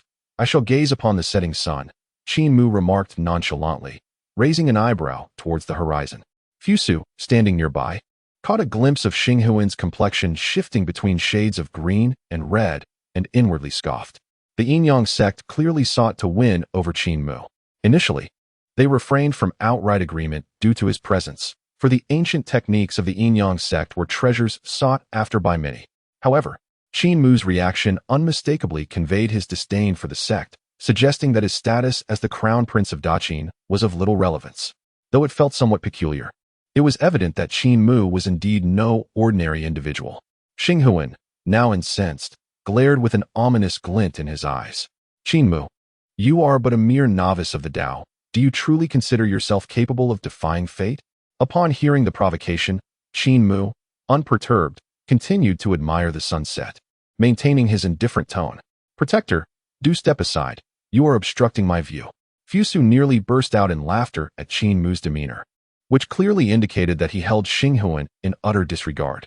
This method of rejection was far more humiliating than a direct refusal. Consequently, Fusu was nearly certain that Qin Mu would not align himself with the Yin-Yang sect, and there was even a possibility of enmity arising. Whether it was due to his status as the crown prince or simply Qin Mu's inherent disinterest, it was unclear. Despite appearing youthful, the left protector of the Yin-Yang sect exuded a palpable aura of hostility and was undoubtedly a formidable martial artist. This could prove challenging. Would the national master be capable of handling this situation? Xing Huan's piercing gaze fixed upon Qin Mu. National master, you. What did you say? Leaving already? No farewells. This time, Qin Mu did not even spare Xing Huan a glance, dismissively waving his hand as if shooing away a bothersome fly. At this moment, Xing Huan was utterly infuriated. While the damage might be minimal, the insult was profound. With a crackle, a surge of violet, luminous energy coalesced in Xing Huan's hands. In an instant, an aura of lethal intent manifested, the purple light flaring brilliantly. Xing Huan unleashed a formidable strike. The violet energy blade surged towards Qin Mu with ferocity. Chapter 86. The frantic strike. As the situation escalated, Qin Mu sighed inwardly. It seemed that Xing Huan was not his match at present. Resorting to violence after failing to negotiate felt somewhat juvenile. As the purple energy blade hurtled towards him, Qin Mu gathered energy in his dantian. A powerful force erupted from his palm in a majestic surge. In a split second, Qin Mu countered with a swift palm strike, meeting Xing Huan's energy blade head-on. The collision of purple and white energy blades resonated through the air with a deafening crack. Qin Mu's composed demeanor rendered the lethal glare in Xing Huan's eyes utterly laughable. Star Soul gazed incredulously at Qin Mu, a reluctant glimmer in his eyes, his heart burning with humiliation as he prepared to intensify his assault. In his youthful fervor, Qin Mu observed Star Soul and shook his head slightly, rotating his palm in a half-circle. Suddenly, the white energy blade multiplied in potency several-fold. Where they collided, the purple energy blade clearly exhibited a significant disadvantage. Star Soul barely had time to react before he felt a powerful force propel him backward. His purple figure soared like a severed kite, flying several dozen meters before crashing to the ground. At the end of the long drag mark, Star Soul slowly rose to his feet, shaking off the dirt from his body. He understood that Qin Mu had merely forced him back without truly engaging him. Yet, the more this was the case, the greater his sense of humiliation and resentment grew. Qin Mu. The name escaped Star Soul's lips through clenched teeth. Meanwhile, Qin Mu merely turned his head, casting a disinterested glance at him. That same disdainful look again. No one had ever dared to regard him in such a manner. Even the esteemed Eastern Emperor held him in high regard. Yet today he was scorned twice by this Daoist disciple who emerged from who knows where. With his hands clasped behind his back, Qin Mu regarded Star Soul with a frigid gaze, speaking coldly. As the national master of the great Qin, I have no enmity with the Yin-Yang school. Has the left protector come to provoke me out of disdain for my character or a lack of respect for the great Qin? Star Soul's eyes regained their sharpness as he stood, re-evaluating Qin Mu. Two tigers cannot share a mountain. Qin Mu, what does it matter that you are the national master? Sooner or later, the world will belong to the Yin-Yang school. Belonging to the righteous? Qin Mu could not help but sneer. What constitutes righteousness? All matters of the world ultimately serve the king. All homes serve the loyal king. Only what is recognized by the current emperor can be deemed righteous. The Yin-Yang school's treachery, the Confucian school's refusal of violence, the Daoist's expertise in mechanisms rather than war, all are but shadows of the truth. Life is the foundation of all, and only the Tao can assist a king in achieving longevity. Do the petty minions of the Yin-Yang school presume to claim the name of righteousness? Pray tell, how can your single strength rival the might of an entire nation? Yet, Star Soul seemed to disregard Qin Mu's words entirely. The Eastern Emperor will personally inform you. As soon as the words left his mouth, Star Soul transformed into a wisp of purple mist, swiftly dissipating over the waters of the Wei River. The Eastern Emperor Tai, was it? Rumor has it he is a colossal worm who has lived for centuries. What now? Is this little brat Star Soul unable to hold his own and resorting to calling for help? Qin Mu held no interest in what the great worm Tai intended. His only curiosity lay in how this worm had managed to survive for hundreds of years, likely tied to the ancient Yin-Yang secrets that Star Soul mentioned. Having previously rejected Star Soul's invitation to meet with the Yin-Yang school, he had long suspected this impetuous youth would seek him out in person. After teaching Star Soul a lesson, he anticipated that the great worm Tai would soon come looking for him. Outwardly calm, Qin Mu felt a surge of anxiety within. That last strike had truly been a life-or-death effort. Fortunately, his acting skills had sufficed to intimidate Star Soul. From this point forward, he must devote himself to his training. Should a more formidable opponent emerge next time, the humiliation would be minor, but losing his life would be of utmost concern. The Yin-Yang school truly was relentless. How much better it would be if they could simply let bygones be bygones. Qin Mu had no desire to entangle himself with them in any manner. In his heart, myriad thoughts churned, yet on the surface, he maintained an air of nonchalance, standing there gazing at the meandering Weishui River. Fu Su, witnessing the entire scene, couldn't help but feel a surge of respect for this grand master, who would become his mentor in the future. The formidable power that could effortlessly repel the left guardian of the Yin-Yang school explained why Zhang Han, the leader of the Shadow Guards, treated him with such deference. It was evident that Qin Mu's strength exceeded such displays. However, what Fu Su remained unaware of was that Qin Mu's primary abilities did not lie within these martial arts. Fu Su respectfully clasped his hands. Master, the left guardian of the Yin-Yang school is merely probing this time, evidently with intentions of winning us over. It seems your loyalty to the great Qin is evident to heaven and earth. His Majesty has shown great favor towards me. How could I possibly harbor disloyalty? Qin Mu replied coolly, though within, a torrent of frustration surged through him. From Fu Su's lips, Qin Mu discerned no hint of praise. Indeed, what a bind. The experience of accompanying a sovereign is akin to traversing with a tiger. How could I have anticipated such complexities? Was Zheng Gu arranging for him a disciple or a spy? Since ascending to the position of Grand Master, he had looked down upon the flattery from Zhao Gao and Hu Hai's faction, as well as the attempts of the Yin-Yang school to win him over. What he sought was immortality, and he desired to share that eternity with Zheng Gu. In the future, such aspirations would necessitate the mutual sustenance of the great Qin's fortune. Those petty gains were but mere stones in the vast river of history. Now that he had arrived in Great Qin, as a traveler from another realm, he must broaden his vision. Little did he know, beneath the Weishui, a certain figure was gazing up at the silhouette on the shore, eyes blazing with admiration. 2 days later, the grand ceremony of enshrinement commenced.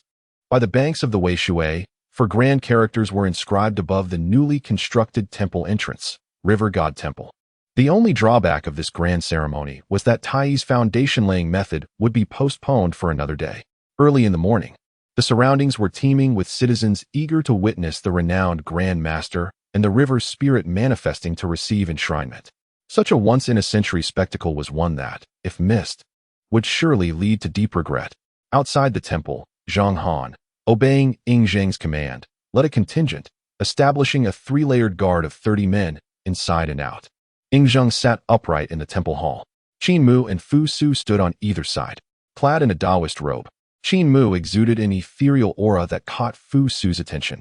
Your Majesty, the auspicious hour has arrived. I shall summon the river spirit to present itself for enshrinement. Agreed, Ing Zheng replied, and as his words fell, the sound of drums erupted outside the temple.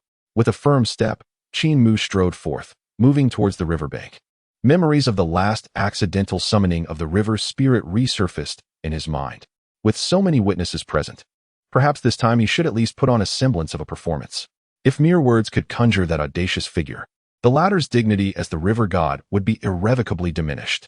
Chapter 87. The Living Grave. Bang, bang, bang, bang, bang. The sound of drums intensified in Qin Mu's ears. Standing by the riverside, he retrieved a proclamation. Great Supreme Star of the Tai, responding to the ever-changing circumstances, I, the Daoist of Taoist from the Taoist sect, the esteemed ninth-rank golden-armored divine official of the Great Qin, bearing the will of the Great Qin's populace, summon the deities of the rivers and the spirit of the Wei River to manifest and receive their titles. Upon uttering these words, he cast the proclamation into the flowing waters, a process he executed with practiced ease. Soon, a shadow emerged once more from the depths of the Wei River.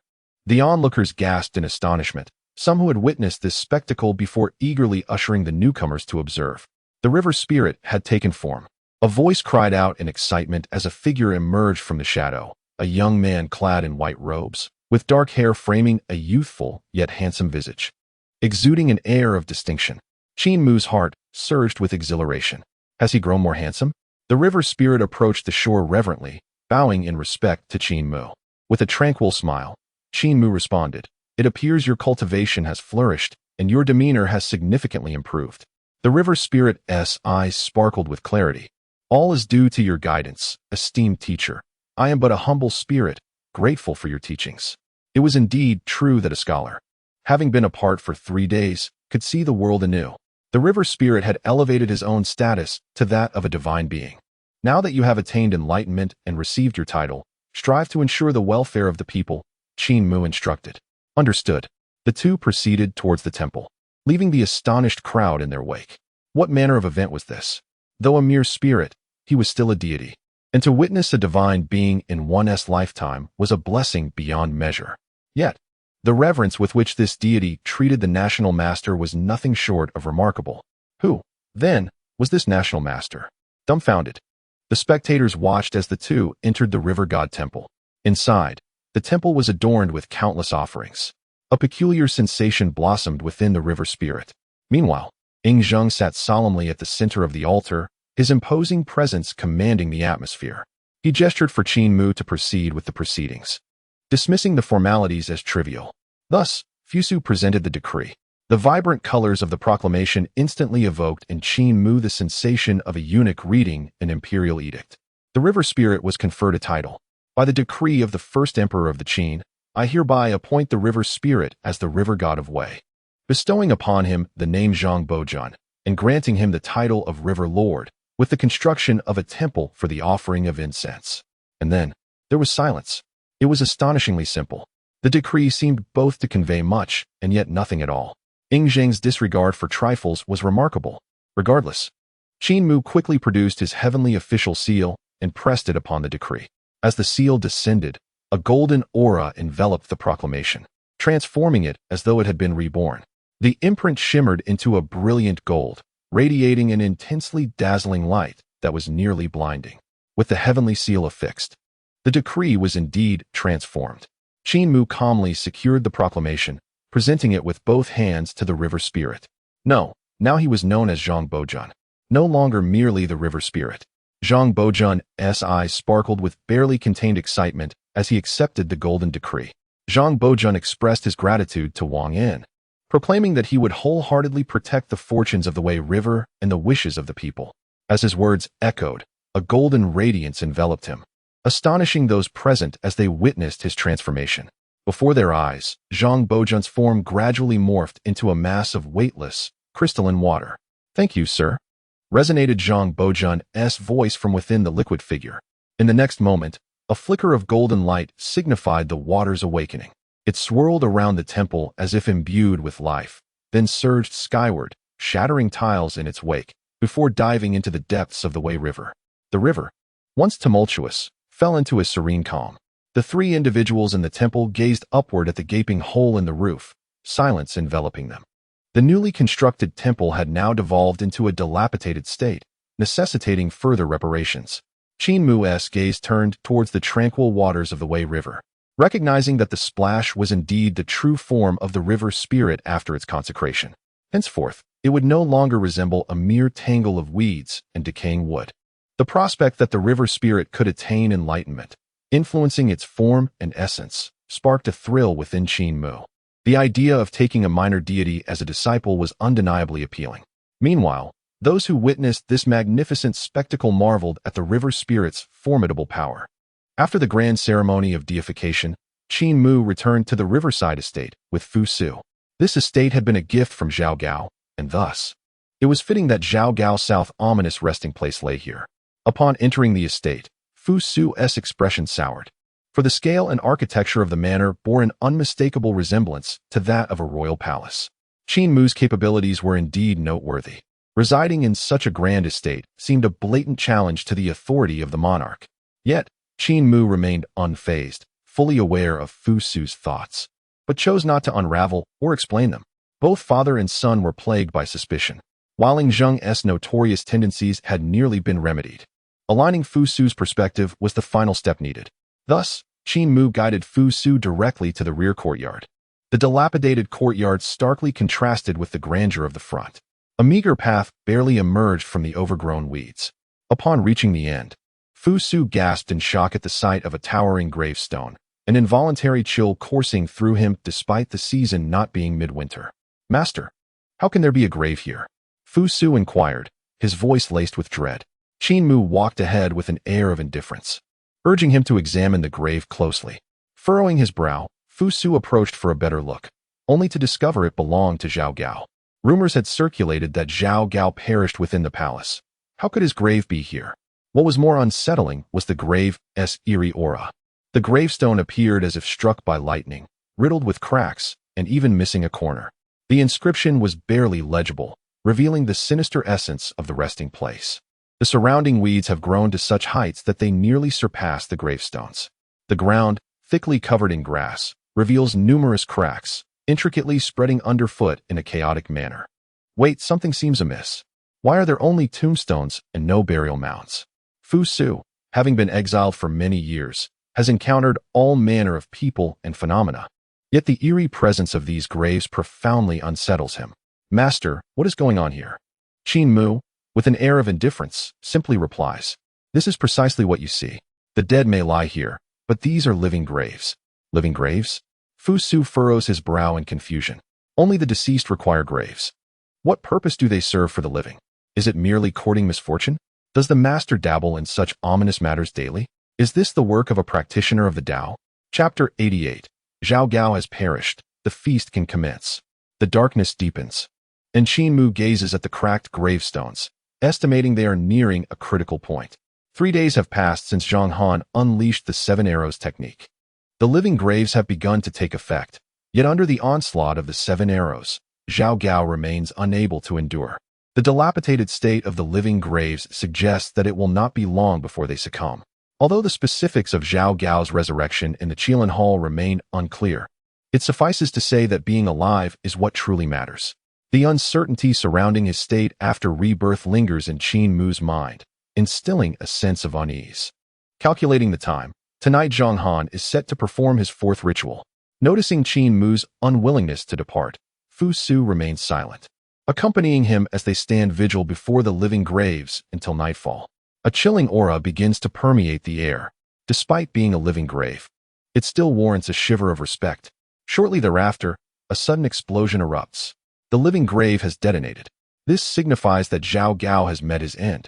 The feast may commence. Fragments of stone scatter in all directions, striking the 2 individuals, causing a twinge of pain. By the light of the moon, Qin Mu observes a dense and eerie green smoke billowing from the shattered living grave. It feels as though some ghastly entity is poised to emerge. He understands that 4 days have elapsed since the initiation of the 7 arrows technique, which is yet to be fully realized.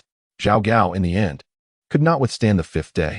Perhaps the newly resurrected Zhao Gao is still feeble, unable to regain his former vitality. Or perhaps the accumulated fortune within the living grave is insufficient to counter the potency of the 7 arrows technique. Regardless of the reason, Qin Mu is already aware of the outcome.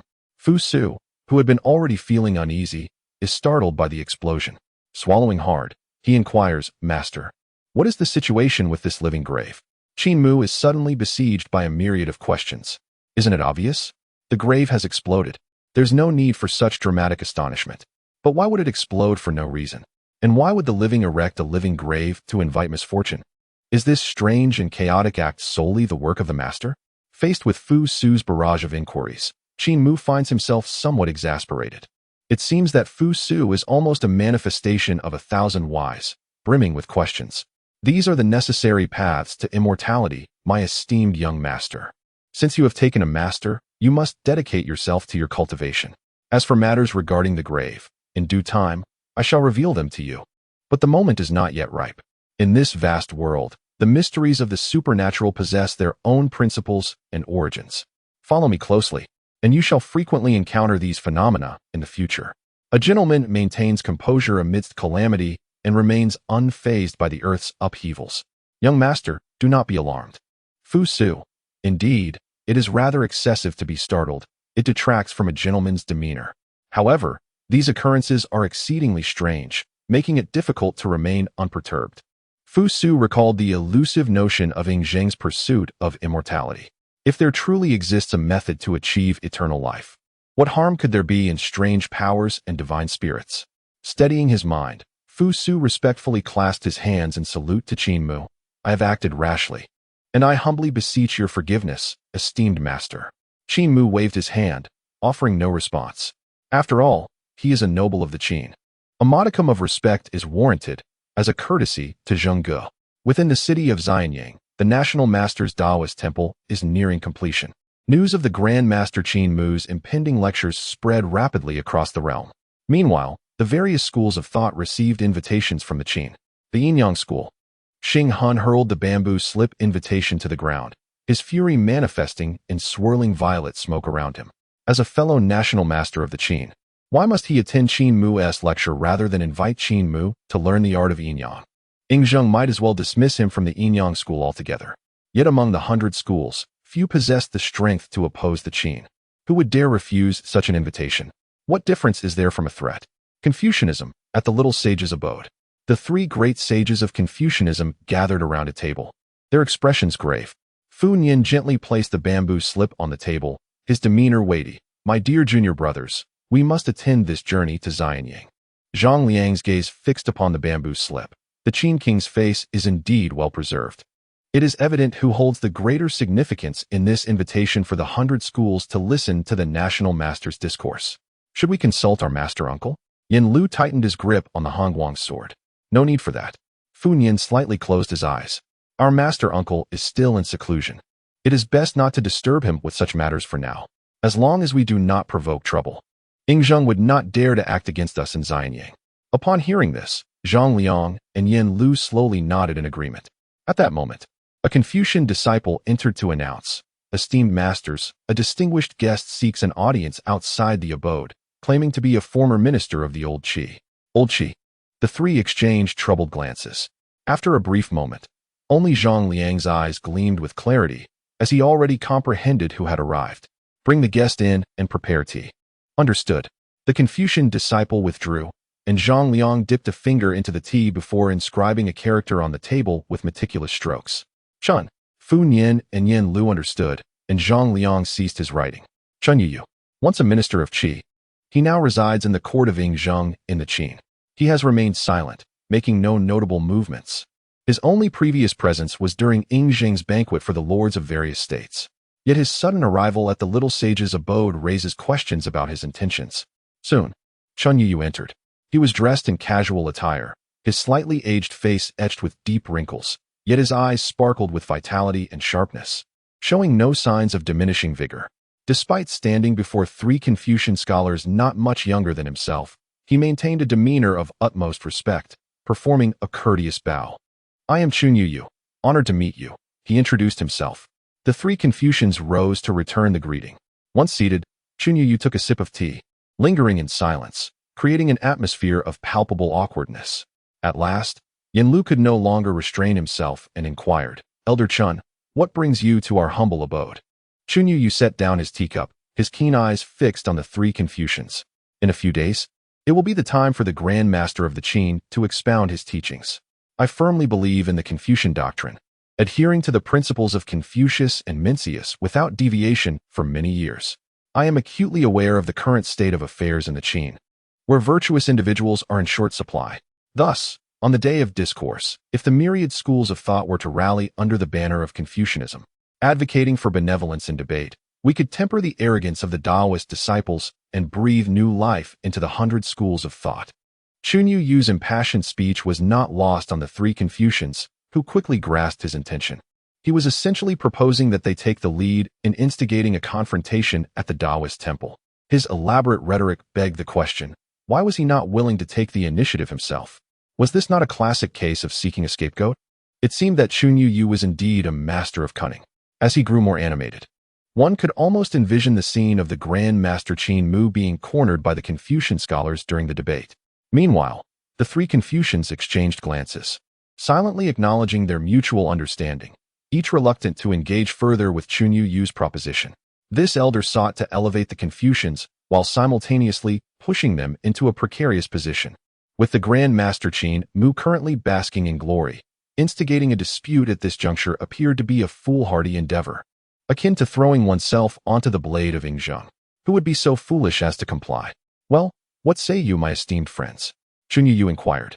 Raising an eyebrow, Fu Nian broke the silence, his expression grave as he replied, "Each school of thought has its merits. Should one wish to challenge the Grand Master of Qin, it would be more prudent to seek him out directly, rather than causing a scene at the debate." Zhang Liang added, "If the benevolent Confucians were to triumph over the Grand Master's teachings, it would certainly undermine the dignity of the Qin ruler." Yin Lu interjected, "And if we were to lose the argument, how could our humble abode, the little sage's abode, maintain its standing among the 100 schools? How could we face our Confucian ancestors again? Elder Chun's intention to uphold Confucianism is indeed a blessing for our little sage's abode. The essence of benevolence lies in inclusivity, not in deliberate provocation." Chunyu's countenance darkened, as the Confucians clearly expressed their reluctance to take on the role of scapegoats, denying him the validation he sought. A flicker of disdain crossed his gaze. He had presumed the Confucians, as learned men, would not shy away from public scrutiny, believing that Confucian values could govern the realm.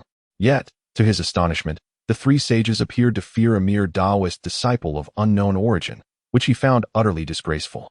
Fu Nian and his companions were left in a state of perplexity, their minds swirling with questions. "Oh my goodness! Is this fellow unable to communicate properly and resorts to provocation instead? The way he speaks makes it sound as if they fear Qin Mu. However, the circumstances are different. Even if they are not afraid, it would be unwise to seek trouble." Zhang Liang firmly set the teacup down on the table, producing a crisp sound. The Grand Master of the Qin Dynasty aided King Qin in achieving longevity and thus earned the king's profound esteem, a status unattainable by ordinary individuals, undoubtedly indicative of his exceptional capabilities. The Daoist disciple might merely be expressing humility. If he were truly undeserving of his reputation, how could he have achieved such success? Chunyu found himself at a loss for words. Yet, he felt a deep-seated resentment and could not refute the matter. If the national master Qin Mu garnered sufficient renown and favor from King Qin, would there be any place left for others to ascend? If even the Confucians, the most powerful among the various schools, dared not step forward, who then would? No one would dare to approach. At that moment, the three Confucians simultaneously placed their tea lids back on. The implication was clear. There was no harmony in their discourse, so they would remain silent. Chunyu felt a moment of embarrassment before rising and departing from the Xiaoshenxian villa without a backward glance. The Grand Master of the Qin, Fu Nian, observed Chunyu's retreating figure and muttered to himself, "Achoo." Qin Mu, who was diligently cultivating at the foundational stage, unexpectedly sneezed without warning. Who was speaking ill of him? Truly, at that moment, Qin Mu was nearing mastery of the foundational stage of cultivation, yet he felt as if something was lacking, though he could not discern what it was. Perhaps this sensation is what people commonly refer to as a bottleneck. Qin Mu could not help but lament the situation. A bottleneck during the foundational stage, truly vexing. Tomorrow marks the philosophical debate, and it is said that Zheng has invited all the various schools. Surely, there will be a great multitude present. To have so many people listening to him alone is quite embarrassing. However, that is not the primary concern. The real issue lies in the nature of such an occasion, crowded and chaotic. With his recent rise to prominence, he feared inciting envy, leading to potential assassination or ambush. That would spell his demise. He does not wish for an untimely end, nor to be interred prematurely, especially while still in the foundational stage. Should he encounter an assassination, escape would be exceedingly difficult. Thus, visions of a smoking, explosive grave flickered through Qin Mu's mind. Let us give it a try. Better safe than sorry. The most auspicious location within the palace is undoubtedly the Qilin Hall.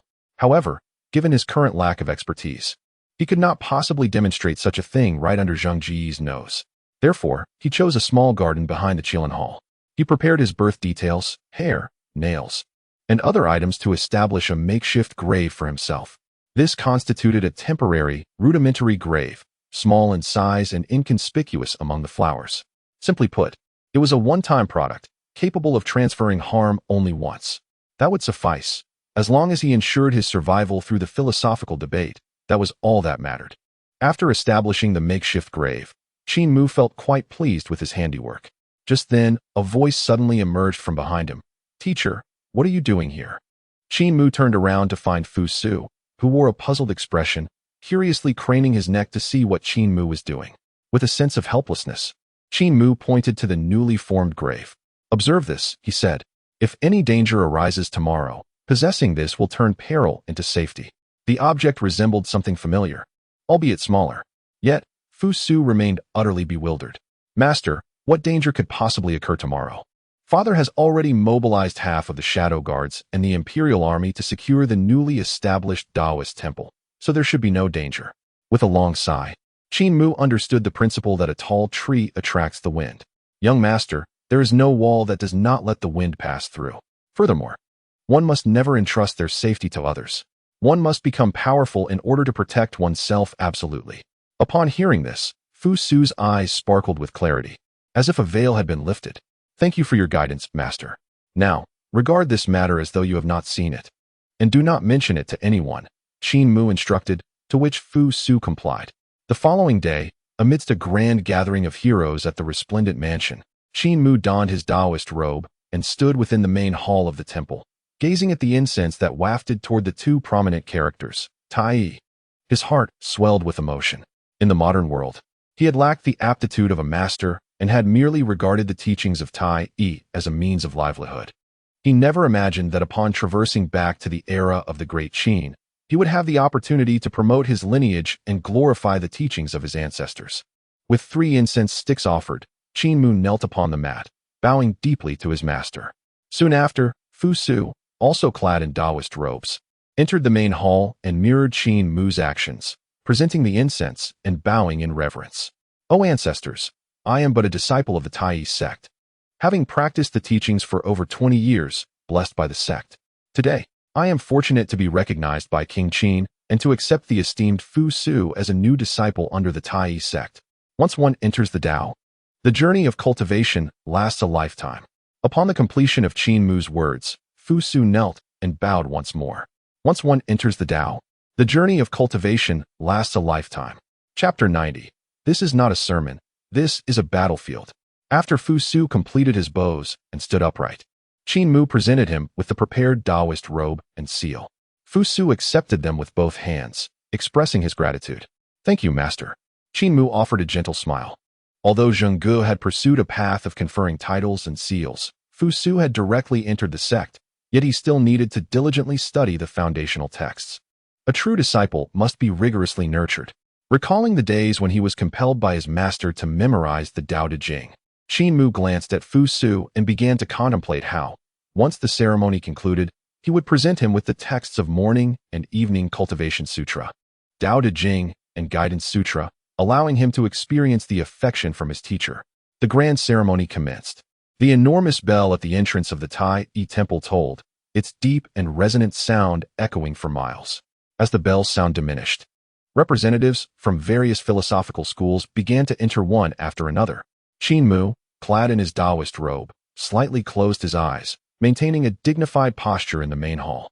With Fu Su standing behind him and two black-clad guards flanking either side, he opened his eyes, surveying the assembled representatives who had taken their seats. Suddenly, it seemed to Qin Mu that those individuals appeared somewhat familiar. The three sages of Confucianism, Fu Nian, Zhang Liang, and Yen Lu, the Moists, Duanmu Rong, the Daoist sect, Daoist Tianzong, and Xiao Ming, the Daoist Ren sect, Mu Shuzi, along with two less familiar disciples, the legalist, Li Si. These faces were unmistakably recognizable. The Yinyang school, Xinghuan, and Xiangjuan. Qin Mu rolled his eyes internally, feeling a sense of animosity akin to that of rivals meeting again. He had just crossed swords with Xinghuan last time, albeit in just a single exchange. Uncertain of this person's intentions now, he felt a tinge of wariness. From the agricultural school, there were Tian Yin and the rather foolish Tian Ci from Lishan Tang, among others, yet Qin Mu held little memory of them. Was this a scholarly discourse? It seemed more like a battlefield. Did Zheng Ge not realize that these individuals, despite their outward smiles, harbored ulterior motives? Of course, Zheng Ge might not regard them with any seriousness. With his thoughts steadied, Qin Mu spoke aloud. Esteemed guests, I am Qin Mu, a humble practitioner favored by the sovereign of the great Qin. It is a rare honor to convene with the esteemed heroes of the 100 schools and discourse today. This is indeed a privilege for me. Since the great Qin unified the 6 states, the world has become one, free from strife. This is a testament to the merits of the great Qin, whose sovereign has labored tirelessly, standing worthy before the illustrious figures of Yin, Huang, Shun, and Yu, and deserving of the people's gratitude. With the world united and circumstances favorable, the great Qin shall surely flourish for generations to come. Upon finishing his speech, the expressions of the gathered heroes varied widely. This was precisely the effect Qin Mu sought. Regardless of the outcome, since Zheng Ge had orchestrated this gathering, it was only fitting to promote him. Whether it bore fruit was uncertain, yet Qin Mu understood that many in attendance likely cursed him for being a lackey. One could discern their sentiments merely by observing their faces. The essence of the Tao lies within the Tao Te Ching authored by Laozi. Its profound wisdom is such that I could not fully expound upon it, even after 3 days and nights. Thus, beginning today, I shall break it into sections for discussion, and I invite you all to explore it slowly and thoroughly. He spoke the final words with great deliberation. Indeed, some in the audience began to stir, whispering among themselves. For Qin Mu implied that the Tao Te Ching was so remarkable that one could not grasp it in a single sitting. They would continue their exploration until fully comprehended. A single day would undoubtedly prove insufficient. There were even those who had studied it for years without unraveling its depths. Was this not a clever ploy to keep them all tethered here? Who could endure such a situation? Tian Yin of the agricultural school was the first to rise. Great national master, our philosophies differ. There is no need for us to deliberate on the Daoist classics. If you have unresolved questions pertaining to Daoist scholarship, let those of the Daoist sect remain. Then, Xiao Ming of the Daoist Tianzong stood, brandishing his sword. Your statement is misguided. The Tao has indeed split into 2 factions. Whichever faction you belong to naturally determines who shall remain. Mu Shuzi of the Daoist Ren sect added, Great national master, you are young and accomplished. Yet our sect consists solely of venerable elders with white hair. We do not accept new disciples. In essence, he was saying, this has nothing to do with me. If anyone is to stay, it is you. However, simultaneously, he sought to diminish Qin Mu's stature. This did not sit well with Qin Mu. As a fellow Daoist, it is indeed necessary to admonish these individuals, yet the time has not yet come. Let us first complete our foundational work. Just as Qin Mu was about to intervene, his words faltered mid-sentence. Simultaneously, he detected a faint yet perilous disturbance approaching him.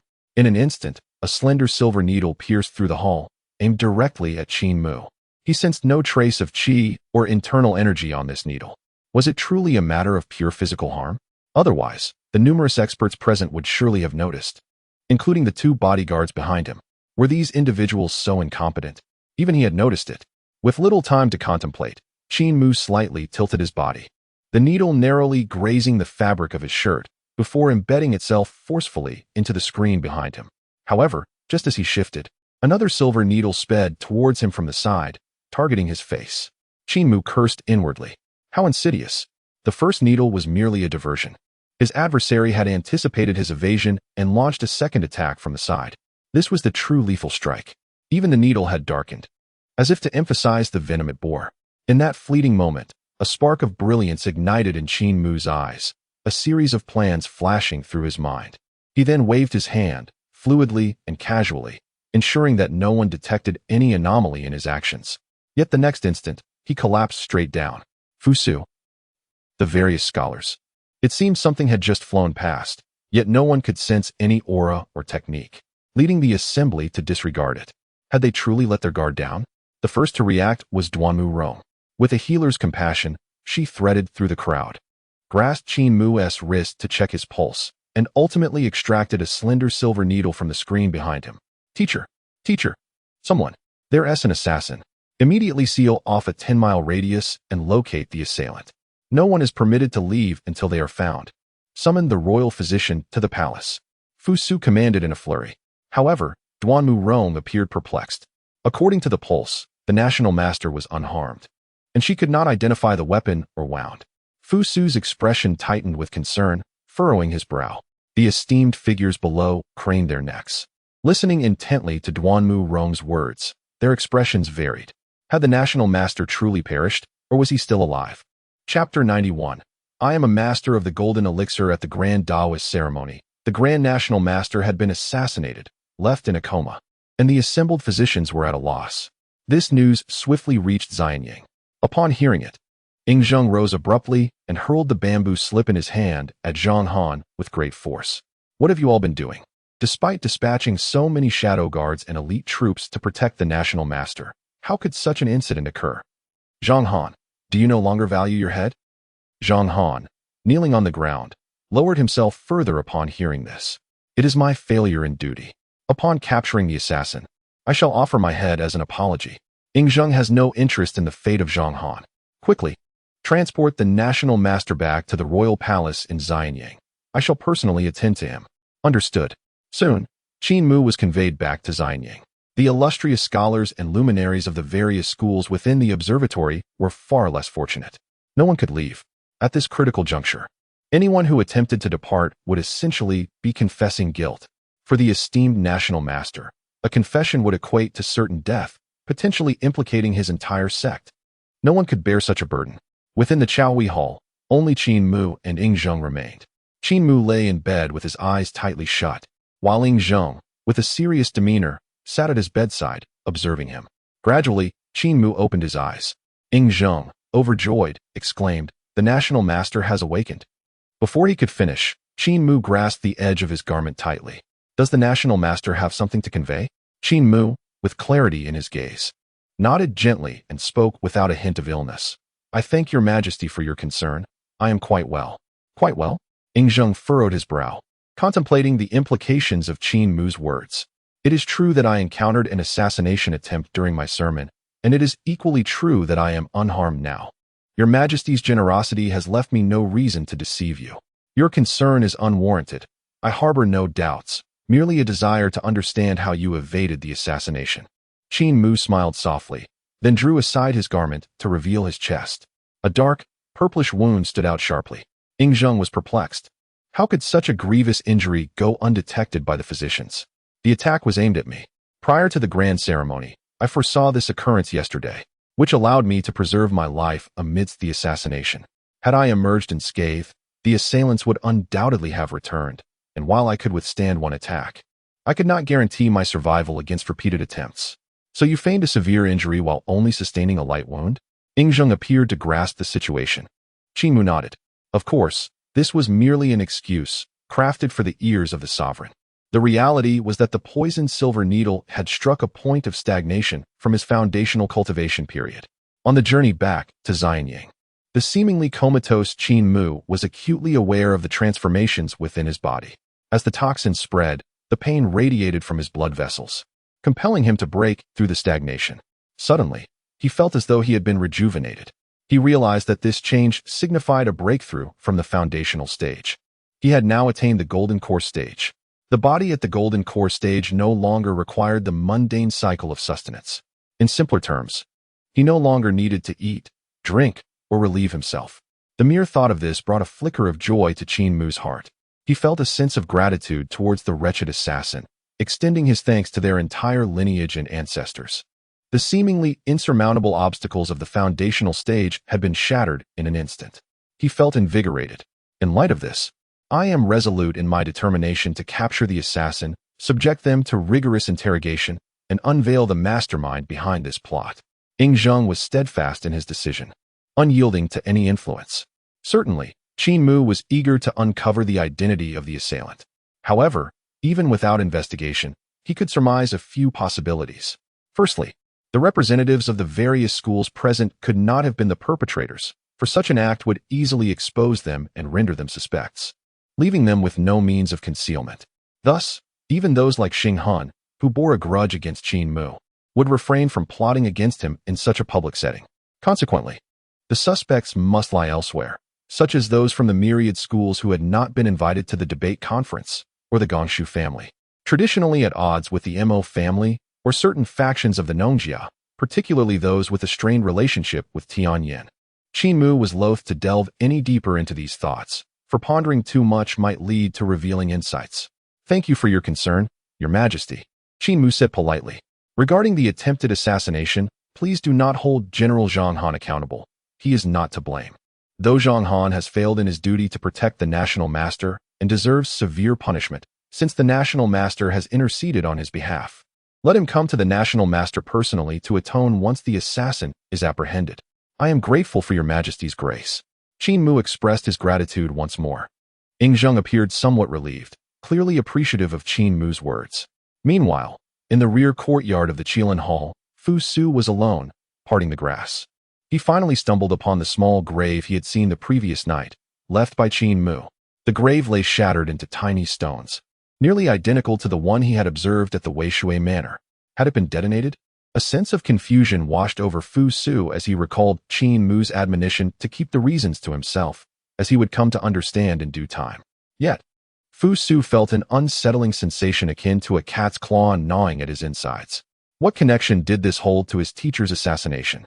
Would his teacher truly perish? With these thoughts swirling, Fu Su could not help but approach, crouching among the debris in search of clues.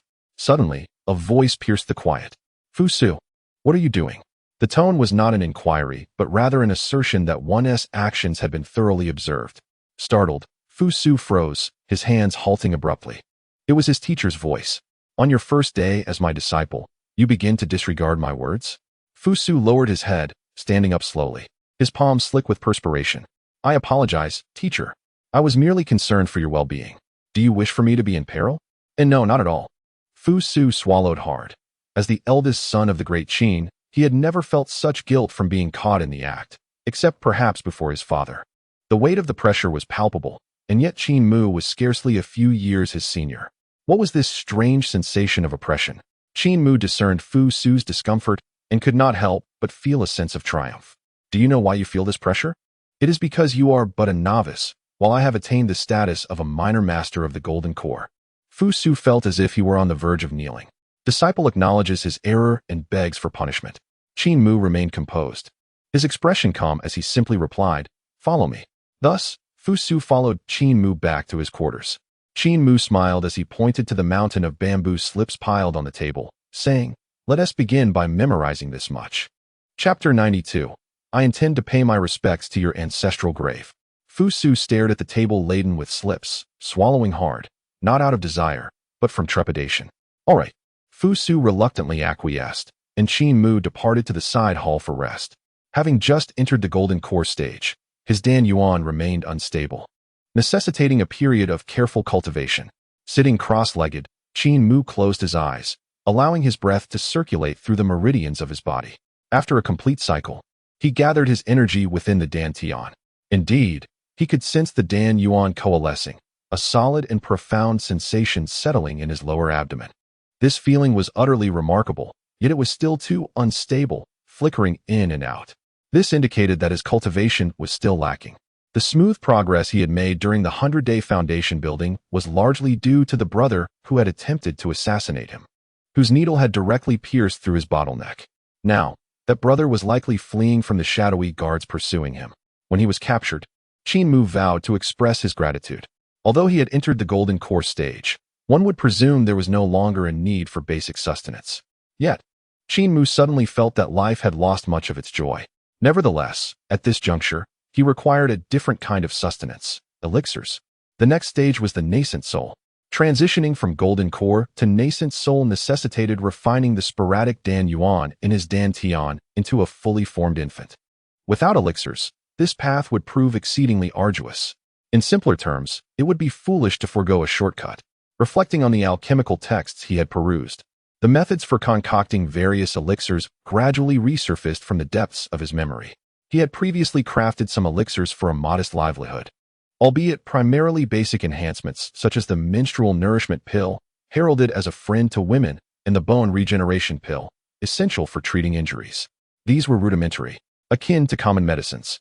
Elixirs are classified into 5 tiers: human, spirit, earth, heaven, and immortal. Human elixirs yield effects similar to medicinal herbs, while spirit elixirs are extraordinarily rare, created by cultivators to assist their practice or for sale. Most are not sold, as the crafting of spirit elixirs is arduous, the raw materials are challenging to procure, and the methods of preparation are complex. Most so-called spirit elixirs that reach the world are likely counterfeit. Earth elixirs, however, are of higher quality. Building upon the foundation of spirit elixirs, some cultivators dedicate considerable time to mastering earth elixirs. Why? Because they facilitate rapid ascension, particularly during the transition from the nascent soul to the transformation stage. Their efficacy is remarkable. However, once one surpasses the transformation stage, or in its later phases, earth elixirs lose their utility. In simple terms, excessive indulgence in meat does not satisfy a craving for more. After the transformation stage, one requires heaven elixirs for support.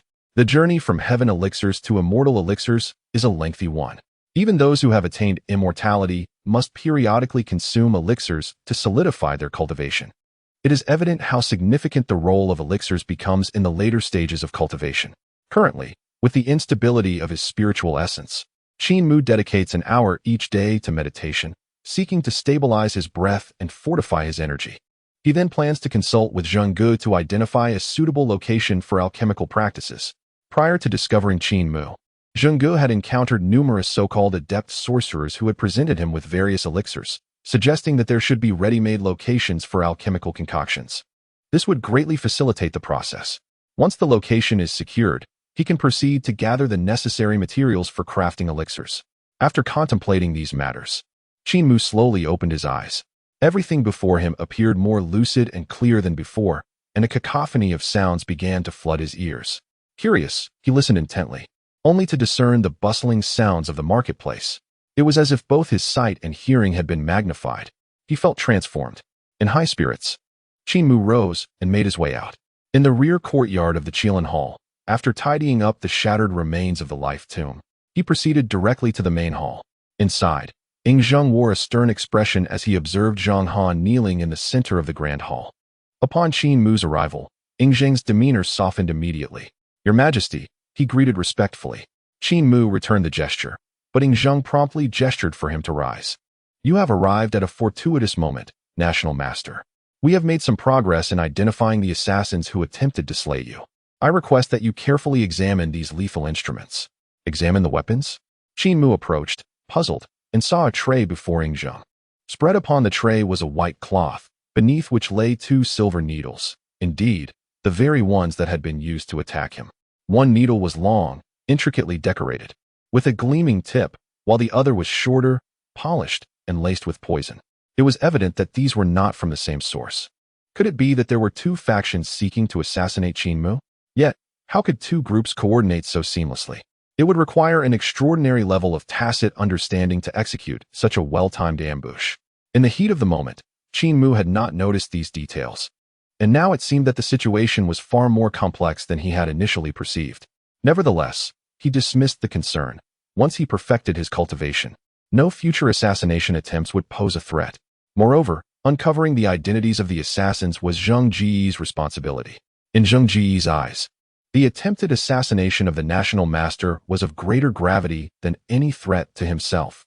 "Your Majesty, it is also possible that the assassins are cunning, deliberately crafting 2 distinct types of silver needles to sow confusion.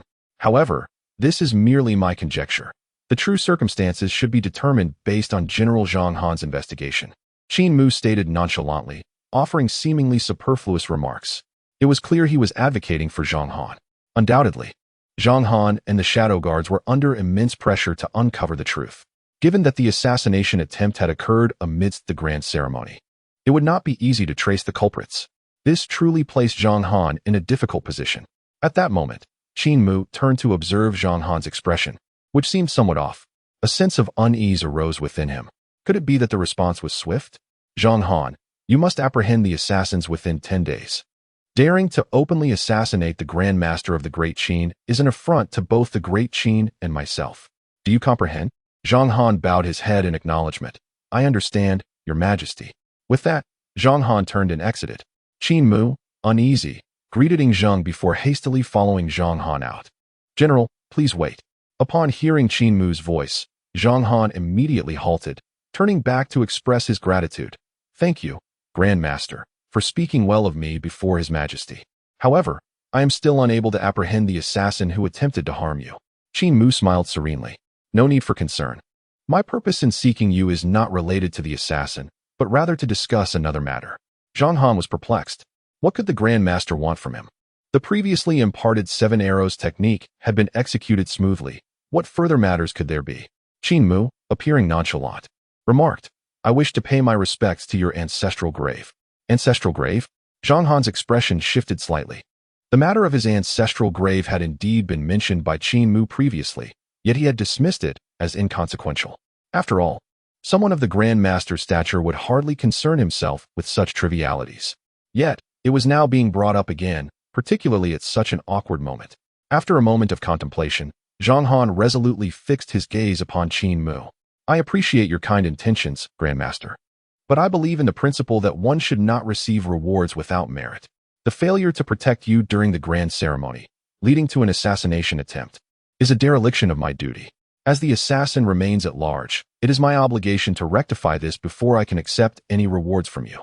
Qin Mu was taken aback. He had been refused. Although slightly displeased, he still held a measure of respect for Zhang Han's integrity. The general truly is a man of iron resolve. Since that is your stance, I shall not press further. Then, Qin Mu produced a talisman from his sleeve, offering it to Zhang Han. Please accept this talisman for the time being, when it has burned away. You must come to find me, so that I may pay a visit to the Zhang family ancestral grave. The reasons behind this, I trust, you understand. Zhang Han accepted the talisman with both hands, bowing once more to Qin Mu before departing. As Qin Mu observed Zhang Han's retreating figure, a vague sense of foreboding began to take root within him.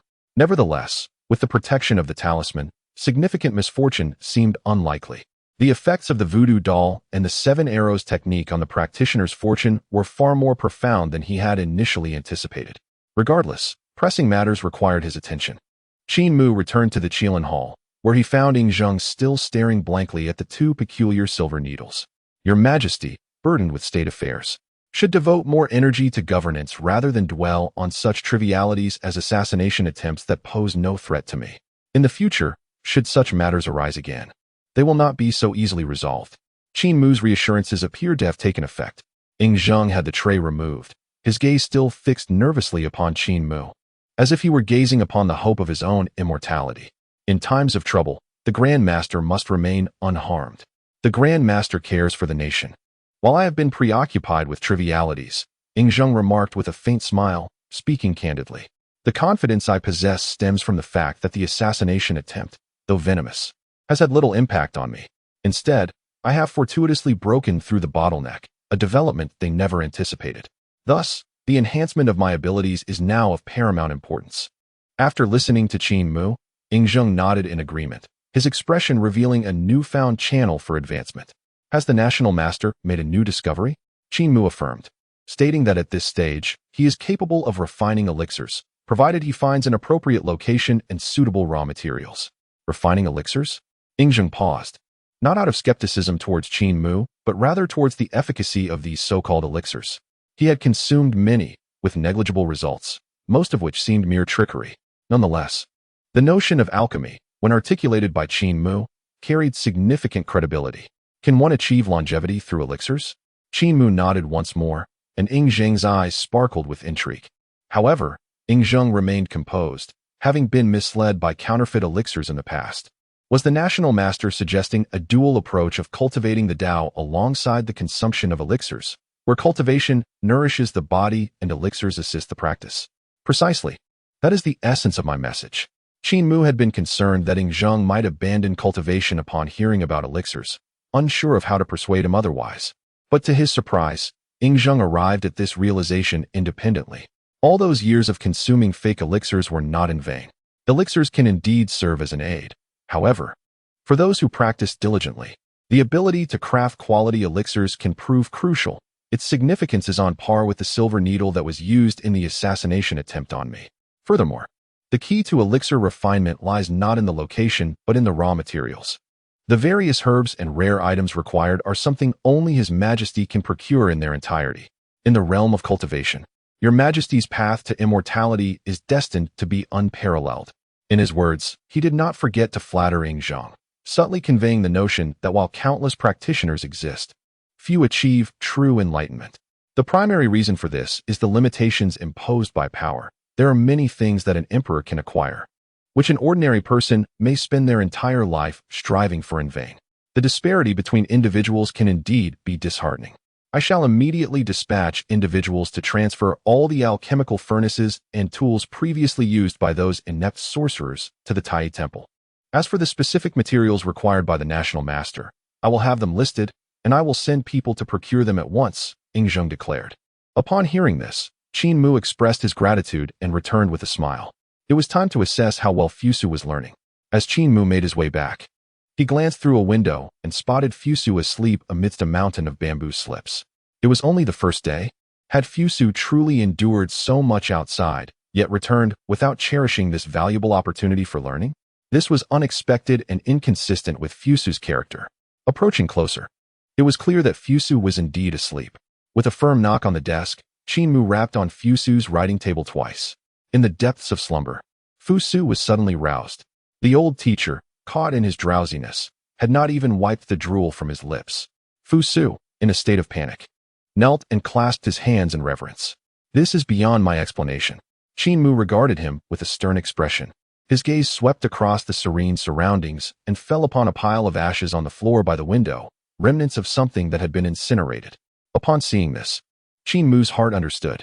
Rise, it is not your fault. Confused, Fusu stood up, his mind racing. He had been engrossed in reading. Despite the obscure and challenging nature of the texts, he had felt no drowsiness at all. How could he have suddenly fallen asleep? At that moment, Qin Mu approached the window, crouched down, and pinched a small handful of the ashes, deep in thought. Fusu, did anyone visit while you were reading? Fusu replied. No one came. Did you notice anyone passing by